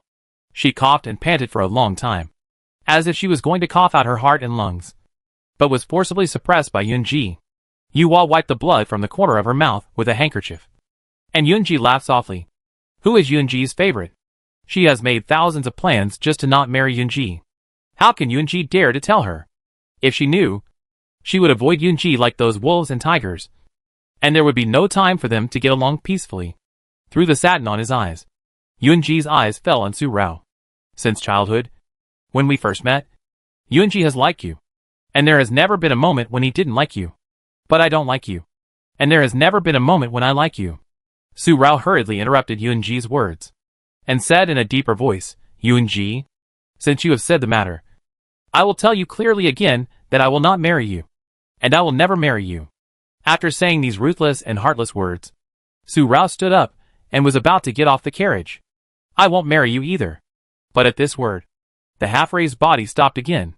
From the beginning, Yun Ji didn't want to marry you, and he wouldn't marry you. He agreed to UMO just to leave a memory between you and me, even though he said such affectionate words. And the person he loved was right beside him. Yun Ji didn't seem to feel uncomfortable at the moment. He took the cup on the table, poured tea, drank it in one gulp, and suppressed the cough and wheezing that was about to arise. He ignored whether Su Rao was going to leave. His drooping hands curled up, and his 5 fingers were lightly pink. After a moment, Su Rao turned around and didn't leave. At the right time, a pot of wine appeared on the table. I know you like to drink. Since Yunji makes you so unhappy, drink it. But the remaining short journey is just a moment. Su Rao looked at it, took a breath, picked up the wine pot, and took a gulp directly, drinking hard. Then he said, Yunji, you and I are both smart people. Since you have explained it, and I have also expressed my attitude, there is no need to say more, and there is no need to move some emotions. Otherwise it will only hurt others and yourself. He took another sip of wine, and a hint of rosy color appeared in the corner of his eyes. But it was wiped away by Su Rao before it fell. He still said such heartless words. You are right. There are some things that don't need to be said. Saying them hurts others and yourself. But the feelings that have been moved cannot be taken back. And Yunji doesn't want to take them back either. Su Rao suddenly looked at Yunji again, with anger in her eyes.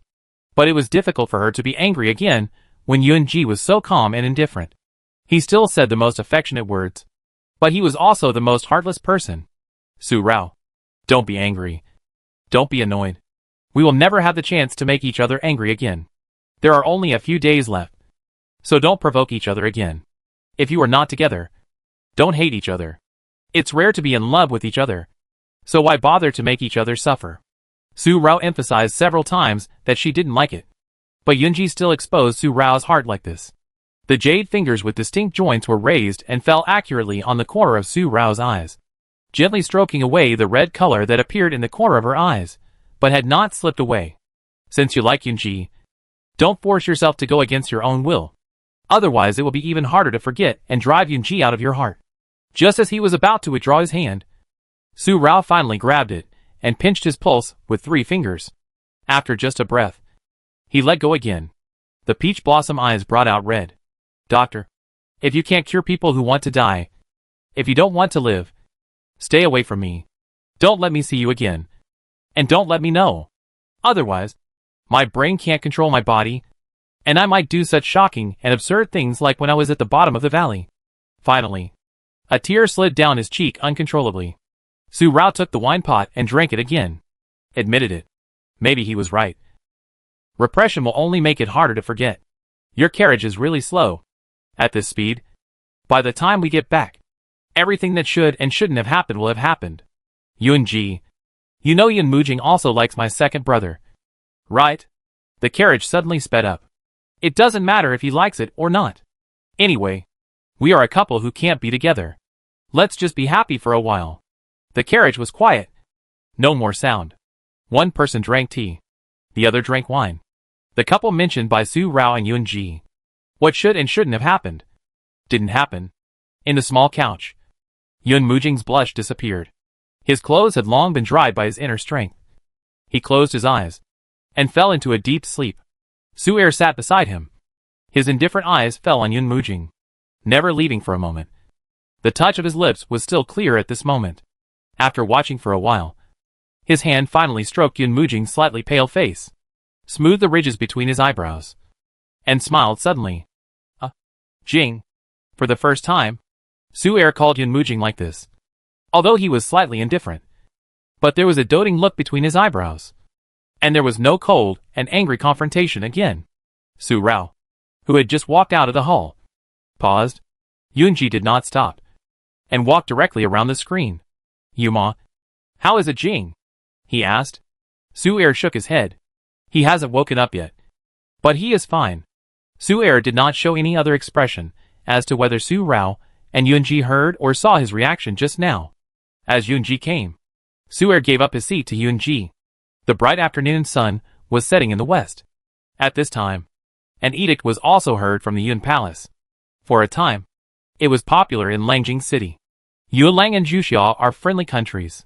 During the 3-country exchange meeting, Prince Yi of Juxia and Ms. Zaiguo Gongfu fell in love with each other. The edict issued by Emperor Jin Yu conferred Ms. Zaiguo Gongfu as Princess Sini, and signed a treaty to marry Juxia and establish a long-lasting friendship between the 2 countries.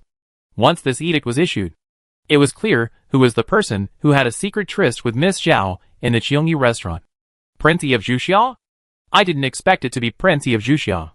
Yes. Isn't it that Miss Zhao has always been in love with Prince Jiyue?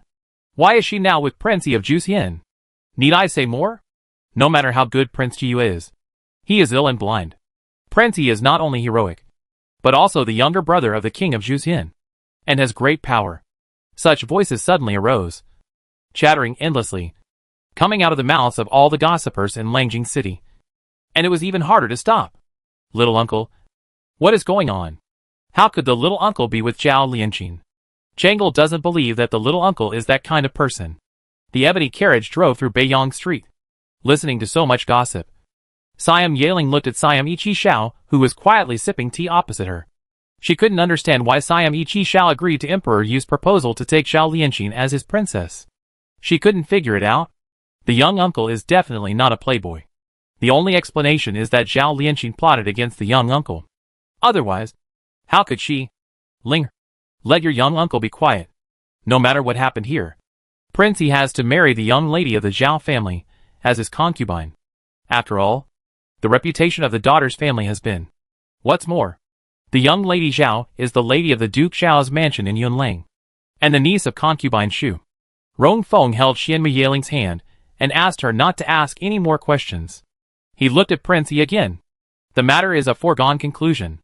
Suddenly, there was a sound of cups being placed on the table, and Prince Yi got up and left the carriage. The figure in the black robe disappeared in a flash. Young uncle, Xiaomu Yaling shouted, but was stopped by Rong Feng again. Xianichi Xiao left and jumped directly onto Ziyaju, entering through a wide-open window on the 3rd floor. As soon as he came in, he was greeted with a cup of wine. Xianichi Xiao caught it and drank it in one gulp. Today, Xiao Mao knows that in the eyes of Prince Yi, rose red and bright red are actually the same red. Let Xiao Mao guess. Who did Prince Yi think that Miss Xiao was? So that he fell into such a big fall. Wearing a fluorescent red dress, with a mandala on his forehead blooming to the extreme, Xiao Mubai was dressed as Mr. Xiao again, and the folding fan in his hand was shaking lightly. But although he fell into such a fall, Prince Yi did not lose. Miss Zhao is one of the most famous noble ladies in Yunlang, and she is also the childhood sweetheart of Prince Jiyue. I wonder how Prince Jiyue would react if he knew about this. Another cup of wine. Prince Yi came over and sat opposite Xiao Mubai, with a cold face. Xiaoyao Tower is worthy of being called Xiaoyao Tower. Nothing can escape the eyes of the owner of Xiaoyao Tower. Young Master Xiao knows this king's affairs so clearly. This king is very curious. Who is the real face behind young Master Xiao's face? He is so elusive. This sentence is full of deep meaning. Heh! Xiao Mubai laughed. His peach blossom eyes showed the charming color that only belonged to young Master Xiao. If he hadn't seen it with his own eyes in the forest that day, he would never have been able to connect the two as the same person, even if they had the same surname. Xiao Ziyu, this young Master Xiao, has a natural and romantic attitude in every move. He is as handsome as a jade, and a romantic and talented man. And the Xiao Mubai he knew, although he was also romantic, never had the manly charm of young Master Xiao. Now he knows that he was wrong. Why does Prince Yi think that Zhao's face is fake? He asked back. A hint of charm appeared on the corner of his mouth, and his eyes were rolling. Xianichi Xiao said nothing more, and the mellow wine went into his stomach. What happened at noon today appeared in his mind again, and there was a rare gloomy look between his eyebrows. He saw the woman in red entering the backyard through the window lattice. The curtain fence blocked her face. The soft and quiet feeling was the second time he admitted his mistake. Rose red and bright red, in his eyes, would actually be the same red. Such a trick. At this time, in the mansion of Duke Xiao, Zhao Lianqing knelt in the main hall. Grandfather, grandfather, please help Lianqing. Lianqing doesn't want to marry. Don't want to marry. Don't want to marry? With a sound of slapping the table angrily. Duke Xiao was full of anger. Then you did that. The sheep-horned beard blew and shook, and he felt that he couldn't say any dirty words. Your aunt taught you since you were young that you are the legitimate daughter of our Zhao family, born of noble descent, and your every move is the face of our Zhao family. But you? For the sake of Prince Jiyue, you have repeatedly disgraced our Zhao family. After hearing this, Duke Xiao was even more furious, and he smashed the cup next to him to the ground with a clang. and the tea splashed on his boots. Grandfather chose the crown prince for you. But you refused to marry him, and tried to plot against Prince Jiyue with such despicable means. Now that the imperial edict has been issued, how capable do you think your grandfather is? How much face do you have to disobey the imperial edict? What is the status of the Su family in Yunlang? And how much reliance is placed on them in the heart of the emperor? But Su Hong has to obey the emperor's wishes for Su Rao's marriage. Do you think your grandfather's face is bigger than Su Hong's? Or do you think that my Zhao family now has the noble and sacred heart of the Su family? These two angry questions. Zhao Lianqing, who was kneeling, looked at Duke Xiao, and her body suddenly became weak, and she knelt on the ground. Duke Xiao saw this, without any pity, but deep disappointment. He stood up and walked away. Since you don't listen to your grandfather, you should solve the problems you caused yourself. What is the attitude of Prince Yi of Zhuxian? If you marry Zhuxian, you will have to bear the good and bad things yourself in the future. He walked out of the hall. He saw Minister Zhao and concubine Shu waiting outside the door. After a few breaths, he slapped his old face in anger. The good daughter and niece I taught have brought shame to my Zhao family. I feel that my old face has no place to be put. If she dares to do anything again and doesn't wait to marry obediently, don't blame me, the grandfather, for being ruthless. Throwing his robe in anger, Duke Xiao left in anger. Near the end of the month, the bright moon hanging in the night sky is already a crescent, dotted with stars, and the moonlight is not as bright as the full moon. The prince has been in the prime minister's house for an hour. Your Highness, the emperor's intention is probably known to your Highness. Now that Zhao Lianqing has been married, she is already a waste. Zhao Wenjian will definitely have other thoughts. The fourth prince can't stay. Prime Minister Yao stroked his beard. The lights in the room made his face half dim. It was hard to see what expression he had when he said this, and what kind of plan he had. Grandpa. No. We can't do it again. The prince shook his head. The appearance of the snow ferret that led my grandson to the cliff peak was strange. And Mu Mingjin's appearance was also strange. My grandson thought carefully. The person who assassinated Su Rao in Kia Mountain was most likely Yin Mui's hand. He must have been desperate and deliberately led me and Mu Mingjin there. Mu Mingjin is Su Rao's cousin. If Su Rao was killed, he would definitely not stand on our side. It's just that Yin Mui didn't expect that Prince Jiyue would go to Kia Mountain. It must be that Prince Jiyue's going there alarmed those men in black, and they thought it was him. So they took action before he arrived. Since last night, my father's golden guards have been silent. He must have found the person behind the scenes. My sixth brother also said that he saw Yun Zongguan leave the palace. He was afraid that after the envoys from Siam and Tanyang left, my fourth brother would die of illness in his prince's mansion. When Yun Murui said this, his wise eyes were full of shrewdness. Their father, the heart of an emperor, used the emperor's strategy to the extreme. Whether he was hurt by him and his sixth brother, or disappointed by Yun Mui's actions, it was all the emperor's plan. Although the news of Su Rao's injury was not spread because of the Three Kingdoms exchange meeting, my father will definitely give an explanation to the Su family and General Su, a satisfactory explanation. Otherwise, once General Su is really angry, so Yun Mui will definitely die this time. The royal family is ruthless, and the emperor is even more ruthless. Even if there is a little affection, it is all given to their seventh brother. For the other princes, it is just a scheme under the imperial power, and they are all just princes. Even the care and love for Prince Jiyue is just a scheme by the imperial power. Yun Mui will definitely die, and Zhao Lianqing will marry Zhu Siam. Although this matter did not go as we wish, it is not a bad thing. The Zhao family has no successors, so they can only rely on this palace, and it is no longer a worry for Grandpa. Yun Murui said this, and his wisdom in his eyes shone more. Not bad. Prime Minister Yao touched his beard and nodded with satisfaction. He was relieved to have such a grandson. The current Zhao family, even if there is the favored concubine Shu, can still be in the mind of the old man Zhao Wenjian. If the fourth prince really died, he would most likely hide the Zhao family, and would never give him any chance to move the Zhao family. If the old man Zhao Wenjian could really live so peacefully, he would not want to compete with the Zhao family every day at this time, thus involving his highness.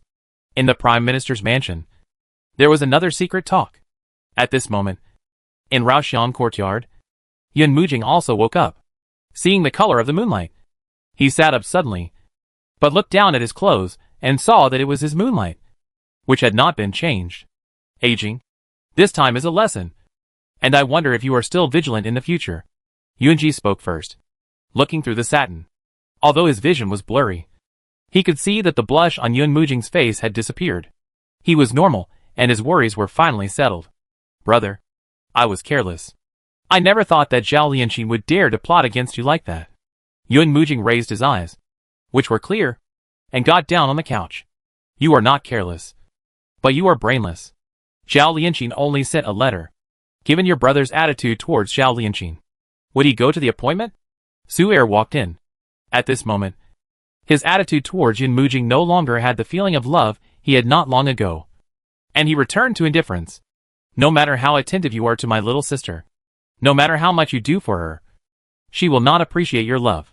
You damaged her face so much, and she didn't kill you because of the shallow feelings you had in your childhood. Now you do so many things for her. Aren't you brainless? Outside the door, Su Rao, who was about to follow in, stopped in his tracks. Although Su Er's words were meant to rebuke Yun Mujing, it felt more like he was talking to her. Su Yuma, what this prince does has nothing to do with you. Yun Mujing was immediately furious. This prince likes to do things for a row. He is just brainless. He just likes a row. For a row, I can die. Why? You are jealous. But you can only be so jealous. Yun Mujing, shut up. Su Rao still walked in and glanced at Su Er. But at this time Su Er no longer had the kind of indifference that suddenly appeared several times. Knowing in his heart that the person opposite him had the same feelings for him as he did for him. No matter what that person said, he would not be hard to bear.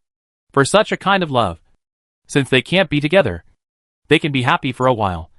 Even if they are angry, it is better than being strangers. So Su Rao's eyes quickly passed over the Danube prince beside the couch. But it was just a glance, and the peach blossom eyes were already calm. He walked over with his arms around him, and kicked Yun Mujing's calf. My second brother is right. No matter how much you do, I won't appreciate it. Instead of being so brainless, you might as well do something smart. I told you a long time ago what Su Rao cares about most. His face was full of ruthlessness and perverseness. But what he said was, Yun Mujing's originally lost eyes suddenly lit up. He looked at Su Rao for a breath, glanced at Su Er, and then hugged Su Rao directly. Rao. You are not angry with me anymore. We are reconciled. He was so excited that he stuttered, and his charming eyes were actually watery. He felt like crying with joy. He was more like a child who got candy. Su Rao's face was awkward, and in a moment, he pushed Yun Mujing away. Who said this princess is angry? Yun Mujing, you are not qualified to make this princess angry. If you dare to cause trouble to my second brother again, be careful that this princess will not have eyes and beat you up. He kicked Yun Mujing's calf again, and clenched his fist, threatening. Rao, it hurts. This time, Yun Mujing bared his teeth and rubbed his calf. But he couldn't hide his smile. Even if he was wearing this outfit of the color of the exiled fairy moon, it was difficult to suppress his own strong charm. Painted bones and painted skin. A smile that seduced souls. Such a man who is 3 points more beautiful than a woman, and deliberately pretends to be a girl to seduce Su Er. It would be strange if Su Er is not fascinated. A demon. Cough. A light cough that was not suppressed made Yun Mujing's smile stop. Brother, your injury. He squatted down quickly to look at Yun Ji. Su Er was also concerned and was about to ask Su Han to ask the court doctor. Yunji waved his hand, saying he was fine. Let Yunling bring the pills. The candlelight flickered and shimmered, bringing out a touch of translucence on Yunji's face, which was so white and translucent. His body looked even thinner and weaker, no less than when he first saw him in Wanlu Temple. The fire had long been gone in Su Rao's Raoxiang courtyard. At night, even the warm evening breeze could make Yunji cough and wheeze. Su Er watching Yunji take the pills that had been discontinued for a long time, and turned his head to look at Su Rao. Seeing that her face was calm and there was no worry at all, it seemed that she really didn't like Yunji. In her own home, she didn't even want to pretend, even if Yun Mujing was here. After a while, Su Er finally said, Little sister, it's late at night. Jiyu is weak and can't stand the wind. Second brother, let Jiyu rest here for a night. Su Rao pursed her lips for a moment. Rao, my brother really can't stand the wind. Let him stay for one night. Just one night. I promise that no one will know and damage your reputation. Yun Mujing also looked at Su Rao and stretched out a finger. It seemed to be a pitiful plea. What are you two doing? One is her second brother, and the other is her childhood friend. Are you so eager to get your beloved married? Today, the young lady of the Zhao family and the Prince Yi of Juxian Kingdom have just fallen in love. Will there be another incident tomorrow where Prince Jiyue and Princess Ronghua meet after dusk? Yunji stood up, with a smile on his face. But he seemed helpless about what Su Er and Yun Mujing said, and turned to Su Rao. It's getting late. Ah Jing has woken up, so we should leave too. Bypassing Su Rao, Yunji walked away, coughing softly. But it was really as he said. He had never thought of marrying her, and would not marry her. Just after taking 2 steps, his arm was still grabbed by Rudy.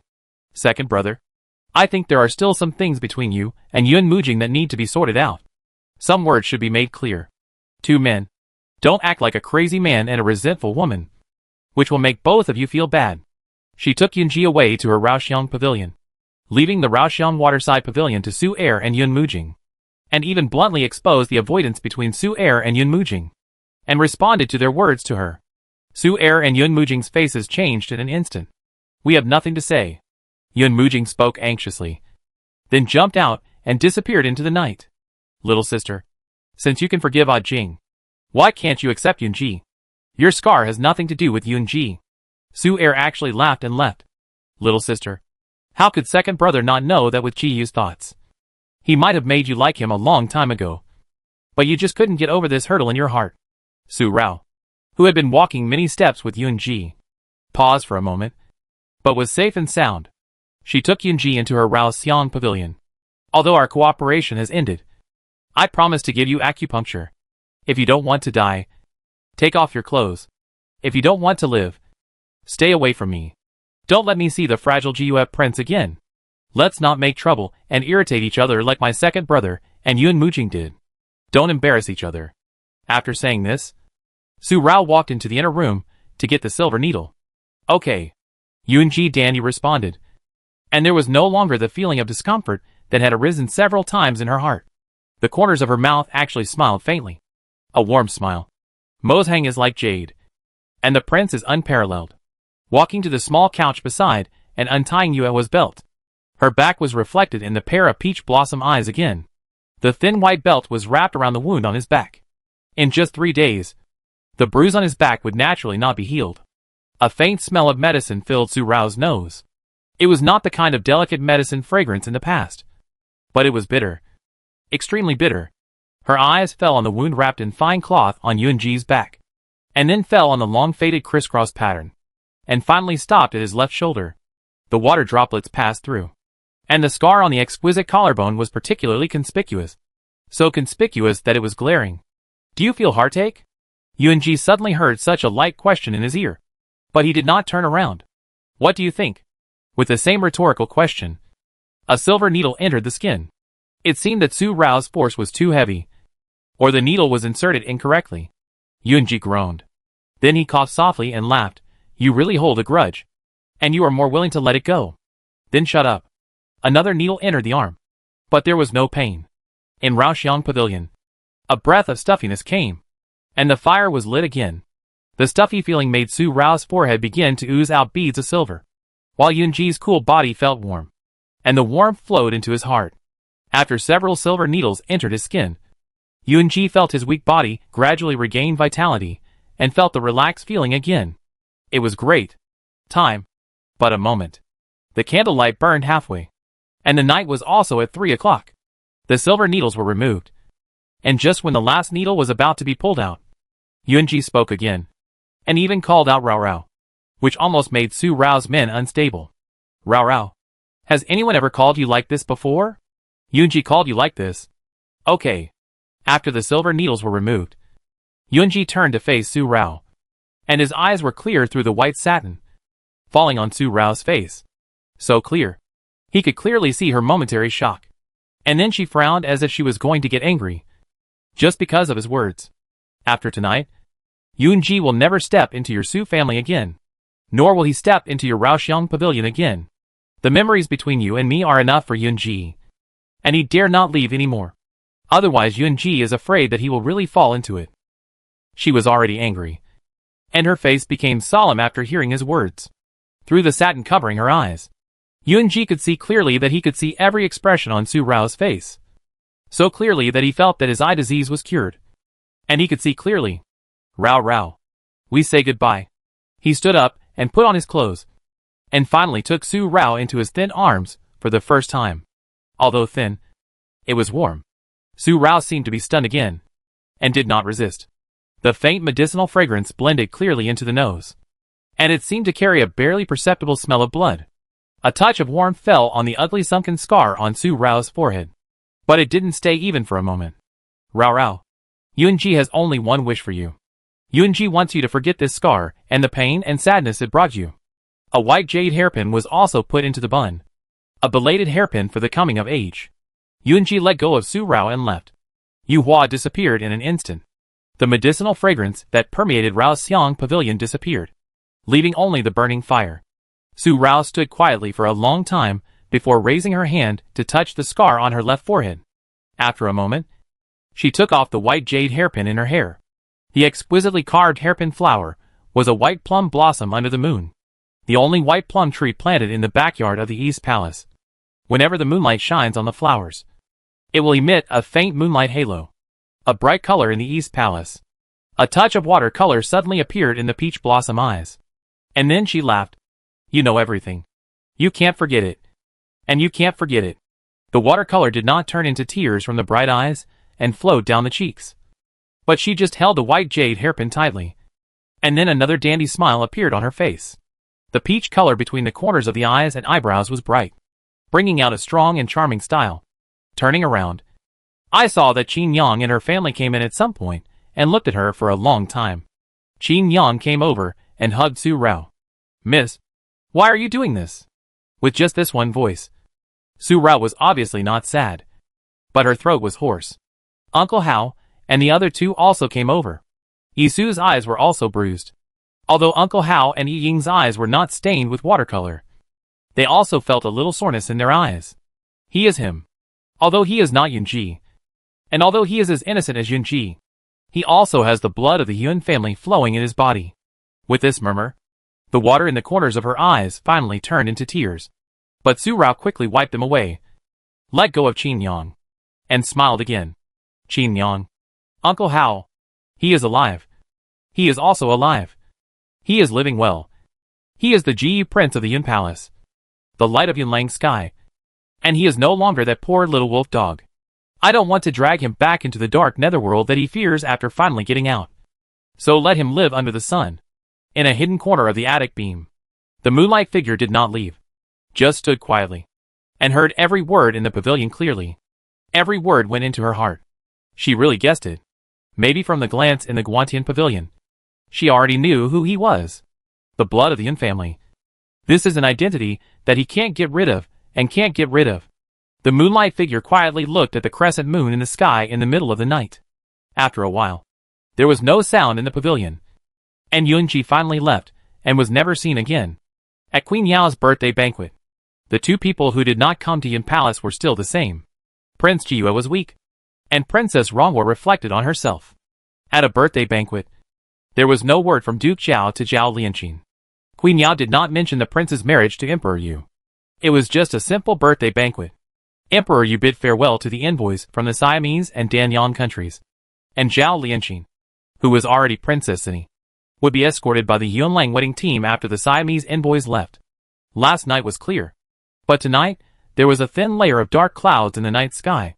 As summer approached, the weather began to change. The sunny day and the cloudy night seemed to be just a change of mind of God. The gray feeling, coupled with the dusk of the night, only made people feel depressed. In the study room of Duke Xiao's mansion, Duke Xiao kept walking back and forth, looking at the door from time to time, holding the white jade plaque in his hand. Suddenly, there was a sound of footsteps hitting the ground. The hand of Duke Xiao holding the jade token suddenly tightened, and the palm was sticky with sweat. The door was pushed open, and the person who came in was the black-clothed masked man he saw outside the fourth prince's mansion that night. Duke Xiao's eyes fell on the back of this person, and no one else came. Duke, Don't look. There is only me. The man in black walked in, holding a sandalwood box in his hand. The Lord asked me to bring this to the Duke to comfort the Duke. He handed the sandalwood box to Duke Xiao and said, "For Miss Xiao's marriage. The prince is not a good man. The Prince Zhu Xian is second to none in Zhu Xian and has great power. He is the most suitable husband for Miss Xiao. Although he will marry far away to Zhu Xian, he will no longer see Prince Jiyu. This is the only way to ensure the stability of the Zhao family." Duke Xiao opened the sandalwood box, and inside was a child's lining. This lining was what Yun Muheo wore when he went to Daqin as a hostage on behalf of his father. Duke Xiao remembered it clearly. And it was indeed Yun Muheo's clothes. It was bordered with bright gold, dark white in color, and the word Hao was outlined with silver thread on the inside of the lapel. It was sewn by concubine Shu for Yun Muheo herself. Duke Xiao took out the clothes, and his hands trembled. "I have brought the things in the words, and I will take my leave first." The man in black bowed and was about to leave. Duke Xiao quickly covered his eyes and said anxiously, "Is Hao okay? Is he okay? Where has he been all these years? Why didn't he come back? Why didn't he come to see me? He hid alone." "Duke, the master told me that I can't tell you his whereabouts. Now the Yao family is getting more and more popular. The fourth prince has died of illness, and the Zhao family can't go against the prince anymore. We should defend our foundation." The man in black left. "Duke, don't look for him secretly anymore, so as not to cause the prince's faction to find out and implicate the master. If the master wants to see the Duke, he will appear." A thin layer of dark clouds at night brought a hazy sky the next morning. Although it didn't rain, the whole sky was gray. The mountains outside Langjing City were shrouded in clouds and mist, like mountains in a fairyland. Zhu Xian and Dan Liang finally left Yunlang Kingdom after the Three Kingdoms Exchange Conference. The prince saw them off, and the envoys from both countries left the capital. Half a day later, the wedding procession would also set off. The long procession occupied the entire street of the Duke Xiao's mansion. She was canonized as a princess, but the wedding ceremony was the same as that of the princess. This was requested by Consort Shu for Zhao Lianqing. From beginning to end, the phoenix crown and the bridal robe. Married daughters are always the most beautiful.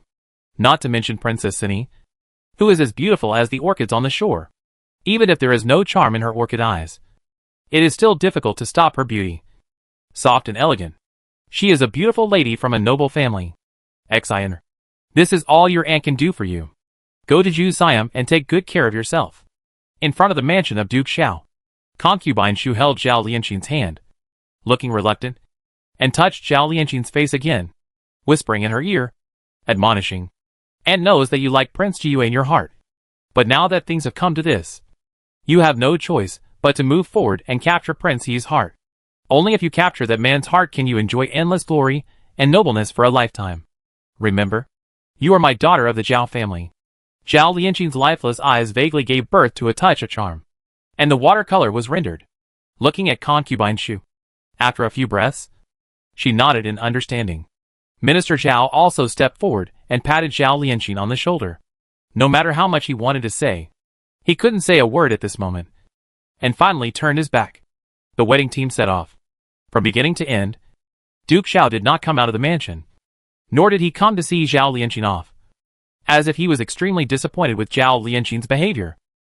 It was not until the wedding car was completely invisible on this street that Duke Xiao came out, with one hand behind his back and the other hand stroking his sheephorn beard. Looking at the end of the street, Song Yin was silent. "Grandpa, cousin Xian is gone." Yun Luoling looked at Duke Xiao and rubbed her slightly red eyes. No matter how willful the seventh princess was, she would be well behaved when facing her family. Moreover, compared with the former, really willful seventh princess, it seems that she has changed a little after being punished by Emperor Yu twice. Or to be more precise, she has grown up a little.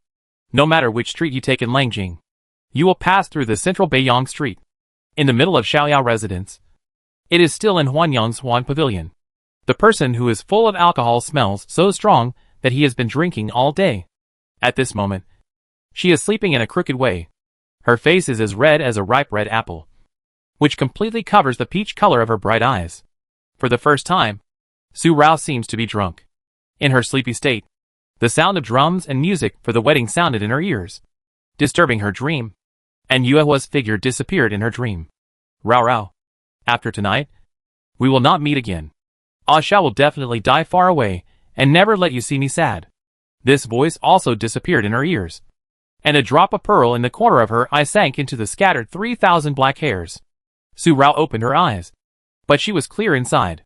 Shaking her dizzy head, Su Rao got up, walked to the window, and pushed open the window frame.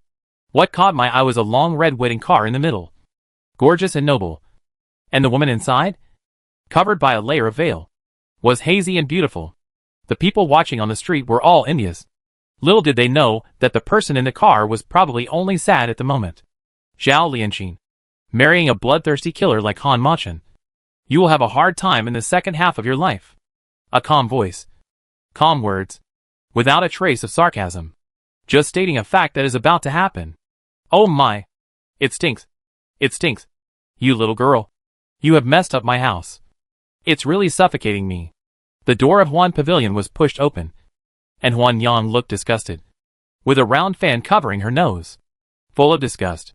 This princess smells so good. Huan Yang. You have a problem with your nose.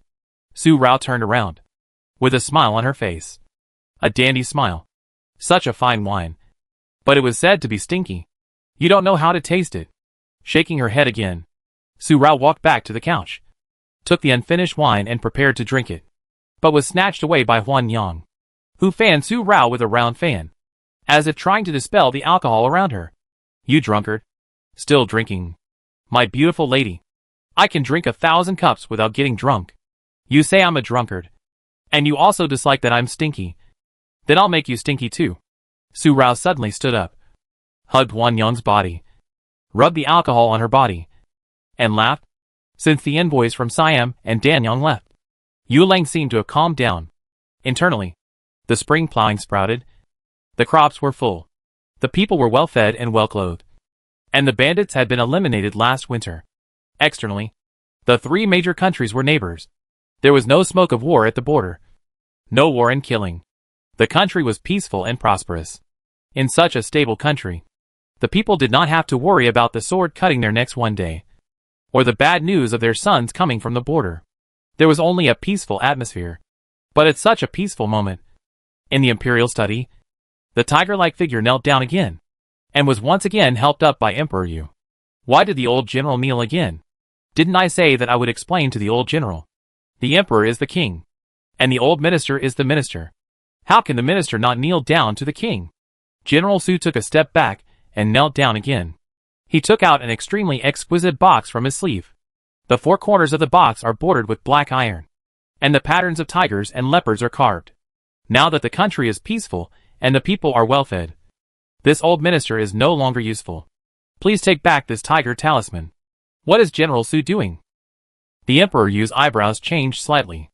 Alas. General Su sighed. Your Majesty, most of my life has already entered the lusts, and I won't live for decades. I only have one granddaughter. If you let me send my young granddaughter to the old age, I would rather you kill me now than see Raour being injured every time. I feel so distressed. Holding the tiger talisman, his hands were vigorous and powerful, and he handed it forward again. Although I am a rough man, I am not stupid. Why was Raour killed several times? Since the emperor mentioned the marriage of the princes when he ascended the throne, and mentioned Raour's age, the emperor intends to grant marriage to Raour and Prince Jiyue. I also think that Prince Jiyue is a good man. Although the prince is in poor health and his eyes are dull, his heart is precious. But your Majesty, marriage is also about mutual affection. Prince Jiyue is not happy with Raour, and I don't want to let my Raour suffer this again. All this is because of this tiger talisman. Raour was injured several times. I don't want to explain anything. I just want my precious granddaughter to marry an ordinary person and live a stable life. Kowtow. Knocking a sound. Please, your Majesty, save my love for your grandson and fulfill my request. There was a breath of silence in the imperial study. General Su kowtowed and held the tiger talisman in front of him. Emperor Yu was silent and looked at General Su. There was no expression on his face. Your Majesty, Prince Jiyue wants to see you. It was not until Chief Steward Yin reported that the silence was broken. Old General, if you have anything to say, let's stand up and talk. The old general is a meritorious official who followed my father to conquer the world of Yunlang. And he is also a brother that my father regards as a close friend. I have always regarded the old general as an elder. Once again, Emperor Yu bent down to help General Su. Again, his face was gentle. General Su stood up this time. Has Ji disturbed my uncle and Grandpa Su? Yunji walked in at the right time. Chief Steward Yun asked someone to bring 2 chairs. What is the important matter for Ji to come here? Helping General Su sit down. Emperor Yu did not take the tiger talisman. Glancing at Yunji, he walked to the dragon chair and sat down. Uncle, Ji came here to discuss the marriage contract with Princess Ronghua. Yunji also sat down. Princess Ronghua has a lively personality. Ji has been with Princess Ronghua for a while. But he feels that he is not suitable to be Princess Ronghua's husband. Grandpa Su loves his grandson very much. I am afraid that Jiu's body may affect Princess Ronghua. Please agree. Uncle. In the imperial study, there was another silence. It felt like the air was difficult to circulate. Emperor Yu looked at Yunji. Yunji said this very calmly. But Emperor Yu felt his determination. He really didn't want to marry. After a while, Emperor Yu finally sighed. Forget it. I thought Ronghua had liked Jiu since childhood. And it was because of Jiu that her appearance was damaged. Letting Jiu marry Ronghua was also to fulfill Ronghua's wish. But I didn't want Ronghua to suffer. Looking at General Su again. General wants Ronghua to be safe and sound. And I also hope Ronghua can be safe and sound. How can I not respond to General Su's request? Ronghua's marriage will be decided by General Su. General Su must choose a good husband for Ronghua. I treat Ronghua as my own daughter. If General Su doesn't choose well, Ronghua will not be happy. And I will be angry with General Su. The last sentence seemed to be a joke. This old minister would like to thank the emperor for his pity on behalf of Rao. This old minister will definitely choose a good husband for Rao. At that time, I will ask the emperor to make the decision for Rao, so that the girl can show off. General Su immediately stood up and bowed. But he didn't kneel down this time. The tiger talisman was also put back into his sleeve. Emperor Yu also laughed. The emperor's eyes softened again. Today, it was drizzling. The road surface was stained. And the wheels of the car rolled over the street, leaving 2 watercolored traces. The Su family's carriage came back. Father, did the emperor really agree to Rao's voluntary marriage? This question came from Uncle Su. Hearing General Su's words that Su Rao's marriage was voluntary, the Su family still found it hard to believe that Emperor Yu actually agreed. This matter, it's all thanks to Shuji. General Su stroked his precious beard and sighed when he saw the ugly scar on Su Rao's forehead. Shioji is very clear-headed. He must have known that Rao didn't want to marry him. So he asked me to hand over the tiger talisman to the emperor. I only have one precious granddaughter like Rao. As long as Rao is safe and sound, I can do anything. The meaning of this was clear to everyone in the Su family. Emperor Yu let Su Rao marry into the royal family, which brought Su Rao danger again and again. Once or twice. By the 3rd time, he, a grandfather who loved his precious granddaughter, could not tolerate it no matter what. If Emperor Yu still let Su Rao be in such danger, he would rather give up his life and keep his granddaughter safe. Father, although Rao's marriage has been revealed, what father said in the imperial study may make the emperor jealous. Remember this? Second Uncle Su was still a little worried. General Su's behavior was no different from using the tiger talisman and the entire Yunlang army to threaten Emperor Yu. No problem. No problem. This matter will be handled. General Su was not worried at all and continued to stroke his big beard. Su Rao slightly pursed his lips at this mysterious look. Looking at General Su, after a breath, his peach blossom eyes fell on Su Er beside him, and saw that Su Er did not have any worried expression. Su Rao knew that it must be Yunji, and Yunji must have planned something with General Su. Okay. This matter ends here. Seeing Su Rao's thoughtful expression, General Su shook his head slightly, and then became serious again. My dear granddaughter, Grandpa asks you, do you still want to get married? If you don't want to get married, then we won't get married. If you want to get married, Grandpa will definitely choose a good one for you. Why not? Su Rao smiled. Rao wants to get married. Grandpa, I have already chosen the person. Only by getting married can the executioner on the throne feel at ease about the Su family. In the Yunshan Palace, a chess game shows the changing situation. Jiyue, you can talk now. A black piece fell, and Emperor Yu looked at Yunji opposite him. The black pieces' offensive had surrounded a large area of white pieces, and the white pieces seemed to have no way out. Yunji smiled, took a sip of tea from the cup beside him, and then picked up a white piece, without stopping, and dropped it to the other side. Although the white pieces in his camp were surrounded, it also caused a gap in the black pieces' camp of Emperor Yu on the other side, leaving him a breakthrough point. As soon as the white piece fell, the situation instantly changed from a low point to both sides standing on one side again. The final winner or loser depends on who can control the situation first, or it may be a win-win situation, which is still unknown. Uncle Emperor asked Ji Yu to marry Su Rao. Uncle Emperor's intentions were never hidden from General Su. Although you two did not say it clearly, you both knew it. General Su was loyal. Uncle Emperor chose Ji Yu for Princess Ronghua. General Su also obeyed the order and believed in Ji Yu's heart. The offensive on the chessboard suddenly calmed down. It was just a game of chess. But Uncle Emperor, General Su loves his children deeply and loves his grandson as his life. The rest of the Su family is the same. Princess Ronghua is their weak spot, but it is also their armor. Princess Ronghua has suffered several times because of this marriage. They can no longer tolerate it. Another sip of tea. The safety of Princess Ronghua is the key to the Su family's military power. Not to confine her to a small world and control her in one's own hands. The chess game ended in a draw. Yunji stood up and gently stroked Yuehua's sleeves, smiling faintly. Uncle Emperor, you must believe that with the relationship between Aging and Yuma, and the friendship between Yunji and Yuma, the prince is safe, Princess Ronghua is safe, and the Su family's military power is stable. Yunji left, walked out of the Yunshan Palace, and looked up at the sky through the satin on his eyes. The drizzle seemed to wash away the haze of the past few days. After this rain, there will definitely be a rainbow. After half a day of rain, it stopped at the last moment of the day. A colorful ray of light crossed from one end of the sky to the other, and curved into a colorful glow, reflecting the setting sun. With such a glow, everyone was happy. But only one person died. He could have lived, but because of the Emperor's heart, he died in the fourth prince's mansion. When he died of illness, only the little servant was left by his side.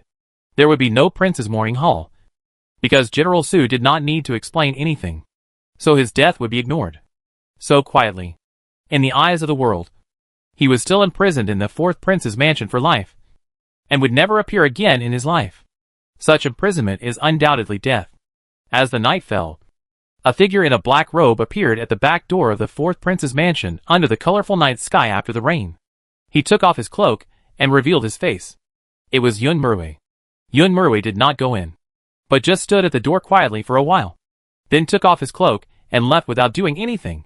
After Yun Murui left, another person came, also wearing a black cloak. Looking at the direction where the prince left, Duke Xiao pushed open the back door and walked in. When he arrived at the mourning hall, there was only a coffin, and the burning fire became weak under the night, and there was only a servant kneeling on the futon, burning paper money for the dead. Alas! With a light sigh, Duke Xiao took the incense and lit it. If there is a next life, open your eyes when you reincarnate. After burning the incense and worshipping, Duke Xiao also left. Except for the few people who were clear-minded, no one knew that the fourth prince had died of illness. The royal family did not announce the death, and the city of Langjing was filled with the peaceful atmosphere of the people living in peace. Early summer. It is here. The husband Su Rao chose for herself was the young Marquis Mu of the Ying Gongho mansion. The intention was to strengthen the relationship between relatives. The Su family also followed Su Rao's intention. However, the Su family had not yet officially negotiated with the Ying Gongho mansion about the marriage of the two children. On the royal side, Queen Yao first mentioned the prince's marriage to Emperor Yu. Miss Mu's family was upright and gentle, virtuous and pleasing, and Queen Yao was very happy with the birthday ceremony she drew. The queen's decree was to make her the crown princess. Emperor Yu agreed. Miss Mu's family performed very well at the Lantern Festival banquet, and was praised by Prince Ji Yu. If the prince married such a virtuous woman, Emperor Yu would be very pleased. In early summer, the warm wind blew, the willows were lush, and the Ying Gongho mansion jumped up overnight, and the red-painted threshold seemed to have been trampled and faded. Although the Ying Gongho mansion is a relative of the Su family, and has a very good relationship with the Su family, the status of the two families is very different, and it is difficult to compare them. From ancient times to the present, The titles of the dynasties have always been clearly divided into levels, including king, duke, marquis, earl, viscount, and baron. Among the 6 levels of titles, the title of the marquisate is not bad, but it is difficult to be equal to the king. The Sue family has always been loyal to the royal family and obeyed the emperor's orders. They have good relationships with their relatives, but never help the political court. They are clear and never partial. The relatives of the Sue family are all upright people. Whether it is the Een Gongho mansion of Sue's mother's family, or the families of Sue's second and third aunts, although they do not have a high status in the court, they are all upright people. When the Sue family marries a wife or a daughter, they don't care about the status, but only the good character. The Een Gongho mansion is a family with good character. Therefore, over the years, even though the Sue family has become more and more noble, the Een mansion has never had such an idea. Taking advantage of the Sue family's rising tide, Een mansion, Minjiwa. A willow tree is lush and green, and a swing frame is placed under it. The willow tree blocks the warm sun. 2 girls are swinging on the swing here and chatting privately. Sister Yu really likes Yun Murwei so much. Since the Queen's decree came down, Sister Yu's smile has never stopped for a moment. Although these words are smiling, they reveal a hidden sense of worry. Su Rao sat on the swing frame and turned her head to look at Mu Mingyu, who was pushing the swing for her. She saw the shyness on her face that was no longer concealed, and she was full of joy. And she was happy to marry the person she liked. If the person Mu Mingyu liked was someone else, Su Rao would definitely be happy for her. But why did it have to be Yun Murwei? With Mu Mingyu's gentle personality, Yun Murwei, a scheming man, would definitely beat her. Yun Murwei married Mu Mingyu not because he liked her. Sister Rao, I didn't dare to think or hope to marry the crown prince in the past. But this great joy has suddenly fallen on my head. How can I not be happy? Her smile was gentle, and her eyebrows could no longer hide it, and every frown and smile was charming. Your Highness is a dragon and phoenix among men. I wish to be with you if you can get your favor. These words were full of longing for a better life in the future. And she was in love with her husband. Su Rao couldn't say the blow that was about to hit her. In the imperial family, and the position of the crown prince, how could one person be devoted to one person? No matter how deeply my father loved my mother, there were also many concubines in the harem. Besides, it was Yun Murwei, who already had dozens of concubines in his harem. Besides, why did he marry Mu Mingyu? The Mu family and her Su family. Marrying a girl from the Mu family is equivalent to marrying a girl from the Su family, and being related to the Su family. This must be Yun Murwei's purpose. He plotted against her several times but was ruined. So he wanted to marry Mu Mingyu. Sister Yu is happy, and Rao only hopes that Sister Yu gets what she wants. If Mu Mingyu didn't like Yun Murwei, Su Rao had 100 ways to ruin this marriage. But Mu Mingyu just liked Yun Murwei. If she ruined this marriage, Sister Yu might never smile like this again in her life. The moth knew that flying into the fire was self-destruction, but it was determined. Sister Yu might still marry Yun Murwei even if she knew how deep Yun Murwei was. In the eyes of the lover, she sure is always she sure. The prince's marriage had just been settled. But within a day, another incident occurred, and Langjing was in an uproar again. In the middle of the summer month, it was the birthday of the king of Zhuxian. Yuanlang would send envoys to Zhuxian to congratulate the king of Zhuxian. This matter should have required the dispatch of envoys. But unexpectedly, Emperor Yu wanted to send Prince Jiyue to go. Since the poisoning, Prince Jiyue has been weak and has been living in a corner of King Fengju. In the past, he never went out of the house. It was only in the past 1 or 2 years that his figure appeared a little more frequently. And that was because Prince Xuxianyi and Prince Danliang Rongfeng came to Yuanlang for the Three Kingdoms exchange meeting. After the envoys of the 2 countries left, the Yuhua carriage disappeared from the streets of Langjing. In the past half-month, everyone had gotten used to not seeing the Yuhua carriage coming and going. But now the decree of Emperor Yu appeared, causing ripples in the calm Langjing again. And the words were hard to understand. How could the royal family let Prince Jiyue go to Zhuxian? Not to mention that the road to Zhuxian is long, bumpy, and mostly desert, with howling sand and wind. How could Prince Jiyue go to Zhuxian with such a weak body? Prince Jiyue is the light of Yulong's sky. If there is any danger or accident during this trip, it will be a huge loss for Yuanlang. In just half a day, such words and phrases were repeated in every corner of Langjing. In the court, no minister mentioned the remarks in the capital, and reported them to Emperor Yu. Only the 7th prince went to Emperor Yu's Yunshan Hall at noon, and stayed for a quarter of an hour. But nothing happened. Su Rao also knew about this matter in just a breath. This time, it was not Su Wu who came to tell her, but Ying. Ying came to find Su Rao for the group of black-clothed men who secretly captured Su Rao during the Three Kingdoms exchange meeting. Miss, the Juxian delegation has entered Juxian territory. Our people secretly watched all the way. No black-clothed man appeared to assassinate Prince Yi.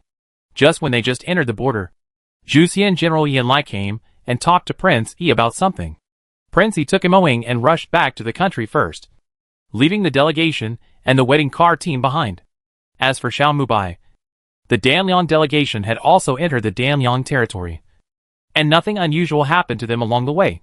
Even when the border between Juxian and Danliang was separated, Prince Yi talked with Xiao Mubai all night. Rong Feng and Siam Mu Yaling were also there. After talking about these recent events, Ying looked at Su Rao and said, Miss, why did Prince Jiyue go to Juxian? It's just the birthday of the Emperor Wei of Juxian.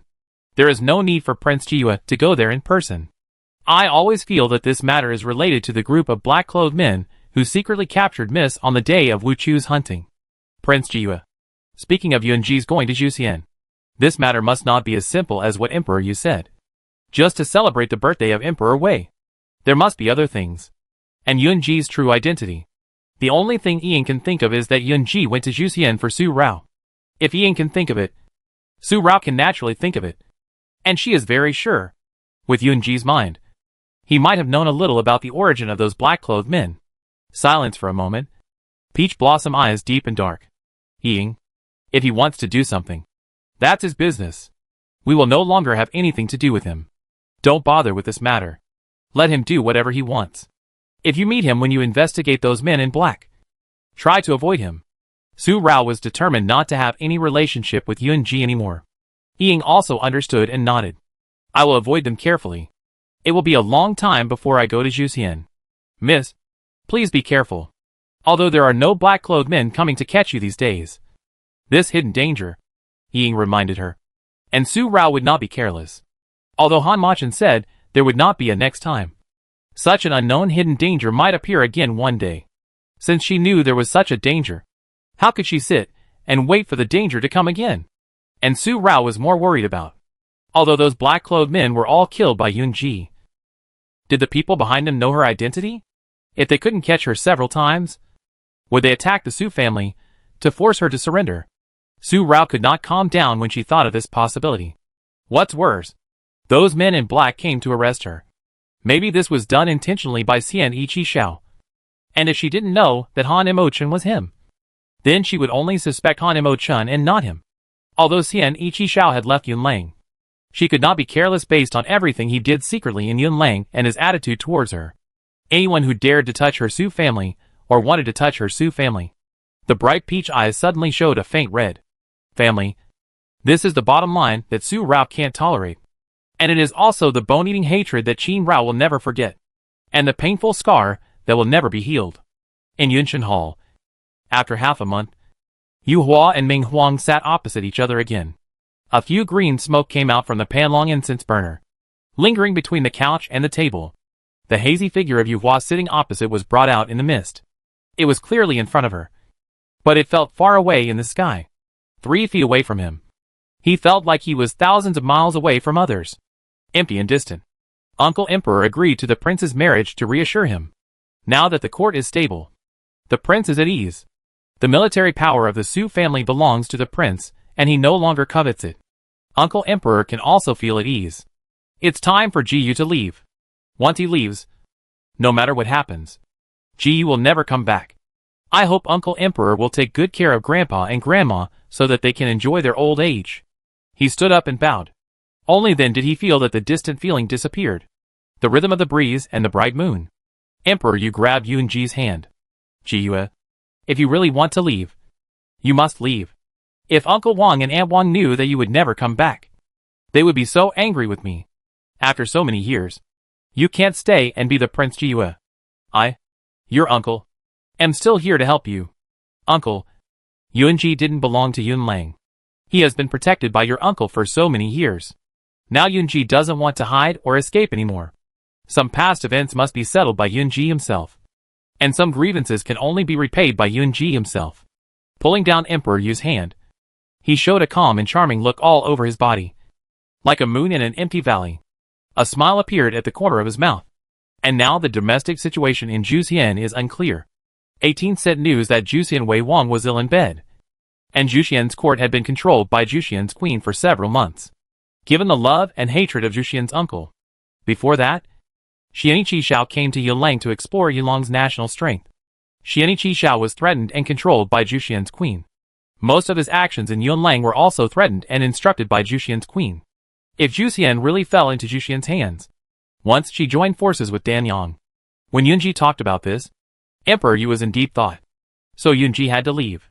He bowed and said goodbye. Uncle Emperor, please be at ease. Yunji will handle this matter for you before leaving. I only hope that you will protect a Jing. If a Jing wants to be with you one day, let the seventh prince disappear. Yu Hua disappeared. And Yunji finally left. After this farewell, perhaps we will never meet again in this life. Emperor Yu suddenly stood up and strode out of the Yunshan palace, saying in a low voice, Ji Yu, remember? Yunlang will always be your country. Yunwang Mansion will always be your home. And I will always be your uncle. If you want to come back, the identity of Yunji will always be kept for you. I promise Sister June.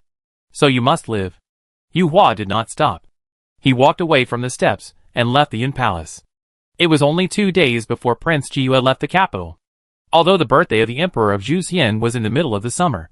Due to Prince Jiyue's health, there were many mountain roads in Juxian. And the road was tortuous. So Prince Jiyue prepared to set off early, walk slowly along the way, and arrive at Juxian in the midsummer.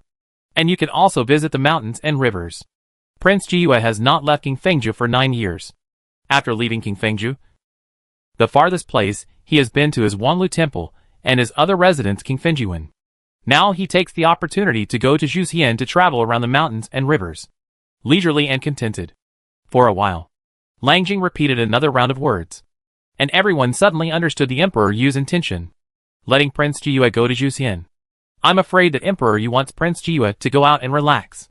But there are also some who say that Prince Jiyue is going this time for Miss Zhao. Prince Jiyue and Miss Zhao are childhood sweethearts. But now Miss Zhao is marrying Zhu Siam. Although the imperial edict said that Zhao Lianqing and Prince Yi fell in love at first sight.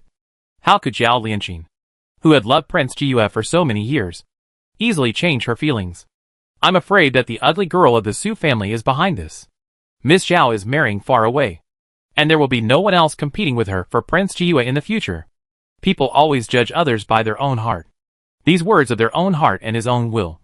Su Rao just sneered. And Su Er didn't believe a word of it. He just wanted Yunji to tell him the real reason. Outside the single moonlight gate of King Fengju, when the old Prince Yun and his wife saw Su Er coming on horseback, they returned to the mansion. The two elders probably also hoped that Yunji could go out more often. So they did not stop Yunji from going to Juxian. They just asked Yun Feng and Yun Ling to follow him, and also asked Mr. Zhu to go with him. The two elders could rest assured. Yuma, if you have anything to say, let's talk in the carriage. Yunji seemed to have known that Su Er would come to see him. So he waited here. When Su Er came, he got on the carriage and set off to leave Beijing. The wheels of the carriage rolled over the stone brick streets. I know what Yuma wants to ask. I have important things to do in Juxian. He poured tea and pushed a cup to Su Er. The fragrance of tea lingered. And the mist lingered. The white satin on his eyes concealed Yunji's thousands of thoughts. But Su Er knew everything. But for his little sister, those black-clothed people were not from Yunlang country. After watching Yunji for a breath, Su Er still didn't ask this question. He took the cup and sipped the tea. Since there is something to do, then go and do it. Also, take this opportunity to go out and relax. Don't worry about Langjing. I will also keep an eye on Yun Mujing. Okay. Yunji nodded. Between bosom friends, some things don't need to be said too clearly, and both sides understand. The Yuwa carriage left Langjing City. In the pavilion on the official road, one man and one horse, wearing a purple robe of shoe brocade, leaning against the horse. Seeing the Yuwa carriage coming from afar, Yun Mujing strode over. Brother, I will go with you. Speaking directly, before Yunji said anything, Su Er raised his eyebrows and got off the carriage directly. Su Yuma, why are you in my brother's carriage? Seeing Su-er, Yun Mujing's face changed immediately. Half a month has passed, but the touch at the corner of his lips feels engraved in his bones. And what happened that day is hard to get rid of. This is definitely a shame that he will avoid Su-er as much as possible in his life. You are going with Jiyue. Where are you going? If you dare to leave with Jiyue, I will tell my little sister that you are provoking me again. Su-er took a step forward. This was a threat. A threat without a sense of threat. Su Yuma, you dared to threaten this prince. Yun Mujing stumbled and retreated, and was angered by Su-er again. Su-er stopped and looked at Yun Mujing with a dull breath. Then he grabbed Yun Mujing's arm and pulled him, and turned on the horse. He took Yun Mujing back by force. The horse ran, and the dust foam flew. Return to Beijing. Su. You. Mo. The wind suddenly blew, blowing the black robe and purple clothes swaying and lingering. Yun Mujing's face flushed with anger, and he started fighting with Su-er on the horse. The two fought again. Yunji lifted the curtain and looked through the satin on his eyes. The black robe and the purple clothes. You come and go, and fight barehanded on the horse. Disappeared at the turn of the official road in a breath. If this is the life, it's good. Smiling, shook his head lightly. Let's go! Yunling waved the whip, and the Yuwa carriage slowly left. There was no nostalgia or reluctance. Yunji never looked into the distance again, expecting the bright red figure might appear in a corner of the mountain to see him off. Behind, Yun Feng also drove 1 or 2 carriages, and Mr. Zhu was in this carriage. There were only 2 carriages, one in front and one behind, and no followers followed. But this was just an appearance. As the carriages left, multiple figures flashed in the woods on both sides of the official road at the same time. The Yun guards followed. The 2 carriages disappeared in a moment and disappeared at the end of the official road outside Langjing. On the mountain path on one side of the official road, the bright red figure appeared. She was wearing a tight bright red dress, with 3,000 black hair tied up, dressed like a woman of the rivers and lakes. The curtain covered her face, and only her expression could be vaguely seen. Calm and peaceful. Pulling the horse to a halt, the red dress swayed in the wind. Just watching quietly, Isu's eyes fell on Su Rao. And after a moment, she said, Miss, Prince Jiyue will never come back after this departure. The soft hand holding the reins suddenly tightened. Su Rao turned her head and looked at Isu through the veil. Last night, Yufeng came to see me. Isu told Su Rao why she knew Yunji would never come back. Yufeng told her that if Prince Jiyue left, he would not know who the young lady was going to marry. And if he did not know, it would not be hard for her. This is the best. Out of sight. Peace of mind.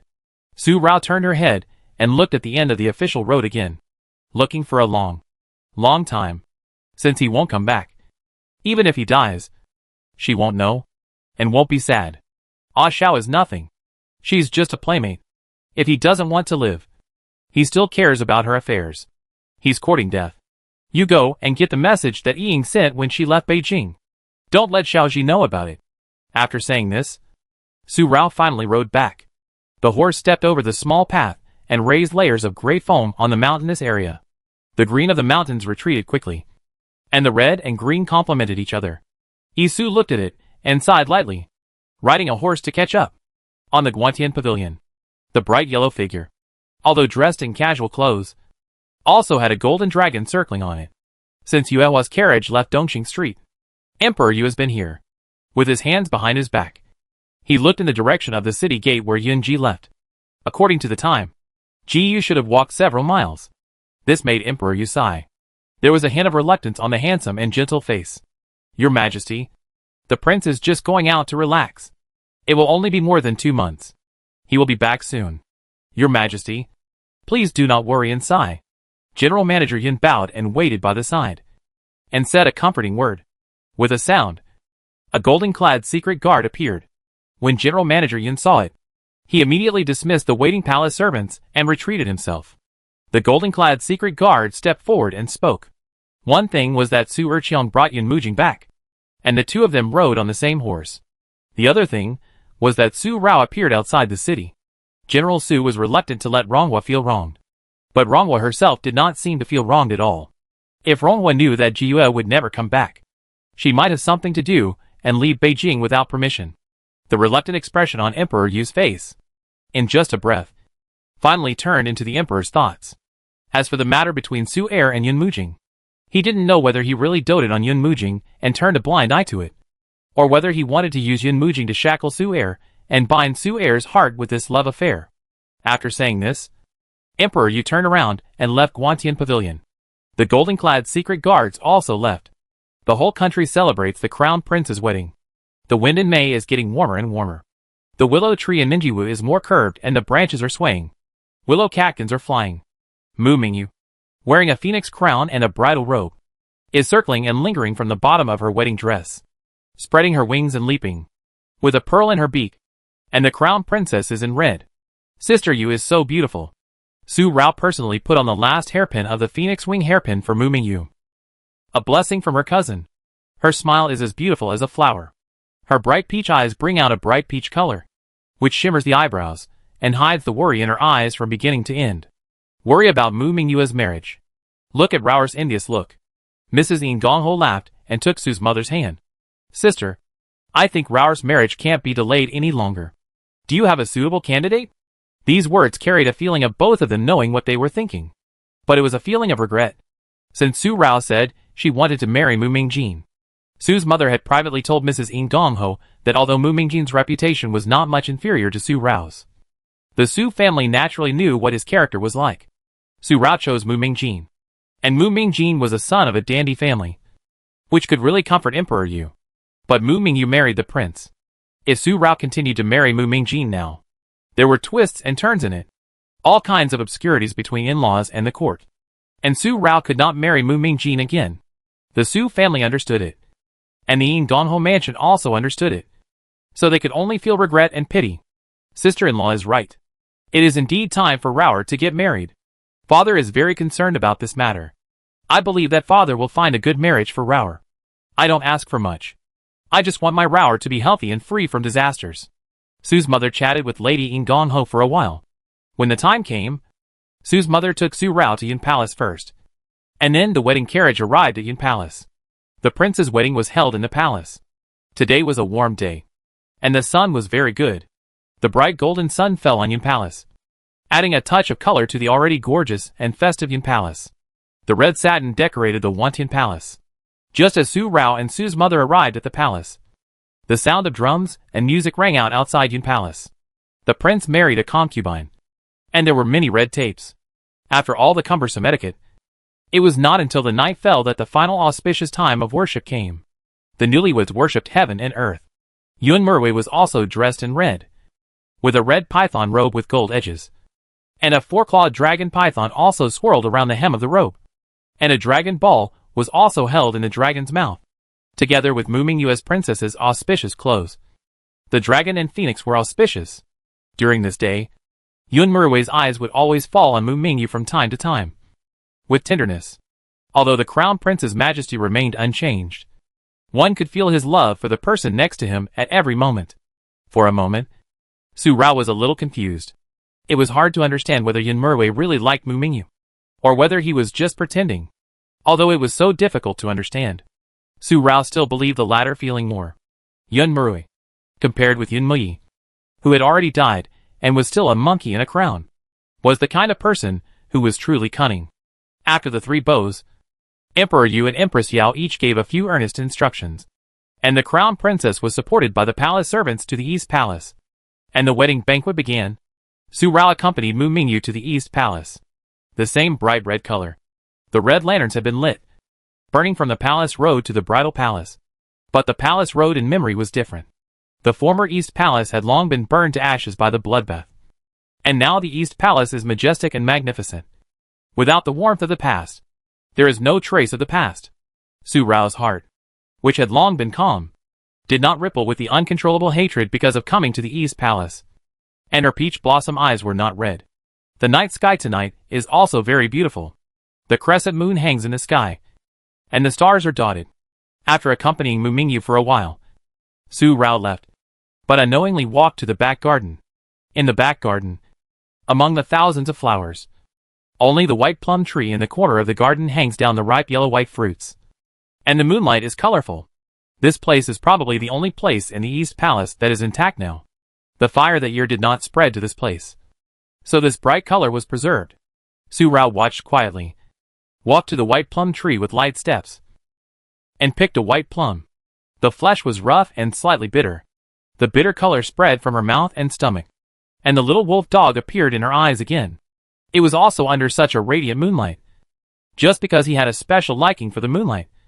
So she brought him to the East Palace to enjoy the scenery here. The color was like the moonlight. Seeing it, he actually laughed for the first time. Caw! With a sound of stepping on the floor tiles. Su Rao's trance eyes suddenly had a charm, and the expression on her face turned into a dandy smile. He spit out the chewed fruit in his mouth, and said in a disdainful way that it was really unpalatable. He also threw the white plum in his hand to the ground, and turned to leave. This prince thought it was some palace servant who dared to be lazy, but it turned out to be Princess Rongwa. This voice, slightly rough and bold, and called himself this prince. Su Rao knew who the person who appeared was without looking at it. He turned around at the right time, and saw that the person who came was wearing a blue prince's gorgeous clothes. He was tall and majestic, under the moonlight. His eyebrows and eyes were domineering. Princess Rongwa, why did you come to the backyard instead of accompanying the emperor's sister-in-law? This question revealed a hidden sense of disdain in the tone. Su Rao easily heard it, crossed her arms, and raised her eyebrows. Yun Muxia, where this princess goes and what she does. Is it your business? Without any respect for the prince, she walked past Yun Muxia with such a perverse attitude, glanced at him sideways, and snorted. In this palace, this princess can go wherever she wants. The emperor's uncle never said much. Who are you? You dare to question this princess. If it weren't for Yun Murui protecting you, you would dare to be so presumptuous. What if he is a prince? His mother is humble, and he is also looked down upon by others. Su Rao's words also showed her disdain for Yun Muxia. The red-dressed woman walked past Yun Muxia arrogantly, and left without letting Yun Muxia notice anything wrong. Su Rao had never been to the East Palace. So why did she come to the backyard? The backyard belongs to the backyard of the East Palace, where the prince's concubines and concubines live. An unmarried woman came here, either for other purposes, or because she had feelings for the prince. There was no third possibility. But who is she? Su Rao? She goes wherever she wants to go. She only appears here in the backyard of the East Palace of the prince. After Su Rao left, Yun Muxia's clenched hands made a crackling sound, and the domineering look between his eyebrows brought out a hint of gloom. Su Rao. But it took only a moment to calm down. When my third brother ascends the throne, I will sacrifice the blood of your entire Su family to the heaven. After saying this, Yun Muxia also left. But he did not notice that in the dark corner of the palace, the red sleeves were blown by the night wind, revealing a corner, and everything he said was heard by Su Rao. For a moment, I thought of Yun Ji's words. No matter which prince ascends the throne in the future, if Yun Murui ascends the throne, in the peach blossom eyes, a hint of darkness suddenly appeared, coloring the eyebrows. In the Wantian Hall, drums and gongs were played, and the ministers of various departments congratulated the crown prince on his wedding. It was a festive atmosphere where the monarch and his ministers were enjoying themselves. At this moment, outside the Wantian Hall, under the steps, on a rockery road, Yun Luoling stopped Su Si, and did not let Su Si go back to the hall. What does the seventh princess want? Although Su Si was gentle and polite, he finally showed a hint of impatience when facing Yun Luoling's entanglement.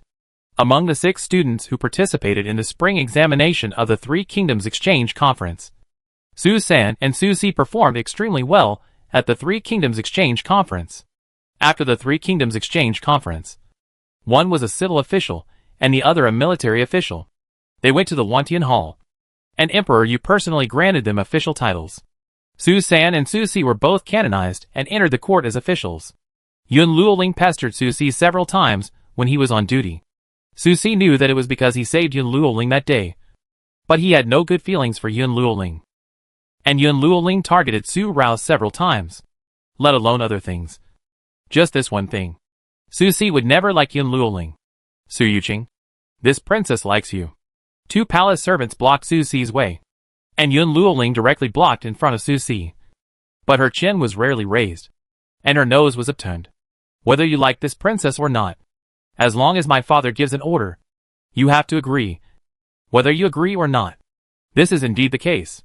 I haven't asked my father to grant me a marriage, just because I don't want you to be unhappy. But Su Yuqing, you have to know that I am the 7th princess that my father loves the most. As long as I ask, my father will definitely agree. Inside the wide sleeves of the sky blue official robe, Su Si curled her hand slightly, but she knew more clearly than Yun Luoling. Now that Su Rao has no marriage, if Yun Luoling goes to tell Emperor Yu that she wants to marry him, Emperor Yu will definitely agree and be very happy. 7th princess, marriage is about pleasing each other. 7th princess and my younger sister don't get along, and she almost hurt me to death. 7th princess asked me to please her. I'm really sorry, but I can't do it. Cowling his hands and bowing, Su Si softened his attitude again. If 7th princess wants me to like her, then please apologize to me. If I can make peace with 7th princess, I can try to like her. Otherwise, I'm sorry I can't do it.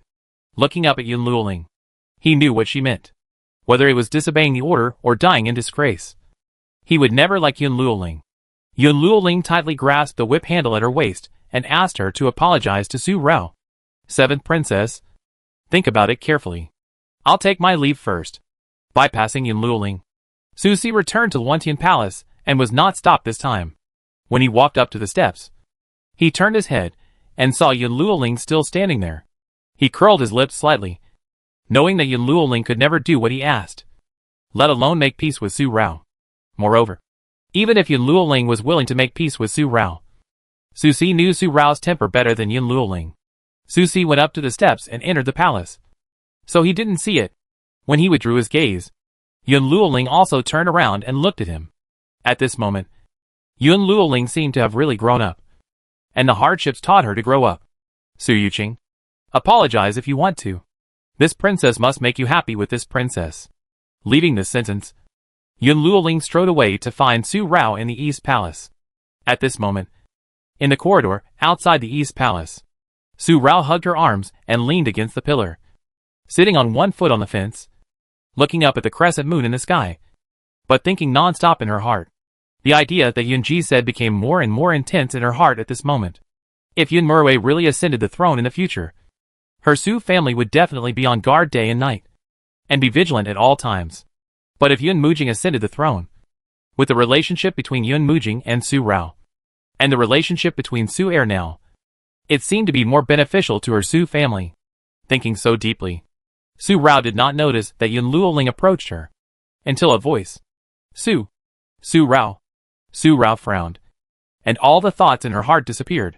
She turned her head and looked at her side. Seeing Yun Luoling calling her name like this, she no longer had the temper of a willful princess, but a kind of twisting her body. Her eyes flickered. The corners of her mouth moved to say something, but she couldn't say it in her throat, and she seemed to feel aggrieved. Perhaps it would be more appropriate to describe it as awkward. Su Rao was confused for a moment. Why are you so loud? This princess can hear me. Today is the wedding of this princess's cousin. Yun Luoling, you better not provoke. Yes. I'm sorry. Su Rao was stuck for a moment. Her eyebrows twisted more and more, and the scar on her left forehead twisted because of it. I'm sorry. Yun Luoling bowed again. Su Rao was even more confused, and stood up with a leap, looking Yun Luoling up and down. She looked like someone who thought the person in front of her was impersonated by someone else. Yun Luoling, did you take the wrong medicine? Su Rao, you took the wrong medicine. Yun Luoling grabbed the whip handle at her waist, but held it for a moment, then let it go again, with an awkward expression on her face again. This princess is apologizing to you. Can't you see? The stuttering tone was even more awkward. Su Rao, however, moved her feet as if she had seen something shocking, and took 2 steps back. This princess doesn't have tinnitus, right? What did you say? She stretched her ears slightly. Yun Luoling, the 7th princess. Are you apologizing to this princess? She looked unconvinced. Yun Luoling, if you want to fight, just start fighting. Don't use these useless tricks to disgust this princess. Do you think this princess will fall for your trick? Although she said so, Su Rao knew that Yun Luoling was not the kind of person who was scheming and calculating. She was just a willful princess, and her mind was full of only this princess being the world's #1 naive and sweet. She came to her to act like a demon. I'm afraid she was used by someone again. She immediately thought about it again. Could it be that Yunmurue had done something again? The peach blossom eyes were tinged with a dark peach color. And there was something gloomy inside. Su Rao. You. Yun Luoling grabbed the whip handle at her waist again. And was provoked by Su Rao. This princess is here to make peace with you. Although she was angry, Yun Luoling still held back, and did not act impulsively. This princess likes your fourth brother. Your fourth brother said that as long as we make peace, he will also like this princess. So you must accept this princess's apology, and make peace with this princess. These two sentences were in a direct commanding tone. Facing Su Rao, Yun Luoling was no longer arrogant. But she was still so arrogant. And she did not have the well-behaved attitude she had toward Su Sishi. So it was because of the fourth brother? Su Rao was at a loss for words. But she said, "You like my fourth brother?" In a moment, Su Rao understood. Su Rao knew that Su Si rescued Yun Luoling when Wu Chu was hunting. Many women would fall for a hero who saved a beautiful girl. A gentle and elegant hero rescued an innocent girl. And it was entirely possible that the girl would admire and fall in love with him. Although her fourth brother did not have the charm of Mr. Xiao, he was also a first-class good man. Yun Luoling, a savage princess who was well protected by concubine Shu, was innocent and innocent. When her life was threatened, the fourth brother came down from the sky. It was like a ray of light, illuminating Yun Luoling. Yun Luoling, years ago, for Mr. Xiao, you broke into my Su family and caused trouble for me. Now you like my fourth brother? You want to enter my Su family? You want my fourth brother to like you? Su Rao hugged her arms again, with a dandy expression on her face. No way. Not even a window. There was no need to think about it anymore. Su Rao knew that Yun Luoling's current behavior must be Su Si's. It must be that Yun Luoling has been pestering the fourth brother. And the fourth brother was disturbed and couldn't stand it. So he said that, wanting Yun Luoling to give up. But the fourth brother miscalculated. Yun Luoling actually came to apologize to her. My fourth brother just likes a street shrew with pockmarks on her face. He will never like you. You dared to hurt this princess. You deserve it now. This princess will never make peace with you. Full of pride, and even more perverse, Su Rao directly bypassed Yun Luoling and left. It seems that Su Rao was extremely happy, because she caught Yun Luoling's braid. Su Rao. Yun Luoling's face flushed with anger. But she still pulled out the whip from her waist.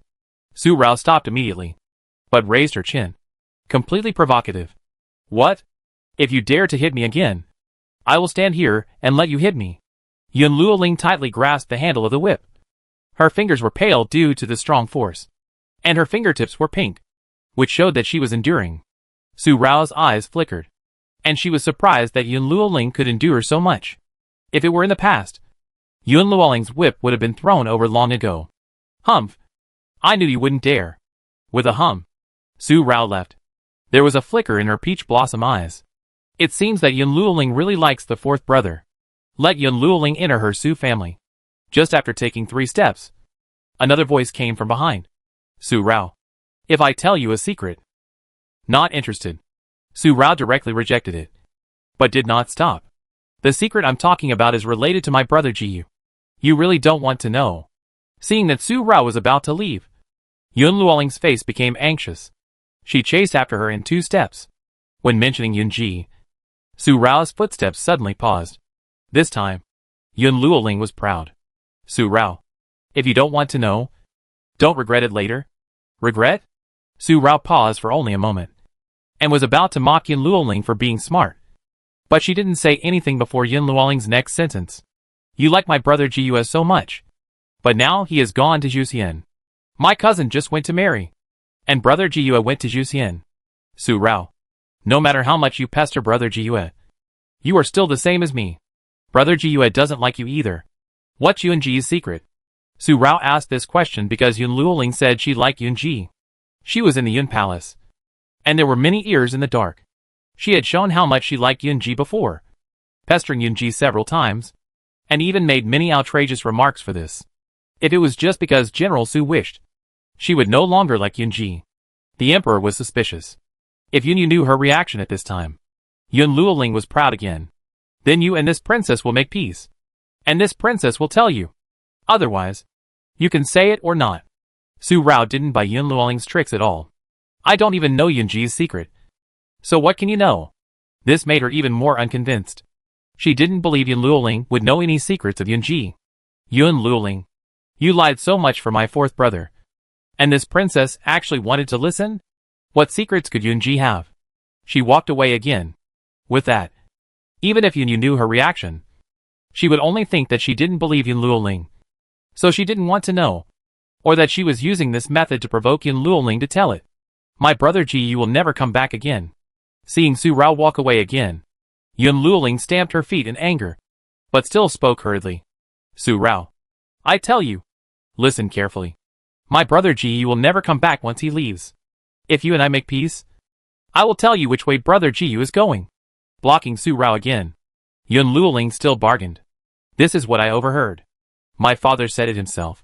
Brother Ji refused to marry you because he was not in good health. He left not because cousin Xian married to Zhu Siam, but because he did not want to implicate you. So he chose to leave. Speaking of the last words, Yun Luoling sniffed and felt a little sad. Brother Ji likes you.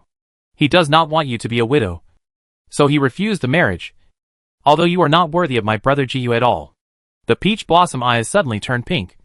And the peach color colored the corners of the eyes and eyebrows. And the soft hands placed in the bright red sleeves also curled up slightly. Yun Luoling, tell me Yunji's secret, and I will not make peace with you. Don't think of harming my fourth brother. Leaving this sentence, Su Rao strode away. Ah! Su Rao! Yun Luoling stamped her feet in anger, and the whip was finally thrown out. But it didn't hit Su Rao, but hit the corridor column. A whip mark appeared on it instantly. This time, this princess must get Su Yuqing. Don't try to destroy it. You robbed the emperor's grandfather, robbed Mr. Xiao, and you robbed my father. Now this princess will rob your fourth brother. Let's wait and see. Just put down this cruel word. This time she must rob Su Rao. Su Rao ignored it. And the direction she went was not to the Wantin Palace, but to leave the palace. Let Isu tell General Su and the others that she was sleepy and went home first. Su Rao left the palace. And a palace servant walked into the Wantin Palace, whispered something in Yun Zhongwan's ear, and then left. But at that moment, Yun Zhongwan whispered something in Emperor Yu's ear again. My dear ministers. Raising his glasses, Emperor Yu was in a very good mood. And the monarch and his ministers drank together. A wedding banquet. 1 hour later, the prince was half drunk, and was helped by Yao Yeting and other noble children to the East Palace to have fun in the bridal chamber. Su De, Su San and Su Si were also dragged to join in the fun. Only Su Er and Su Wu did not go. Su Er was because those noble children did not dare to drag him. And Su Wu was not there. And no one knew where he went. Yun Muyue and Mu Mingjin were not in the palace either. And it was estimated that the three of them went to play somewhere else. The night was fading. And the streets of Langjing were still so crowded at this time of night. Before the curfew, the people were still setting up stalls. Zaya Yaju was also the most prosperous at this moment. In the inner city lake and on the painted boats. It was even more lively because of the prince's wedding today. Su Rao came alone. She had changed into men's clothes without knowing when. The color of her clothes was moonlight white, which was very similar to Yunji's moonlight, only a little brighter than the moonlight. A folding fan was turning in her hand. Her face was soft. The scar on her forehead was completely covered with powder, and a white plum blossom was painted on it. With colorful makeup. A graceful young man. A handsome young man. This time, her outfit was between Mr. Xiao and the shy young man. She didn't want Huan Yang to know that she was here. So she went into Zai Yaju. A separate room. A pot of wine. A singing girl. And listened to music. Madam, I have a question for you. After the song, Su Rao called the singing girl. Madam, how long have you been in Zai Yaju? Have you met anyone you like? A glass of wine was handed over. I heard that Huan Yang in Zai Yaju is a sensible person. If someone is willing to redeem the ladies in the house, and the ladies are willing, she will let you go. From now on, whether the life is good or not, you will live by yourself. I wonder if this is true. Or is it just talk? My dear, you are trapped by love. Su Rao didn't say a word about her depression. She would only think that Su Rao had taken a fancy to the singer. But the singer saw it at a glance. She saw what was in Su Rao's heart, took the cup and took a sip, and then said with a smile, when I saw you, I knew that you were not the kind of person who was looking for flowers and willows. You came here to get drunk to relieve your sorrow. Seeing that Su Rao had finished the wine in the cup, the singer took the initiative to add more wine for Su Rao. But there is a saying that goes, drinking to relieve sorrow will only make you more sorrowful.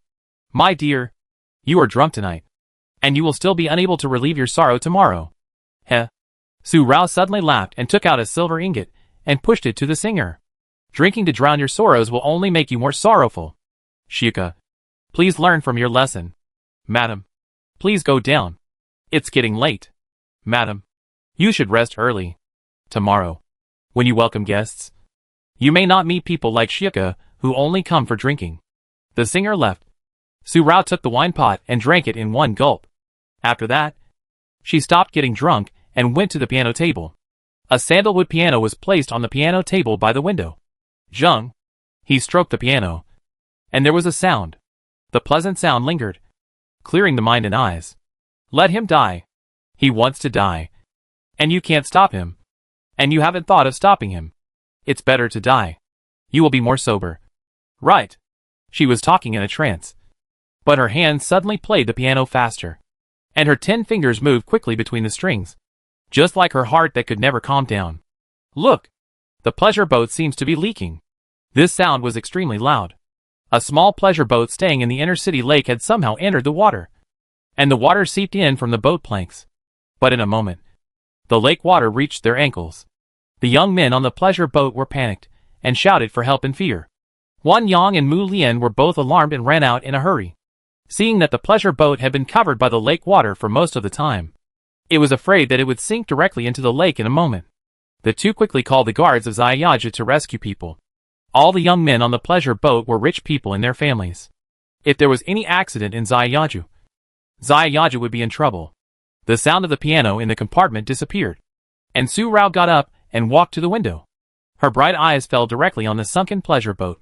Seeing the guards of Xiaoju saving people, and the servants who followed the young men also save people, they watched for a while, and did not have any big surprises.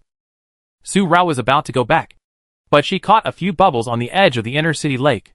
Although they disappeared quickly, Su Rao still caught them, because the lights of the inner city lake were extremely bright at night, and that lakeside was the quietest place at this time. At that moment, Su Rao had a hunch that the sudden water leakage in the pleasure boat was not an accident, but a man-made one. Someone took advantage of it to do something. Su Rao jumped out of the window and went to find Huan Yang. Someone might be deliberately targeting Xiaoju. Who could it be? Su Rao's bright eyes quickly swept through the panicked crowd. She found Huan Yang accurately and walked over. Before she could say anything, she saw Yun Miyue and Mu Mingjin being fished out of the lake by the guards of Xiaoju. Both of them were unconscious. It was unknown whether they were knocked unconscious or drowned by the lake. For a moment, Su Rao's big steps suddenly stopped, because there were only Yun Miyue and Mu Mingjin, and there was no Su Wu. Every time there was a cricket fight on the pleasure boat of Xiaoju, Su Wu and the other two were definitely like conjoined twins.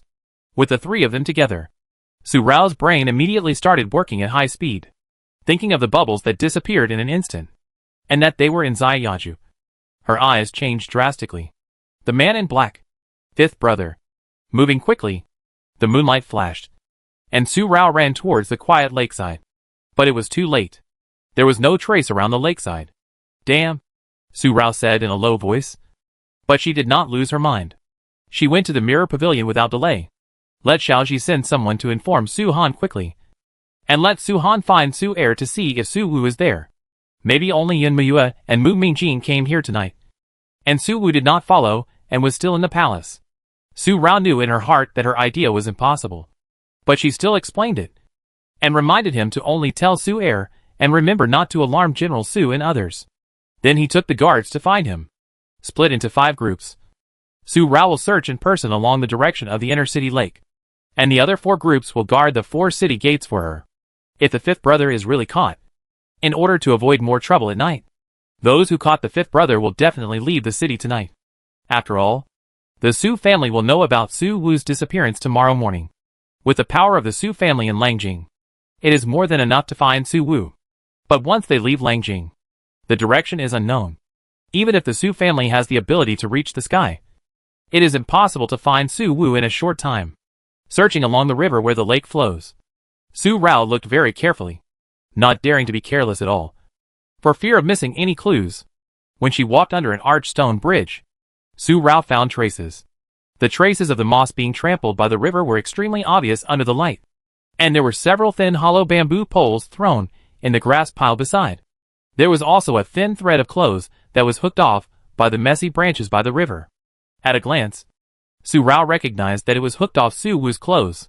The soft hand suddenly grasped the green vine, and the peach blossom eyes were even more red. Fifth brother. Following the clues, there was a small alley opposite the river.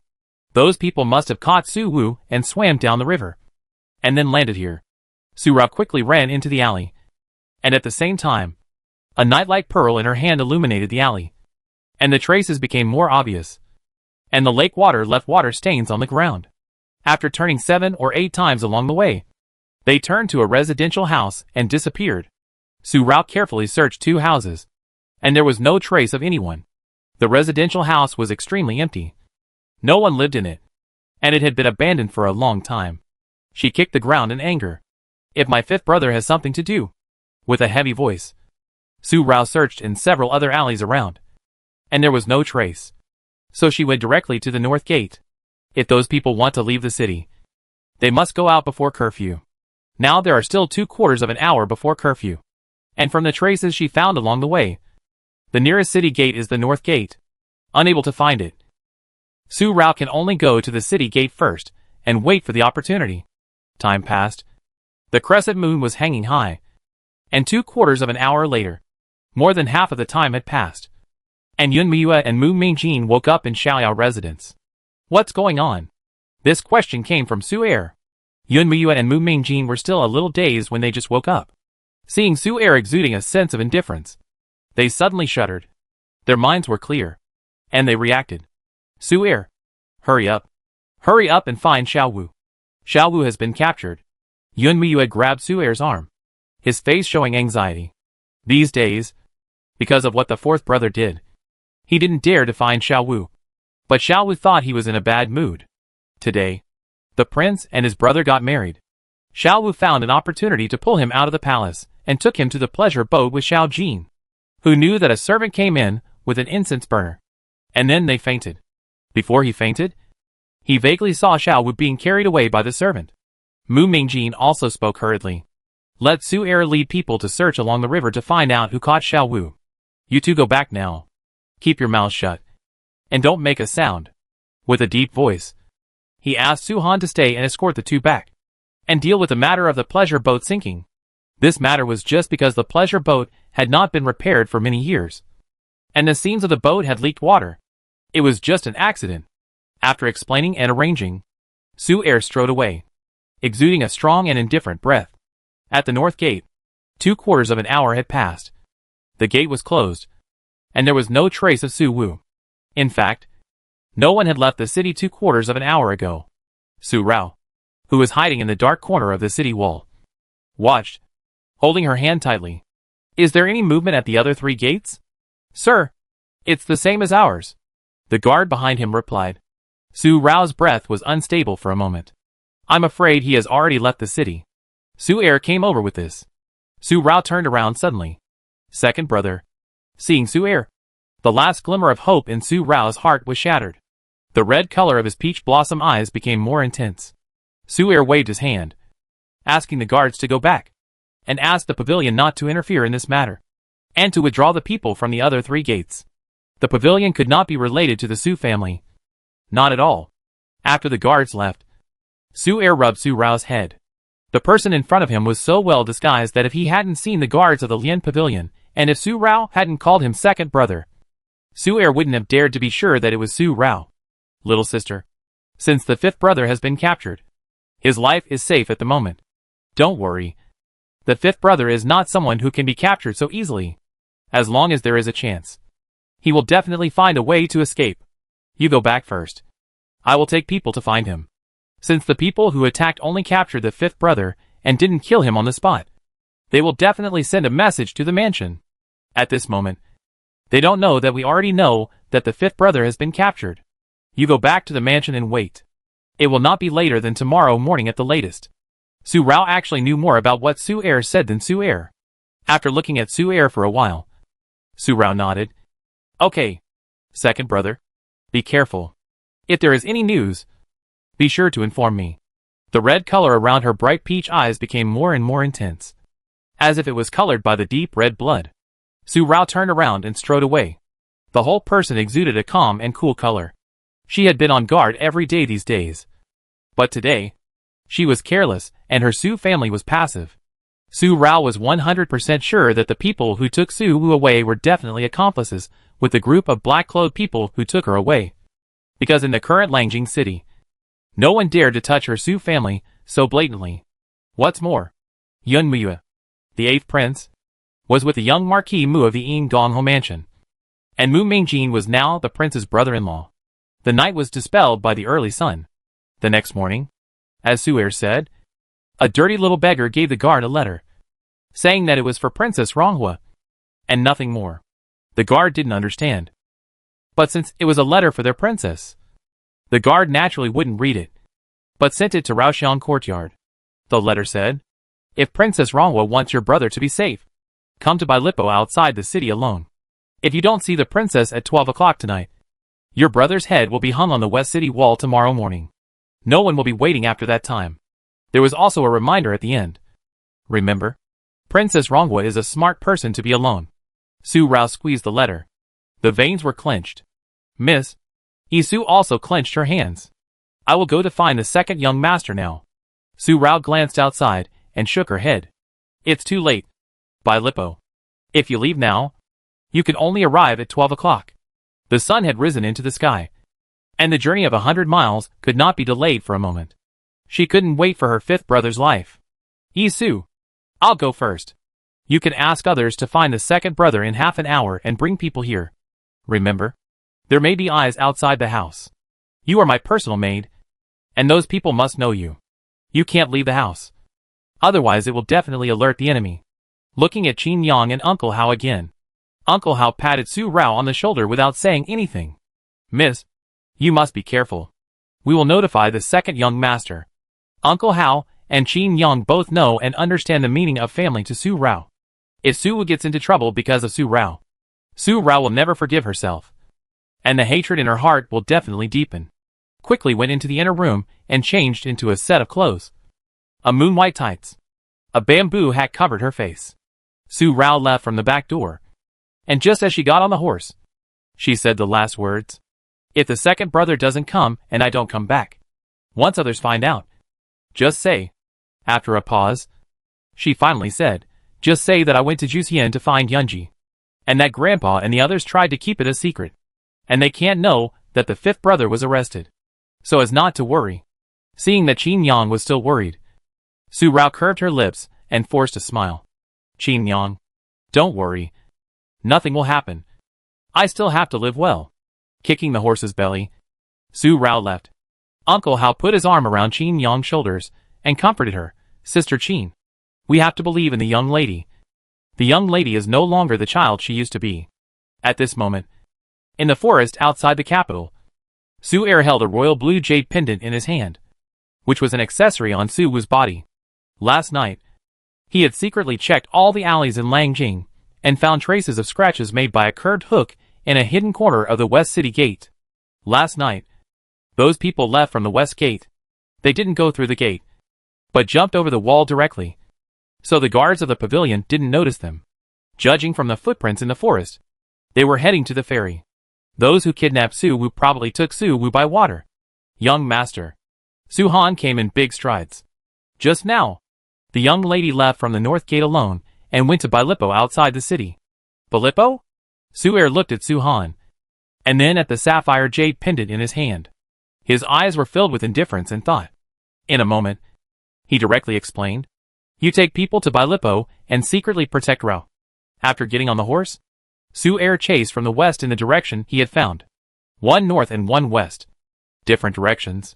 Su Han immediately understood that Su Rao's trip to Bailipo was probably a cover.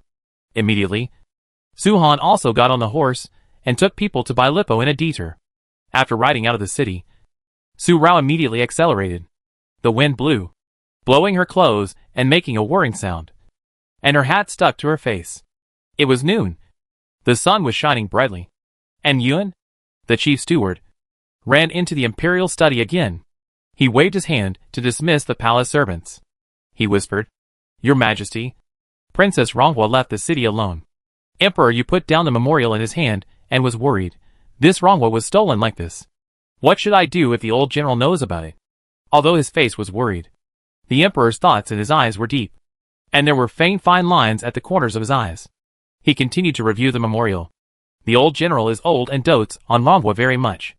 If he knew that Ronghua went to find Jiyu alone, he would be angry. It's better to delay it for a while. Yuan, the chief steward, understood and left. By the way, how is Yu? During my brother's wedding, he sneaked off to the pleasure boat with Su Wu and the other boy to fight crickets. He is really getting more and more outrageous. I will ask him to reflect on himself in the mansion. I will also ask Su Wu and Mu Jialan to discipline him properly.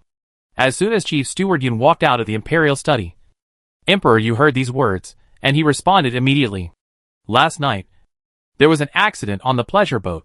If he had not been rescued in time, the 8th prince would not have to drink a bowl of ginger soup, but would have to ask for a doctor.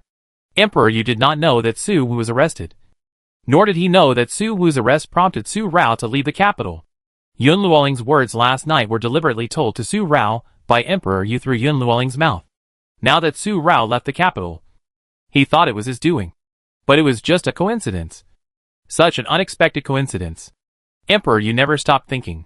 The idea of bringing Su Rao into the royal family and marrying her to Yun Ji has always existed. And Su Rao did not know that Emperor Yu was plotting against her. And she was on her way without stopping. She must arrive at Bailipo before the hour of Su. There are many merchants and pedestrians traveling from north to south at the ferry. As soon as the ship docks, the next wave of pedestrians will come to rent a boat and go through the ferry. At this moment, in a boat, inside the boat awning, Su Wu is wearing a coarse linen shirt and is tied up tightly. 2 burly and rough men with stubble on the side are drinking heavily. This kid looks delicate, but he can be tossed around. Seeing that Su Wu has been kicking and groaning since he woke up, he tossed around every time he woke up. This is the 8th time. He has been beaten to the point of having no strength. But he still doesn't stop. A rough man wearing a hat has been watching all the time, and finally pulled out the cloth ball stuffed in Su Wu's mouth and stuffed a steamed bun into Su Wu's mouth. Boy, stop making trouble. When your sister comes, we will let you go. Eat something now. If your sister doesn't come, your head will be hanging on the city wall tomorrow morning. Pa. Su Wu spit out the steamed bread in his mouth and cursed. You are a bandit who doesn't care about your life. You dare to drug me and capture me. If you have the guts, let's fight with real swords and guns. You dare to go after my sister. And you dare to touch my sister. Noisy. Another rough man hit him with an iron fist. And Su Wu stopped cursing. He fell to the deck again. He was beaten unconscious again. His whole face was beaten blue and purple. And his nose was bleeding. Be careful. If you kill him, how can you get the girl from the Su family? The boat swayed and drifted downstream. When Su Air arrived, the boat was gone. He pulled over a ferryman and asked around. He learned that 2 men were carrying an injured person. They said that their younger brother had measles. The man didn't dare to get close to take a look. But Su Air knew that it must be Su Wu. He found out that the ship was going to Furong County. So he rented a boat and continued to chase it. As night fell, the sky was clear during the day, but it was very hot and stuffy. At night, the sky was indeed gloomy and dark clouds appeared. The dark clouds gathered, but there was no rain. But it made the night darker. At the time of Su Rao barely arrived at Bailey Slope. But before he went up the slope, the horse had foamed at the mouth and collapsed to death. Exhausted. At this moment, Su Rao didn't care about the horse and quickly walked up the slope. It was just a slope, not very steep, with Qigong moving and stepping on branches. Su Rao went up Bailey Slope. In the darkness, only a figure was seen on the side of the slope, blending into the night. A strong wind blew, and a bamboo tube was thrown over by the man. Princess Ronghua is very punctual, but she doesn't seem to be very trustworthy. There are several tales following her. It seems that Princess Ronghua doesn't care much about her brother's safety. If she does it again, it will be your brother's finger that will be delivered. Jumping down the slope, She disappeared in an instant. Su Rao's eyes darkened immediately. But she still quickly opened the bamboo tube. Only 4 words. Jidong Pass. Attached with a satin royal blue silk cloth, which was torn off Su Wu's clothes. Su Rao held the silk cloth, and green vines appeared on her curled hands. Miss. Su Han also came up the slope. He heard the man's words clearly in the dark. Since he had been exposed, there was no need to hide anymore. Don't follow us. Our every move is under the eyes of those people. After this explanation, Su Rao was ready to go to Jidong Pass, which was another 100 miles away from here, in the east. But Su Han grabbed her wrist. Miss, it's dangerous. A small note was quietly placed in the palm of her hand. Su Rao's eyes suddenly flashed. Su Han, you should know that if you follow me again, you will get my 5th brother's finger.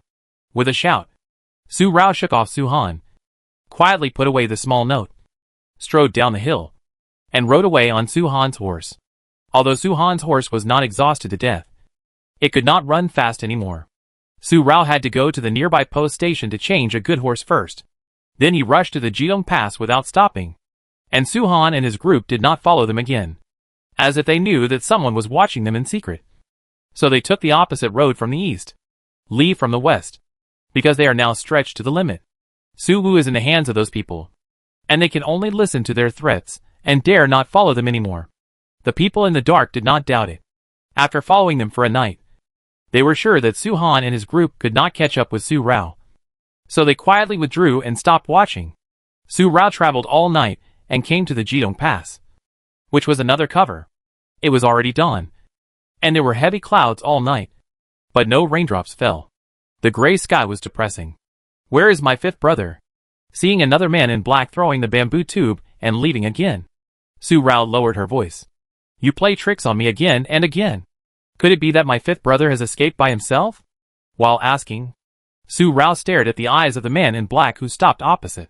If Princess Rongwa thinks your brother has escaped, you can go back now. The two jumped up, and the man in black disappeared. Damn! Su Rao kicked the ground in anger, and finally opened the bamboo tube. Furong County. A small county in the west. Seeing these 3 words, her eyes flickered immediately, and her peach blossom eyes rippled. In the small note on her waist, Su Han wrote a sentence. Mr. Wu was probably taken to the west, and you have chased him along the way. Miss, try to delay those people as much as possible and give you time. There will be 1 time and 2 times, but there will not be a 3rd time. If you still play tricks on me this time. The bamboo tube in her hand was crushed directly, and the letter turned into powder. The peach blossom eyes were surrounded by peach color. Su Rao got on the horse and rushed to Furong County. One day, she passed by on the road again. As for Su Er, he had already chased to Furong County, but he was 1 step late. This time, it was not that the 2 rough men took Su Wu away again, but that Su Wu had been rescued by others. In a house, the 2 rough men fell to the ground, and blood gushed from their necks. The man who attacked was wearing a moon-colored cloak, and blood was dripping on the long sword in his hand. With such obvious signs, there is no doubt that Yun Wei. Please don't tell Princess Rongwa that I saved Master Su Wu. Master Su Wu has come here. Leaving this sentence, Yun Wei flashed away. Su Wu was still confused and didn't react. Su Er jumped in from outside the house. Seeing this situation, seeing the bruised and swollen Su Wu and the 2 corpses on the ground, 5th brother walked over. Who saved you? The 2 rough men had sharp sword wounds on their necks. Su Er didn't need to think too much to know that it couldn't be Su Wu who killed them. Su Wu came back to his senses and hurriedly got up in 2 steps. 2nd brother, now is not the time to talk about this. Where is my little sister? Su Wu mentioned Su Rao, and Su Er knew that this was not the time to ask. So he immediately pulled Su Wu away quickly. These people are extremely cunning. They changed their routes several times to come to Furong County, and almost got rid of him.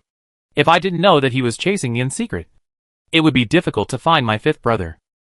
Now I guess my younger sister is also being led around in circles by these people, and I don't know how many places she has run. I must contact Su Han first to know the situation of my younger sister. The 3 siblings were on the road, and at this moment in the general's palace, Su Wu had not been seen for 3 days, and Su San went from being annoyed at the beginning to worrying. Sister-in-law, how do you think Moer will deal with Yin Er? It's been 3 days. 3 days ago, when Isu sent someone to find Su Er according to Su Rao's instructions. Su Er had already chased him, and only asked a subordinate to bring a message. He took Su Wu to the military camp. Like Su Rao, Su Er was determined not to let General Su and the others know. If they knew, they could only wait and worry. Third sister, Xiao Mo has a sense of propriety, and Xiao Yin should be taken care of. On the day of the prince's wedding, he actually dragged the 8th prince and Ming Jin to Zaiyaji to fight crickets again. If something really happened, although Su's mother comforted Aunt Su San, she supported Su Er's approach. Su Wu and the 8th prince have a very good relationship. But if something happens to the 8th prince because of this, third sister, what the eldest sister-in-law said is very true. And Su Er took Aunt Su San's hand, but said softly, Xiao Yin is Xiao Mo's biological brother. Xiao Mo will not do anything to Xiao Yin. At most, he will practice a little. I hope so. And Su San could only sigh. But she was still a little worried. After all, how could Aunt Su San not know what methods Su Er used to train soldiers? Even if he was her own brother, he would have to shed a layer of skin after entering the military camp. Otherwise it would be difficult to get out. Hibiscus Forest, 100 miles outside Furong County. There is a mountain forest road with hibiscus trees on both sides. It is a good place for passers-by to temporarily stop thinking about it. Hibiscus tree is also known as the tree of love. The leaves are green, and the flowers are as beautiful and cute as fluff balls. And they will also emit a faint fragrance.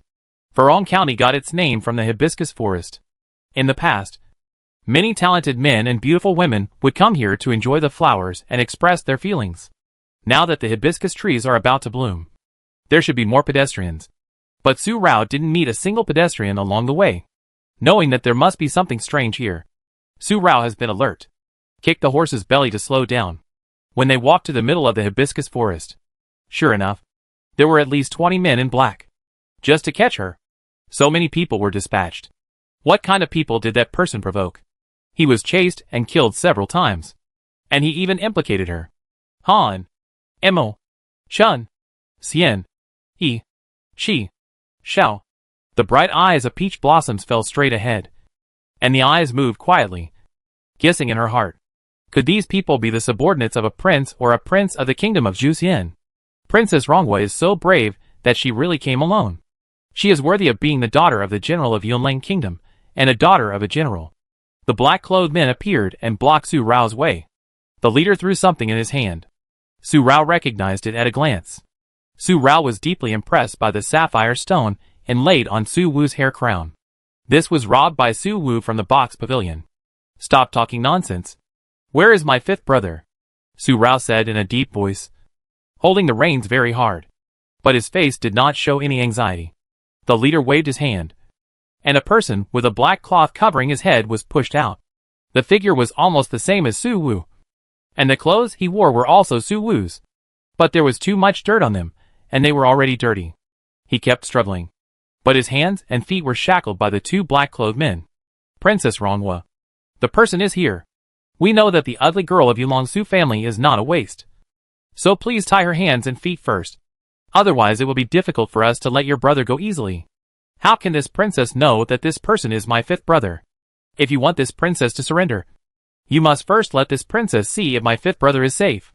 Su Rao is not someone who can be fooled easily. But now the situation is only disadvantageous to her. Not advantageous. The leader directly drew the sword, and the blade cut the skin on the man's neck, and blood instantly appeared. Princess Rongwa, you think you have the qualifications to bargain with us. And Princess Rongwa should know this in her heart. We just want to ask Princess Rongwa to go on a long journey. And we don't want Princess Rongwa's life. After all, we are just taking money to do things. And the Su family is such a status in Yunlang. And we, the master, don't want to cause unnecessary trouble to ourselves. The hand holding the reins tightened. Su Rao looked at the leader for a long time, and a circle of red lingered around her peach blossom eyes. But she finally got off the horse. Stretch out your hands and tie them up. She didn't dare to bet with these people, betting on who can hold his temper more. Because she cares about Su Wu's life. And these people don't care. A man in black came forward and tied Su Rao's hands and feet tightly. He even tapped Su Rao's body left and right, and actually sealed Su Rao's internal force. Su Rao groaned immediately. and beads of sweat appeared on his forehead. Can we release him now? The bright eyes of the peach blossoms fell directly on the leading black-clothed man. Princess Rongwa is indeed very courageous, and she should release him. The leading black-clothed man laughed. It's just that Princess Rongwa came a step too late, and your brother has been rescued. At the right time. The person pretending to be Su Wu took off the black cloth bag covering his head. It was not Su Wu. Su Rao's breath instantly calmed down. You lied to me. The leader of the black-clothed men came over and said with a smile, It's really not easy to invite Princess Rongwa to come. I didn't expect that the people of Prince Jiyue would protect her in secret. That's right. After all, Prince Jiyue and leader, be careful. This shout was made by the person pretending to be Su Wu. At the same time, he jumped up to block the leader. A sleeve arrow shot straight into him, and the man died on the spot. The eyes of the other black-clothed men changed drastically. The leader grabbed Su Rao's shoulder and crossed his long sword across Su Rao's neck. Alert! Who is sneaking around? Come out. Su Rao's eyes shook, and the corners of her mouth also raised a hint of coldness at the right time. Do you think she will surrender without any preparation?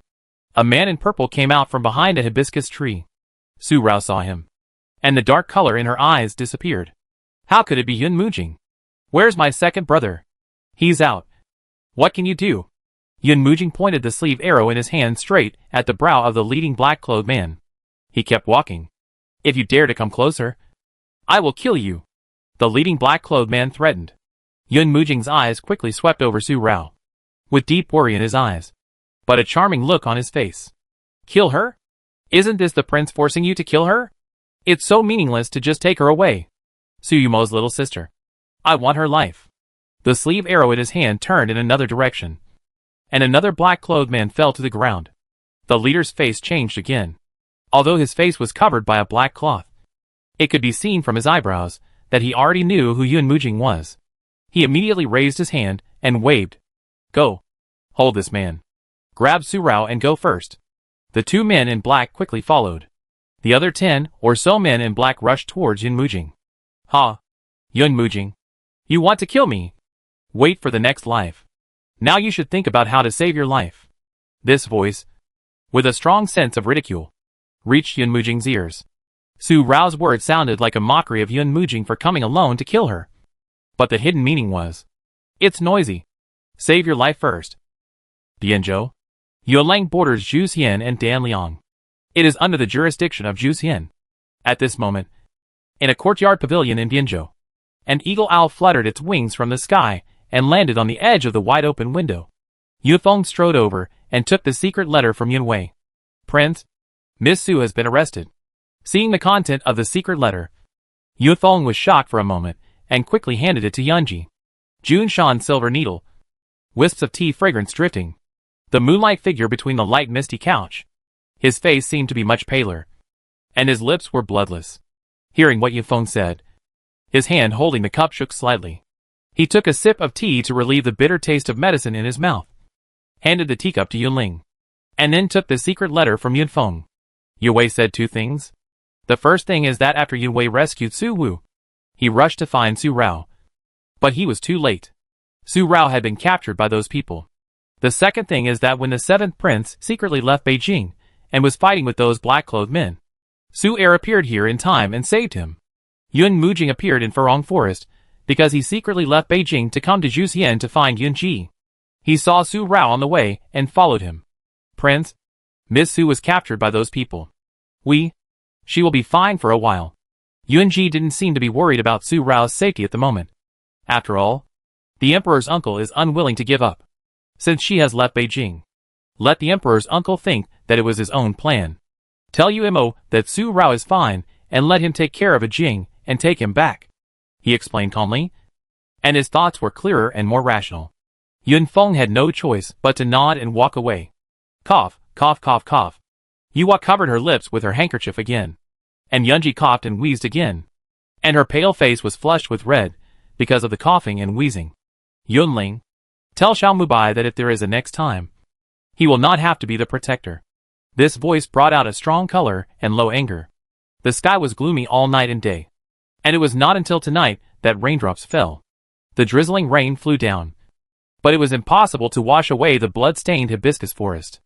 The blood dyed the emerald green, and mixed with raindrops, flowing in the ditch on the mountain road. Such a bloody permeation destroyed this quiet place. Only one of the dozen men in black was left, and his lower jaw was removed and thrown in the hibiscus pavilion. Asshole! Asshole! Where is my little sister? Where did you take my little sister? Suwoo punched the man in black again and again, and his eyes were red. Su'er said that these black-clothed men were all assassins. If there was no special way to make them talk, beating them to death would be useless. Knowing that he could not get any information, Suwoo still pressed him. He was bruised and swollen, but he was not tired. Suyuma, what is going on? How did you appear here? How did a Rao get involved with these assassins? Are those black-clothed men on the cliff also assassins? On the other side, Su'er tore his lining into strips of cloth and bandaged Yun Mujing's wound. At first, Yun Mujing resisted, but Su'er threatened Su Rao directly, and Yun Mujing compromised. This was not the time for their personal grudges. Yun Mujing asked questions with the same expression as Su Wu, but he was more rational than Su Wu. Rao didn't get involved with these assassins, but the people behind the hiring of these assassins. Who is it? There is no clue now. No matter how much Su'er loves Yun Mujing, he will not tell him about Zai Yaju and Liana. This is not to say that Su'er does not trust Yun Mujing, but it is a matter of great importance, involving the lives of all the members of his Su family. It must be the prince. Su'er did not name anyone, nor did he deliberately divert Yun Mujing's thoughts. But Yun Mujing clenched his palm tightly, and the wound on his arm was immediately oozing blood, staining the white satin. Su'er's eyebrows furrowed when he saw this, but he did not say anything in the end, nor did he explain anything to dispel Yun Mujing's suspicion of the prince. In Yun Mujing's mind, there must be someone behind these Jianghu killers. Otherwise he will definitely investigate to the end.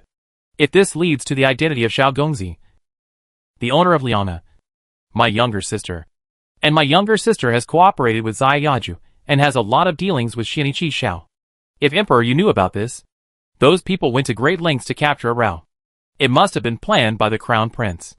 Suyuma, you and Su must find a way to get a Rao's whereabouts from this person.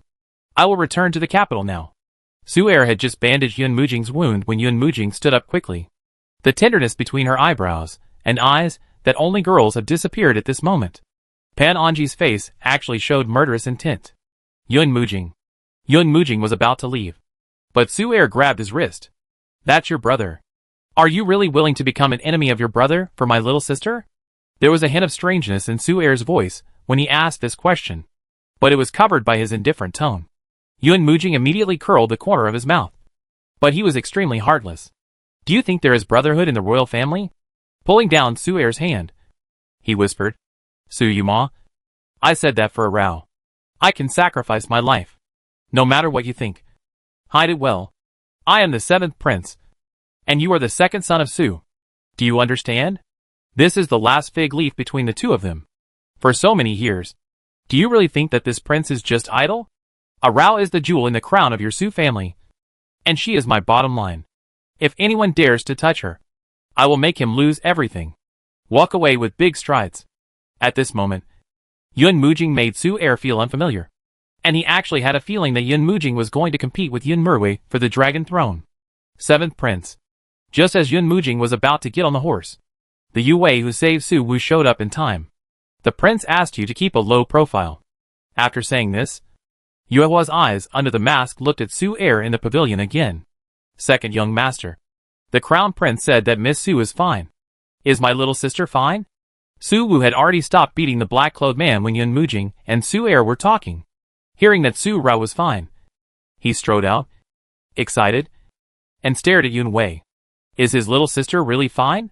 Yun Wei was interrupted and nodded, which made Su Wu feel relieved. He then said, the crown prince asked the 2nd young master to bring the 7th prince back to the capital, to keep an eye on the 7th prince, and not to let him do anything reckless. Although the capital is clear, it is still turbulent under the surface, and the situation in the court is changing rapidly. The Su family is also a swindler after all. Miss Su's affairs must not be known to others, so as not to let them have any thoughts. 2nd young master, please return to the capital as soon as possible to settle down. After conveying Yun Ji's instructions one by one, a hidden weapon ended the life of the dying black-clothed man, and Yun Wei flashed away. Su Er's heart moved. Mo Gan's eyes fell on the black-clothed man who was killed. And there was a tremor inside. Is Jiyu hiding something? Does he know who arrested Xiao Mei? Although he had such doubts in his heart, Su Er still believed in Yunji. He believed that Yunji must have his reasons for doing this. Since Yunji knew, Su Rao must be safe. Su Erfang walked to Yun Mujing. Your brother asked you to keep a low profile. Do you listen? All the murderous intentions in Yun Mujing's heart disappeared in an instant. He looked at Su Er, said nothing, and finally got on the horse. He rode back to Beijing. It rained all night, and stopped only when the morning breeze was bright. The air was filled with a freshness after the rain.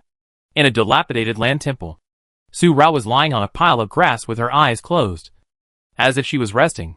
Her moon-white outfit was stained with a lot of mud, very dirty, and her hair was messy, with a few strands sticking to her cheeks. Even more embarrassed, her hands and feet were tied for a whole night, and the blue marks on her wrists were extremely obvious. Haven't you come yet? The leader asked again, seeing that Su Rao could still sleep in such a situation. He was a little impressed, but more alert. They were all prisoners, but they could still be so calm.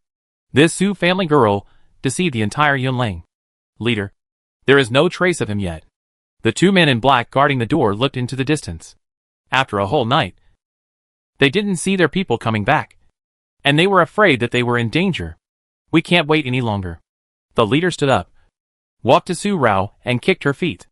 Although he did this, his attitude was still gentle. Princess Ronghua, we should get going. You're disturbing my sweet dreams. Su Rao sat up with a discontented look and yawned. However, she didn't seem sleepy at all. It was obvious that she was just sleeping lightly. If Princess Ronghua wants to have a good sleep, she can have a good sleep after we get to the place and hand her over to her employer. The leader pulled Su Rao up and tied the rope on her hand tighter. Su Rao felt her hands numb, and her blood was almost blocked. I said you can't be more friendly to women. You sealed my inner strength and couldn't untie me. You three grown men are watching me, and are afraid that I will run away. Her feet were tied. How could she walk? The leader looked down, then looked at Su Rao's hands, which had already turned blue. After a breath, he untied the rope on Su Rao's feet, and loosened the rope on her hands a little. But the knot was tied tightly. Princess Ronghua is a smart person, and she should understand that if Princess Ronghua cooperates well, we will not do anything to her. Pulling the rope, they left the ruined temple. The two men in black didn't know where they got the 4 horses from, or they had prepared it early in the morning. This ruined temple was one of their bases. Once they caught her, they would evacuate quickly. As the saying goes, if you take money from others, you should help them get rid of their misfortunes. Otherwise, you should release this princess. I will give you double the money those who hired you gave you. What do you think? The leader was about to push Su Rao onto the horse. But Su Rao suddenly said, since you know what my identity is, you should also know what kind of family my Su family is. You caught me, but didn't kill me. How many people would save me along the way? Can you safely send me to your employer? This is probably unknown. Yesterday, Yun Mujing was alone. Logically, your people are many times his. But he hasn't returned after an evening. Don't you wonder if my grandfather and others already know that I was caught? No matter how you calculate it, you are all losing money. Su Rao smiled with an expression of I'm doing this for your own good. Her peach blossom eyes became more brilliant. Why bother? Princess Ronghua is really eloquent. The leader laughed. For those of us in this line of work, the most taboo thing is... Bang! This sound came suddenly, and the two men in black fell to the ground without any warning, and blood gushed out from their necks instantly. You? The leader's eyes suddenly changed. But he was too late to do anything. Su Rao tapped her toes, moved her figure, and kicked the man in the heart. At the same time, 2 daggers fell directly on the leader's neck. One on the left and one on the right took him down. The people who appeared were Su Chui and Su Can. You can catch this princess whenever you want. There was a layer of coldness in his eyes, but a dandy smile on his face. Su Can untied Su Rao, holding the numb wrist and turning it twice. Su Rao stepped forward. This is impossible. When did you recover your internal strength? How could there be someone in the dark? The leader was caught. Unbelievable. And believed this sudden change. Su Rao snorted and sneered. The concealment skills of my Su family's secret guards are beyond the reach of you. The gangsters. How dare you catch my 5th brother? Take the dagger from Su Chui's hand and directly insert it into the arm of the leader. Blood instantly gushed out. Another circle. There was a coldness in his eyes. Sweat immediately rolled down the leader's forehead. But he didn't scream. He was a tough guy. Shui can remove his jaw to prevent him from hiding poison in his mouth. The dagger was pulled out, and blood stained Su Rao's fingertips. And she gave another explanation. She had encountered this trick of death by poisoning. So how could she not be on guard again? Su Chui immediately removed the man's jaw and sealed his internal strength. Miss, it's not advisable to stay here for a long time. So let's leave first. Su Can spoke. Su Rao naturally knew that it was not advisable to stay here for a long time. Let's go to Furong County first. How did Su Chui and Su Can appear here? And how long have they followed her secretly? Su Rao didn't ask at this time. And it was not a good time to ask. She got on the horse and left this place. At midnight last night, she had secretly urged her internal force to forcefully break through the acupuncture points. Although this method would hurt her, she would never hand her life over to these people, even if they would not kill her at this time. She originally planned to directly give the drug in the early morning when the body and brain were at their most exhausted, and treat the person in their own way. But she didn't want to hear a special bird call. It was a secret code used by the Su family's secret guards to pass messages to each other. She changed her mind temporarily and attacked them by surprise. The three of them took the leader to Furong County. They did not meet Su Er and others who listened to Yuan Ji's instructions to return to Beijing, but met Su Han outside Furong County. Su Han gave Su Rao the note. Su Rao was fine. She would definitely come to Furong County to meet Su Er first. So Su Er asked Su Han to stay. If he saw Su Rao, he would tell Su Rao. To prevent his grandfather and others from getting suspicious, he had to take his fifth brother back first. If the younger sister wanted to check those men in black, she could go and check. He was with the grandfather and others in Beijing. The younger sister didn't need to worry about it. Just let go. Su Er knew Su Rao. Knowing Su Rao, she would not sit and wait for death. Su Han, go back and tell the second brother that I will be back soon. In fact, when Su Rao left Beijing, she didn't plan to return to Beijing at this time. Otherwise she wouldn't deliberately explain what Qin Yang and Uncle Hao said. Those men in black caught Su Wu once. And there will be a second time. This time, it was because she went to Ziyaja to get drunk that she noticed it in time. But what about the next time? So before she finds out who is behind those men in black, she must leave the Su family first. She wants to see Xian Yi Qi Shao again. Are those men in black his enemies? Or is everything a trap set by him? He was hunted down several times. But every time it was the people who killed him. He is Prince Yi of Jusin Kingdom. But he opened Ziyaju in Yunlang as Han Machan. Just this point shows that he is ambitious. Moreover, the power behind him is the Xiaoya Tower that has disappeared. The killer organization that was famous in the world 20 years ago. It's scary to hear it. Isn't this a killer's nest that specializes in killers? Night fell again. And the candlelight was bright in Songha Hall. There were only 3 people. Grandfather and grandson. You deserve it. You little brat. General Su stroked his beard. And seeing Su Wu's bruised face, he didn't feel sorry for him at all, but scolded him. You know how to fight crickets all day long. And your second brother has to save you when you encounter problems. You really disgraced our Su family. Grandfather, I'm like this. And you still scold me. You don't care about me. Don't you care about your little sister? Su Wu rubbed his face and retorted. You little brat. General Su's eyes widened immediately. You dare to mention Raoer? Get out of here. Get out of here. I get angry when I see you. Grandfather's heart is indeed biased. Su Wu snorted again, but still rolled out neatly to avoid being scolded again. After leaving the house, he turned his head and said, Grandfather, my little sister is really fine. Right? General Su's eyes widened immediately. Su Wu suddenly shuddered all over, knowing that Su Rao was really fine, and ran away. The person disappeared in an instant. General Su shook his head. Grandfather. Su Er spoke at this time. Grandfather knows what you want to say and what you want to ask. General Su stopped Su Er from asking questions. The cooperation between Raoer and Ziyaju. Who is the person behind Ziyaju? The black-clad man who wanted to capture Raoer during Wutu hunting. Do you really think your grandfather is useless and let you deceive and fool around? General Su was actually very clear about everything Su Rao did. Before this, he turned a blind eye and let his precious granddaughter do whatever she wanted. But now the matter involves Su Rao's safety. And even more so the safety of the Su family. So how can General Su pretend to be ignorant? Rao has Su Chui and Su Kim with her. So nothing will happen. And Ji will not watch Rao get caught. It's good for Rao to go to Juxian. There is a knot between her and Ji Yu. After this trip, the true friendship in adversity may be untied. When saying this, General Su stroked his big beard. His expression was a little unclear. He sighed, took the cup and took a sip of tea. Okay. Don't worry about Rao's affairs. Ji Yu is clear-minded and insightful. You should do what he told you. Although the Su family is loyal to the royal family. If the royal family is unkind, the Su family is not a foolishly loyal family. Getting up and walking to Su Er. General Su patted Su Er's shoulder. Pinch again. Shower.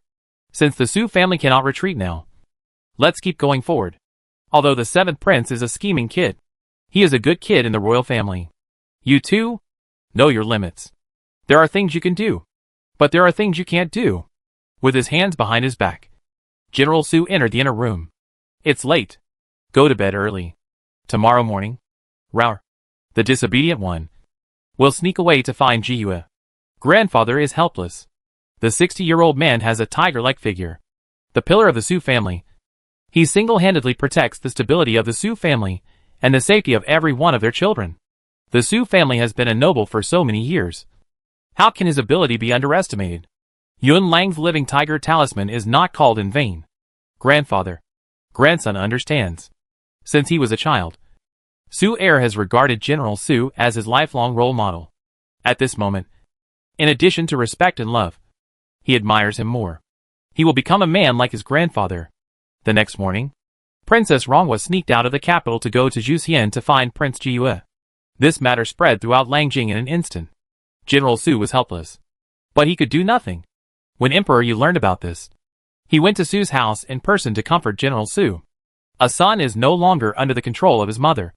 Since Ronghua went to find Ji Yue, he should send a message to Ji Yue, so that Ronghua would not go far away alone and encounter any danger.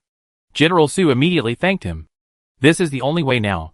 Why must that girl be with the prince? If she pursues the prince, she must be able to get him.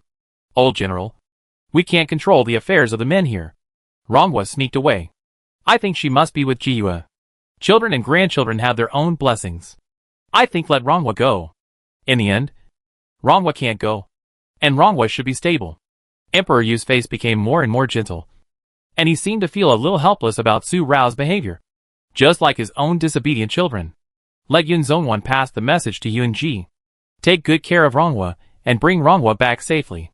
Within 2 days, the news of this incident spread all the way to Furong County.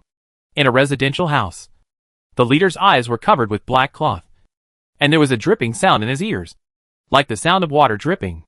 But it was accompanied by a faint smell of blood. Drip, drip. One by one, he could clearly feel his blood flowing from his fingertips. As the blood dripped, the body gradually began to feel cold. Beads of sweat formed on his forehead. The leader's face also showed a kind of fear, as if he was thinking of all the killings he had done before, which made him tremble with fear. Such a torture is gentle but cruel. It is not only a physical but also a psychological endurance. Speak. Don't force yourself. If you speak, I will give you a quick death. Su Rao watched quietly at the wooden table beside him, with a cold look in her eyes. The blood in a person's body will not die immediately if it flows at such a speed, but will die slowly. Feel death slowly. Feel it yourself, and witness how you step into the threshold of hell step by step until the last drop of blood in your body flows out.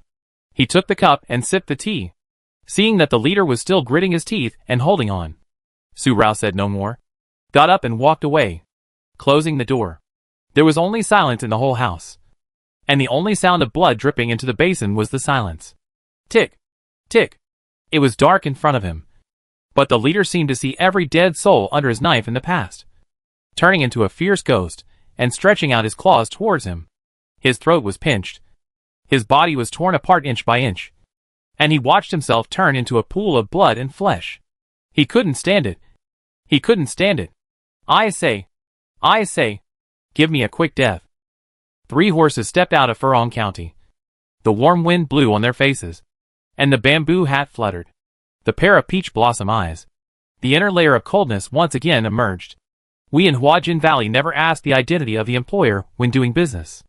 I don't know who arrested you. The master ordered us to take you to Huajianfang in Zhuxiao border state. And someone else will come to take you away. After spending 2 days in Furong County to interrogate. Only to get such a result. Which made Su Rao extremely upset and depressed. The person who arrested her was really careful. The horses stepped over the official road and entered the forest path, hiding his whereabouts. At this moment, the Huajian Valley mentioned by the leader was already in a mess. In a valley in an unknown place. Blood dyed all the flowers and plants in the valley red. And corpses were lying all over the ground. On the steps, the valley plaque hit the ground and split in half from the middle with a knife. The head of a Pichio beast carved on the plaque was directly cut off. The owner mentioned by the leader was also being stepped on by Xiao Mubai. Master, found it.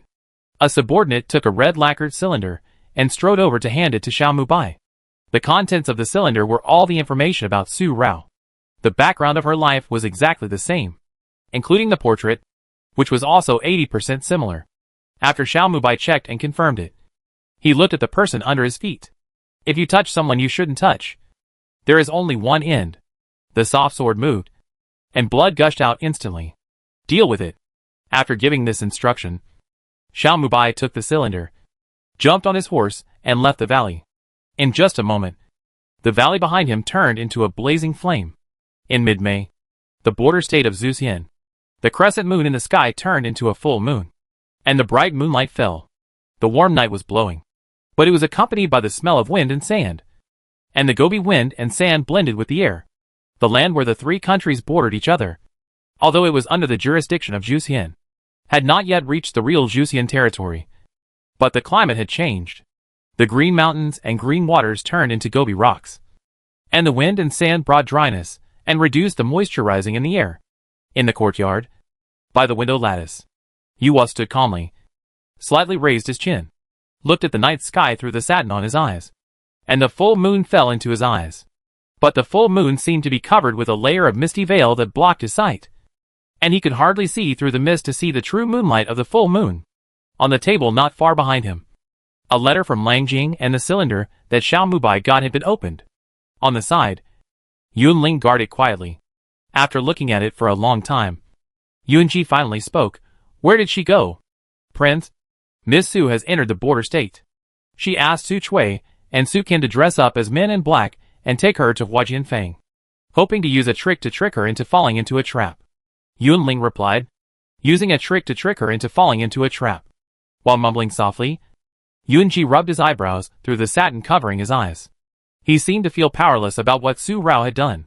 Seeing this, Yunling said again, Prince, if we don't stop it, Miss Su will continue to investigate like this. Sooner or later, she will discover the prince's secret and find out that the prince and that he caused the trouble himself. And now she will know sooner or later. Let her investigate. Finally, Yunji left this sentence and turned to leave the room. The feeling of being thousands of miles away from people reappeared around her, and she seemed like a banished immortal who was about to ascend to heaven. Unreachable. Huajianfang, the largest brothel in Bianzhou, is located in the center of Bianzhou, because most of the merchants coming and going are from the three kingdoms. There are all kinds of people. The singing girls in the brothel are particularly exposed and have beautiful postures. Dong dong dong. The drums and jars are played. The wine glasses clink. And the singing and dancing are joyful. Compared with Zai Yaju and Langjing, Huajianfang here is less elegant and more heroic. A kind of heroic and rough feeling that only belongs to the Siamese countries. Su Rao and the other two appeared here. Su Chui and Su Qian were both dressed in black and covered their faces with a hat. Su Rao was between the two, also covered her face with a hat, and had wide sleeves. Her hands were behind her back, and her wide sleeves covered her soft hands. To others, Su Rao only had her hands behind her back. If you look closely, you will find that her wrists were tied. Men's clothing. Through the bamboo hat, her bright eyes fell on the three words Huajianfang. The words of Zhu Siam were rough and heroic. Guests coming in and out. There were rich young men who were neat and tidy. And there were also rough men with half of their arms bare. Pedestrians of all kinds. Some were playing with singing girls, and some were drinking with wine jugs. It was really a mixed bag. A place of all kinds of people. After watching for a while, a low voice said, "Let's go." Su Rao took the first step, and Su Chui and Su Can understood and followed on the left and right. "Hey, three gentlemen, please come in." The madam of Huajianfang saw Su Rao and the other two coming in from a distance, and looked at Su Chui's waist, and she was enthusiastic. "Three gentlemen, please come in quickly. Please come in." Su Rao's eyes moved instantly. The brothel owner waved her hand and called the servant to take the three masters to the Pichio Pavilion. Pichio Pavilion. Su Rao knew that her guess was correct when she heard the name of this compartment. At that time, the man did not tell her everything. The black belt tied around Su Chui's waist was the leader's black belt, which was engraved with a Pichio-style totem. When Su Rao was first arrested, she found that only that person had this totem on his belt, and the other black-clothed men did not have it. So before coming to Bianzhou, she asked Su Chui to strip the leader's clothes. Sure enough, this totem was the communication code between the black-clothed men and this Huajianfang. "Why are only you two back? Where are the others?" Su Rao and the other two had just entered the Pichio Pavilion when the brothel owner came. Looking at Su Chui and Su Can, he frowned, walked over and took off Su Rao's hat, and his eyes fell on the scar on Su Rao's forehead.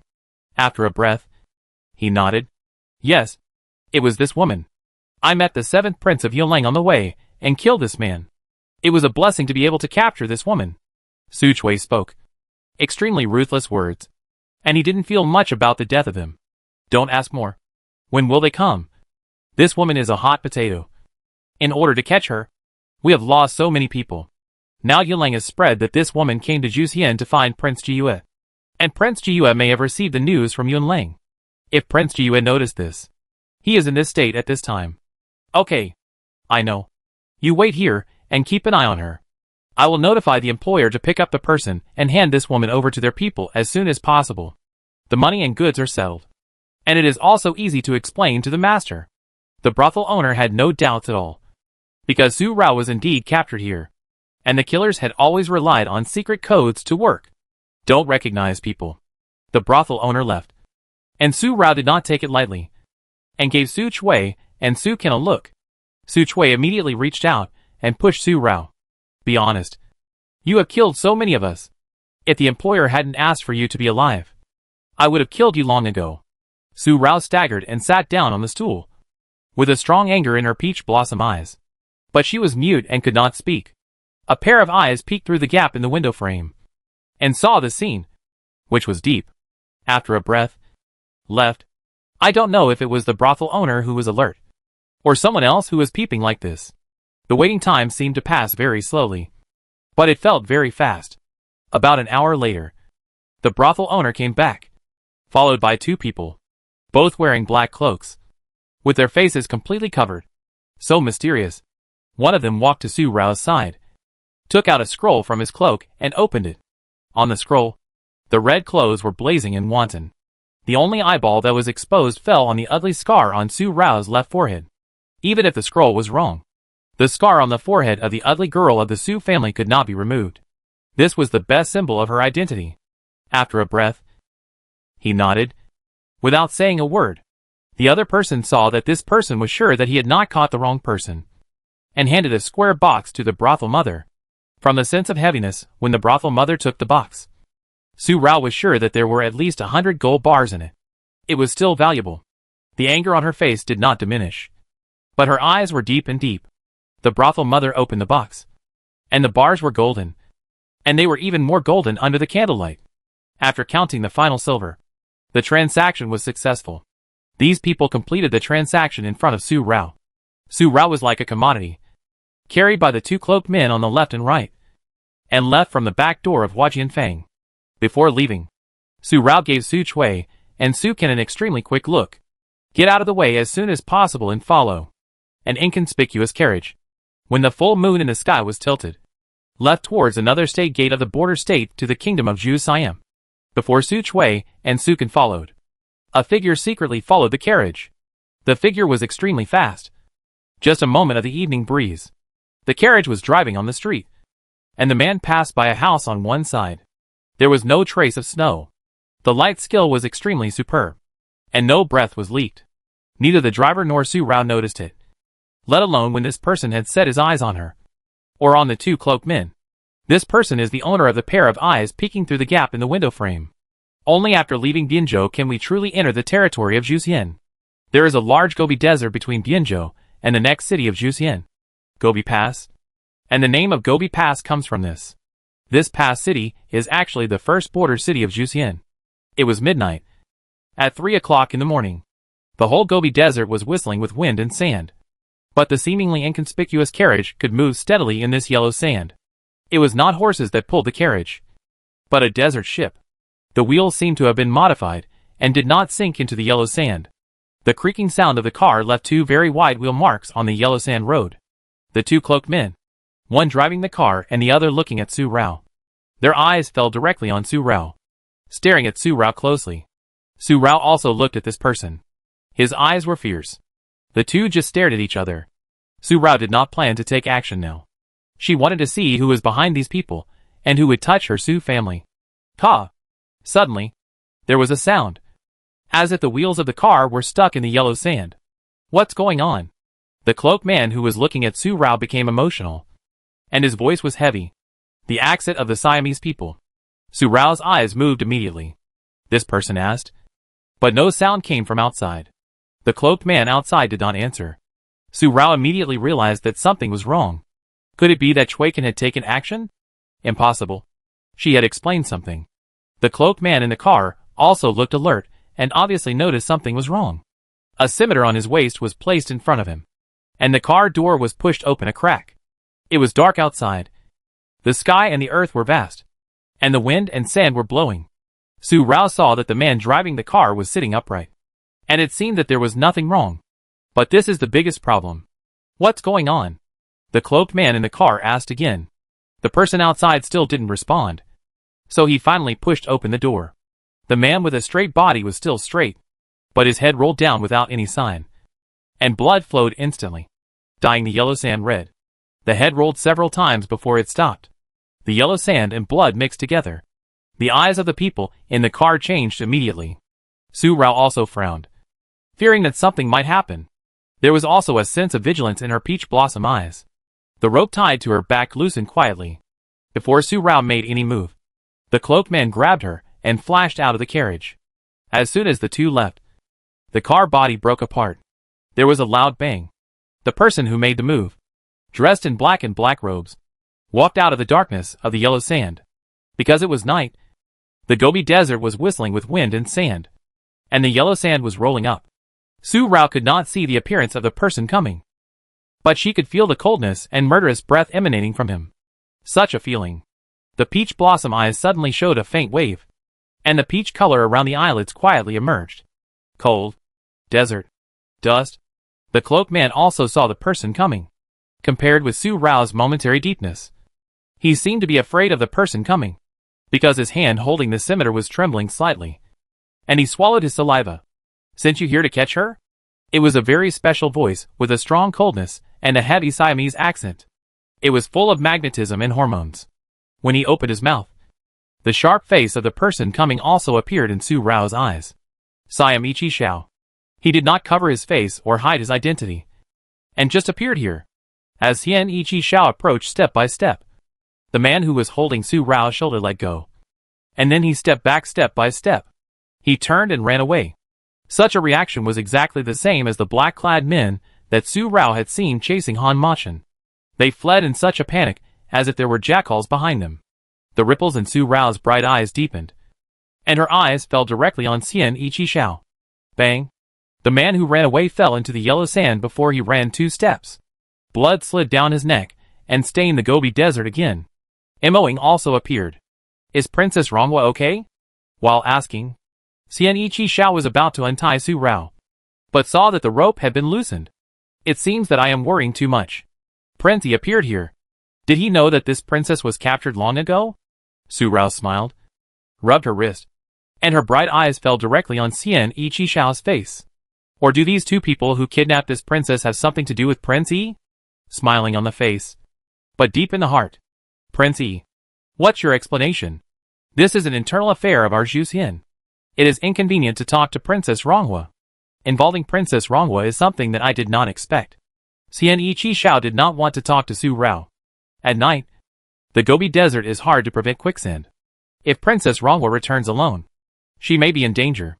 If Princess Rongwa does not mind, she can go to the Gobi Pass with me first. I will send someone to send her tomorrow morning. Okay. Su Rao directly interrupted the rest of Xian Chi Xiao's words. This princess has never been to Juxian since she was a child. Moreover, this princess is here to find Prince Jiyue. Now I have to trouble Prince E to find out the whereabouts of Prince Jiyue for this princess. Han. Emo. Chun. Haha. Playing tricks. Okay. I will accompany you to the end. I want to see what you are going to do. How did you appear so coincidentally? Also, since Prince E knows these two people, Prince E will be responsible for the safety of this princess during her time in your country of Siam. Su Rao made such a request without any politeness. It seemed that getting along with Xian Chi Xiao was just as Xian Chi Xiao had said. And they were like old friends at first sight. Everyone is a guest. And this prince will protect Princess Rongwa, letting Emoing deal with the two bodies. Xian Chi Xiao raised his hand to invite Princess Rongwa, please, to Su Rao. Xian Chi Xiao's attitude seemed to be more gentle, without the feeling of no one within 3 feet that he had towards others. Xian Chi Xiao himself did not notice his change, but Emoing could see it clearly. Although Su Rao was wearing men's clothes at this moment, and had not worn the flamboyant red clothes, she had a dazzling feeling hidden in herself, attracting attention. Even if she looked embarrassed, she did not reduce her style in the slightest. After a glance, Emoing looked at Xian Chi Xiao again. The prince must have some thoughts about this Rongwa princess. Emoying's glance was extremely quick, but Su Rao knew without even looking. She walked directly to the camel, and regardless of how Xian Chi Xiao crossed the Gobi Desert, she jumped up and rode on the camel. Let's go! This princess is sleepy. Yawning, she looked up at the full moon in the sky while riding on the camel. She seemed to feel that the full moon was approaching her. The moon in the Gobi Desert seemed to be rounder, bigger, and brighter than what she saw in Beijing. The surroundings were colorful and dotted with stars. Such a beautiful night. But it was stained with blood, which ruined her plan. With a whistle, a horse galloped over. The iron hoof stepped into the yellow sand and swept up the wind and sand. It felt like walking on flat ground. Xian Chi Xiao's mount. The horseshoes were equipped with special horseshoes, so there was no resistance when running on the Gobi Desert. After getting on the horses, Xian Chi Xiao led the way and walked ahead. Su Rao also patted the camel's body and followed behind. Emoing quickly dealt with the two bodies. After the Gobi Desert was quiet, the figure of Yu Hua appeared here. The moonlight fell on her body, and she was like an orchid in the empty valley. The people following behind her were Su Chui and Su Kan. Prince Jiyu, we should go and meet up with the young lady as soon as possible.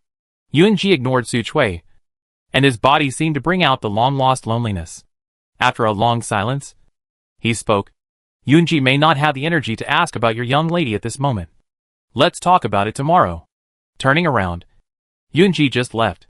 Coughing softly, Yu Hua covered her lips with a handkerchief to block the night wind and sand. His body was extremely thin and felt shaky. With Prince Zhu Xianyi by her side, nothing will happen to Miss Su. Yunling rarely said this. There are many quicksands in the Gobi Desert. It is hard to prevent, especially at night, when the vision is blocked by darkness. It is even more difficult to detect quicksands. It was Su Rao's first time to go to such a place. The soles of the camel under her seat stepped on the quicksand several times. Fortunately, Su Rao's mount was a camel. If it was an ordinary horse, I am afraid that both the man and the horse would have fallen into the quicksand. Xianqi Xiao would remind Su Rao from time to time. Princess Rongwa, please be careful. When the two arrived at the Gobi Pass, the sky was slightly bright, but it was not time to open it. But this was not a problem for Xianqi Xiao, the powerful prince of Zhu Xianyi. When the general guarding the pass saw Xianqi Xiao from afar, he opened the door and knelt on one knee to welcome him. Su Rao had not rested well after traveling all night, and after such a night, she just went to the Gobi Pass with Xianqi Xiao and asked Xianqi Xiao to give her any room and fell asleep. He was not prepared for Xianqi Xiao at all. Such a casual act made Xianqi Xiao's calm heart suddenly beat. A very strange feeling. He raised his hand and pressed it on his chest. The figure disappeared in the door in his cold eyes. Although she was embarrassed because of running around, she did not reduce her style at all. The scene of their first meeting in Wanlu Temple jumped into Xian Yiqixiao's mind again. The bright red clothes, the stunning profile, and the sharpness hidden under the calm and gentle clothes were not comparable to Zhao Lianxin at all. After watching for a while, he asked the guard of Guan Mansion to prepare a red waist dress, and ordered 2 maids to help Su Rao wash after she woke up. Then Xian Yiqixiao left. He didn't feel anything about what he arranged, but the guard was stunned. He was very curious about Su Rao's identity. Although Su Rao was wearing men's clothes, her face was not made up. She was a girl, and it was obvious at a glance. The ugly scar on her forehead was not exposed because her hair was hanging down. Without the scar, Su Rao's face was so beautiful, especially her pair of bright eyes. Such a beautiful girl appeared beside the cold and indifferent Prince Yi, who personally ordered her to wash. But in just 1 hour, the news spread quietly in the Gobi Pass. At the speed of the wind. Su Rao didn't know all this. She was really tired and really fell asleep. It's not that Su Rao really didn't guard against Xian Yiqixiao, but Su Rao was sure that her surroundings were absolutely safe at this time, and she could sleep without worry. Su Rao slept comfortably, but she didn't know that because of her departure from Beijing this time, the two people's pursuit in the future would be changed. Su Wu, who had been fighting crickets for fun, started practicing martial arts seriously in the Su family training ground, and asked Mu Mingjin and Yun Muyue to be his sparring partners. From sunrise in the morning to moonrise in the evening, that sapphire figure, in just a short time, has darkened his skin. Xiao Wu, why don't we take a break? I'm really tired and can't run anymore. Yes. Practicing martial arts is not something that can be achieved overnight. Right. One morning, he was jogging with sandbags tied to his legs. It was a little easy for Su Wu. After all, his martial arts foundation was there. But for Mu Mingjin and Yun Muyue, who had been pampered since childhood, such a long run with weight was like peeling off a layer of their skin. And the feeling of smoking in their throats was even more uncomfortable. His legs were weak and trembling. Why are you taking a break? Hurry up and run. If I were as powerful as my second brother, would I be captured? Would I be beaten black and blue? And you too. If you had a little more strength, you wouldn't have spent so much time digging a hole in the boat. It's okay that you almost drowned. But you didn't inform my second brother so late. I don't know if it was because of the morning run, or because Su Wu thought that it was because of him that Su Rao was captured. And his eyes were red again. He grabbed Yun Muyue and Mu Mingjin on the left and right, and dragged them to continue running. Yun Muyue and Mu Mingjin had to continue to risk their lives to accompany the gentleman. But Mu Mingjin was complaining in his heart. He was able to pry open a crack in the boat plank before he fainted, which was already amazing. And the other person was Yun Mujing, the 7th prince, who had always been idle, actually went to court to participate in politics. This matter has to start from when Yun Mujing returned to Langjing. Yunji asked Su Er to keep an eye on Yun Mujing, to keep a low profile, and not to make trouble. After Yun Mujing returned to Langjing, he did not go to find the prince, but began to linger in Ziyaju every day. Not only did he hang out with the singing girl all day, but he also got drunk many times, playing the role of an idle and cynical prince to the extreme. But seeing him like this, Su Er only felt angry. One day, Yun Mujing went to Ziyaju again and drank all day. Su Er finally couldn't tolerate it anymore, so he dragged Yun Mujing to the alley and beat him up. For the first time, Yun Mujing didn't fight back, but laughed. Good beating. Come on! Come on! Su Yuma, if you have the guts, beat this prince to death. Laughing, he started crying. He said to Su Er, when he was young, his brother protected him, and his mother took care of him. Since his mother passed away, his brother still protected him, and a Rao came to take care of him.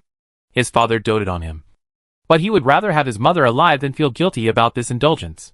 He also said, in the 3 months after his mother passed away, his father was heartbroken and ignored him.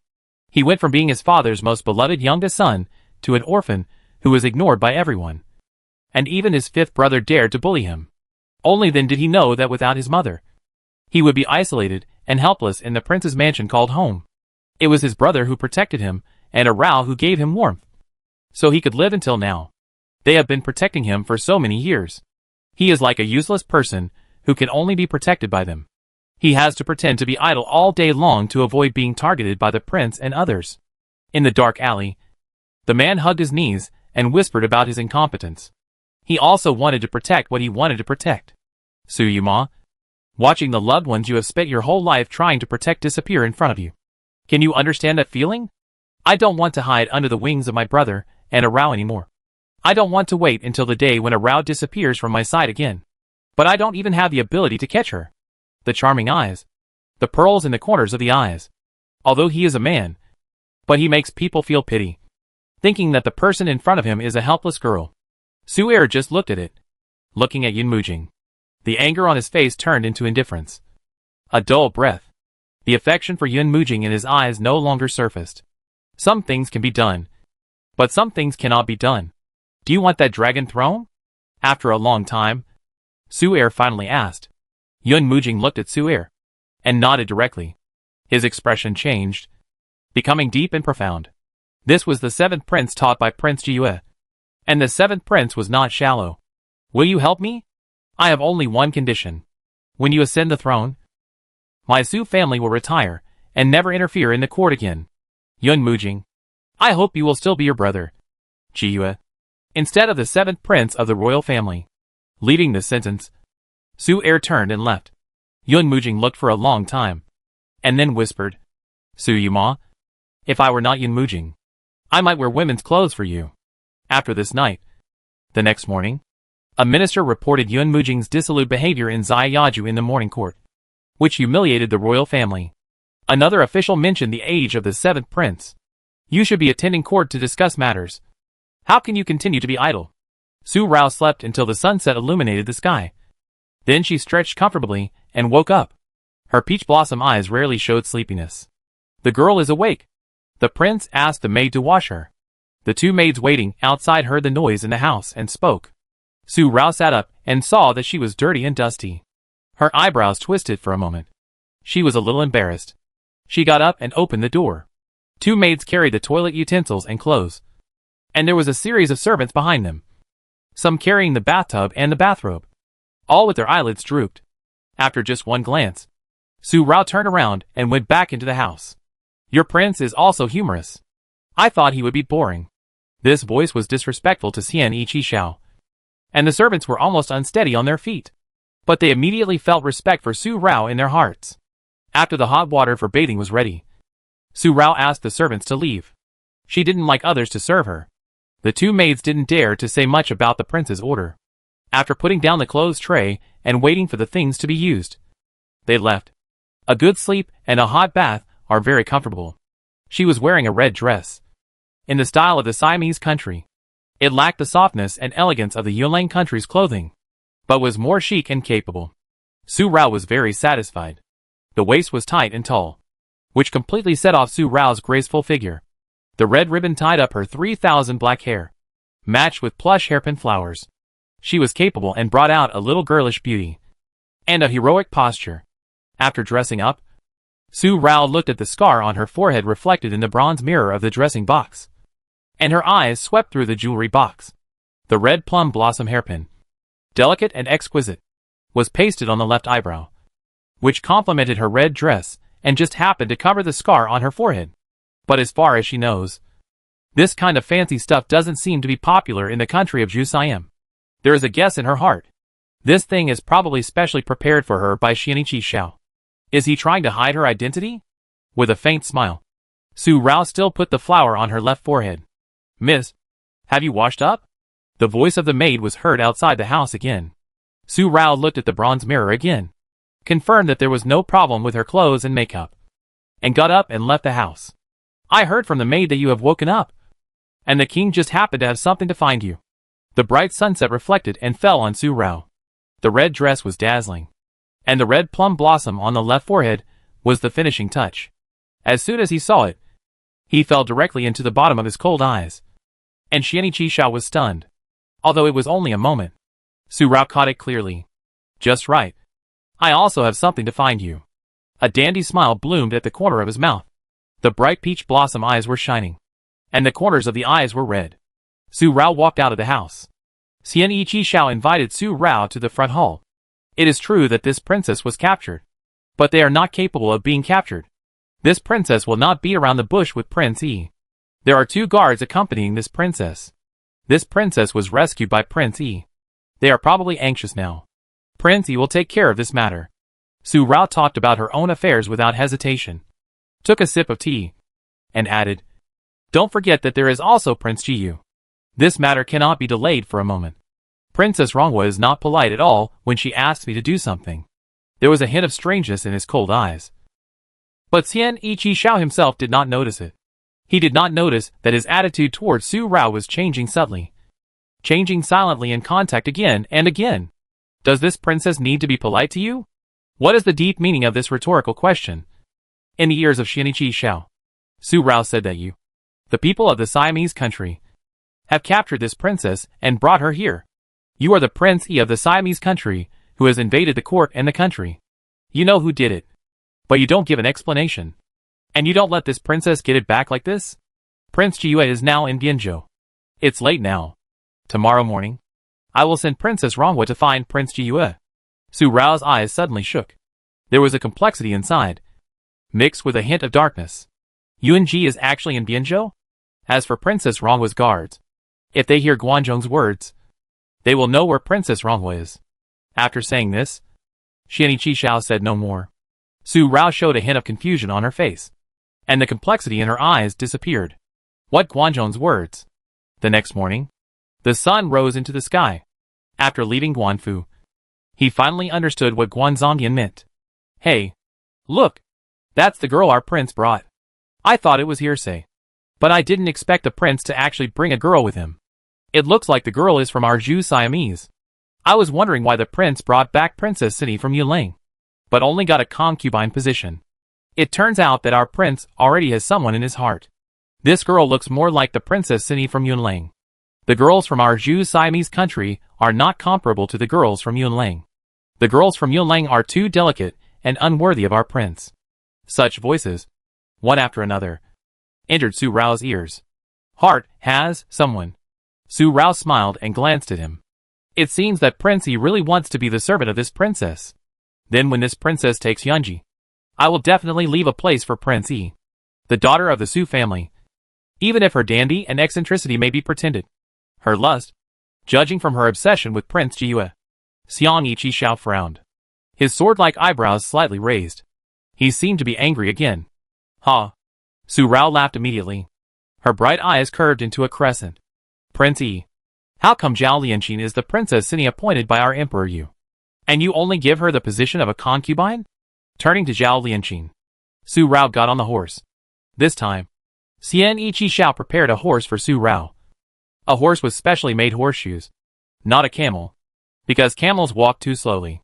But this princess is happy, and even happier. She competed with this princess for Yunji, but she didn't even see if she had the ability. So what if they were childhood sweethearts? In the end, she still fell in love with someone else and married Prince Yi. He was proud and mocked Zhao Lianqin. Or more obvious, squeezed Prince Yi, kicking the horse's belly. Su Rao left first, no longer caring about Xian Ichi Xiao's expression at the moment. Su Rao left first, so he didn't see that Xian Ichi Xiao didn't show any expression to her undisguised squeeze. Zhao Lianqin, the concubine, made it difficult for Xian Ichi Xiao to even have any expression. Not as good as Su Rao to Xian Ichi Xiao.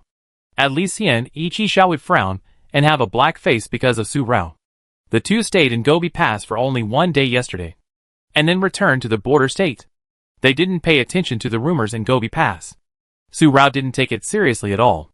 As for Xian Ichi Xiao's attitude towards this matter, except for a strange feeling in his heart when he first heard it, he only felt his heart beat faster. And then, he didn't take it seriously anymore. Women gossip. Deliberately stopping them will make them more speculative. The two left Gobi Pass, without noticing, on the second floor of the inn across from Guan's house. In the half-open window, there was also a person in black clothes, with a mask covering his face. Under the mask, there were layers of ice in the cold, slender phoenix eyes. It felt like an ice cave. He just watched Su Rao and Xian Ichi Xiao flirting quietly, from the beginning to the end. The whole room was oppressive and suffocating. So suffocating that it felt like it was hard to breathe. Xiao Mubai knelt on one knee, beads of sweat rolling down his forehead, riding on horseback. It took Su Rao and Xian Ichi Xiao less than an hour to reach Bianzhou, compared to several hours on camels. The courtyard and pavilion. This place is the villa of a wealthy businessman in Binzhou. The fence, the wooden gate, and the black water and sky are one color. Although not as elegant as Yunji's King Fengju, it also has a different charm. The flower garden in the courtyard. The flowers are dazzling. And there is a white plum tree planted near the fence. The yellow and white plum. The moonlight is shining. With just one glance, Su Rao is sure that Yunji must live here. Princess Ronghua. This is the temporary residence of Prince Jiyu. Xian Yiqishao spoke. And it was true.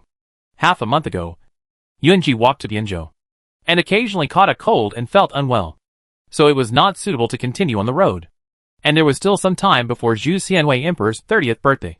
So he asked Yun Feng to buy this villa. Rest here. No one knew where Yunji had come from. If Su Rao hadn't asked Xian Yiqishao to find Prince Jiyu, Xian Yiqishao wouldn't have known that Yunji was in the border state. Let alone that the envoy who came to congratulate the Siamese would be Yunji. After all, the two countries are far apart, and the reports conveying various matters are not transmitted quickly. If you don't deliberately know, you naturally don't know. Moing went forward and knocked on the door. The person who opened the door was Yunda. He told Yunda that Princess Ronghua came to find Prince Jiyu. Please let her know. The news has come from the capital, and the prince is waiting for Princess Ronghua in the house. Yunda looked at Su Rao with a dull temper. He also said to Xian Yiqishao, "Thank you Prince Yi for sending the princess here. The prince is weak and afraid that the illness will spread to Prince Yi. So I won't invite Prince Yi to sit in." It was obvious words to drive people away. Prince Jiyu is weak, so I won't bother him. Prince Yi knew that Prince Jiyu was a calm person and didn't like others bothering him. And they didn't have a close relationship. Prince Yi wouldn't say anything else. Like he sent someone to treat Prince Jiyu. He wasn't a hypocritical person. I'll send Princess Ronghua here. Princess Ronghua is safe in Juxian. If you have any important matters, you can bring this to me. Let Moing hand the sign of Prince Yi's mansion to Su Rao. Su Rao was naturally not polite, and took it directly. With a smile. It seems that this princess can walk sideways in Juxian. After saying this joke, Su Rao shook the sign in his hand. Goodbye. He walked into Shuishani Isis, as if he was at home. Xian Yiqishao also said goodbye and left. He seemed to be used to Su Rao's familiarity. He and Moing rode away. The two disappeared in a moment. But Yunda's eyes were still watching. He was originally a dull person, but at this moment he frowned. Su Rao saw it, and her eyes moved. Oh! I didn't expect that Prince Yi could make the dull Yunda's spring hard move. This seemed to be a joke. But it seemed that Su Rao still remembered the grudge. She still remembered the time when Yunda threatened her to return to Beijing with Yunji's words. Revenge for the slightest grudge. Yunda then retracted his gaze, but suddenly said, "The prince said that this person should not be easily provoked. He seems to be a little different to Miss Su. Miss Su should be careful, and don't shoot herself in the foot." This was still a dull character. And the words were also a dull voice. It seemed to be a kind reminder to Su Rao. But Su Rao easily noticed that Yunda's attitude towards her was extremely unfriendly. He was angry with her. Su Rao knew without thinking too much. It was just her attitude towards Yunji. As Yunji's secret guard, it was normal to stand up for Yunji. It's better for this princess to shoot herself in the foot than for your Jiyu prince. He said he would never see her again. But he secretly sent people to follow him. Does he want to protect this princess? But I don't need it at all. Peach Blossom eyes suddenly showed a faint red lingering. Su Rao walked directly to the main house. If you want to let go, you should do it cleanly and neatly. What's the point of dragging it out? She will never have any possibility with him. Whether it's Yunji or Ah Xiao. It's impossible. Unless she is not Qin Rao. Entering the house, there is no figure of Yuhua. Only Yun Feng. Miss Su. The prince has left. He knew that Miss Su would come to him. So he left his subordinates to help Miss Su to resolve her anger. Yun Feng heard the conversation between Su Rao and Yunda clearly. But he was not as angry as Yunda, but was gentle. The prince did not send Yun Wei to protect Miss Su. The reason why Yun Wei appeared to save the fifth son of Su was because he was paying attention to the movements of Langjing. Even if Miss Su was not caught and left Beijing this time, Miss Su had to leave Beijing. Emperor Yu has not given up on letting you marry the prince. He told you through the seventh princess that if the prince does not return, he will let you leave Beijing to find the prince. What? Su Rao's eyebrows immediately darkened, and layers of sadness flashed in her peach blossom eyes. thinking of what Yun Luoling said that day. Miss Su, how the prince treats you. I believe Yun Feng does not need to say more. Miss Su cannot accept the prince. So please be kind, and don't say anything that can hurt the prince. Yun Feng bowed his hands and bent down. When Yun Feng begs you. Last time, Yunling begged him. And this time, Yun Feng begged him again. These two are the left and right arms of Prince Jiyu.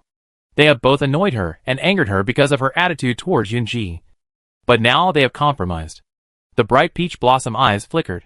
And another red lingered at the end of her eyes. Su Rao walked directly to the table and picked up the teapot to drink it in one gulp. Just like drinking wine. Miss Su, our prince's heart is broken and cannot be cured. Every word of Miss Su may cause the prince to fall into an endless abyss. Yun Feng begs you to let him go. Su Rao did not answer. And Yun Feng knelt on one knee. The soft hand holding the teapot shook suddenly. Su Rao had a blank expression on her face. But there were ripples in her eyes. And she could not control herself.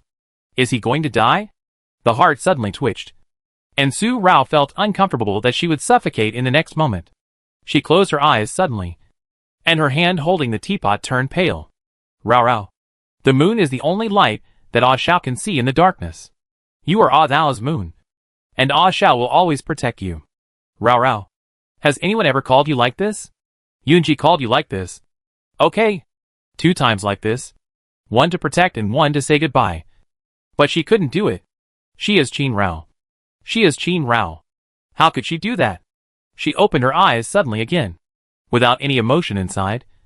And her hand fell. It's not that I won't let your prince go. But your prince won't let me go.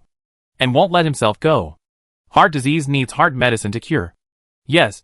But his heart medicine is not me. But the cage in his heart.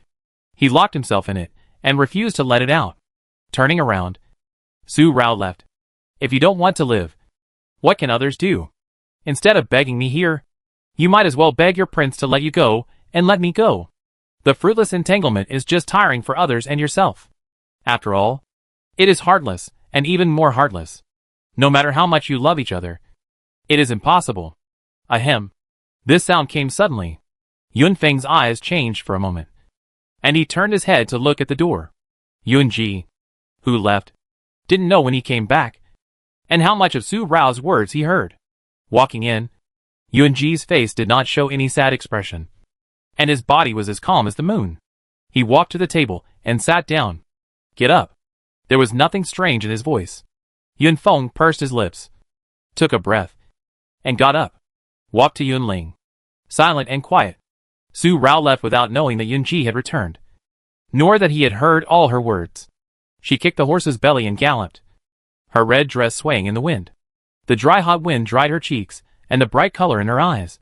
As if even God didn't want her to cry for this. And she couldn't cry. Tears couldn't solve any of her problems. They would only reveal her fragility and unbearableness. Shui Tian Isei is in the suburbs of Bianzhou. Not in Bianzhou City. After leaving Shui Tian Isei, there was a forest in the middle. Su Rao stopped the horse and danced with the sword in the forest here.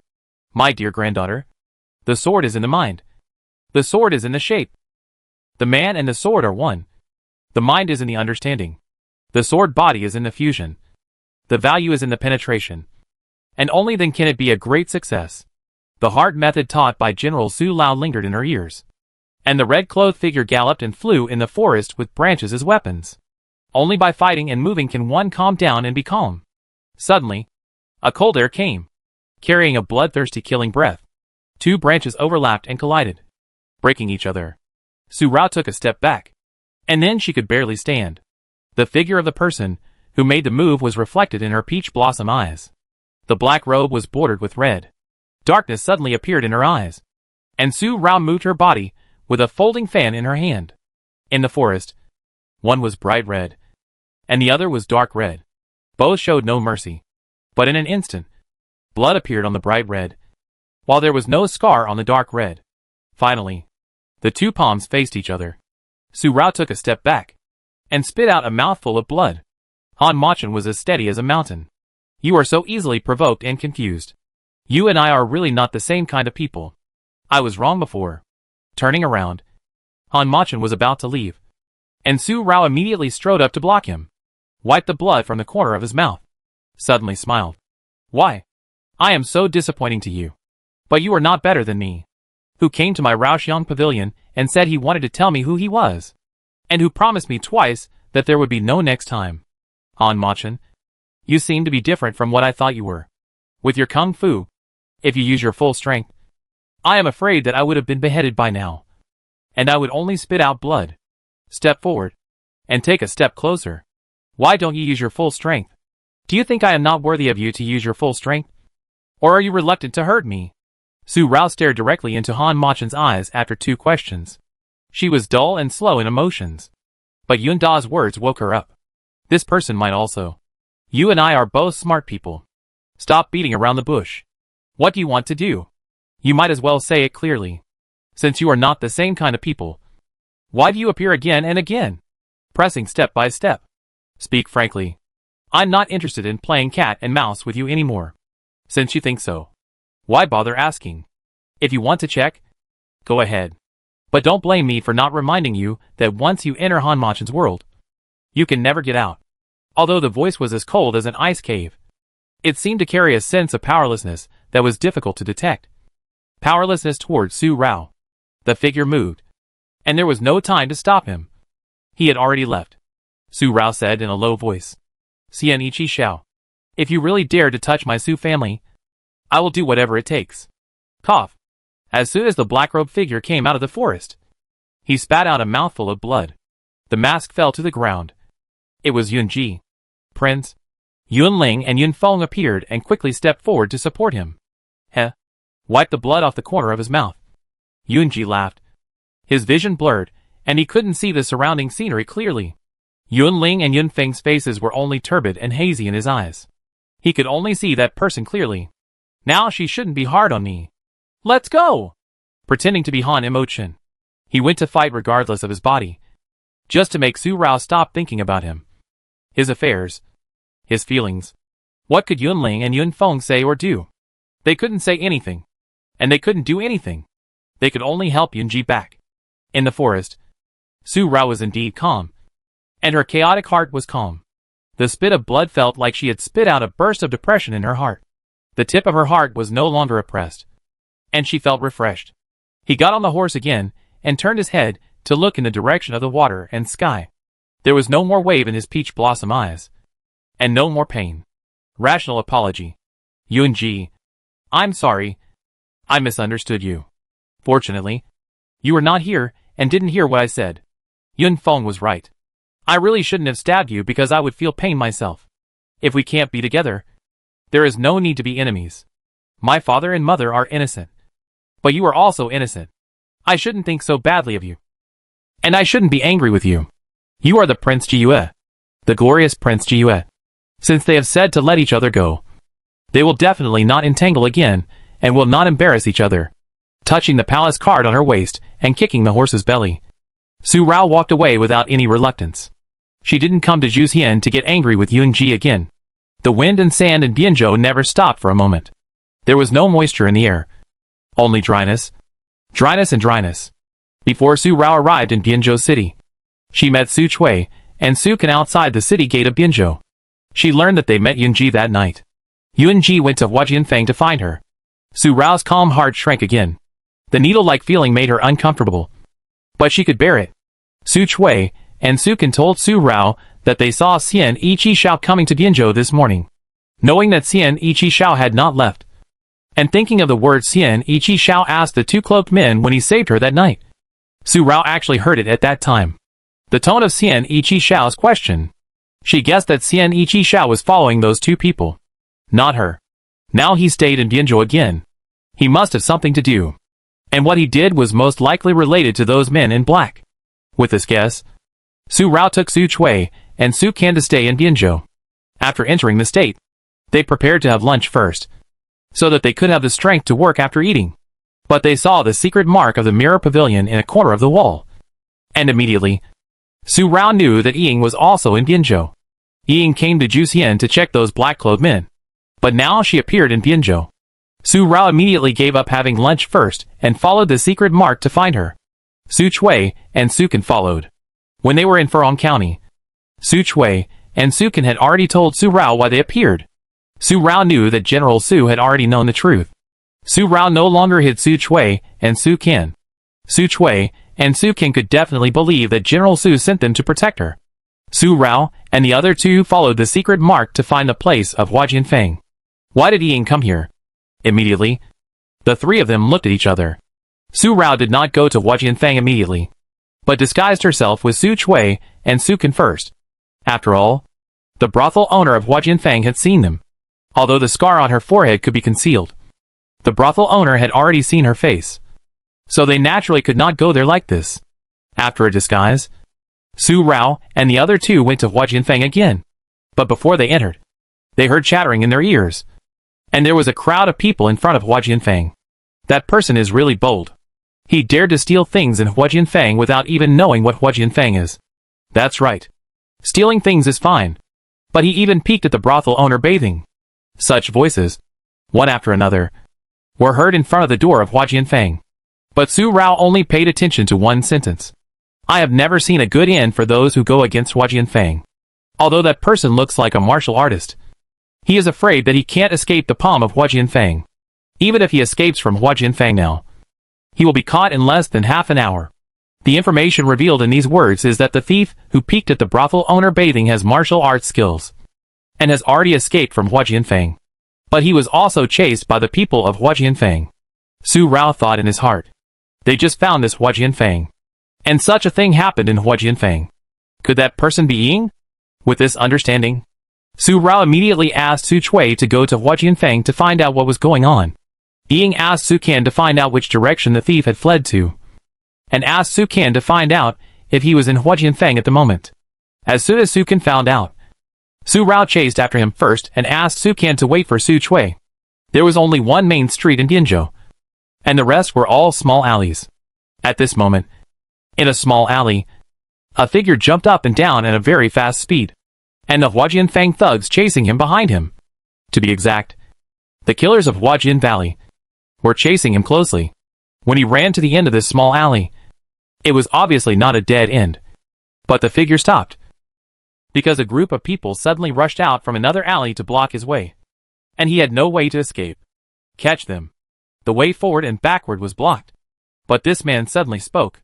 Immediately, the group of people who blocked his way appeared with long swords in their hands, and they actually crossed this man and fought with the assassins of Hua Jianfeng. Instantly, blood appeared, but this man leaned against the wall and took out an account book from his arms. Opening the account book, it recorded all kinds of transactions between Hua Jianfeng and the governor of this state. Officials and businessmen collude. Not only are there transactions between money, but also some unspeakable transactions between the court, confirming that the account book is real. This man showed an arc at the corner of his mouth. In a secret place on the wall, Su Rao sneaked in and lay there, and it seemed that he didn't even breathe. His hiding skills are definitely not lower than those of Su Chui and Su Qian's secret guards. Her peach blossom eyes fell directly on the account book in the hand of the man under the wall. Because of the angle of hiding, she only saw part of the money transactions recorded on the first half of the account book, and the lower half was invisible. After watching for a moment, Su Rao's eyes fell to a place not far away. The blood was everywhere, staining the ground of the alley.